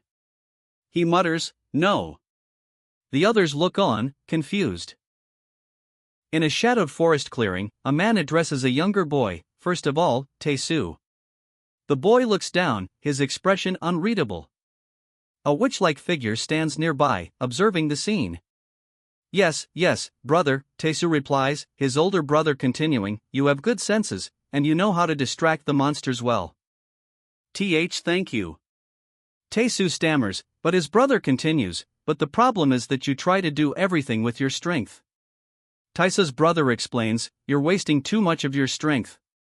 There are a lot of flaws that come with that method that someone who is a tanker should not have. The panel shows Tae-soo, visibly straining, as he struggles against his opponents. You were tossing the trolls around right from the beginning, Taisa's brother observes, a smirk playing on his lips. His words highlight Taisa's unknowingly efficient, if flawed, fighting style. How would you deal with a boss monster if they were to come out right after that? Taisa's brother asks, posing a critical question about Taisa's combat strategy. Tae-soo considers his brother's question, the weight of the hypothetical scenario heavy on his shoulders. After that? The challenge remains. You're a tanker, someone states. Just enduring the attacks and throwing them off is enough. Taisa's brother explains his fighting style. Alright, brother, she says, a slight uncertainty in her tone. The woman watches Taisa's brother, seemingly assessing his fighting style. And Ciela. The woman's eyes widen slightly, a new name added to the assessment of Taisa's brother's opponent. Yes, Kongwu. The woman confirms, her eyes still wide with a mixture of surprise and dawning understanding. The name holds significance, adding another layer to the unfolding conflict. It was a good decision to provide Tae-soo with a buff, and you correctly judged that it was necessary to enhance the tanker's strength, she confirms, a thumbs up appearing beside Tae-soo, who beams in response. Healers already receive enough attention from opponents. If a healer decides to attack, the tankers won't be able to divert the monster's attention. It wasn't a good decision to use Arrow of Light to protect himself after that. Dust motes dance in the air, the aftermath of a powerful blow. Ah! Sorry, she whispers, her face flushed with shame and regret. We just need to fix it step by step, going forward, he says, a confident smirk playing on his lips. And Eun-bi. He gestures towards her, a reassuring pat on the shoulder. Yep. Eun-bi nods, a determined glint in her eyes. She's ready. Eun-bi's powerful spell blasts the fallen monster. She clearly wanted to finish the job quickly and efficiently. Eun-bi, still slightly disoriented, agrees. Why, you're right, she stammers, the memory of 5 monsters suddenly appearing mid-battle clearly unsettling her. You can knock out the monsters with just a weak attack if you use lightning magic, so save your power. The advice is clear, offering Moonbi a crucial strategy for conserving her strength. The main dealer will always be Sihun. You'll be the assisting sub-dealer, the instructor explains, his fist clenched in determination. Yunbi's role is defined. Moonbi, her eyes wide with a mix of surprise and acceptance, nods. Okay, understood, she exclaims, accepting her assigned role as sub-dealer. The announcement continues, adding Sihun to the list of participants. Sihun's name is added to the list. He reacts with a look of apprehension, a single word escaping his lips, yes. Sihun's apprehension deepens. His eyes, a fiery red, reflect a silent, uneasy acceptance. There's nothing for you to fix, the other man says, placing a reassuring hand on Sihun's shoulder. As of right now, you are fulfilling your role flawlessly. Sihun offers a quiet, thank you, his expression unreadable, but the words hint at genuine gratitude. A close-up reveals Sihun's face, his eyes blazing with a fiery red intensity.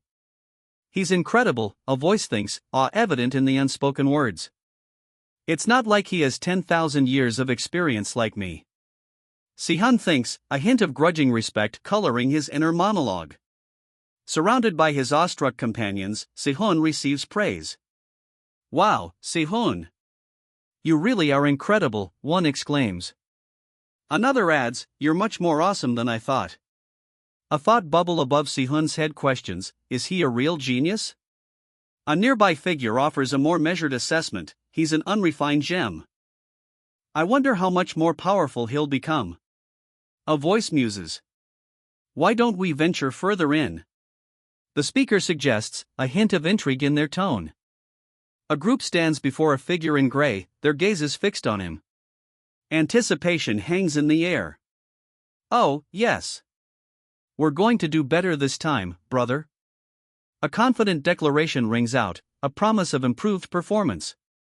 Yeah, he agrees, a confident smirk playing on his lips.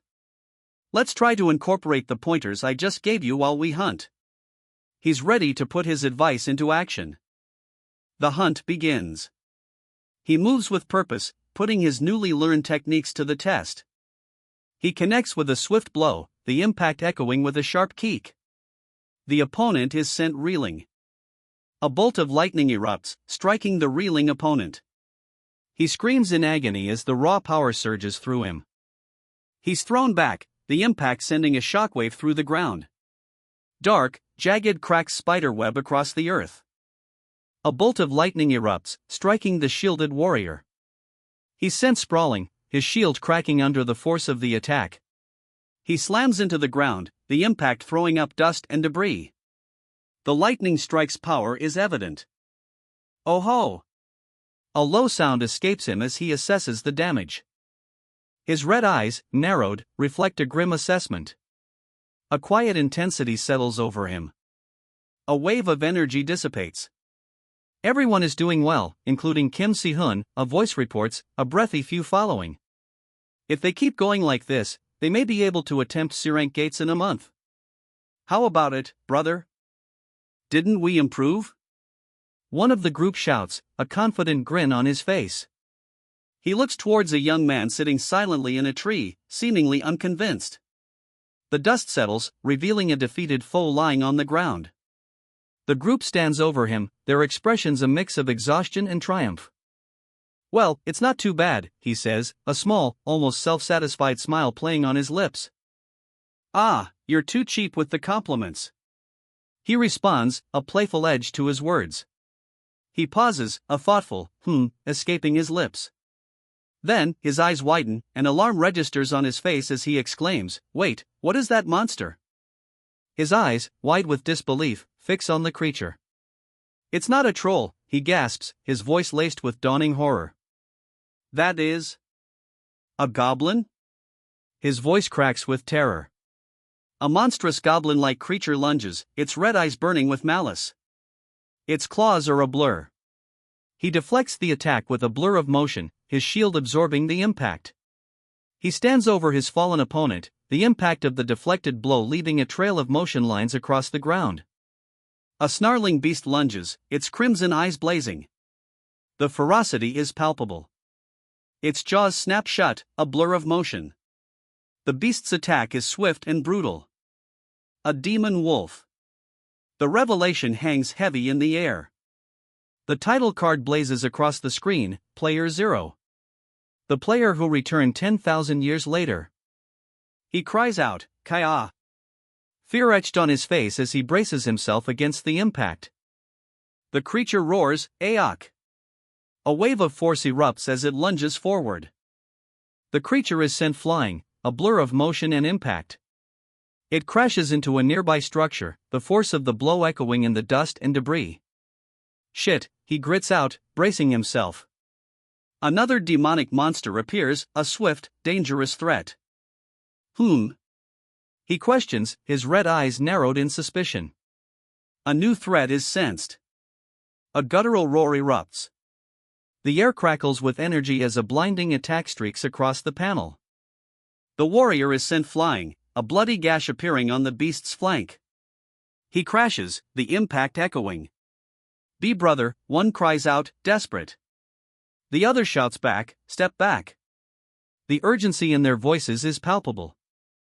He leaps, a blur of motion, his sword a silver flash. The beast lunges, but he's too fast. He counters the beast's attack with a burst of blue energy, his sword deflecting the blow.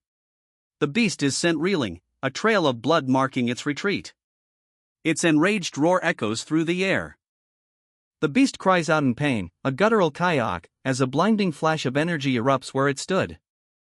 He unleashes a torrent of blue energy, a powerful wave that washes over the beast. The beast is cleaved in two by a swift, powerful strike. A look of grim determination remains on the young warrior's face. The beast collapses, a guttural cuff, escaping its shattered form as it falls. A final, pained Kayawak rips from the beast as it's thrown back, its body a blur of motion. He crashes to the ground, a pained cook, escaping his lips as dust and debris settle around him. Shit, he groans, his face contorted in pain as he clutches his sword. He's sent flying, a crimson blur against the darkening sky. The word's power of thousand blaze across the panel as he impacts the ground. He rises, a furious grimace twisting his features. Red energy crackles around him. He's sent flying, a fiery orange streak across the panel as a powerful blow connects. He hits the ground hard, a look of stunned surprise on his face. Dust and debris swirl around him. The dust settles, revealing him lying prone on the ground. Blood drips from a clenched fist. The victor stands over his fallen opponent. A message appears: you have successfully defeated a D-rank cracks fragment. Your level has increased by 1. Can you stand? The question hangs in the air, a concern etched on the face of the young man with crimson eyes, his breathing ragged. Ah, yes. Thank you, Kangwoo, he says, a relieved smile gracing his lips as he accepts help to his feet. Are you all right? Someone calls out. A group, led by a large warrior, rushes toward the scene. Concerned, his companions rush to Kangwoo's side. Brother, are you okay? One asks. Another exclaims, Hiya, you're so powerful, Brother Kangwoo. You demolished such a monster in one blow. The defeated monster lets out a pained cook. Its body lies still, the fight concluded. Anyway, you're incredible too, Brother Sihun, the man exclaims. Your blade was shining this way and that. He adds, a hint of disbelief in his tone, are you sure you're only at your second awakening? Sihun chuckles, a hint of amusement in his eyes. It's true, he confirms, I am only at my second awakening. Sihun's eyes gleam with a hint of disbelief. To think he could battle a demonic monster. Sihun's disbelief deepens. Even with an A-rank special awakening, the opponent is abnormally powerful. A weary plea follows, could you put me down? The large opponent easily carries Sihun, seemingly unfazed. A dismissive escapes his lips. Below, a thought bubble appears, it's too much to call talent. He effortlessly tosses Sihun aside. One man laughs, a gleeful sound. Now that I'm seeing this, I kind of understand that bastard, Munyango, he says. He offers a hand to the other, adding, "I'll support you." "I don't have much of a cushion," one man admits, a hint of vulnerability in his voice. The other replies, "Thank you." A quiet moment of gratitude passes between them. He touches his shoulder, a faint trail of blood marking a fresh wound. A pained expression crosses his face. His eyes glow with an ominous red light, the power surging within him. Omniscient power, the title proclaims, foreshadowing a dramatic shift. Using the ruler of demonic energy, a rank A ability, he conceals his demonic powers. Red energy lines pulse across his body, the demonic energy now barely contained. The ruler of demonic energy is failing. Oh. Kim Si-hun's expression shifts slightly as he muses, "I merely wanted to check if he had any hidden powers, but I can even see if his skills were upgraded or not through his status window." A predatory grin spreads across Kim Si-hun's face. "Sweet. Let's take a look," he murmurs, anticipation clear in his tone. His eyes widen, a look of utter disbelief washing over Kim Si-hun's face. "What the hell," he mutters, the shock palpable. The panel reveals his stats, a second awakening, but his SSS rank martial arts god power remains dormant. His stats appear: Strength 15, Dexterity 16, Stamina 13, Magic 10, Intelligence 8, Wisdom 9, and an astounding 25 in internal energy. But the most striking revelation? His inherent class, the Chosen One, destined to become the protector of the world, with the spirit of the martial arts god residing within him. Yet, the martial arts god power remains dormant. A hero who's destined to become the protector? The question hangs in the air, a stark contrast to the previously revealed stats and destiny. If you're uncomfortable, just say the word. I'll support you again. A reassuring promise is offered, a hand resting on the other's shoulder, a gesture of unwavering support. "That's all right," one says, a reassuring statement. Immediately, a frustrated voice counters, "What the hell is with this bastard?" The contrast in tone reveals a developing conflict. He's literally just. The speaker's disbelief hangs heavy in the air, his frustration palpable. The scene underscores the unexpected nature of recent events. A smirk plays on his lips. He seems amused, almost entertained by the unfolding events. The screen displays his stats: Strength 15, Dexterity 16, Stamina 13, Magic 10, Internal Energy 25. His inherent class is the Chosen One, destined to become the protector of the world. A plume of smoke and dust billows across the scene, obscuring the immediate aftermath. The dust clears, revealing a warrior cloaked in shadow, his eyes burning bright. Is that why his swordsmanship was so outstanding? A voice wonders. He's literally a main character, one of them exclaims, a dawning realization in his voice. The other, dark-haired and intense, stares intently at a data screen, seemingly unconcerned. He's an existence that could potentially threaten me. One of them mutters, his gaze serious. The other, seemingly recovered, replies, "I'm really all right now. Thank you." But he adds, with a determined glint in his eye, "There's no way I'm going to lose such a precious, unrefined gem." He finishes his sentence, his resolve unwavering. He considers his options, a young woman's enthusiastic suggestion of wealth and luxury flashing before his eyes. He thinks aloud, "I think it would be a good idea to build a friendly relationship by giving him my full support." He reconsiders, a cynical smirk playing on his lips. But everyone will spit things out the moment they start to taste bitterness, he thinks, dismissing the earlier suggestion of easy wealth. He considers the implications, a serious expression replacing his earlier cynicism. "I don't know when that complete support may bite me in the end," he thinks, his arms crossed defensively. "I cannot rely solely on the friendly relationship and proceed as if everything will be okay." Well. He begins to reconsider his approach, a cautious uncertainty replacing his earlier resolve. He studies a blurry image, a pensive escaping his lips. The thought bubble above reads, "Kim Si-hun doesn't seem like that type of person." A thought bubble appears, revealing a new perspective. Since he's willing to throw himself in front of a demon wolf just to protect Tae-soo. The narrator's assessment deepens. A narrator's voice observes, to put it nicely, he's extremely chivalric. Meanwhile, Sihun politely declines a rather unusual offer. No thanks. A young woman eagerly exclaims, "Oh, I want to try it." However, a nearby observer bluntly assesses, to put it badly, he just seems like a loser. He wonders, but I wonder how things will turn out. A hint of apprehension mixes with his intense gaze. Nobody knows, he says, a smirk playing on his lips. If that's the case. His expression shifts, hinting at a plan forming in his mind. A sinister smile spreads across his face. Kangwoo, he whispers, the name laced with menace. Concerned, he asks, are you hurt anywhere? His gaze falls upon the defeated beast, a bloody mess on the ground. Another character, seemingly uninjured, replies, "Oh, me? No, I'm fine." "I'm not injured," the uninjured character replies, casually. "I was just thinking about something." Another character observes, "It's not bad."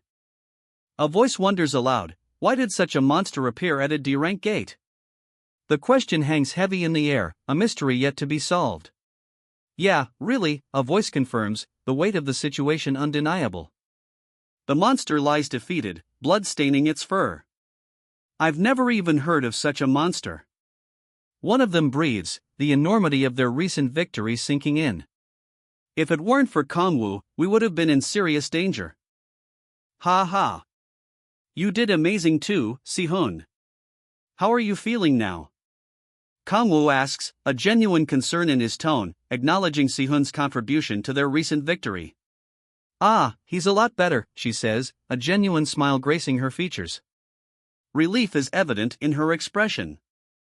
You shouldn't make large movements for a while, the larger man advises. With ample rest, you should recover quickly. He smiles reassuringly at the other. He examines the small, glowing orb in his hand, a thoughtful escaping his lips. The young witch watches intently. Are you all right, Sihun? Miss Seela asks, concern evident in her voice. Sihun replies, oh, yes. Thanks to Miss Seela, I feel much better.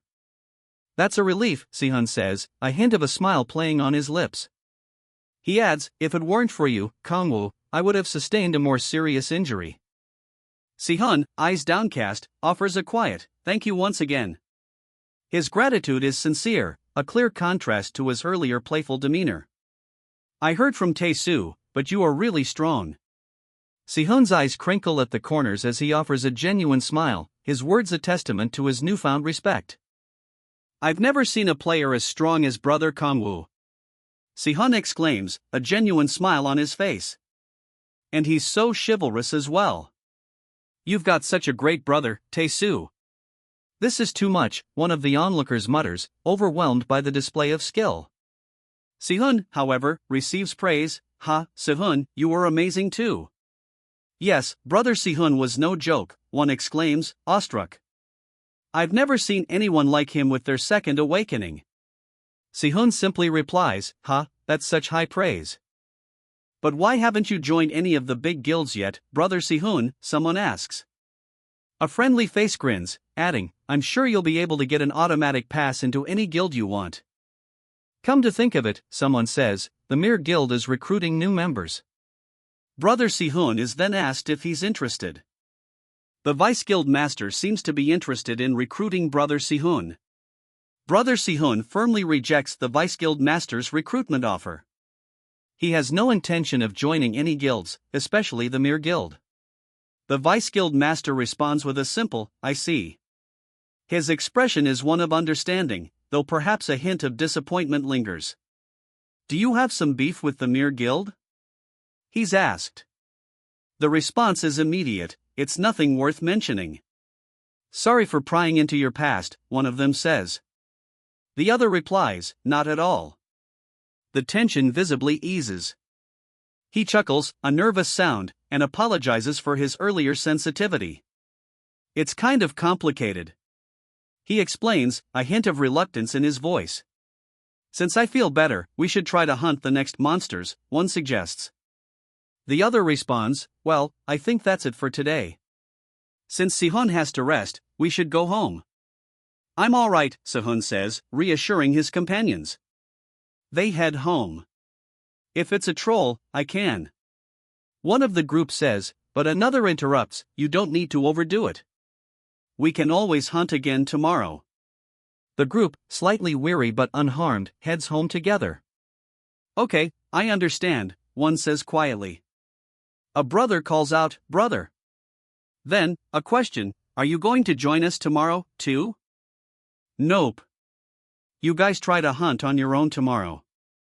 A definitive refusal, ending the discussion. Ah. I can't always look after you, the instructor sighs, a hint of weariness in his expression. If you remember the pointers you received today, I'm sure you'll get better in no time. He offers words of encouragement, a mix of concern and confidence in his students' abilities. Okay, brother, one student replies, a touch of awe in his tone. I, Kang Tae-soo, will put my all into leveling up to join you, brother. His determination echoes the instructor's encouragement. Yeah, one of the students replies, a casual air contrasting with the previous declarations of ambition. Another adds, I look forward to it, his tone suggesting quiet confidence. The group, a mix of diverse classes, stands together, a sense of camaraderie forming amongst them. The title card appears, player who returned 1,000 years later. The scene shifts to a nighttime cityscape. Tall buildings rise against a dark, twilight sky. Seela and Kangwoo stand on a city street at dusk. Kangwoo replies, yes, Kangwoo, confirming his identity. Seela informs Kangwoo, something's just come up, so you may need to go home first. Kangwoo looks at his phone, showing missed calls. Ah. Is it something urgent, he asks. Seela replies, yes. Someone just called, so I think I should get going. All right. Then what will you do about dinner? Kangwoo asks, a hint of concern in his tone as Seela prepares to leave. Seela, holding her staff, tells Kangwoo, you can eat first. I might end up running late. She's already turning to leave. Seela pauses, a slight blush on her cheeks. Ah. She murmurs, a hint of embarrassment in her voice. Then please be careful, and I'll see you later, Seela says, her words a soft farewell. Okay, he replies, the single word carrying a hint of reluctance. I'll reheat your dinner for you when you come home, Seela offers, her kindness evident. He replies, yes. I'll be back soon, a blush coloring his cheeks as he adds, she's really an angel. His thoughts drift to Seela. I wanted to have dinner with Seela again tonight, he says, a hopeful smile on his face. But I guess it can't be helped, he sighs, his hopeful smile fading slightly as he accepts the situation. All right. Now. He begins, a determined glint in his eyes as he watches a purple-haired woman walk away into the night, surrounded by a crowd. A sinister smile spreads across his face, eyes blazing crimson. He watches her go, a chilling satisfaction in his gaze. Let's begin, he says, a chilling calmness in his voice as the confrontation begins. He waits, a pensive expression on his face as he checks his phone. The confrontation seems to have paused, leaving him in quiet contemplation. He lets out a breath, a visible sigh of relief. The tension seems to ease as he stands, phone still in hand, under the night sky. He walks away, the city lights blurring behind him. An elderly man sits quietly at a bus stop, seemingly oblivious to his passing. The phone screen displays a transit map, highlighting a stop labeled the Mir Guild. Below, the name Sihon appears. Kangwoo? Sihan looks surprised, his question hanging in the night air. I had something to discuss with you, Sihun, Kangwoo states, his expression serious. He holds out his phone, seemingly ready to begin their conversation. Okay. What's up? Sihun asks, a hint of curiosity in his tone. Kangwoo replies, it's something rather important. His expression is serious, his eyes intense. Kangwoo suggests, why don't we head to somewhere more private? He clearly wants to discuss his important matter in a more secluded setting. Kangwoo considers the suggestion of privacy, his gaze drifting towards a nearby bus stop. The sign reads, bus number 700 arriving soon. He agrees, a single word hanging in the air, okay. The panel then shows a blurred motion as he boards a bus. All right. He stands in a quiet, dimly lit hallway. The air conditioning hums faintly in the background. Two figures walk down a dimly lit hallway. One, in a dark uniform, seems apprehensive. The other, ahead, remains silent. Kangwo? The apprehensive figure asks. What did you want to talk about? Kangwo's silence hangs heavy in the air. Kangwoo strikes, a blur of motion. His attack connects, a powerful blow. He coughs, a pained sound escaping his lips. The impact of Kangwoo's blow is clear. He spits blood, his face contorted in pain. The blow clearly landed hard. He coughs, a harsh hook escaping his lips. Pain contorts his features as he stumbles. He slams into the ground, the impact sending a shockwave through the air. He coughs, a pained expression twisting his face. What is the meaning? He gasps, clearly struggling. He coughs violently, a pained expression contorting his features. I'm going to make some insurance, he grits out, a grim determination hardening his gaze. Si-hun, doubled over in pain, hears a voice. You will become stronger, Si-hun. Much stronger than all the other players. Si-hun, still doubled over, hears a voice offering a hand. And I would like to form a friendly relationship with you, Si-hun. Si-hun's eyes glow red, a sinister smile spreading across his face. To put it frankly. He seems to say, the unspoken threat hanging heavy in the air. Si-hun's declaration hangs in the air, I want to become a true comrade of yours. His words, though seemingly an offer, are laced with the same unsettling intensity from his previous threat. Then why are you doing something like this? The question hangs heavy, a sharp contrast to Si-hun's earlier, unsettling offer. A guttural cook escapes him, emphasizing his confusion and growing unease. What are you even talking abo? Si-hun's voice cracks, a strangled gasp escaping him as his face contorts in disbelief and agony. His eyes widen, reflecting the shock and pain he's experiencing. A purple energy erupts from Si-hun, a violent expulsion of power. His body is racked with the force, the strain evident in his contorted features. This is insurance for that, Si-hun explains, the words a grim justification for his earlier exertion. The man coughs, kook. Ki-hak, collapsing to the ground.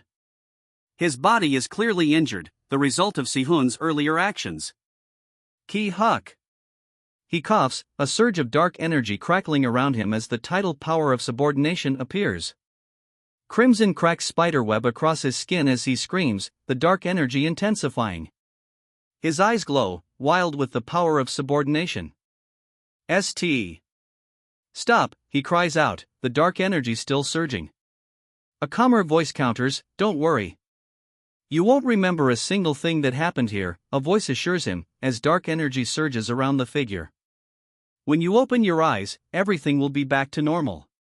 You will hunt just like today, the voice commands, as dark energy pulses around the figure. And continue developing your powers. Since it's you, he says, a cruel smile spreading across his face. His red eyes gleam with dark energy. You will grow stronger along with Taesu and Ciela, the man declares, and form the strongest party ever. His words carry a chilling certainty. If you become my subordinate, you'll be able to use a portion of my powers, the man offers, a tempting proposition hanging in the air. Si-hun's hands glow with pink energy as he absorbs the offered power. It will aid your development significantly, Si-hun, the man states, the words a promise and a warning. A guttural sound, kohak, escapes Si-hun's lips. Si-hun grimaces, sweat beading on his forehead. Ah! He groans, the power surging within him. There's no need to worry about anything, a calm voice assures Si-hun, whose pained expression softens slightly. A chilling smile spreads across his face. He says, his red eyes gleaming. His gloved hand clenches, a dark, almost ominous, purple light emanating from within. We are going to become such good comrades, a voice declares, a hint of something unsettling in the tone. His eyes widen, a look of dawning horror replacing the previous uncertainty. Hook, he gasps, the sound barely audible. He collapses to the floor, his gasp echoing the impact. His eyes are wide with shock. He clutches at his chest, eyes wide. "What was that?" he gasps, his voice filled with disbelief and dawning fear. He sits on the ground, confused. "What am I doing here?" he wonders aloud. "I was waiting for the bus earlier." His voice trails off, still grappling with the inexplicable situation. He glances at his phone. The time, 8 o'clock. 8 o'clock, he questions, a hint of dawning realization in his voice. He recalls, "I tried to board a bus about an hour ago." His expression is one of dawning comprehension, a troubled frown etched on his face. "Ugh!" He groans, his face contorted in pain. The question hangs in the air, what happened after that? He groans again, clutching his head. "I don't remember anything after that," he says, his voice strained. "I think I lost consciousness." Even with the impact's force, he's surprised by his own lapse in consciousness. "I can't believe I blacked out," he thinks, the words a testament to the unexpected blow. He slowly regains consciousness, a dazed expression on his face. The impact clearly left its mark. "I'm too weak," he groans, the words a testament to his defeat. "I'm so weak right now," he admits, a cough escaping his lips. "I have such a long way to go." He kneels, his breath ragged. "I need to become." The thought hangs heavy in the air, a vow whispered against the backdrop of a dimly lit corridor. "Much stronger than I am now." He vows, his hand reaching out, a dark shadow looming. The Mere Guild. The Mere Guild. The Vice Guild Master of the Mere Guild is revealed, a formidable figure looming in the shadows. Kim Young-hoon. The name is revealed, belonging to the Vice Guild Master of the Mere Guild, his smirk a chilling display of power. Kim Young-hoon, the Mere Guild's Vice Guild Master, unleashes a devastating blow. His opponent is sent sprawling. Young-hoon's resolve hardens. "My blade must be able to reach," he thinks, preparing for the next attack. Young-hoon's opponent lies defeated on the ground. Young-hoon's face contorts in a grimace of barely controlled fury. "Ugh!" he growls, the defeated opponent forgotten. He stumbles, falling against a wall. "It worked," a voice confirms, relief evident. A digital message appears, "Soul subordination complete." Kim Si-hoon is now registered as a subordinate. A second message follows, "Is there a command you would like to issue to your subordinate?" He smirks, a self-satisfied glint in his red eyes. "I've gotten my insurance," he says, dismissing further questions. "We'll get to that later." A digital message flashes, "Commands have been postponed." He lets out a chilling chuckle, a predatory glint in his eyes. "Now all that's left is for Kim Si-hoon to grow up nicely," he says, the words dripping with unsettling implications. Kim Si-hoon looks down, a troubled expression on his face. He's clearly not comfortable with the idea, as the thought bubble above him reveals, enforcing my authority over Kim Si-hoon as his owner yet. He continues, his voice laced with a quiet resolve. "I made him my subordinate purely for insurance purposes, and there's no reason to put a leash on a dog that doesn't bite its owner." He walks away, his back to the viewer. After Si-hoon's abilities strengthen, a bus speeds past as he and his subordinate walk away. His power will become equivalent to that of Balak's. The narration confirms Si-hoon's significant power increase. Si-hoon's existence is crucial. The speaker explains that because the Myriad Demon Palace remains partially sealed, Si-hoon's power is vital. Si-hoon, eyes blazing red, reveals his grim determination. "And I still have to battle the mysterious demonic order." Si-hoon gazes upward, a thoughtful expression on his face. There's no telling when the demons might appear at the gates again, he thinks, the weight of his responsibility heavy. A figure stands watch on a distant rooftop, silhouetted against the darkening sky. "Now then, Si-hoon. I will support you as much as possible," a voice declares. Si-hoon's eyes glow crimson, a grim determination etched on his face. "So train hard, and get stronger." The words echo Si-hoon's burning resolve, his crimson eyes reflecting his unwavering determination. Si-hoon, looking puzzled, holds his phone. "HM? What's this?" he wonders aloud. The name Chodiokion appears on the screen. Sihun, still crouched, listens intently to the caller. I had some information to pass along to you, which is why I called, the voice explains. He asks, about the demonic order? I am not too certain, the caller says hesitantly. I did find a trace of demonic energy. Sihun's expression remains serious, his attention fixed on the call. But it didn't seem to have been done on purpose, the caller finishes, their voice laced with uncertainty. Sihun remains still, considering this new information. Sihun's eyes widen, a stark expression of disbelief replacing his previous contemplation. It wasn't created by a human, he repeats, his voice barely a whisper. The caller confirms, it seems it was made by a monster and not a human. Sihun's eyes narrow, his voice sharp as he presses, it's a demon. Where did you find it? Alright, Sihun replies, already moving. The location is confirmed, a B-rank gate in Wejongbu. Following the Hellhound and Demon Wolf, another demon appeared. It was called the Cracks Fragment.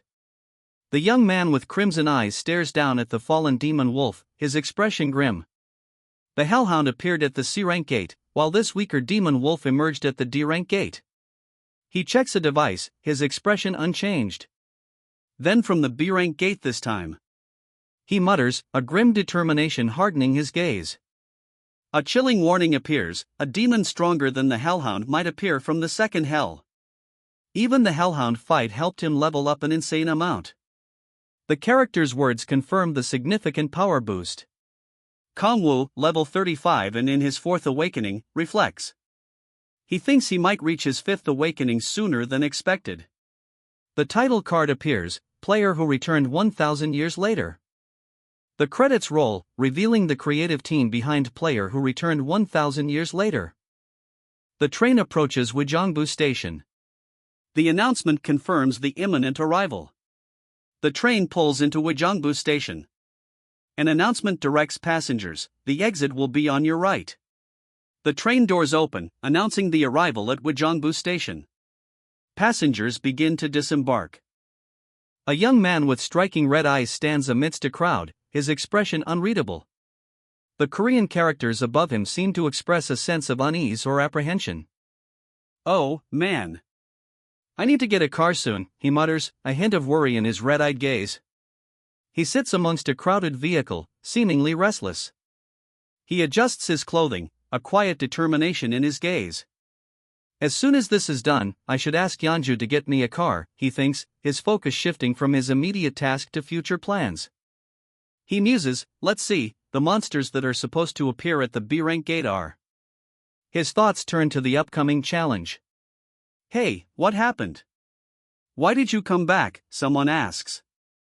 He sighs, explaining, ugh, I don't know. They said there's something weird inside the gate, so they won't let me in. Something weird? Someone asks. He replies, yeah, some sort of monster mutation occurred. His expression is serious, his eyes wide with a hint of unease. A swirling vortex of dark energy appears before them. Hey! What do you mean parties aren't allowed to participate? Someone demands. The response is immediate, because of that, no one is allowed to enter regardless of how large your party is. Frustration boils over as one of the adventurers exclaims, ha, shit. I came all the way from the rural regions. Do you even know how long it took me to get here? Their complaint is met with the murmur of the crowd, and the cold reply, it's not like the government will compensate you if you die. The cold indifference continues, a stark reminder of the harsh reality, it's not like the government will compensate you if you die anyway. Why aren't you allowing anyone to enter? There are so many people stuck here. A man demands, his frustration evident. The official response follows, an unknown monster mutation has occurred, so the gate is temporarily inaccessible. Well, it's not like the boss monster mutated, so... A nervous explanation trails off, punctuated by panicked gasps. A monster mutation has occurred in the gate, one soldier reports, his voice tight with alarm. We have not been able to identify this monster. His companion stares, clearly worried. A reporter grimly adds, but 10 players have died because of it so far. The gravity of the situation is palpable. An official announcement appears: for the safety of the players, we will be restricting access to the gate until we have further information. The grim news underscores the danger. The announcement echoes the gravity of the situation: a monster mutation has occurred. A hushed murmur rises from the crowd. That many people died, one exclaims, disbelief coloring his voice. Another adds, 10 people at a B-rank gate, that's a lot. The high casualty rate at the B-rank gate is explained: a monster mutation. The gravity of the situation sinks in. They might call it a mutated monster, but it's obvious to me what it is, the young man states, his gaze sharp. The demon must be rampaging inside the gate already. His serious expression reflects the gravity of the situation. To think they would forbid player entry. He mutters, gazing at the swirling blue vortex before him. The gate is sealed, a formidable barrier. He wonders which monster is causing the current unrest. Meanwhile, a reporter presses for details about the monster mutation, noting the citizens' unease. As we have said before, we don't have any details, the reporter states firmly into her microphone, deflecting the persistent questions from the press amidst the growing public unease. That is true. All we know right now is that it resembles a lion, he concedes, before a sudden realization dawns. It's a boar. We have not encountered it before, so it will take some time for us to analyze it. The creature is identified, a boar. The creature is identified, a boar, one of the strongest predators from the second hell. It resembles a lion, but with 5 legs. The boar's jaws clamp down, its powerful bite ending the fight. Blood stains the ground. The boar possesses a unique ability, a full stomach. It can consume 5 prey a day, regardless of size. The boar, its massive form sprawled across the ground, lets out a satisfied sigh. It's consumed its daily quota. The text box clarifies, it gets a full stomach and will not strike preemptively. The boar, sated, rests. The narration clarifies, this creature, descending to the first hell for sustenance, was the very essence of terror.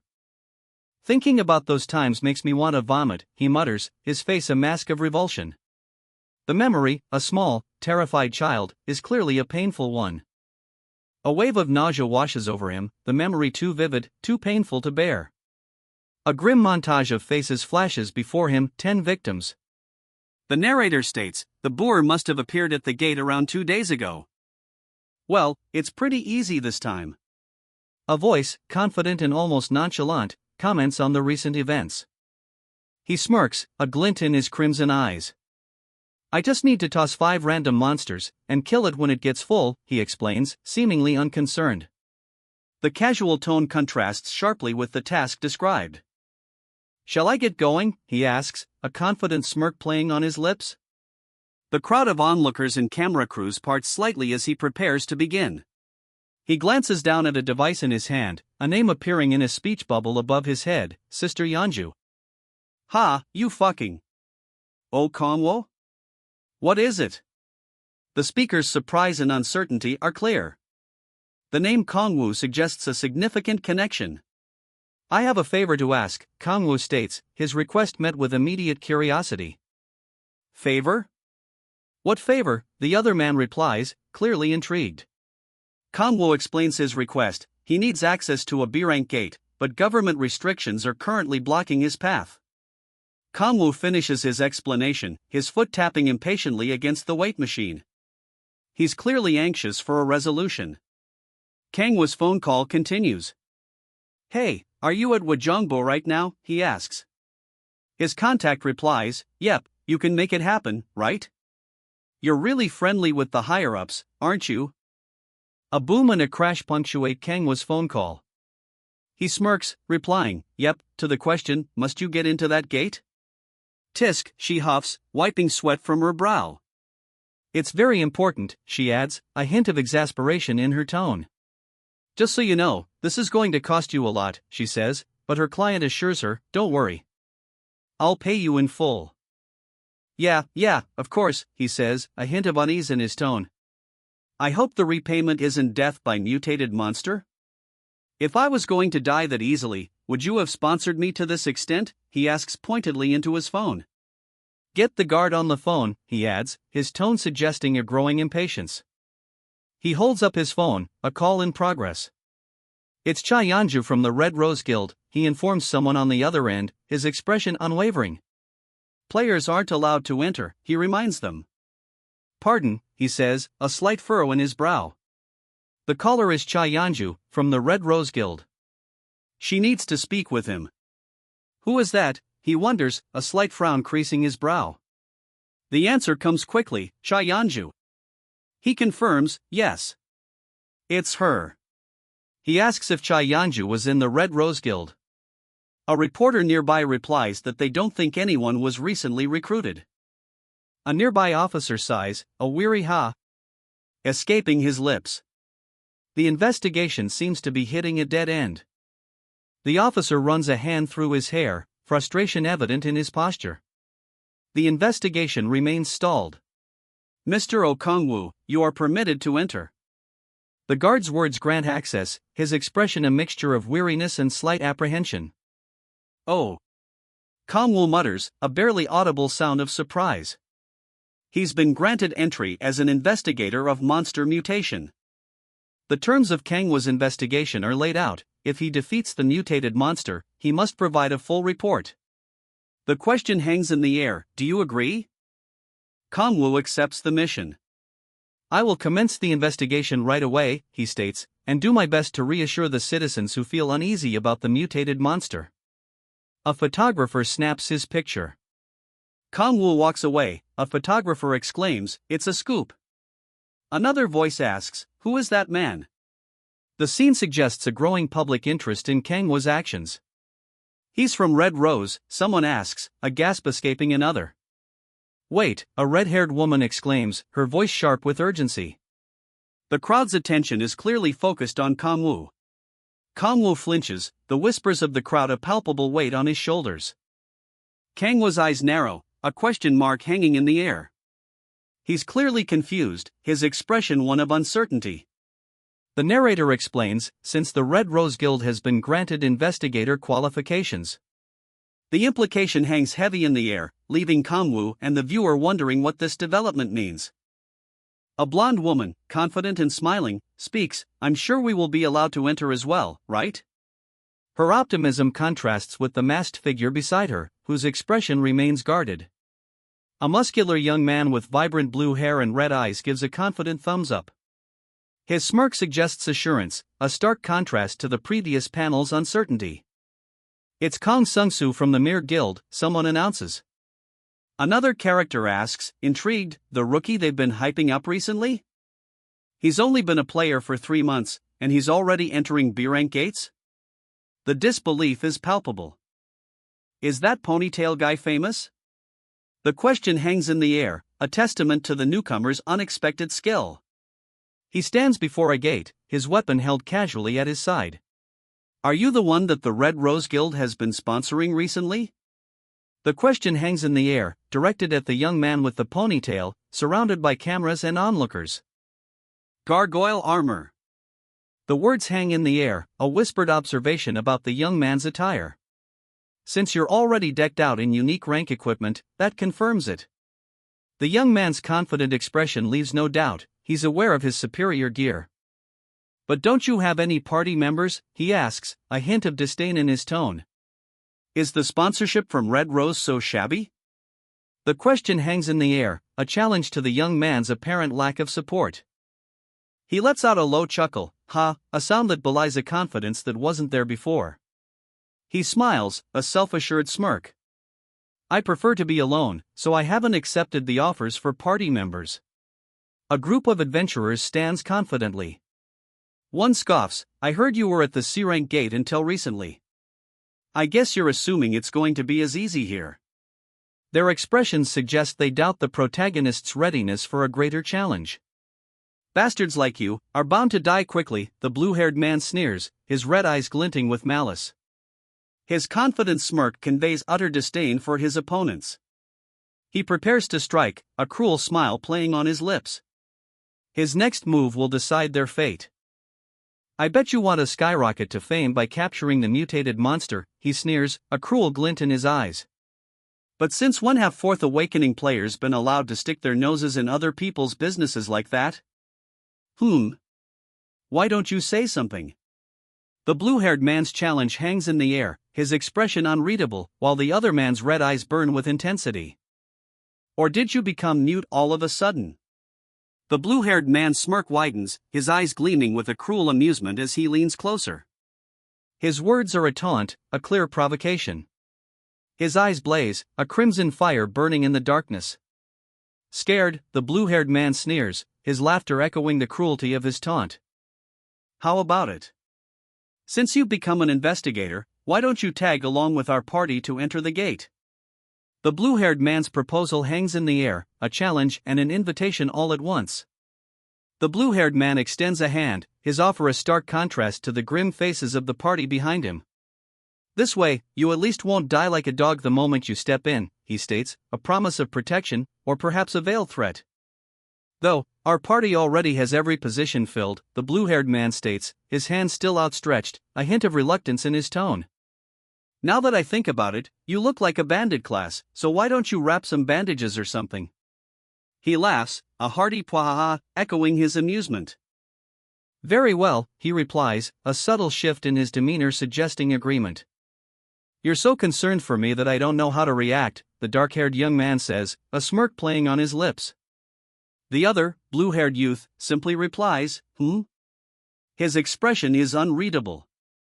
I was afraid of going in by myself, the dark-haired youth admits, his hand still resting on the other's shoulder. A hint of vulnerability softens his usual smirk.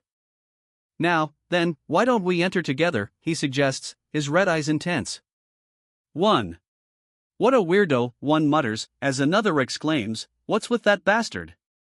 A third adds, doesn't he have any self-respect? The numbers 1, 2, and 3 appear sequentially, highlighting the escalating frustration. It's kind of disappointing. One of them mutters, as the numbers 4 and 5 appear, indicating a continued, escalating sense of disapproval. 6, a voice states flatly, the number appearing in his speech bubble. The boar needs 5 heads to reach its full stomach state, but there are now 6. So that son of a bitch, Oh Kangwoo, sponsored by Red Rose, is there. And he was directly scouted by Chai Yanju at the B-rank gate. The call ends. He confirms, yes, he's here. Vice Guild Master Kim Young-hoon. A group of adventurers stands near a shimmering gate in the background. You have to take this opportunity to humiliate him in front of everyone. The order is sharp, delivered through a phone call. The speaker's hand, gloved and tense, grips the device. Even if they happen to be doing well right now, we must never forget that the mere guild outranks the Red Rose Guild. The words are firm, a reminder of power dynamics. Below, a questioning what bubbles up, a clear sign of disbelief or defiance. You want to go in together, one asks, a hint of skepticism in his tone. The other responds with a confident, yes. I'm supposed to humiliate him in front of all the reporters.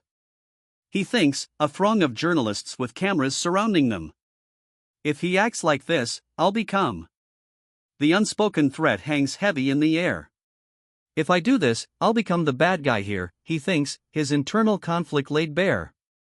He sighs, ugh. Provoking him further will only worsen their image.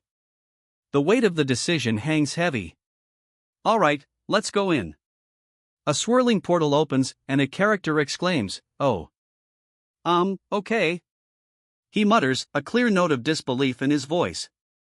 The words Red Rose and Mir are cooperating appear in a thought bubble, expressing his shock at this unexpected alliance. What? Someone exclaims nearby, reflecting the general surprise. Wow, this is an amazing scoop, one onlooker exclaims, clearly impressed by the unexpected alliance. Another, however, scoffs, muttering, what a cowardly punk. The scene depicts a group reacting to the surprising cooperation between Red Rose and Mir. All right. The headline will be the two rival guilds that decided to cooperate and capture the mutated monster, a voice announces, confirming the unexpected alliance. Another voice immediately counters, I don't understand why the Red Rose Guild is sponsoring a punk like this. This is the plan, however. This is what we'll proceed with. Humph. Well, whatever. He scoffs, a smirk playing on his lips. His dismissive attitude suggests a reluctant, yet ultimately agreeable, participation in the plan. There's no need to further provoke such a cowardly bastard, he sneers, a cruel glint in his crimson eyes. His sharp teeth are bared in a predatory grin. This is the only temporary alliance. There won't be a next time. He declares, his words sharp and cold. The title card appears, player who returned 10,000 years later.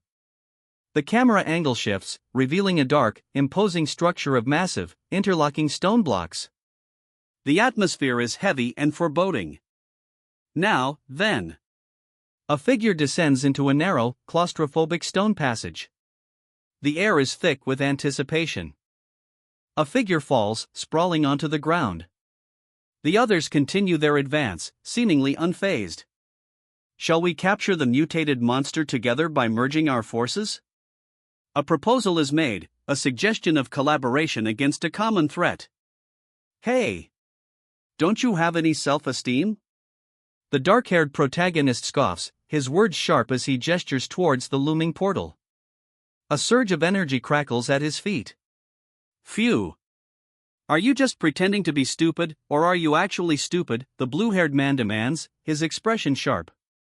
Another man sighs, advising his companion, just ignore him, brother.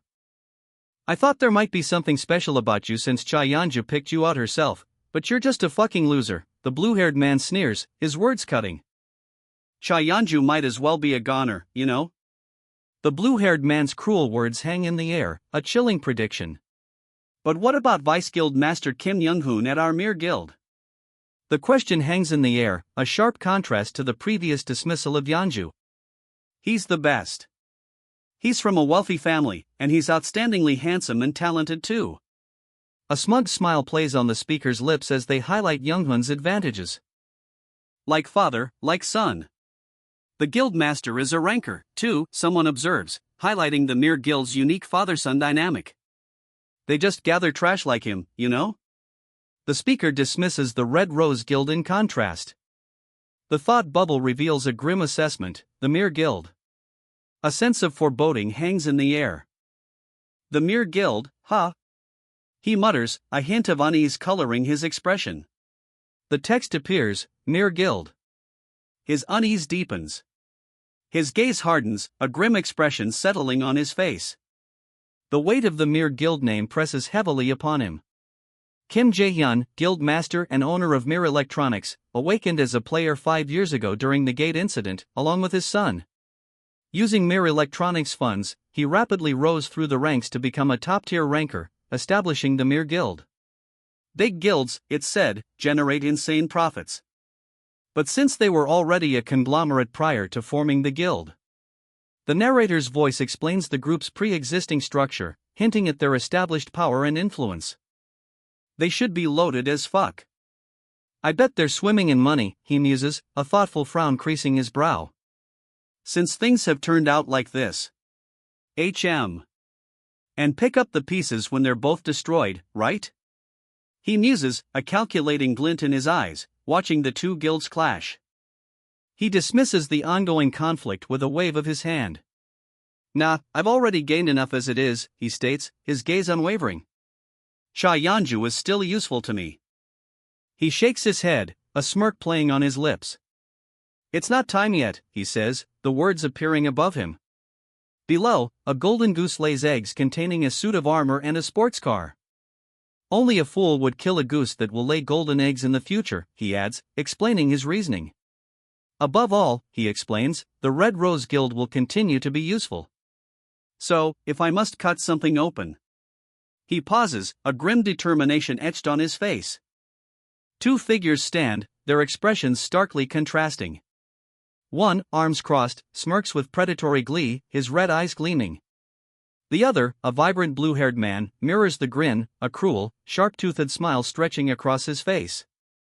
A palpable tension hangs in the air. The tension breaks. Both men lunge forward, a blur of motion. A cry of pain rings out. One combatant is clearly down. Where the hell is that stupid mutated monster? he demands, frustration evident in his voice. Who knows? Why don't we start searching the area first? A calmer voice suggests, a stark contrast to the previous speaker's frustration. You think I don't know that? He scoffs, his frustration evident. We've been walking around aimlessly, but none of us have seen a thing. He's so fucking clueless, what a dumbass, one of them sneers, a harsh laugh following. The dark-haired man beside him seems to share the sentiment. Ah. Red Rose is pretty much ruined now. Absolutely ruined, one of them states, his voice laced with a chilling finality. What about poor Chai Yanju? A thoughtful pause follows, then a chilling resolution, I should slowly start looking, right? The order is given. Red Rose is disbanding soon, and they won't accept anyone from that group. They move deeper into the dark, labyrinthine corridor. Red glowing lines trace the walls, a stark contrast to the oppressive blackness. The corridor ahead pulses with a crimson energy, the glowing lines resembling veins of some colossal, living thing. He glances up, a single word escaping his lips, huh? The crimson energy pulses around him, intensifying. It was just behind that wall, a voice explains. The group watches as the crimson energy continues to flow, a palpable sense of unease hanging in the air. And since it's still moving, it's not reached the full stomach state yet, a voice observes, the crimson energy still flowing. The close-up reveals a monstrous maw, dripping with viscous fluid. What a relief, he breathes, a predatory grin spreading across his face. Then shall I start? He summons a swirling orb of blue energy, the words power of temptation appearing above it. His grin widens. He looks down at the swirling energy in his hands, a confused, huh, escaping his lips. What is that smell? One of them asks, his expression a mixture of curiosity and slight unease. Another chimes in, you're right. Something smells really appetizing. The group reacts to a mysterious, enticing scent. Ha! Why is there such a smell in the middle of a labyrinth? One of them wonders aloud. Another member of the group, his expression serious, calls out, hey! Everyone, be quiet for a minute. Right. The boar should be able to smell it from far away. A character's intense gaze, red eyes gleaming, underscores their certainty. Something's coming. The character's eyes widen, reflecting the urgency. These aren't the footsteps of an ordinary monster. Everyone, prepare for battle. The leader's urgent command cuts through the air, his face grim, eyes narrowed in anticipation of the approaching threat. It must be the mutated monster. A warrior cries out, fear etched on his face as a monstrous blur of motion erupts around him. He unleashes a blast of energy, a blue sphere of raw power erupting from his hands. The force sends his attackers sprawling. Stay put in that corner, the blue-haired man shouts, his voice sharp and commanding. He glares at the others, adding, don't you dare run around saying you caught the monster with us. A defeated sigh escapes one of the figures as he mutters, ah, you must really be an expert at planting death flags, huh? Sung Soo. The blue-haired man's eyes narrow, intense. Do you remember what you said earlier? He demands, his gaze unwavering. Bastards like you. His red eyes blaze, a cruel smile twisting his lips. The intensity of his hatred is palpable. Are bound to die quickly, he sneers, a cruel smile widening across his face. His eyes burn with a cold fury. What, you little shit? He snarls, his attack a blur of motion. Debris flies as he delivers a devastating blow. He counters with a swift strike, a blur of motion. The impact sends a shockwave rippling outward. His eyes widen, bloodshot and filled with raw fury. The impact of the blow is clearly shown on his face. He retaliates, a furious counterattack erupting in a blur of motion. Energy crackles around his fist. His counterattack connects, a wave of blue energy surging outwards. The blue energy wave slams into him, sending him flying backward. A pained gasp escapes his lips as he crashes against the wall, blood staining his clothes. He barely avoids the counterattack, the opponent's blade whistling past his ear. He parries the blow, a blur of motion as his blade meets his opponent's. A surge of blue energy erupts, the creature's eyes glowing intensely. Its power is unleashed. He's hit. A searing blue energy blasts him, blood staining his armor as he cries out, "Ugh!" He stumbles, the impact of the attack leaving him reeling. First, he sneers, a cruel smile spreading across his face. His eyes glow with a menacing red light. "Let's start with one," he declares, his voice sharp and commanding. "Everyone, focus." The intensity of his words underscores the gravity of the situation. "Get in formation and start attacking," the leader shouts, urgency lacing his voice. His team, a blur of motion, prepares for battle. "Hurry!" He unleashes a powerful electric attack, the energy surging outwards in a blinding flash.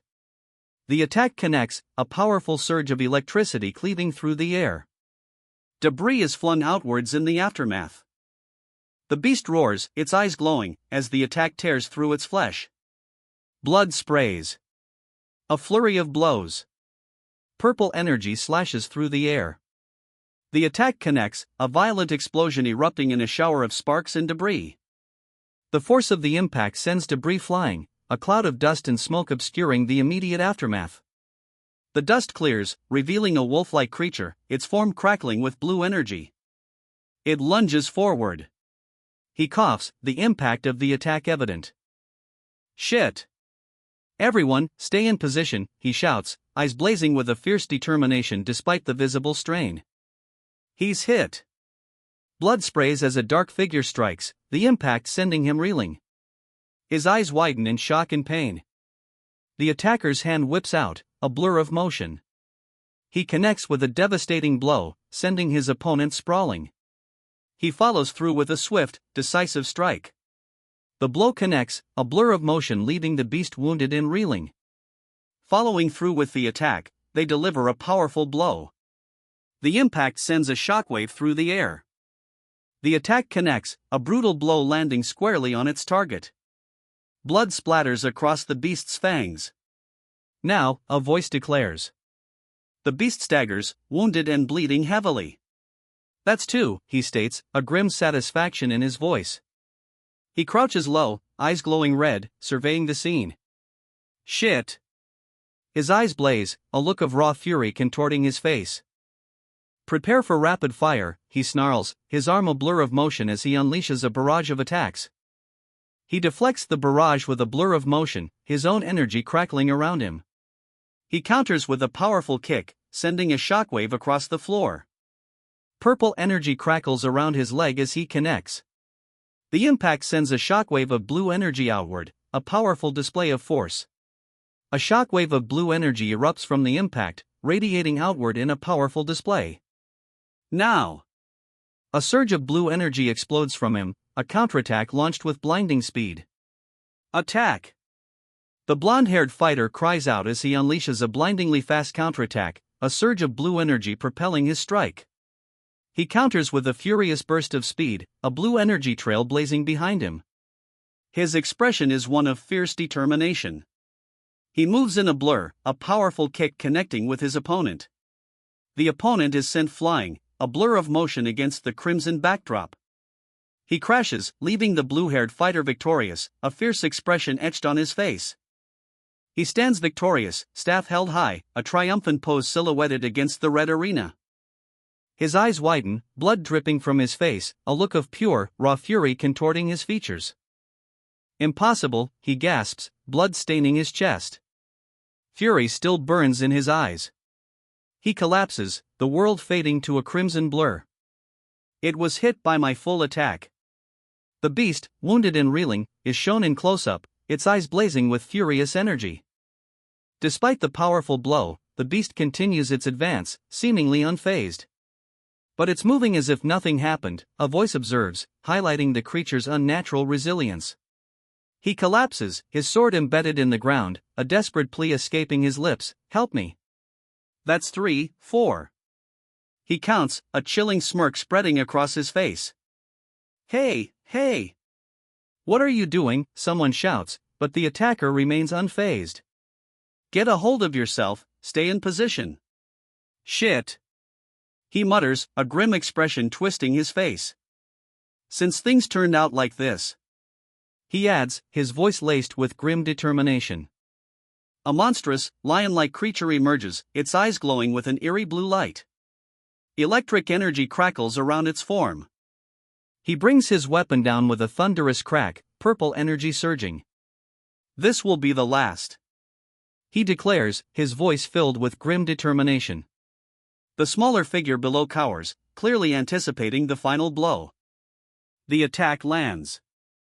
A blinding flash of light erupts, followed by a shockwave that sends debris flying. Attack! The warrior unleashes a powerful blow, energy crackling around his weapon. The warrior's attack connects. A bolt of blue energy explodes from the point of impact. The warrior cries out, "Single," as he unleashes a powerful blow.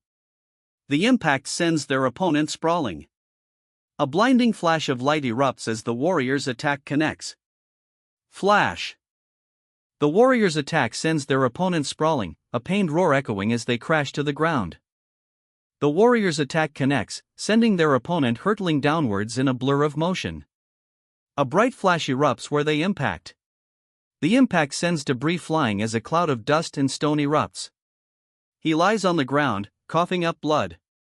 The impact clearly took its toll. He's defeated, blood streaming down his face.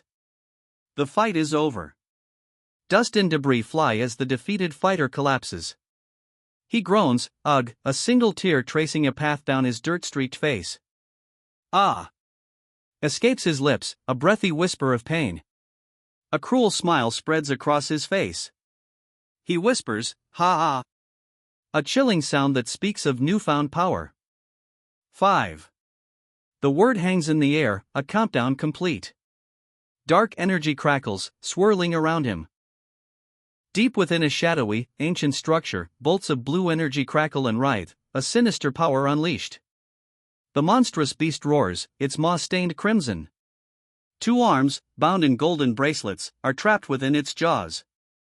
He lies defeated, groaning in pain. Ugh! Ugh! Escapes his lips. The beast's shadow looms large. He lies defeated, gasping, "Ha, ha!" Blood streaks his face. With that final blow, he's reached the full stomach state.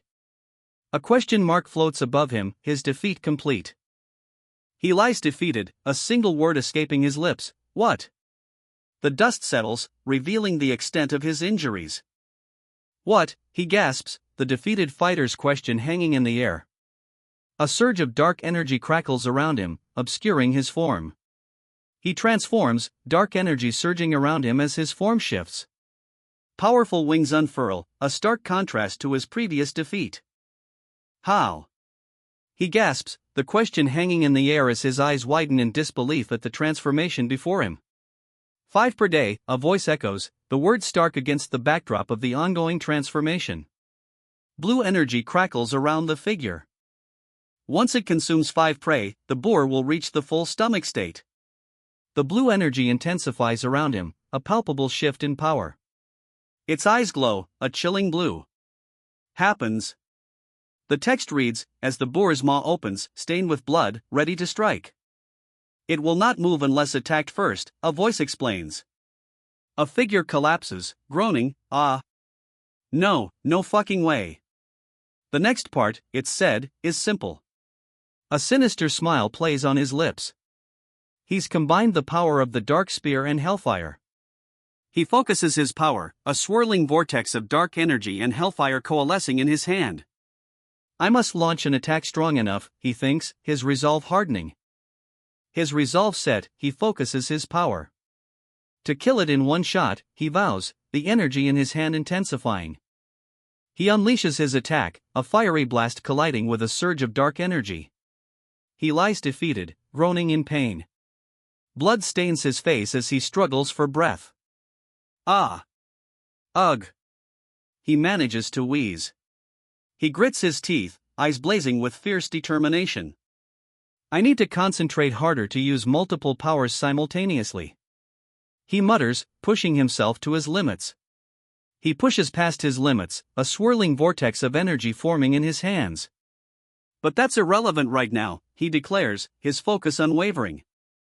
He unleashes the vortex, a red and blue torrent of energy erupting. The vortex impacts, a blinding flash of light and energy.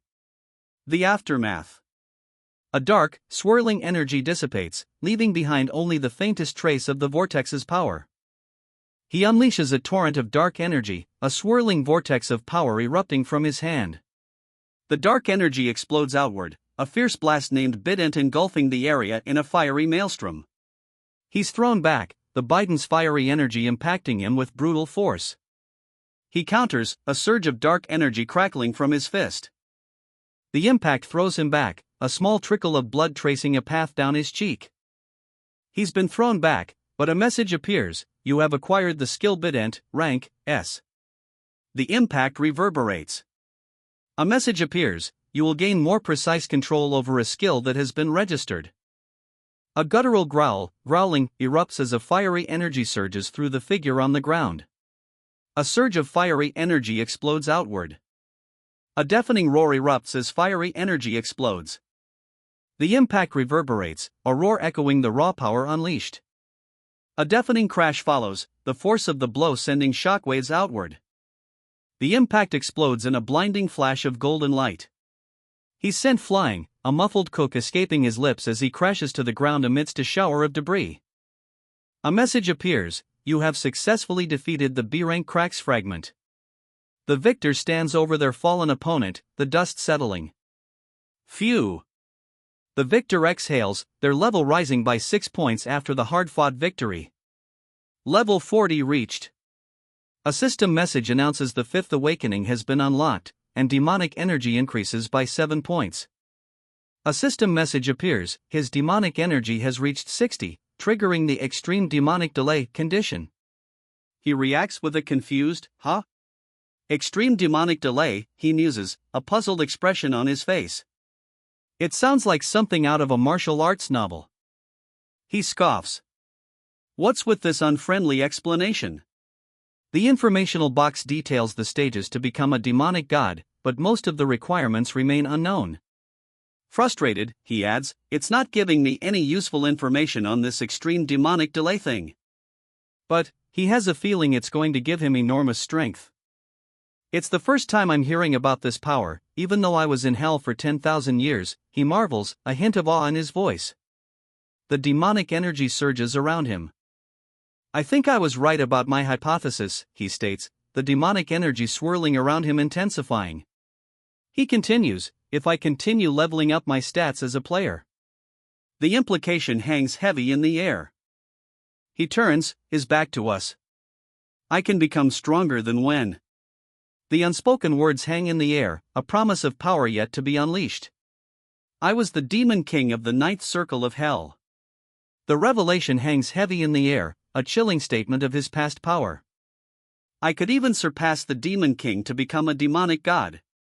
His words echo with ambition, a chilling testament to his past power and terrifying potential. I thought I was over my greed for power. He confesses, a chilling smirk twisting his lips. But his words are cut short. But it seems that I still haven't shaken off the habits from the past. He muses aloud, a dark energy swirling around him. Shall I consume this boar first? The power of gluttony surges. The monstrous form of the power of gluttony materializes behind him, a terrifying display of dark energy and sharp, purple claws. As an investigator of the monster mutation, he declares, I should preserve the corpse. The power of gluttony looms, its dark energy palpable. But there's no way I'm giving up on the demonic energy sitting right in front of me, he declares, his resolve unwavering. His demonic energy stat increases by 4. Demonic monsters definitely give me more demonic energy, he observes, a predatory grin spreading across his face. His demonic energy stat increased by 4, even after reaching 60. You. He whispers, the final word laced with menace. Just what? He trails off, a chilling uncertainty in his voice. The menace from before seems to deepen. A blade of pure, dark energy erupts, a terrifying display of power. The ominous purple glow intensifies, leaving no doubt about the danger. He stands over the fallen figure, dark energy still crackling around his hands. Are you, he questions, uncertainty in his voice? A pained groan escapes him, ah. His eyes, glowing crimson, betray his suffering. A cruel smile spreads across his face.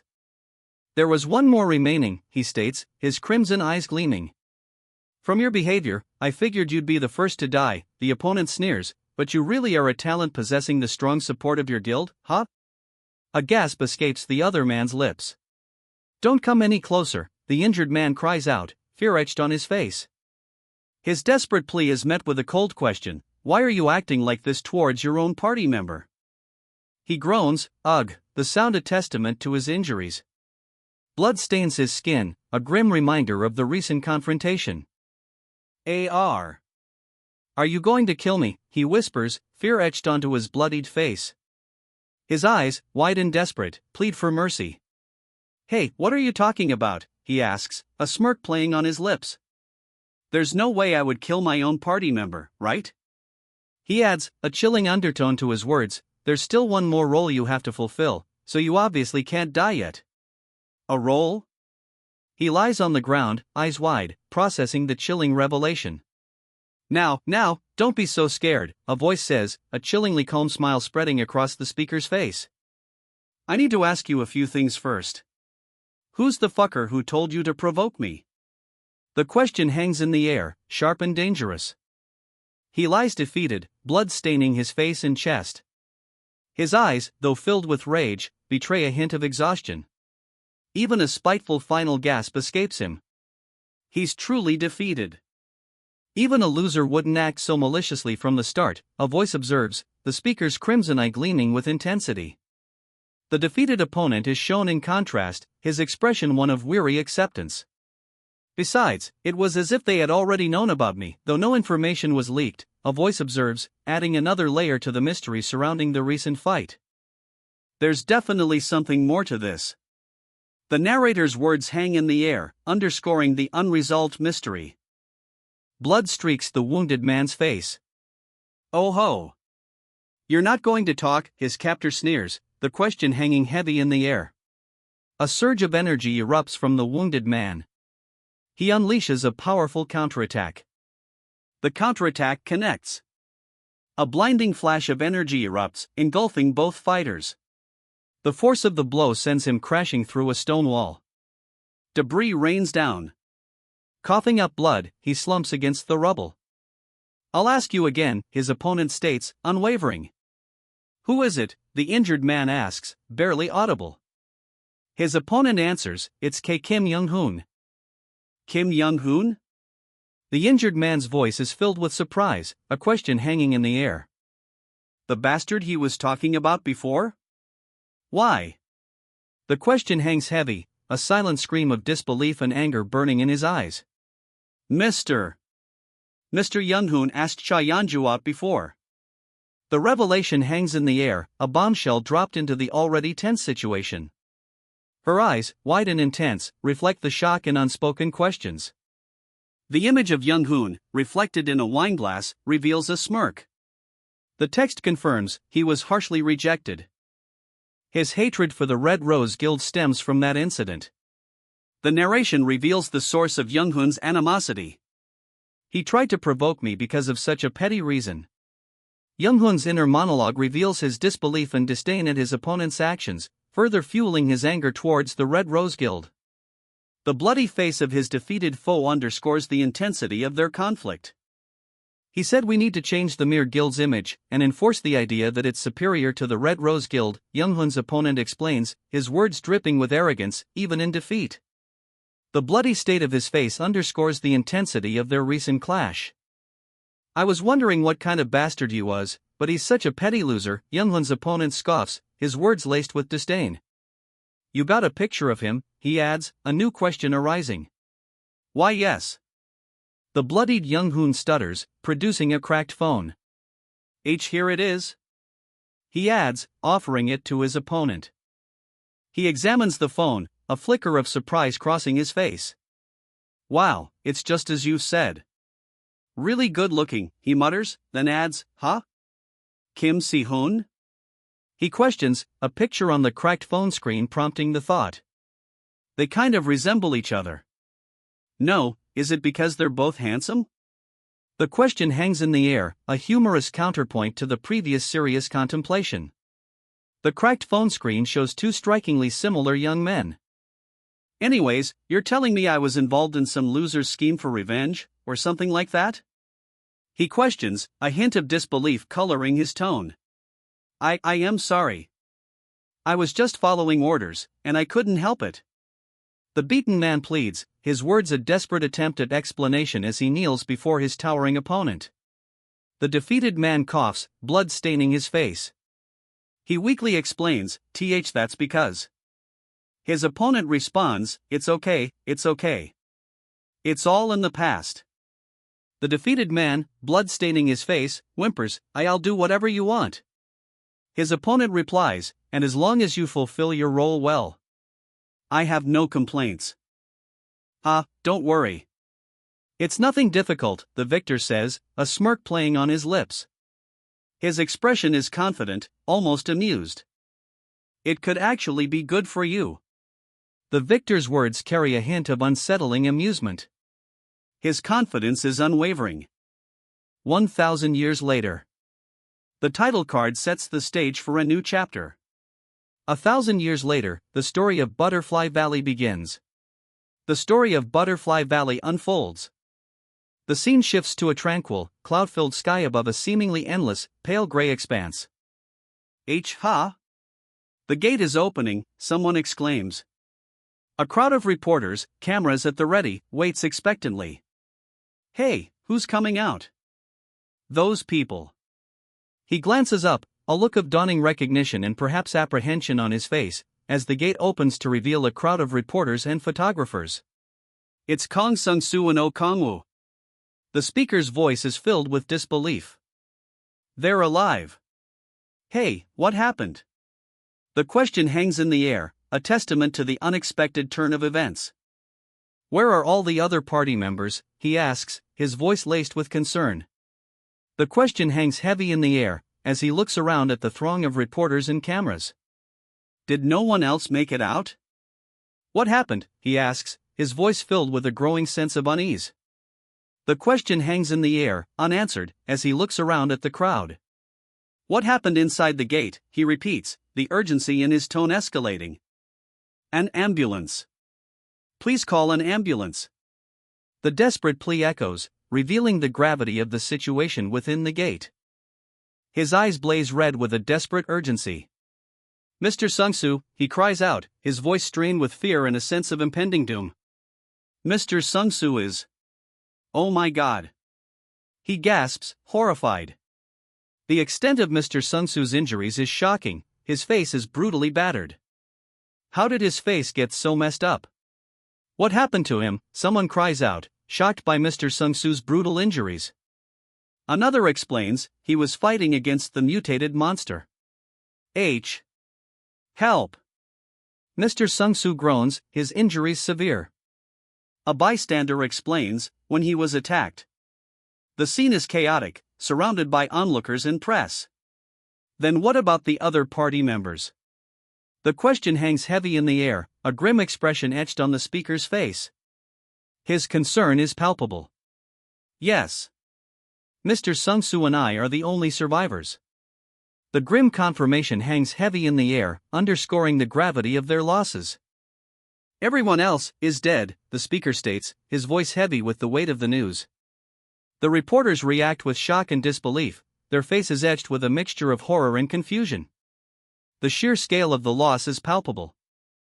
A man lies injured on the ground. Someone suggests contacting the Hwarang Corps, but another firmly states, there's no need. Despite the heavy cost, the mutated monster is defeated. A wounded man groans, weakly whispering for help. Did you defeat it, Mr. Kong-woo? Someone asks urgently. Kong-woo, his face partially obscured, replies flatly, no, it wasn't me. The hero who saved his life and defeated the mutated monster is revealed, Mr. Kong Sung-soo. Mr. Kong Sung-soo, his face bloodied and etched with pain, groans, oh. The extent of his injuries is clear. Surrounded by reporters, the young man remains stoic. A reporter asks for more details, and he simply replies, yes, of course. The moment they entered the dungeon-like area, a stifling murderous intent filled the air. "Does that mean," one of them asks, concern etched on his face? The reply confirms their worst fears. Yes, the mutated monster was already circling around the entrance of the gate. We all knew the moment we saw the monster. A bead of sweat trickles down his cheek, his grim expression speaks volumes. He realizes the horrifying truth: a deadly opponent, far stronger than expected, has emerged from a low-level gate. "We thought about running away," one of them admits, his face a mask of grim determination. "But because Mr. Sung-soo said the monster would hurt civilians once it got out, we decided to fight it." "What did the monster look like?" someone asks. The answer follows: it was exactly as the government announcement had described. It had the head of a lion and 5 legs. The narrator recounts the horrifying speed of the attack. Mr. Sung-soo's party was killed instantly. The sheer speed of the event is emphasized: in an instant. Horrified, the survivor witnesses the aftermath. The text clarifies: he faced the mutated monster alone. "I couldn't run away," he cries out, his face a mask of anguish and desperate regret. His red eyes burn with the intensity of his ordeal. It was a brave and gruesome battle. He stood there until the battle ended. And once the fight for his life was over, he collapses, the purple energy fading from his body. Mr. Sung-soo finally managed to defeat the mutated monster. Even after defeating the mutated monster, Sung-soo continued muttering his party members' names until he lost consciousness. A photographer nearby exclaims, "Ah, even now."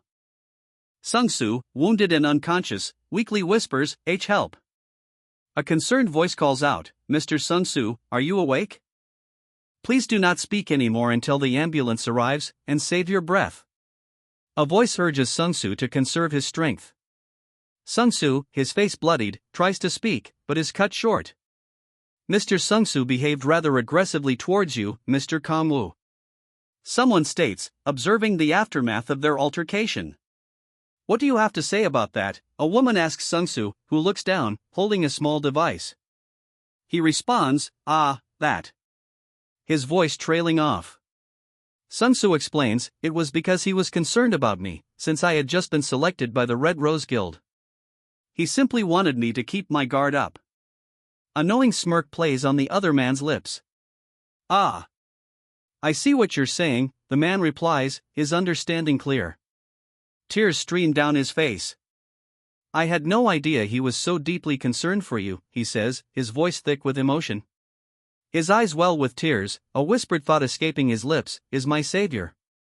The man's face, bloodied and broken, reflects profound relief. A news report flashes across the screen: the hero who defeated the mutated monster appears. The caption continues, "and the true hero of this era."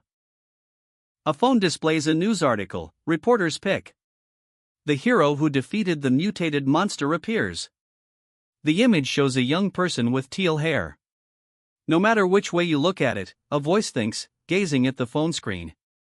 The article details the hero's death following his victory over the mutated monster. It wasn't a mutated monster, a voice thinks, a revelation dawning. The article's details are being reconsidered. "Oh Kang-woo, that bastard, just what the hell is he doing these days?" she mutters, a frown furrowing her brow as she scrolls through her phone. The previous theory is being reconsidered. She sips her tea, a thoughtful expression on her face. "I wonder if I'm raising a tiger cub," she muses. A second woman laughs, "Your rookie is pretty cute." The scene shifts to a wide shot of a bustling city street. He was as sly as a fox in front of the reporters. The blonde woman watches them, a knowing smirk playing on her lips. "Where did you find such a rookie?" Jong Hyungju, Sanare Guildmaster, asks, a smirk playing on her lips as she sips her drink. "He's not a rookie." The Guildmaster's words hang in the air, a subtle shift in her demeanor suggesting a newfound respect. "Why don't you leave, old woman?" the younger woman demands, her anger flaring. "How long are you going to keep sitting here?" she snaps, clearly agitated by the Guildmaster's continued presence. "Who are you calling an old woman?" the Guildmaster retorts, her own irritation evident. Anyway, Yeonju's companion states, "The appearance of the mutated monster this time." The implication hangs heavy in the air. Is probably the doing of the demonic order, right? The companion's question hangs in the air, a grim assessment of the situation. It's only a matter of time before others find out about the demonic order outside of the Big Five guilds, she states, a grim expression on her face as she stirs her drink. Those goddamn bastards are more active than they've ever been.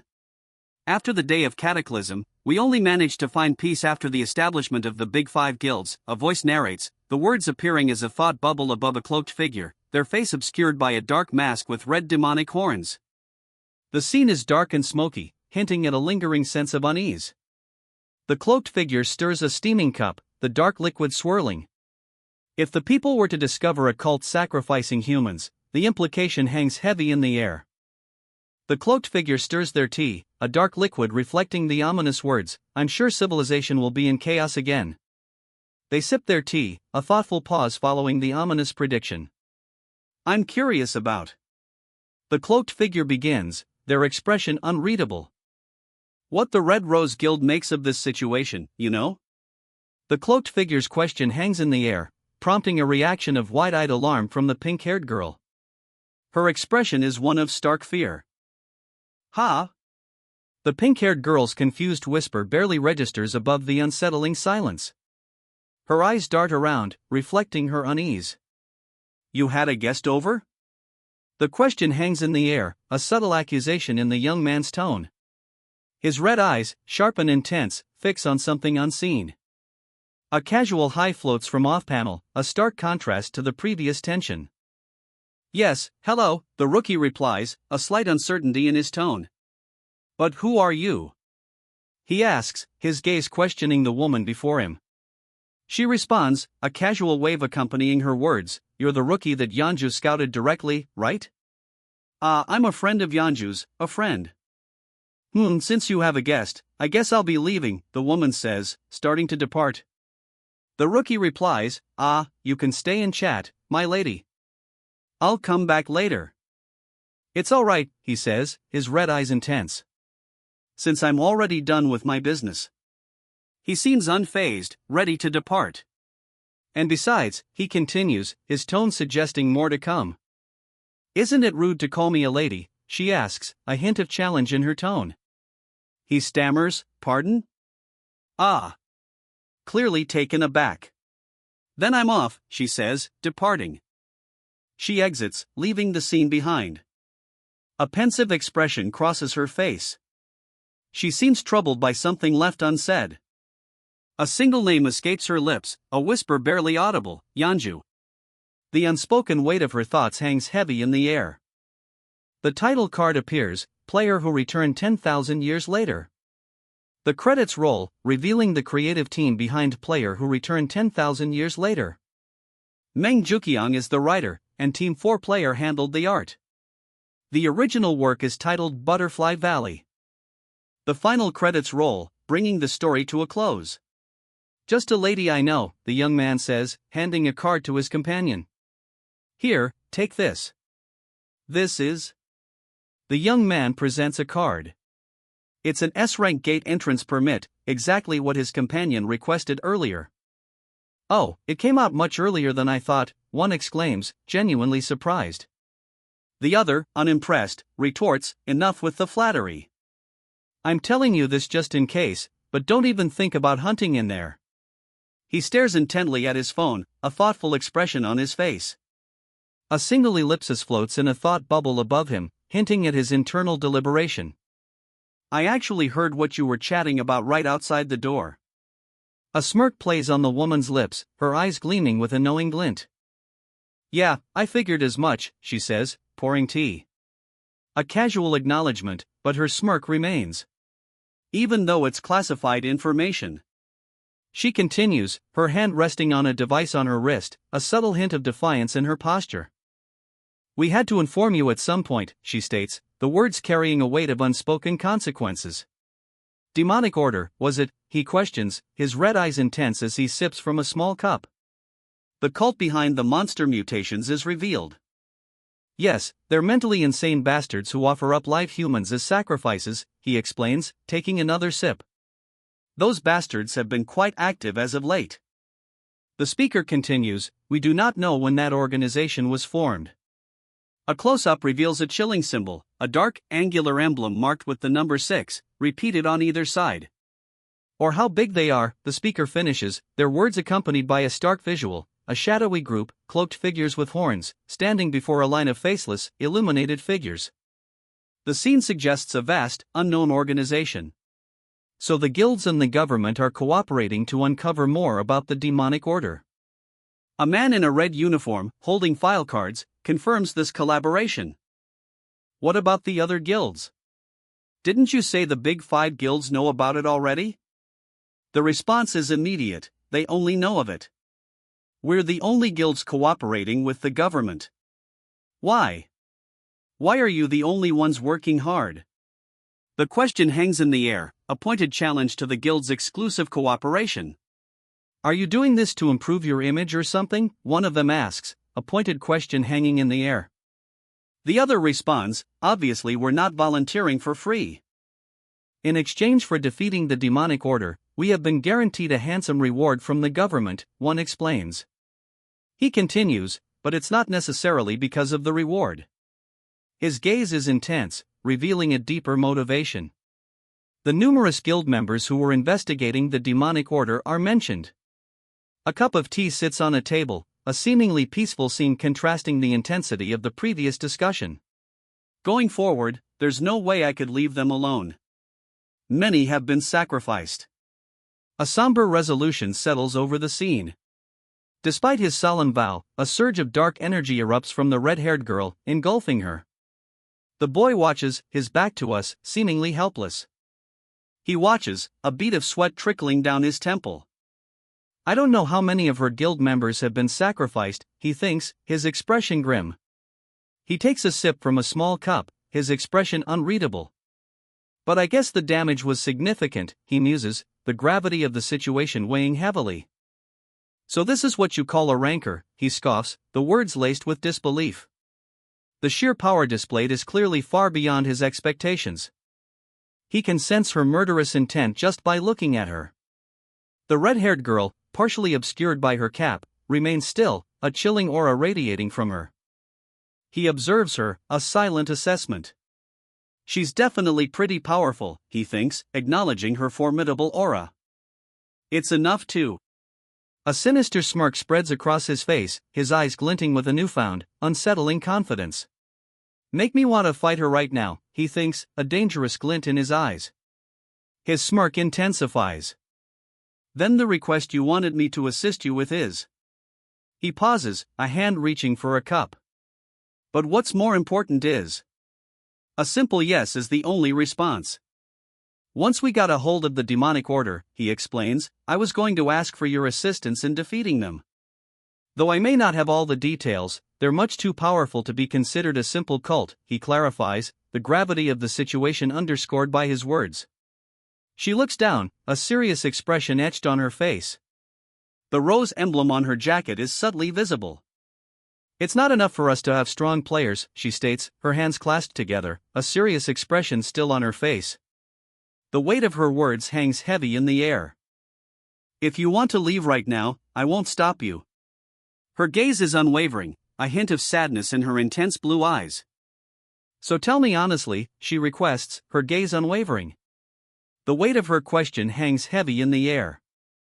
He considers the request, his crimson eyes intense.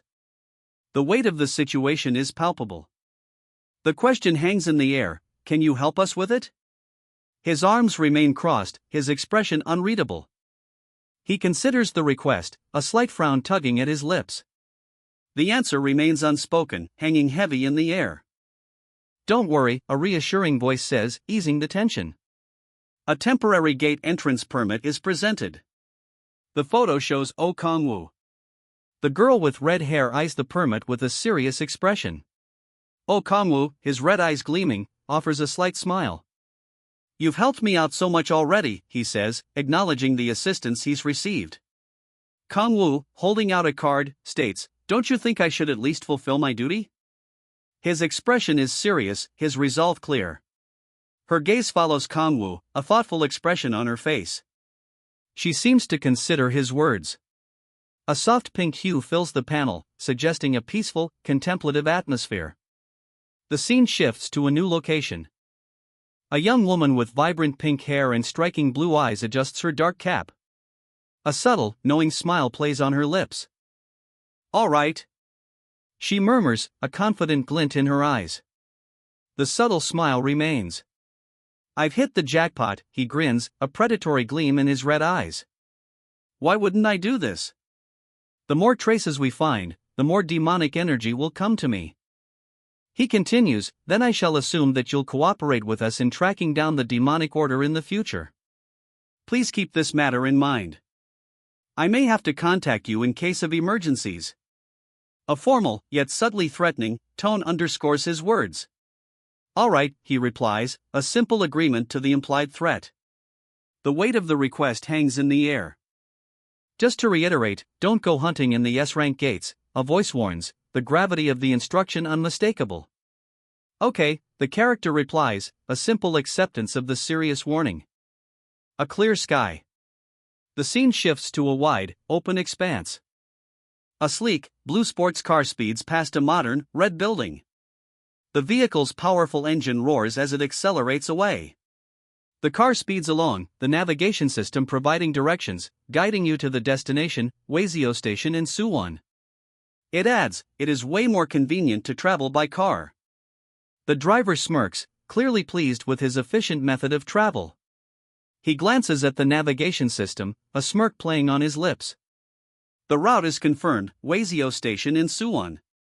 A close-up on his eye, a crimson glow intense. The panel displays his fifth awakening special ability, Master of Demons, rank S. He can summon a demon from another dimension, the power depending on the demonic energy used. The summoning spell, however, can only be used once every 3 months. He focuses, his crimson eyes burning. "I need to summon the most powerful demon I can in the given situation," he resolves, preparing to unleash his rank S ability. If his hypothesis is correct, the gate will act as a bridge to another dimension outside of Earth. The gate's power is revealed, the higher its rank, the more powerful the beings that can pass through. Monstrous claws reach out from the swirling vortex. This was also true for the demons of hell, known as the Krax fragments. Their emergence from the gate confirms its immense power. In other words, the monstrous form looms, its glowing blue eyes piercing the darkness. The higher the rank of the gate, the more powerful the summoned demon will be. This ominous truth hangs heavy in the air as the monstrous form continues its emergence. You have arrived at your destination. The guide service has ended. The message appears, signaling the end of the journey and the beginning of whatever awaits. He steps onto the ground, a new location. Then the place I will be using my new special ability is obviously. He thinks, his journey's next phase beginning. This is the S-rank gate, entrance to the Hwarang National Player Corps Base Camp number 1. The S-rank gate activates, a swirling vortex of purple energy opening before them. He walks away from the activated S-rank gate, past police officers standing guard. The scene is tense. The entrance permit is confirmed. Kamwoo holds the temporary gate pass, a serious expression on his face. The system confirms, we are permitting player O Kangwa's entrance to the S-rank gate. Kangwa's serious expression remains unchanged as he proceeds. Kamwoo observes the scene, muttering, "Q, the security here sure is strict." The first corps is already in position. Kamwoo, a smirk playing on his lips, activates the mechanism. "If it weren't for the red rose, I couldn't even attempt it," he says, releasing the switch. "Now, then," Kamwoo says, a powerful energy surging around him as a vibrant portal opens. "Let's get going," Kamwoo declares, turning towards the portal, ready to proceed. Emerging from the portal, Kamwoo gazes out at the vast expanse before him. "Oh! It's the ocean," he exclaims, awestruck by the sight. "Wow, it's so vast." Kamwoo marvels at the sheer scale of the ocean before him, its turquoise waters stretching to the horizon. Kamwoo observes a breathtaking beach, turquoise waters lapping at the shore. A dark, swirling vortex looms nearby. He thinks it would be a great vacation spot if S-rank monsters didn't appear here. Kangwoo surveys the area. This seems like a good spot, he decides. Kangwoo looks upward, a determined expression on his face. Summoning a demon. If I could summon the Cerberus, it would be a great success, he thinks. Kangwoo sits, considering his summoning. After all, it's above the ranks of the third hell, just judging by its physical attributes, he muses. Well, it's still a huge advantage regardless of which demon I summon, as long as I can command it. Kangwoo's confident assessment reveals his strategic thinking. He's not worried about the specific demon, control is key. Kangwoo, eyes narrowed in quiet determination, declares, "Let's begin." He's ready. Kangwoo sits, hands clasped together, a calm before the storm. He focuses his energy, preparing for the challenge ahead. Activating his fifth awakening special ability, Kangwoo summons a demon. The rank, S. The dark energy swirls around Kangwoo, taking the form of a powerful, rank S demon. The dark energy coalesces, fully forming a rank S demon. Its power is palpable. The dark energy surges, engulfing him. Purple cracks spiderweb across his form as he grimaces in pain. The dark energy pulses, now crackling with raw power. Veins of purple lightning course across his hands, a surge of chaotic energy building. A wave of dark energy erupts, a violent purple storm unleashed. The force is immense, rocks are flung aside by the sheer power. The dark energy intensifies, creating a crack in the fabric of reality. This is necessary to complete the summoning. His crimson eye glows, a single tear tracing a path down his weathered cheek. The strain of the summoning is immense. A surge of vibrant energy erupts, a blinding flash of purple and green light. He channels the energy, a crack appearing in the fabric of reality. You have successfully created a crack in order to complete the summon, a message confirms. A surge of purple energy erupts, the crack expanding dramatically. The summoning is complete. A message appears, due to the demonic energy from the effects of the myriad demon palace, rank, you have created a deeper crack. The summoning intensifies. His eyes glow red, his skin cracking with dark energy. A single word escapes his lips, green. All the gates he'd seen before had a bluish hue. But this one is different. A system malfunction prevented the contact to the other world from being blocked. A dimensional gate to the continent of Eleanor has opened, but its location remains unknown. Where is the continent of Eleanor? Someone asks, voicing the uncertainty. A worried voice asks, I hope nothing's wrong? Green energy crackles around a young man as he concentrates. Below, a stark warning, the demon is being summoned. He mutters, it wouldn't reverse the summon and transport me to hell or something. Phew, I'm glad it worked, he breathes, relief washing over him as the summoning threat subsides. Wasn't that, he mutters, a grimace twisting his face as he examines the lingering dark marks on his arm. The relief from the summoning is quickly replaced by a new concern. What about the summoned demon? He worries aloud, his gaze distant, the lingering effects of the summoning ritual still fresh on his mind. He murmurs, a hand shielding his eyes, seemingly disoriented. The lingering magical residue from the summoning is still evident on his arm. He stares at his arm, purple energy crackling beneath his jacket. This is... He begins, a hint of dawning realization in his voice. The purple energy intensifies. A message appears, the demon has been successfully summoned. A blinding light erupts from the summoning circle. The demon appears.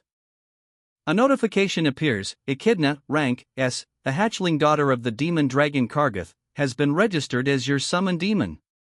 Echidna, the hatchling, materializes. Her form is partially obscured, but her vibrant blue eyes and sharp horns are clearly visible amidst swirling green energy and dark stains. A single thought bubbles up, a dragon? Uncertainty hangs in the air. But his eyes, wide with a dawning realization, reflect the enormity of what he sees. A massive, shadowy wing, stained crimson, looms behind him. Its state right now.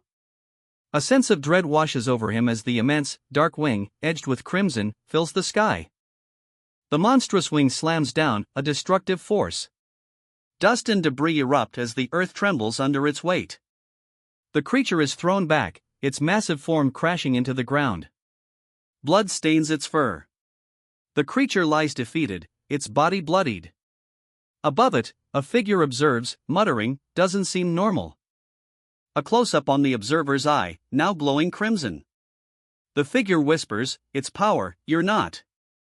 A surge of green energy erupts, obscuring the figure. The power is immense, overwhelming.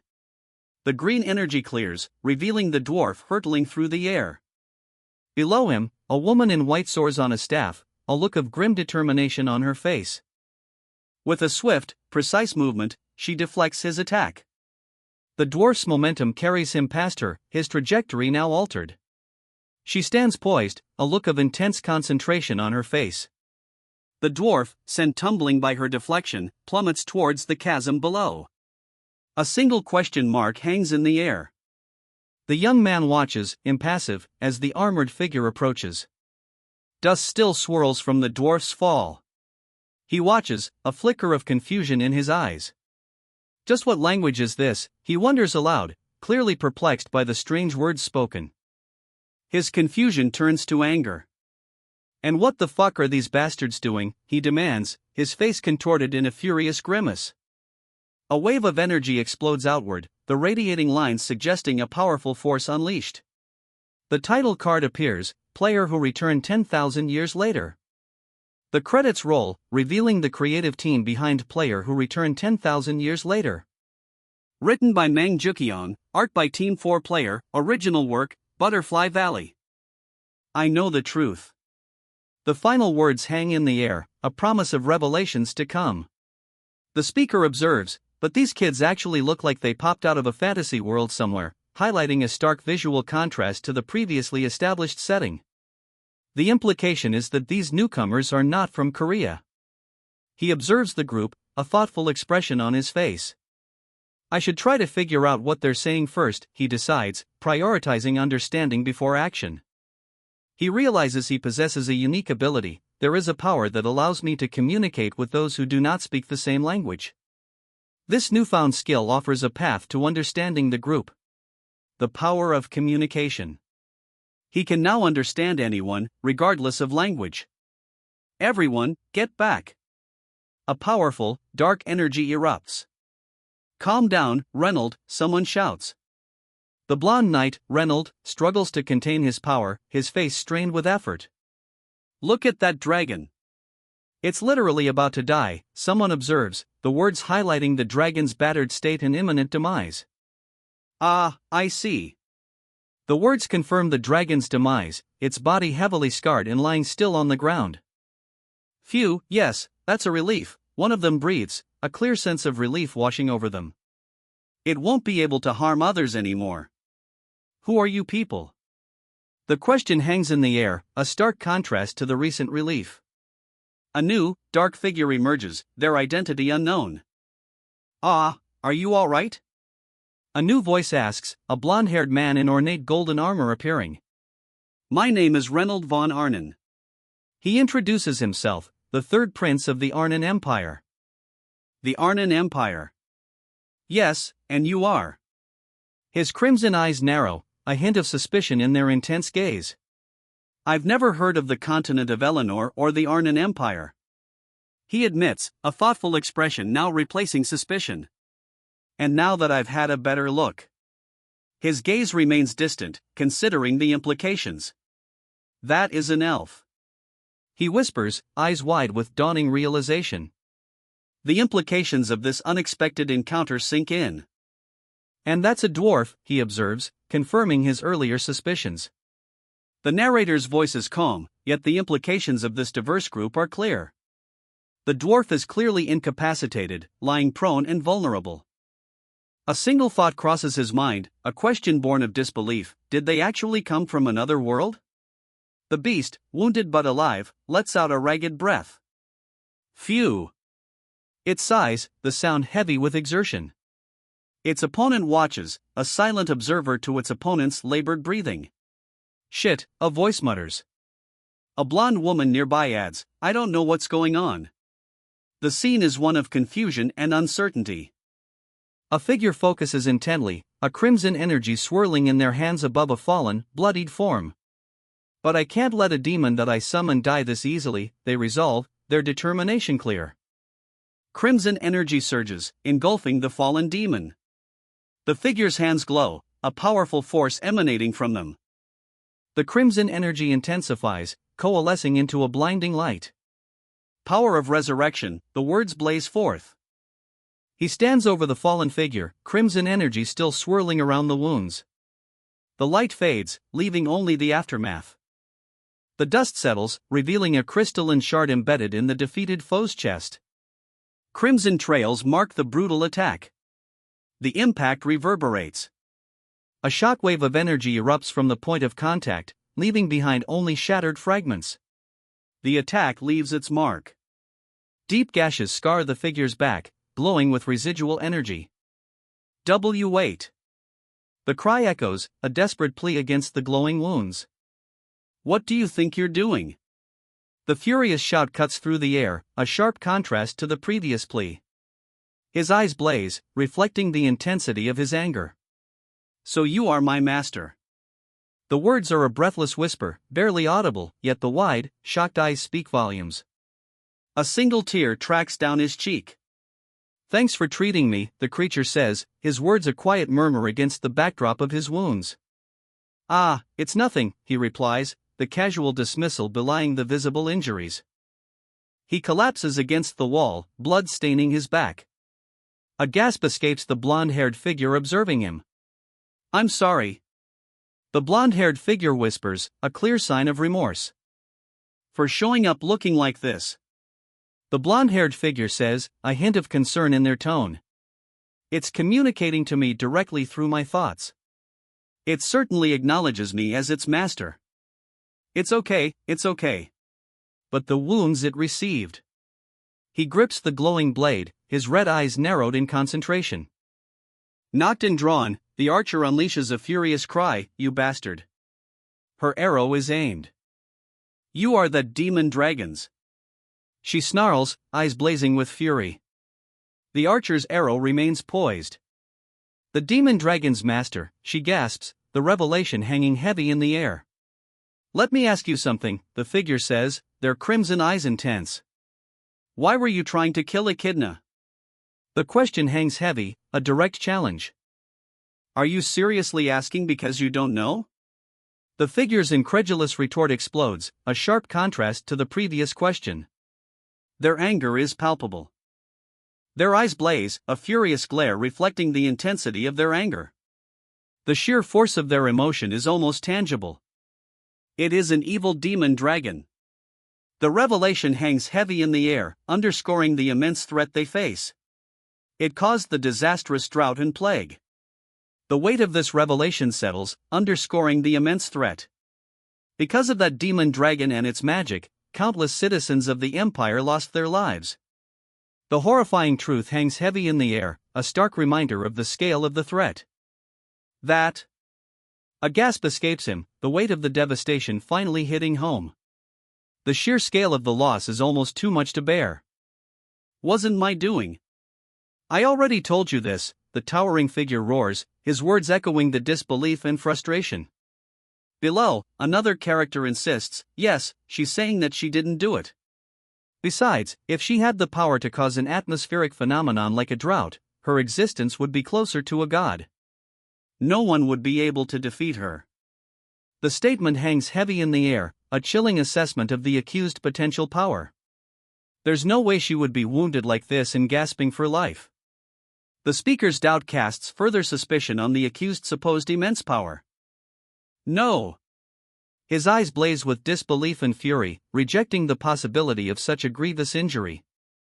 "It's definitely the doing of that Mon dragon." "Ugh, fuck. There's no other explanation for this situation," he roars, his face contorted in disbelief and rage. He's clearly not being heard. In order to save the suffering citizens of the Empire, that demon dragon must die. One of the knights declares, his face grim. Another mutters, "I hate fuckers like that." Ah, is that so? He asks, a hint of skepticism in his tone. His fist clenches, his gaze fixed on the knight's imposing sword. He holds a swirling ball of fire, his expression hardening. Those who only care about their own justice, he states, the words laced with disdain. He continues, his voice dripping with contempt, and shut their eyes and ears to anyone who opposes them. A blinding golden light erupts, obscuring the scene in a flash of intense energy. The power of the explosion engulfs everything. The explosion's aftermath leaves behind a fiery, chaotic scene. Multiple figures are thrown back by the blast's force, tumbling through the smoky air. The intense heat and chaotic energy of the explosion still linger. Perhaps you are right, she concedes, her golden hair swirling as she raises her sword, a determined glint in her eyes. Maybe this demon dragon did start a drought and plague, a knight observes, his gaze fixed on the approaching threat. Its goal, to destroy the Arnan Empire. The dragon's intent is clear. But, so what? He snarls, eyes blazing crimson. Dark energy crackles around him. Regardless of what Echidna may have done, he declares, dark energy swirling around him, his crimson eyes burning with intensity. She is now my familiar, he states, the words hanging in the air, a declaration of power and control. I have absolutely no intention of giving up the familiar that I just summoned, he declares, his resolve firm despite the familiar's wounded state. You wicked demonic bastard, he snarls, eyes blazing with fury. His rage is palpable. I actually am a real demon, man, he sneers, a chilling revelation. His red eyes gleam with malice. I knew it. He thinks, his eyes blazing with a newfound certainty. The revelation confirms his suspicions. You really are a demon. You bastard. The accusation explodes from him, confirming his suspicions. For the suffering citizens of the Arnan Empire. For the crying children. I, Reynold von Arnan, will defeat you no matter what. His vow echoes, a defiant roar against the demon. He just can't be stopped, a voice observes, as Reynold, sword raised high, stands defiant. The demon laughs, very good, Reynold. You've already defeated the dragon. There's no way you couldn't defeat a mere demon. So cool. A voice exclaims, as a dwarven figure, axe in hand, watches Reynold. The demon adds, I'm going to get lots of dark ale from you later, kid. Reynold observes the chaotic scene, muttering, they are seriously fucking ridiculous. A concerned voice warns, Master, you need to be careful. The young man wonders aloud, did the whole group of them eat something wrong? Take, a voice commands, the word hanging heavy in the air. This. The blonde-haired figure unleashes a powerful attack, a blinding flash of energy erupting from their hand. The attack connects, a powerful shockwave sending the opponent reeling. Dust and debris fly. The impact leaves them both reeling, a cloud of dust and debris obscuring the outcome. A single question mark hangs in the air, reflecting the uncertainty of the moment. The dust clears, revealing a figure standing victorious amidst the debris. Their opponent lies defeated. He grits his teeth, a fierce glint in his eyes. It's not an attack I can just block, he growls, the dust still swirling around him. A cough escapes his lips. Good thing I had equipment, he mutters, a relieved sigh escaping his lips. I should take this elsewhere. He glances around, assessing the damage. He decides to move the damaged equipment. A group of armored figures, led by a blonde woman wielding a large sword, appears, seemingly unaware of his presence. A powerful blow sends the blonde woman flying. Dust and debris erupt as she impacts the ground. A cloud of dust and debris explodes outward, obscuring the aftermath of the blow. The dust clears, revealing a magical barrier protecting a woman wielding a staff. 3 figures attack from outside, an archer, a warrior with an axe, and a knight with a shield. Power of explosion, the text proclaims above the scene. The knight, a blur of motion, cleaves through the magical barrier with his sword. Debris explodes outward in a fiery burst. The barrier shatters, a fiery explosion engulfing the knight as he bursts through. He throws his arms up, a golden energy ring erupting around him as he breaks through the barrier's remnants. Debris flies. He unleashes the power of explosion, his adaptation skill creating a blinding golden blast. Debris rains down as he surges forward. He powers through the explosion's aftermath, a whirlwind of motion. Debris flies as he continues his relentless advance.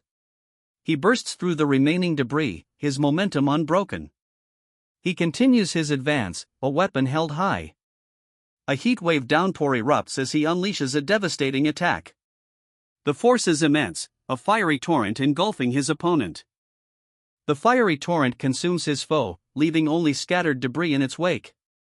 He follows through with a powerful kick, sending debris flying as he continues his relentless assault. Iron Wall. The warrior counters the attack with a powerful defensive technique, a brilliant blue energy erupting around him. The warrior grits his teeth, his face contorted in exertion as he holds the line. Blood spatters his shield, a testament to the ferocity of the attack. The warrior is overwhelmed, his defense shattered. A blinding flash of light erupts. The attack connects. A wave of searing energy washes over him. The impact throws him back, a fiery trail marking his retreat. A guttural cry escapes him as he's sent sprawling, a fiery blast engulfing him in its wake. He's thrown back, a searing blast engulfing him in its fiery wake. He's engulfed in a fiery vortex, the impact a whirlwind of searing heat and motion. He emerges from the vortex, eyes wide, a single word escaping his lips, "Huh?" A wave of intense energy erupts behind him, a fiery red and gold explosion. Hans cries out, "Cook," as a powerful blow sends him sprawling. The impact creates a bright flash of light and energy. The force of the blow sends Hans sprawling, a bright flash marking the impact. Hans is sent sprawling by a powerful blow. The impact is followed by a swift counterattack. Hans cries out in pain, his face contorted in agony as he reels from the blow. A sorceress, encased in a shimmering blue energy field, strikes Hans with a powerful blow. The impact sends a shockwave through him, leaving visible wounds. Hans counters, his swords ablur as he deflects the sorceress's attack.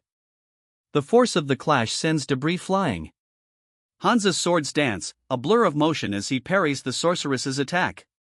The impact sends a shockwave rippling outward. Hans's counterattack connects. A pained cough escapes the sorceress as she's sent sprawling.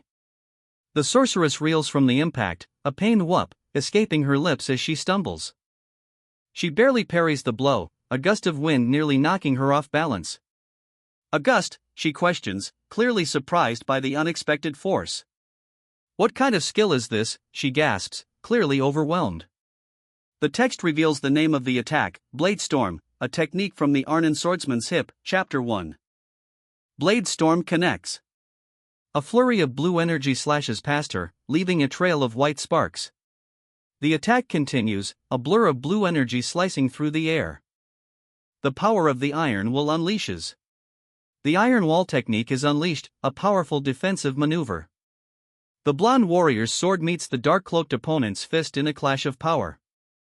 The blonde warrior's attack is deflected. A shockwave erupts from the point of impact, leaving both fighters momentarily stunned. The blonde warrior stumbles back, a pained kook escaping his lips. His opponent presses their advantage. He's sent flying, a blur of motion and dark energy. The impact throws up dust and debris. A thought bubble appears, why does he shout the skill name while he's... The question hangs in the air, unanswered. Though I'm grateful for that, he thinks, a hint of annoyance in his expression as he continues fighting. The question of why he announces his moves remains. "Now, Reynold," he shouts, launching a powerful attack. The force of the blow is depicted by swirling dark energy. The attack connects, a blinding flash of light and energy engulfing everything. He swings his sword, a golden blur cutting through the air. The impact sends a shockwave outward. He follows through with a powerful kick, sending a shockwave that ripples across the ground. The kick connects, a blinding flash of light and motion erupting from the point of impact. The impact sends the dark-haired fighter sprawling. His opponent, blonde and armored, follows through with the attack, a blur of motion. The blonde fighter's attack connects, sending his dark-haired opponent sprawling. Dust erupts as the blow lands. A blur of motion. The blonde fighter's attack continues, a dazzling display of speed and power. He moves in a blur, sword flashing. The blonde fighter delivers a final, decisive blow. The blonde fighter's blade connects, a brilliant flash marking the end of the fight. Victory is his. The blonde fighter stands triumphant, his opponent defeated. A blinding flash of light erupts, the aftermath a blur of motion. The fight is over. He's sent flying, a blur of motion against a burst of golden light. The fight is decisively over.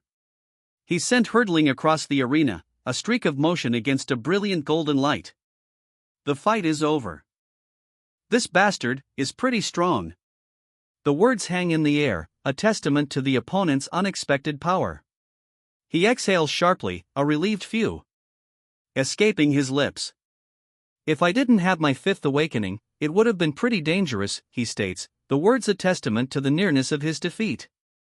A maniacal ha-ha erupts from him, a stark contrast to his previous near defeat. Sweat beads on his brow, but his eyes gleam with a newfound, unsettling intensity. Do you see? You evil demon, he cries, his voice filled with a ferocious conviction. The intensity in his eyes remains unwavering. But you're... The words hang in the air, unfinished, as the panel cuts off, leaving the audience in suspense. He rips his glove apart, revealing a hidden blade. Blade, he says, a sinister grin spreading across his face. Too honest, the speech bubble above him reads. With a swift slash, he attacks. The hidden blade finds its mark. He's sent flying. A powerful kick sends the attacker sprawling. He's sent tumbling across the ground, a blur of motion and dust. A sharp intake of breath. The impact echoes. He coughs, a pained cook. Escaping his lips. His eyes widen, strained and filled with barely contained fury. He gasps, ugh. What is this? Confusion and dawning alarm cloud his features. A sinister smile spreads across his face. You said. He whispers, his voice laced with chilling anticipation. The blade slash. He mutters, a chilling preview of the attack. What do you mean, what is it? His opponent demands, clearly confused. The attack explodes outwards in a blinding flash. You're just dumb. He sneers, his red eyes blazing. His sneer widens, a cruel smile revealing sharp teeth. The malice in his eyes intensifies. The word terrapin appears, stark and orange against the white background. Reynold. A figure lies on the ground, groaning, cook. 3 figures stand over him, watching. Everyone, run away. The figure, his back to us, urges a desperate retreat. Reynold lies defeated. We can't win like this. That bastard is too strong. He smirks, a chilling confidence in his eyes. Well, I suppose the only thing you can do is escape. As soon as your leg got injured, this fight was over. The fight concludes with a definitive statement. No! We can't do that. She cries out, her eyes wide with desperate refusal. How do you expect us to run away and leave you behind? Her desperate plea echoes her refusal to abandon her companion. I'm okay. You guys should at least run away, he shouts, his face strained but determined. Everyone. I leave the Arnan Empire in your hands. He collapses, his final words echoing, I leave the Arnan Empire in your hands. You're fucking disgraceful, he spits, delivering a powerful kick that sends his opponent flying. He crashes to the ground, a pained kook, escaping his lips. Dust and debris fly as he impacts the earth. Reynold! A desperate cry rings out. Reynold grimaces, muttering, cook. Damn it! His expression is one of pained frustration. He seems to be struggling. Finish this, a voice commands. A blade flashes, a swift, decisive movement. To him, all battles progress this way. No sympathy. The panel shows a defeated foe, his face partially obscured, sweat beading on his brow. The red glow in his eye hints at lingering pain and defeat. No mercy. The words hang in the air, a stark contrast to the defeated foe's fading form. Red embers drift down, marking the end of the fight. No anger. The defeated foe lies still, two single tears tracing paths down its ravaged face. The battle is truly over. Only battling and killing. The victor stands amidst the fiery wreckage, a grim determination etched on his face. The victor stands amidst the carnage, his breath ragged. To survive, he grits out, the words a testament to his brutal struggle. In hell, emotions. The text appears, a stark contrast to the victor's ragged breathing. His head hangs low, the weight of his victory heavy. In hell, emotions were considered too much of a luxury. The victor's harsh reality is laid bare. He coughs, a harsh cook, escaping his lips. His face contorts in a grimace, eyes narrowed in pain and defiance. Wait, she cries out, eyes wide with alarm as she's thrown back by a powerful force. Please, she begs, her plea barely audible above the wind. His red eyes, narrowed slightly, betray no emotion as he considers her desperate plea. I beg of you. Kill me instead of Reynold, she pleads. His expression remains unchanged, his gaze unwavering. If he dies, everything will be gone, she whispers, her voice laced with desperation. Reyna. He murmurs, a hint of sorrow in his tone. Our brave hero. Tears stream down her face. The hope of countless Arnon citizens, and the man I love most. She whispers, her voice choked with grief. Reyna. He cries out, his face etched with anguish. Tears stream down his cheeks, reflecting the depth of his despair. I'm sorry for confessing my feelings like this, Reynold. But I didn't think I'd be able to tell you my feelings unless I did it now, he confesses, his voice trembling slightly. I'll do anything you ask of me, so please. She pleads, tears streaming down her face. He lies on the ground, his expression one of pained desperation. Please spare Reynold's life, she begs Reyna, her plea echoing the desperation in her eyes. The powerful warrior remains silent, his back to the viewer, his expression unreadable. No. Reyna. A desperate plea is cut short by Reyna's dismissive reply, Yanope. The warrior's cold indifference is palpable. Reyna's eyes well with tears. What complete fuckery, she mutters, her voice laced with disgust. If he dies, blah blah blah, hope what? Her apathy is shattered, replaced by raw frustration. What does that have to do with me? He demands, his red eyes blazing with irritation. His posture is defiant, arms outstretched. Does it seem like I care? He scoffs, his dismissive tone matching his nonchalant posture. Aren't you the ones who started this first? He counters, his tone sharp. His opponent, eyes wide with a mix of fear and defiance, retorts, do you think you would have spared my life if you were in my shoes? No, right, he counters, a cold certainty in his tone. If you raise your weapon to kill, you should also be prepared to die. The words hang heavy in the air, a stark declaration of the consequences. He grits his teeth, eyes blazing with a furious red light.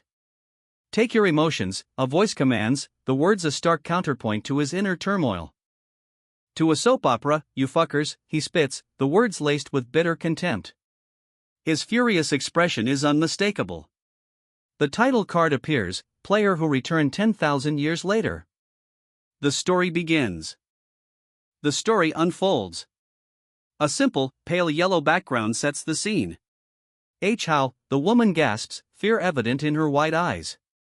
The armored man beside her snarls, why, you dirty and nasty. Their shock and anger are palpable. Nasty? The armored man's furious accusation is countered. Isn't ganging up on someone normally considered to be nasty? A calm, almost bored retort. It's common knowledge to use feints in a fight, he states, a hint of annoyance in his tone. He shakes his head, muttering, phew, forget it. He sighs, a clear sign of his frustration. The fight, clearly, didn't go as planned. I'll send you off without pain in one blow. He declares, eyes blazing with crimson intensity. A system notification confirms, beings other than his familiar have crossed the gate. A system notification appears, the Gaia system will be ruling out the foreign intruders. Confusion washes over the group as they're suddenly enveloped in bright light. One exclaims, what's happening? The dark-haired man watches, a puzzled "huh" escaping his lips. Shit, he grits out, eyes blazing with fierce determination. I won't lose them. He clenches his jaw, eyes narrowed in frustration. Those expensive-looking pieces of equipment, he mutters, the words laced with worry. They're supposed to be my trophy, he shouts, his fist clenched tight, frustration evident in his posture.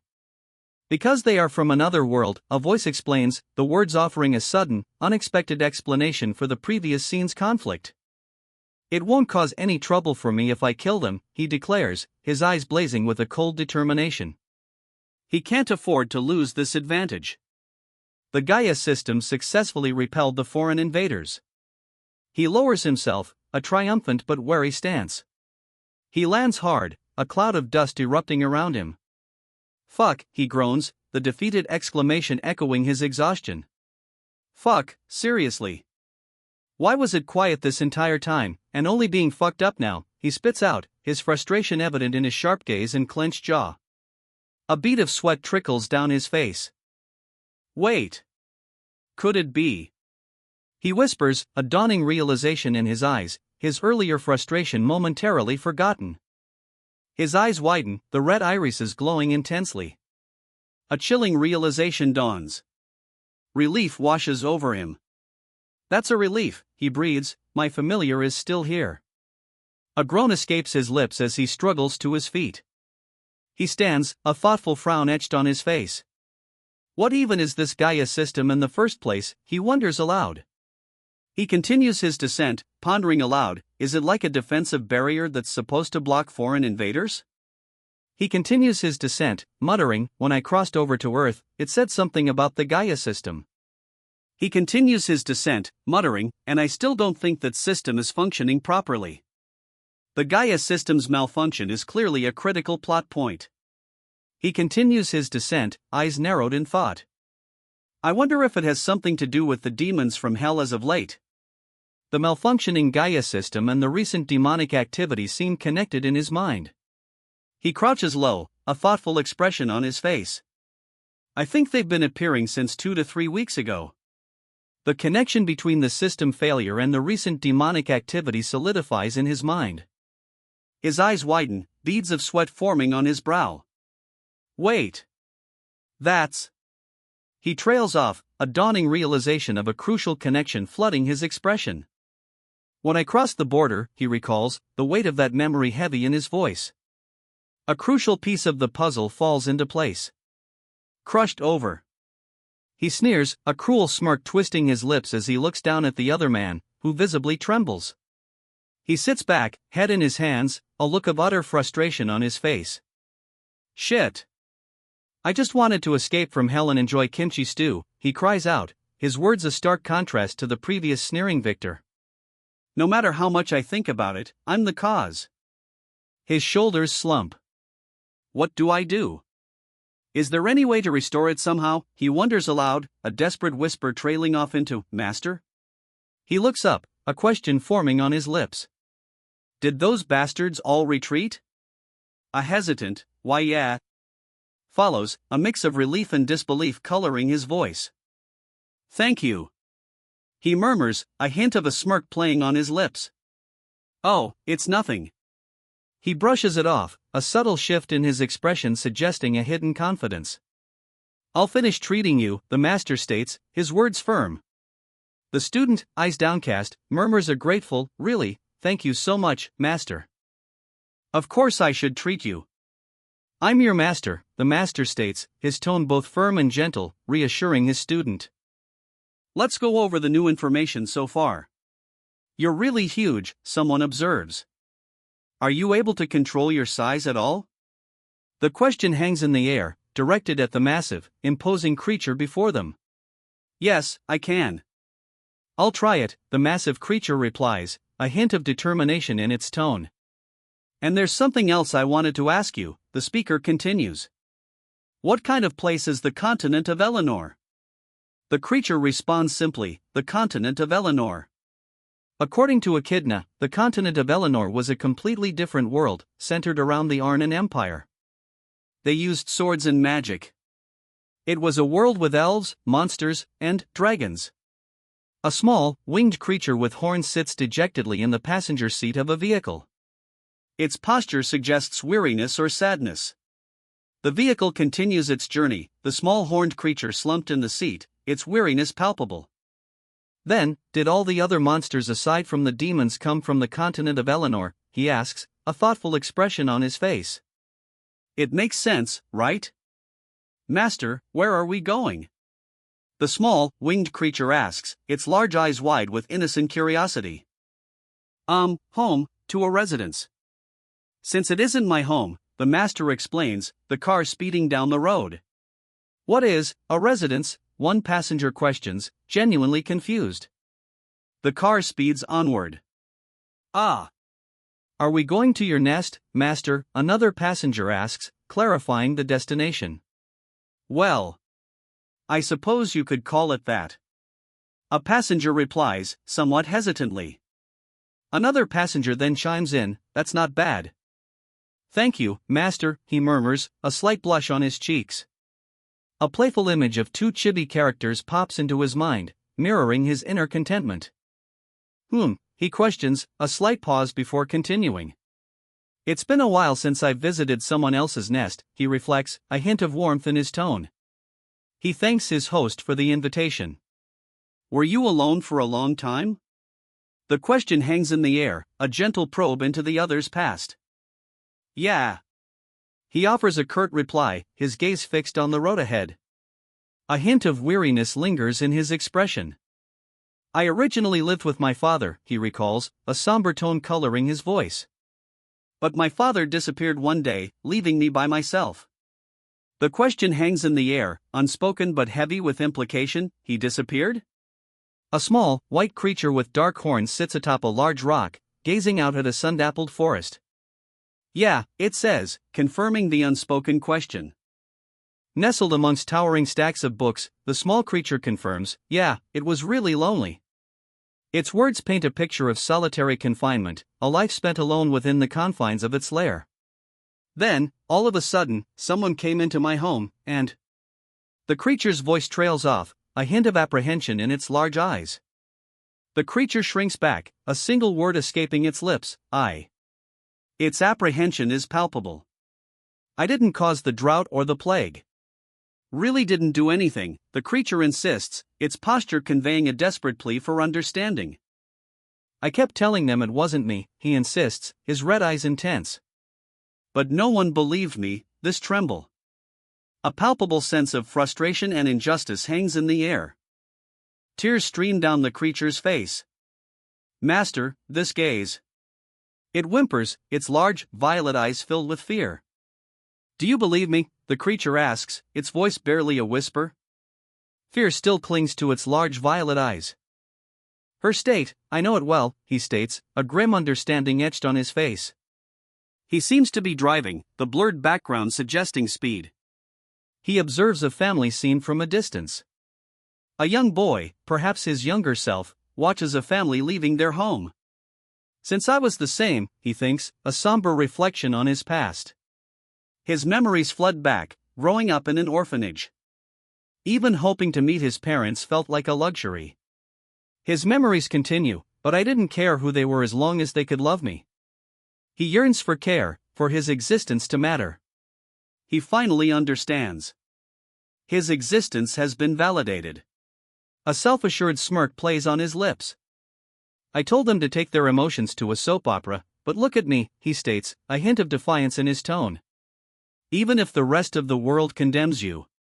At least he finishes, his words a stark contrast to the creature's tearful eyes. A hand rests gently on its head, a gesture of unexpected comfort. We'll believe you, the hooded figure says, their hand still gently resting on the creature's head. A quiet understanding passes between them. Tears stream down the creature's face. The hooded figure continues to comfort it, a silent gesture of empathy. His red eyes gleam, a subtle shift in expression. A quiet intensity replaces the previous sorrow. He seems to be making a decision. His decision made, a confident smirk plays on his lips. He accelerates, the car a blur against the bright sunlight. Kong-woo. The name hangs in the air, a whispered threat. The camera pans across a quiet underpass, the name Kong-woo echoing the unspoken threat. Oh, Kong-woo. Your name. A car speeds past, the name a whispered threat in the quiet underpass. I'll never forget it, a voice vows, cold and hard. A scream echoes in the darkness. A high-pitched scream, a-a-walk, pierces the air.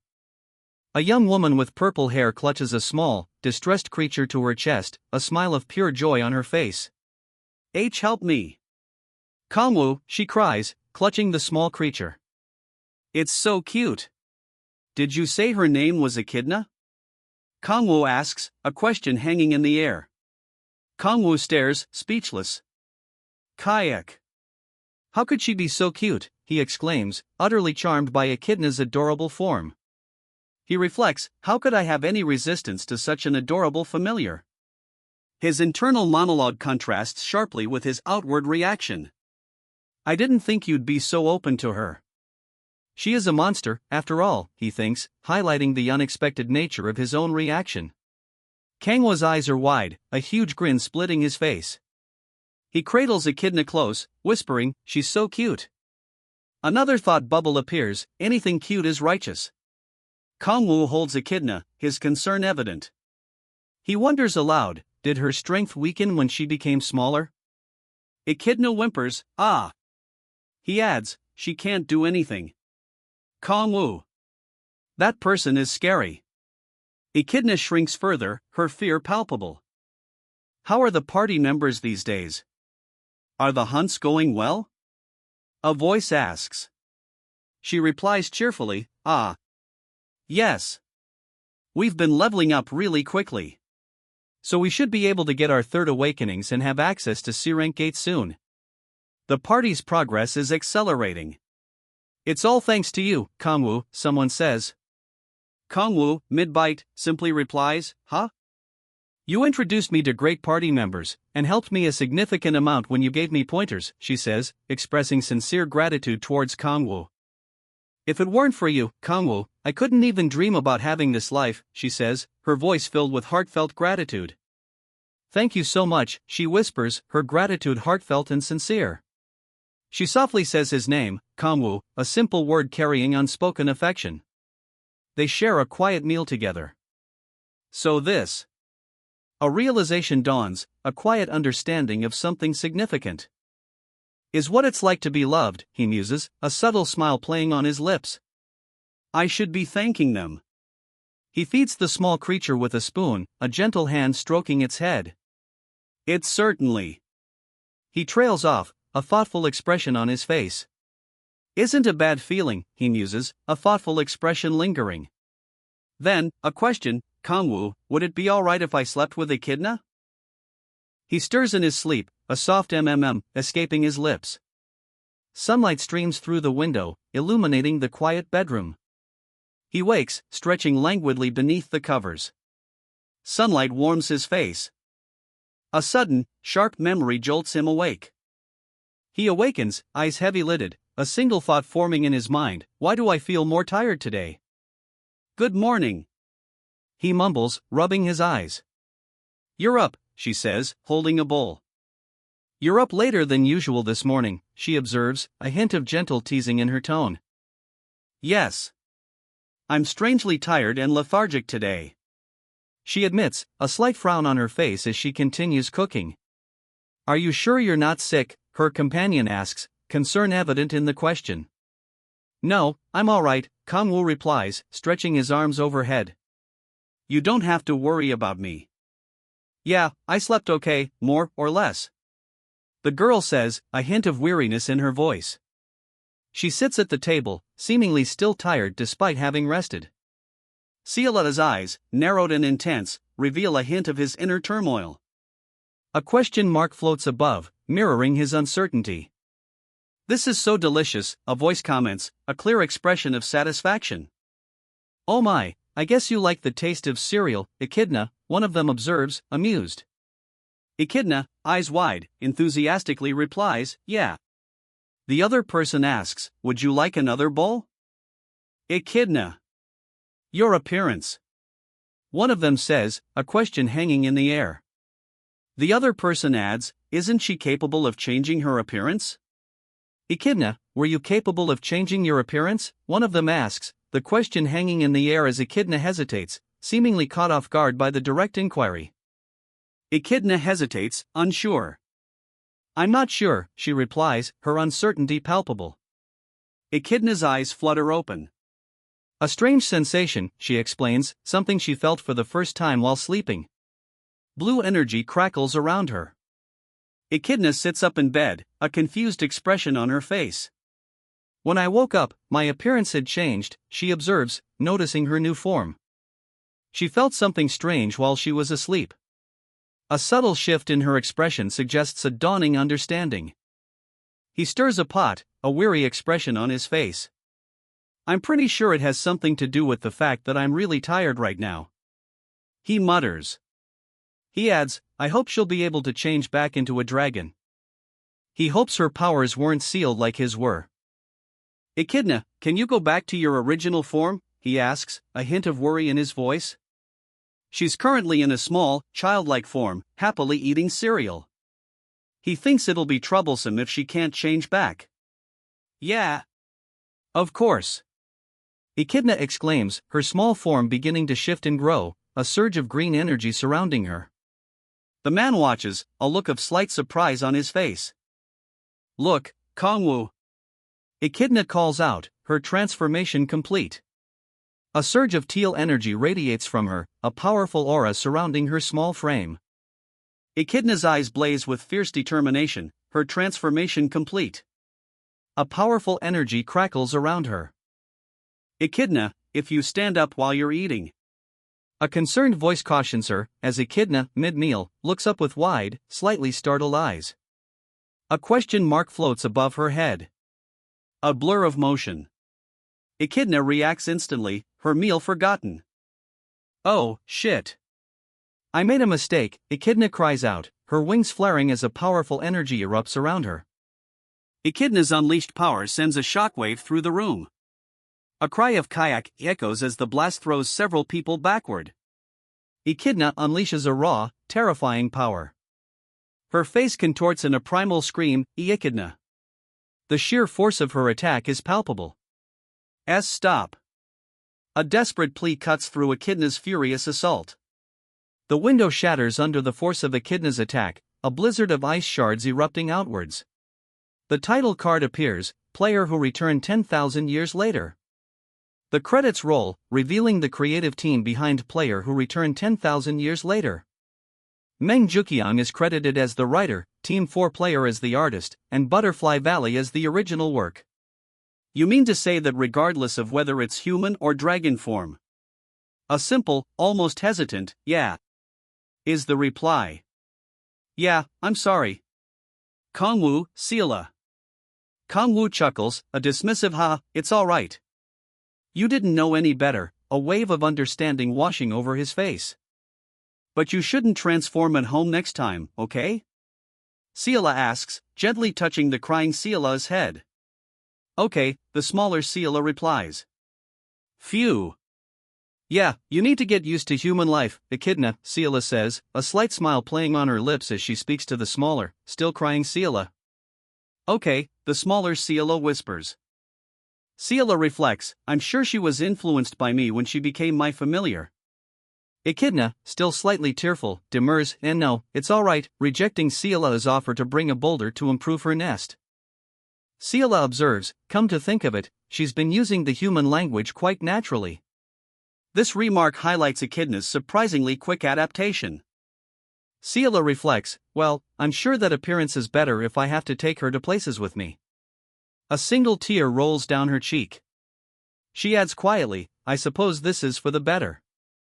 Now, since we've already scheduled for the repairman to come by, we should get some clothes, one of them suggests.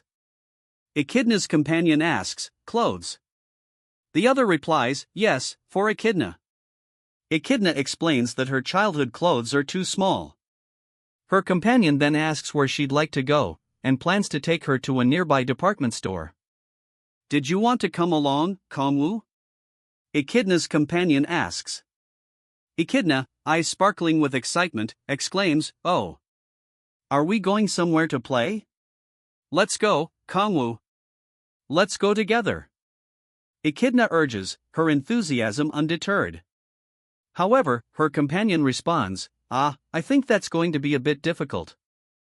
Echidna and her companion urge Kangwoo to join their hunt, but he laughs and declines, stating, I'm not going hunting." He suggests they take a rest instead. Kangwoo's smile falters. He says, a bead of sweat trickling down his cheek. Kangwoo looks away, a serious expression replacing his previous nervousness. "I need to go somewhere today," he mutters, the words hanging heavy in the air. So, he begins his journey, the imposing red architecture of the city looming large behind him. The reason for his journey is revealed: he opened a dimensional gate to the otherworldly continent of Eleanor. "You managed to summon a dragon as your familiar?" someone asks. A man, seemingly pleased, replies, "Yep." He adds, "And those bastards from Eleanor, whatever, were lost because of this Gaia system?" Another yep confirms the grim truth. "And your familiar has transformed into a human." The revelation hangs in the air, a new development in the unfolding story. "So you want us to give you an ID for it?" she asks, a hint of skepticism in her tone as she sips her tea. "Oh wow, you're surprisingly quick to understand everything," he exclaims, a hint of impressed amusement in his tone. The woman, however, remains unconvinced, questioning, "What do you mean by that?" "Do you know anything about the Gaia system?" he asks. She replies, "Not at all. This is the first time I'm hearing about it."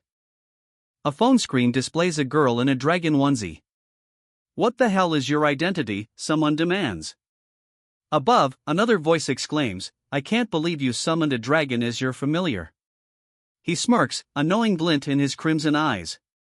The mystery of his identity, and his dragon familiar, deepens.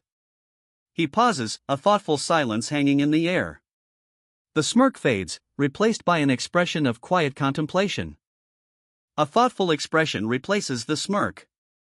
She sighs, muttering, I really wonder just who I offered my hand to."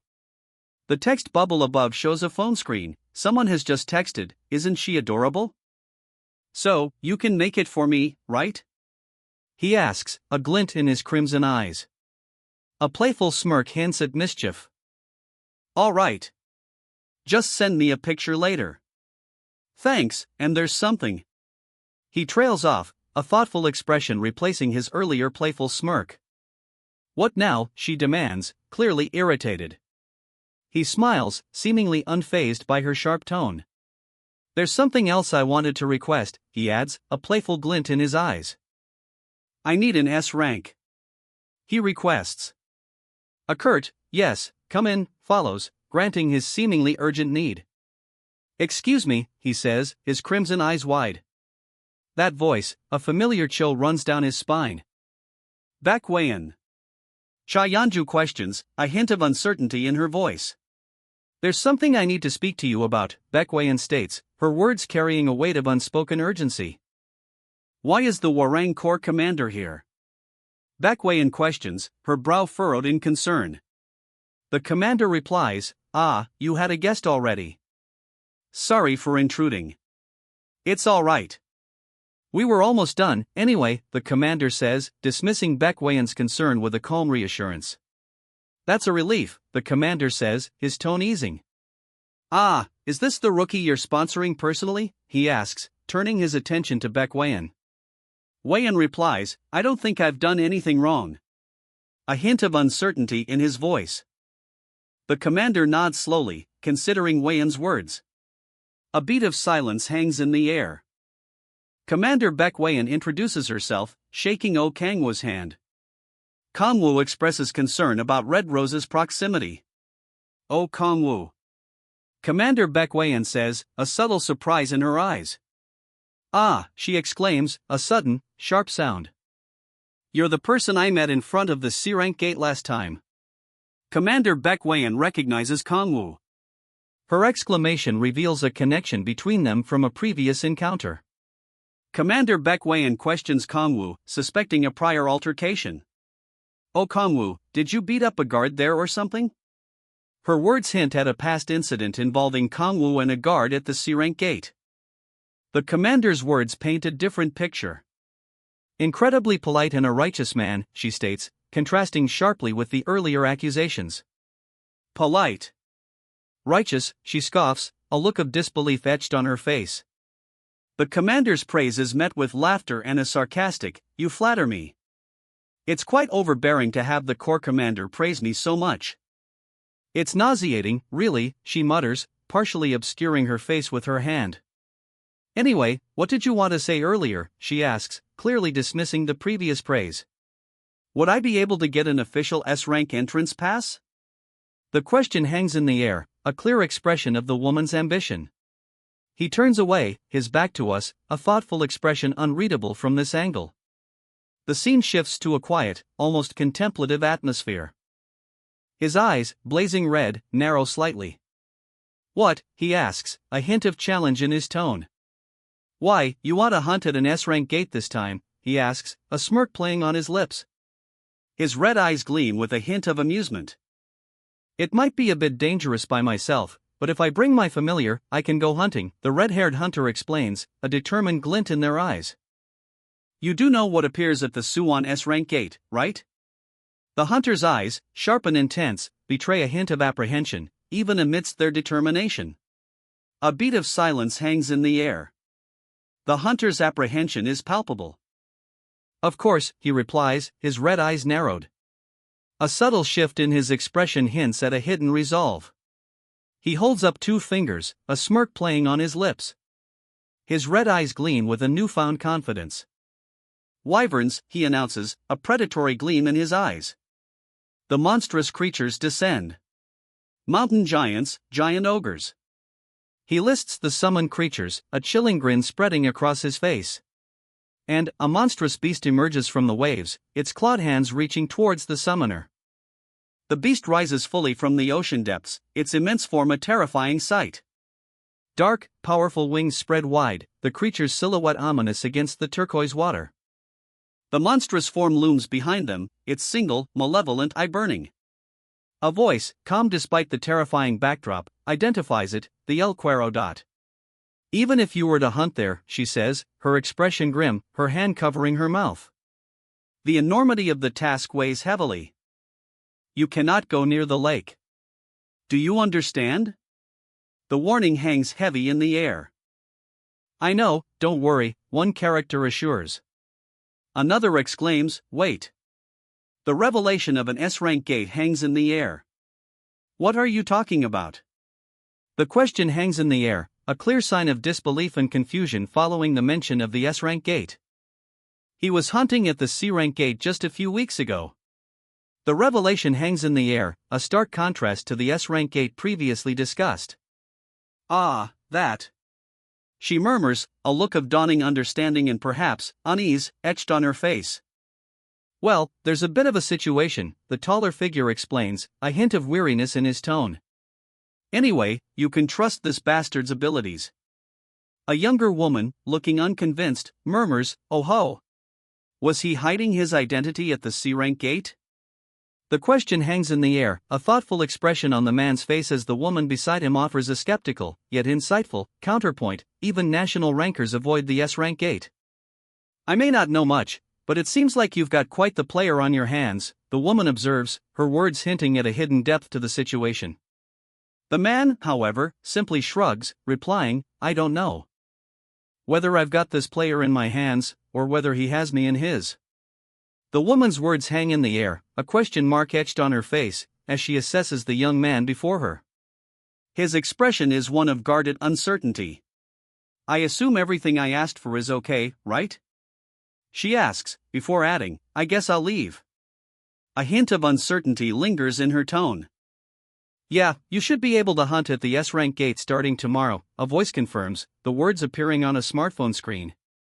She nods, seemingly accepting the information. "Be careful," she cautions, her gaze intense. "Even if it's you, it's a really dangerous place." All right, I'll keep that in mind, he replies, his red eyes narrowed in determination. A subtle, almost predatory smile plays on his lips. His red eyes gleam with a newfound intensity. The scene shifts to a waiting room. 3 figures sit on a plush sofa, one sips tea, seemingly oblivious, while another looks down, clearly anxious. A 4th stands, partially obscured, observing the scene with a calculating gaze. The scene shifts. A single word appears, waiting. She waits, a cup of tea held delicately in her hand. Her intense gaze, bright blue eyes unwavering, speaks volumes. So what brings you here? The question hangs in the air, a challenge in her calm tone. Did you finally catch the tale of the demonic order? She asks, her gaze unwavering, a hint of expectation in her sharp eyes. No, that's not it, he replies, his eyes betraying a hint of weariness and perhaps, a deeper secret. He hangs his head, shoulders slumped. A weight of unspoken burden seems to press down on him. Phew. Then? The young woman asks, adjusting her cap. But there is something I am hoping for, she adds, a hint of determination in her voice. Hope? The young woman's eyes, glowing with an inner light, confirm her resolve. That's right, she affirms, a quiet strength in her voice. You did hear about one of our members infiltrating the demonic order, right? The question hangs in the air, a stark reminder of the mission's perilous nature. Yes. I'm surprised they managed to get in. The speaker's voice, laced with disbelief, echoes through the dimly lit chamber. A large group, cloaked and hooded, reacts with a mixture of shock and awe. A video clip? Couldn't they just send it to you, someone asks. Another voice replies, it's not exactly an easy situation. The undercover agent's report will be delivered in person, at the designated meeting place. The agent sits with clasped hands, a bead of sweat trickling down their temple. We barely made contact within the past few days, they explain, the weight of the situation evident. All right. Where's the contact point, the agent asks, their tone firm despite the previous tension. It's tomorrow, at Suwon, Wazio Station, the woman states, her hands clasped tightly together. The meeting place is set. Wait, if it's Suwon, Wazio Station. She murmurs, a thoughtful frown etching itself onto her face. The location triggers a sudden realization. Isn't that near the S-rank gate Okangwoo wanted hunt at? A sudden realization dawns on her.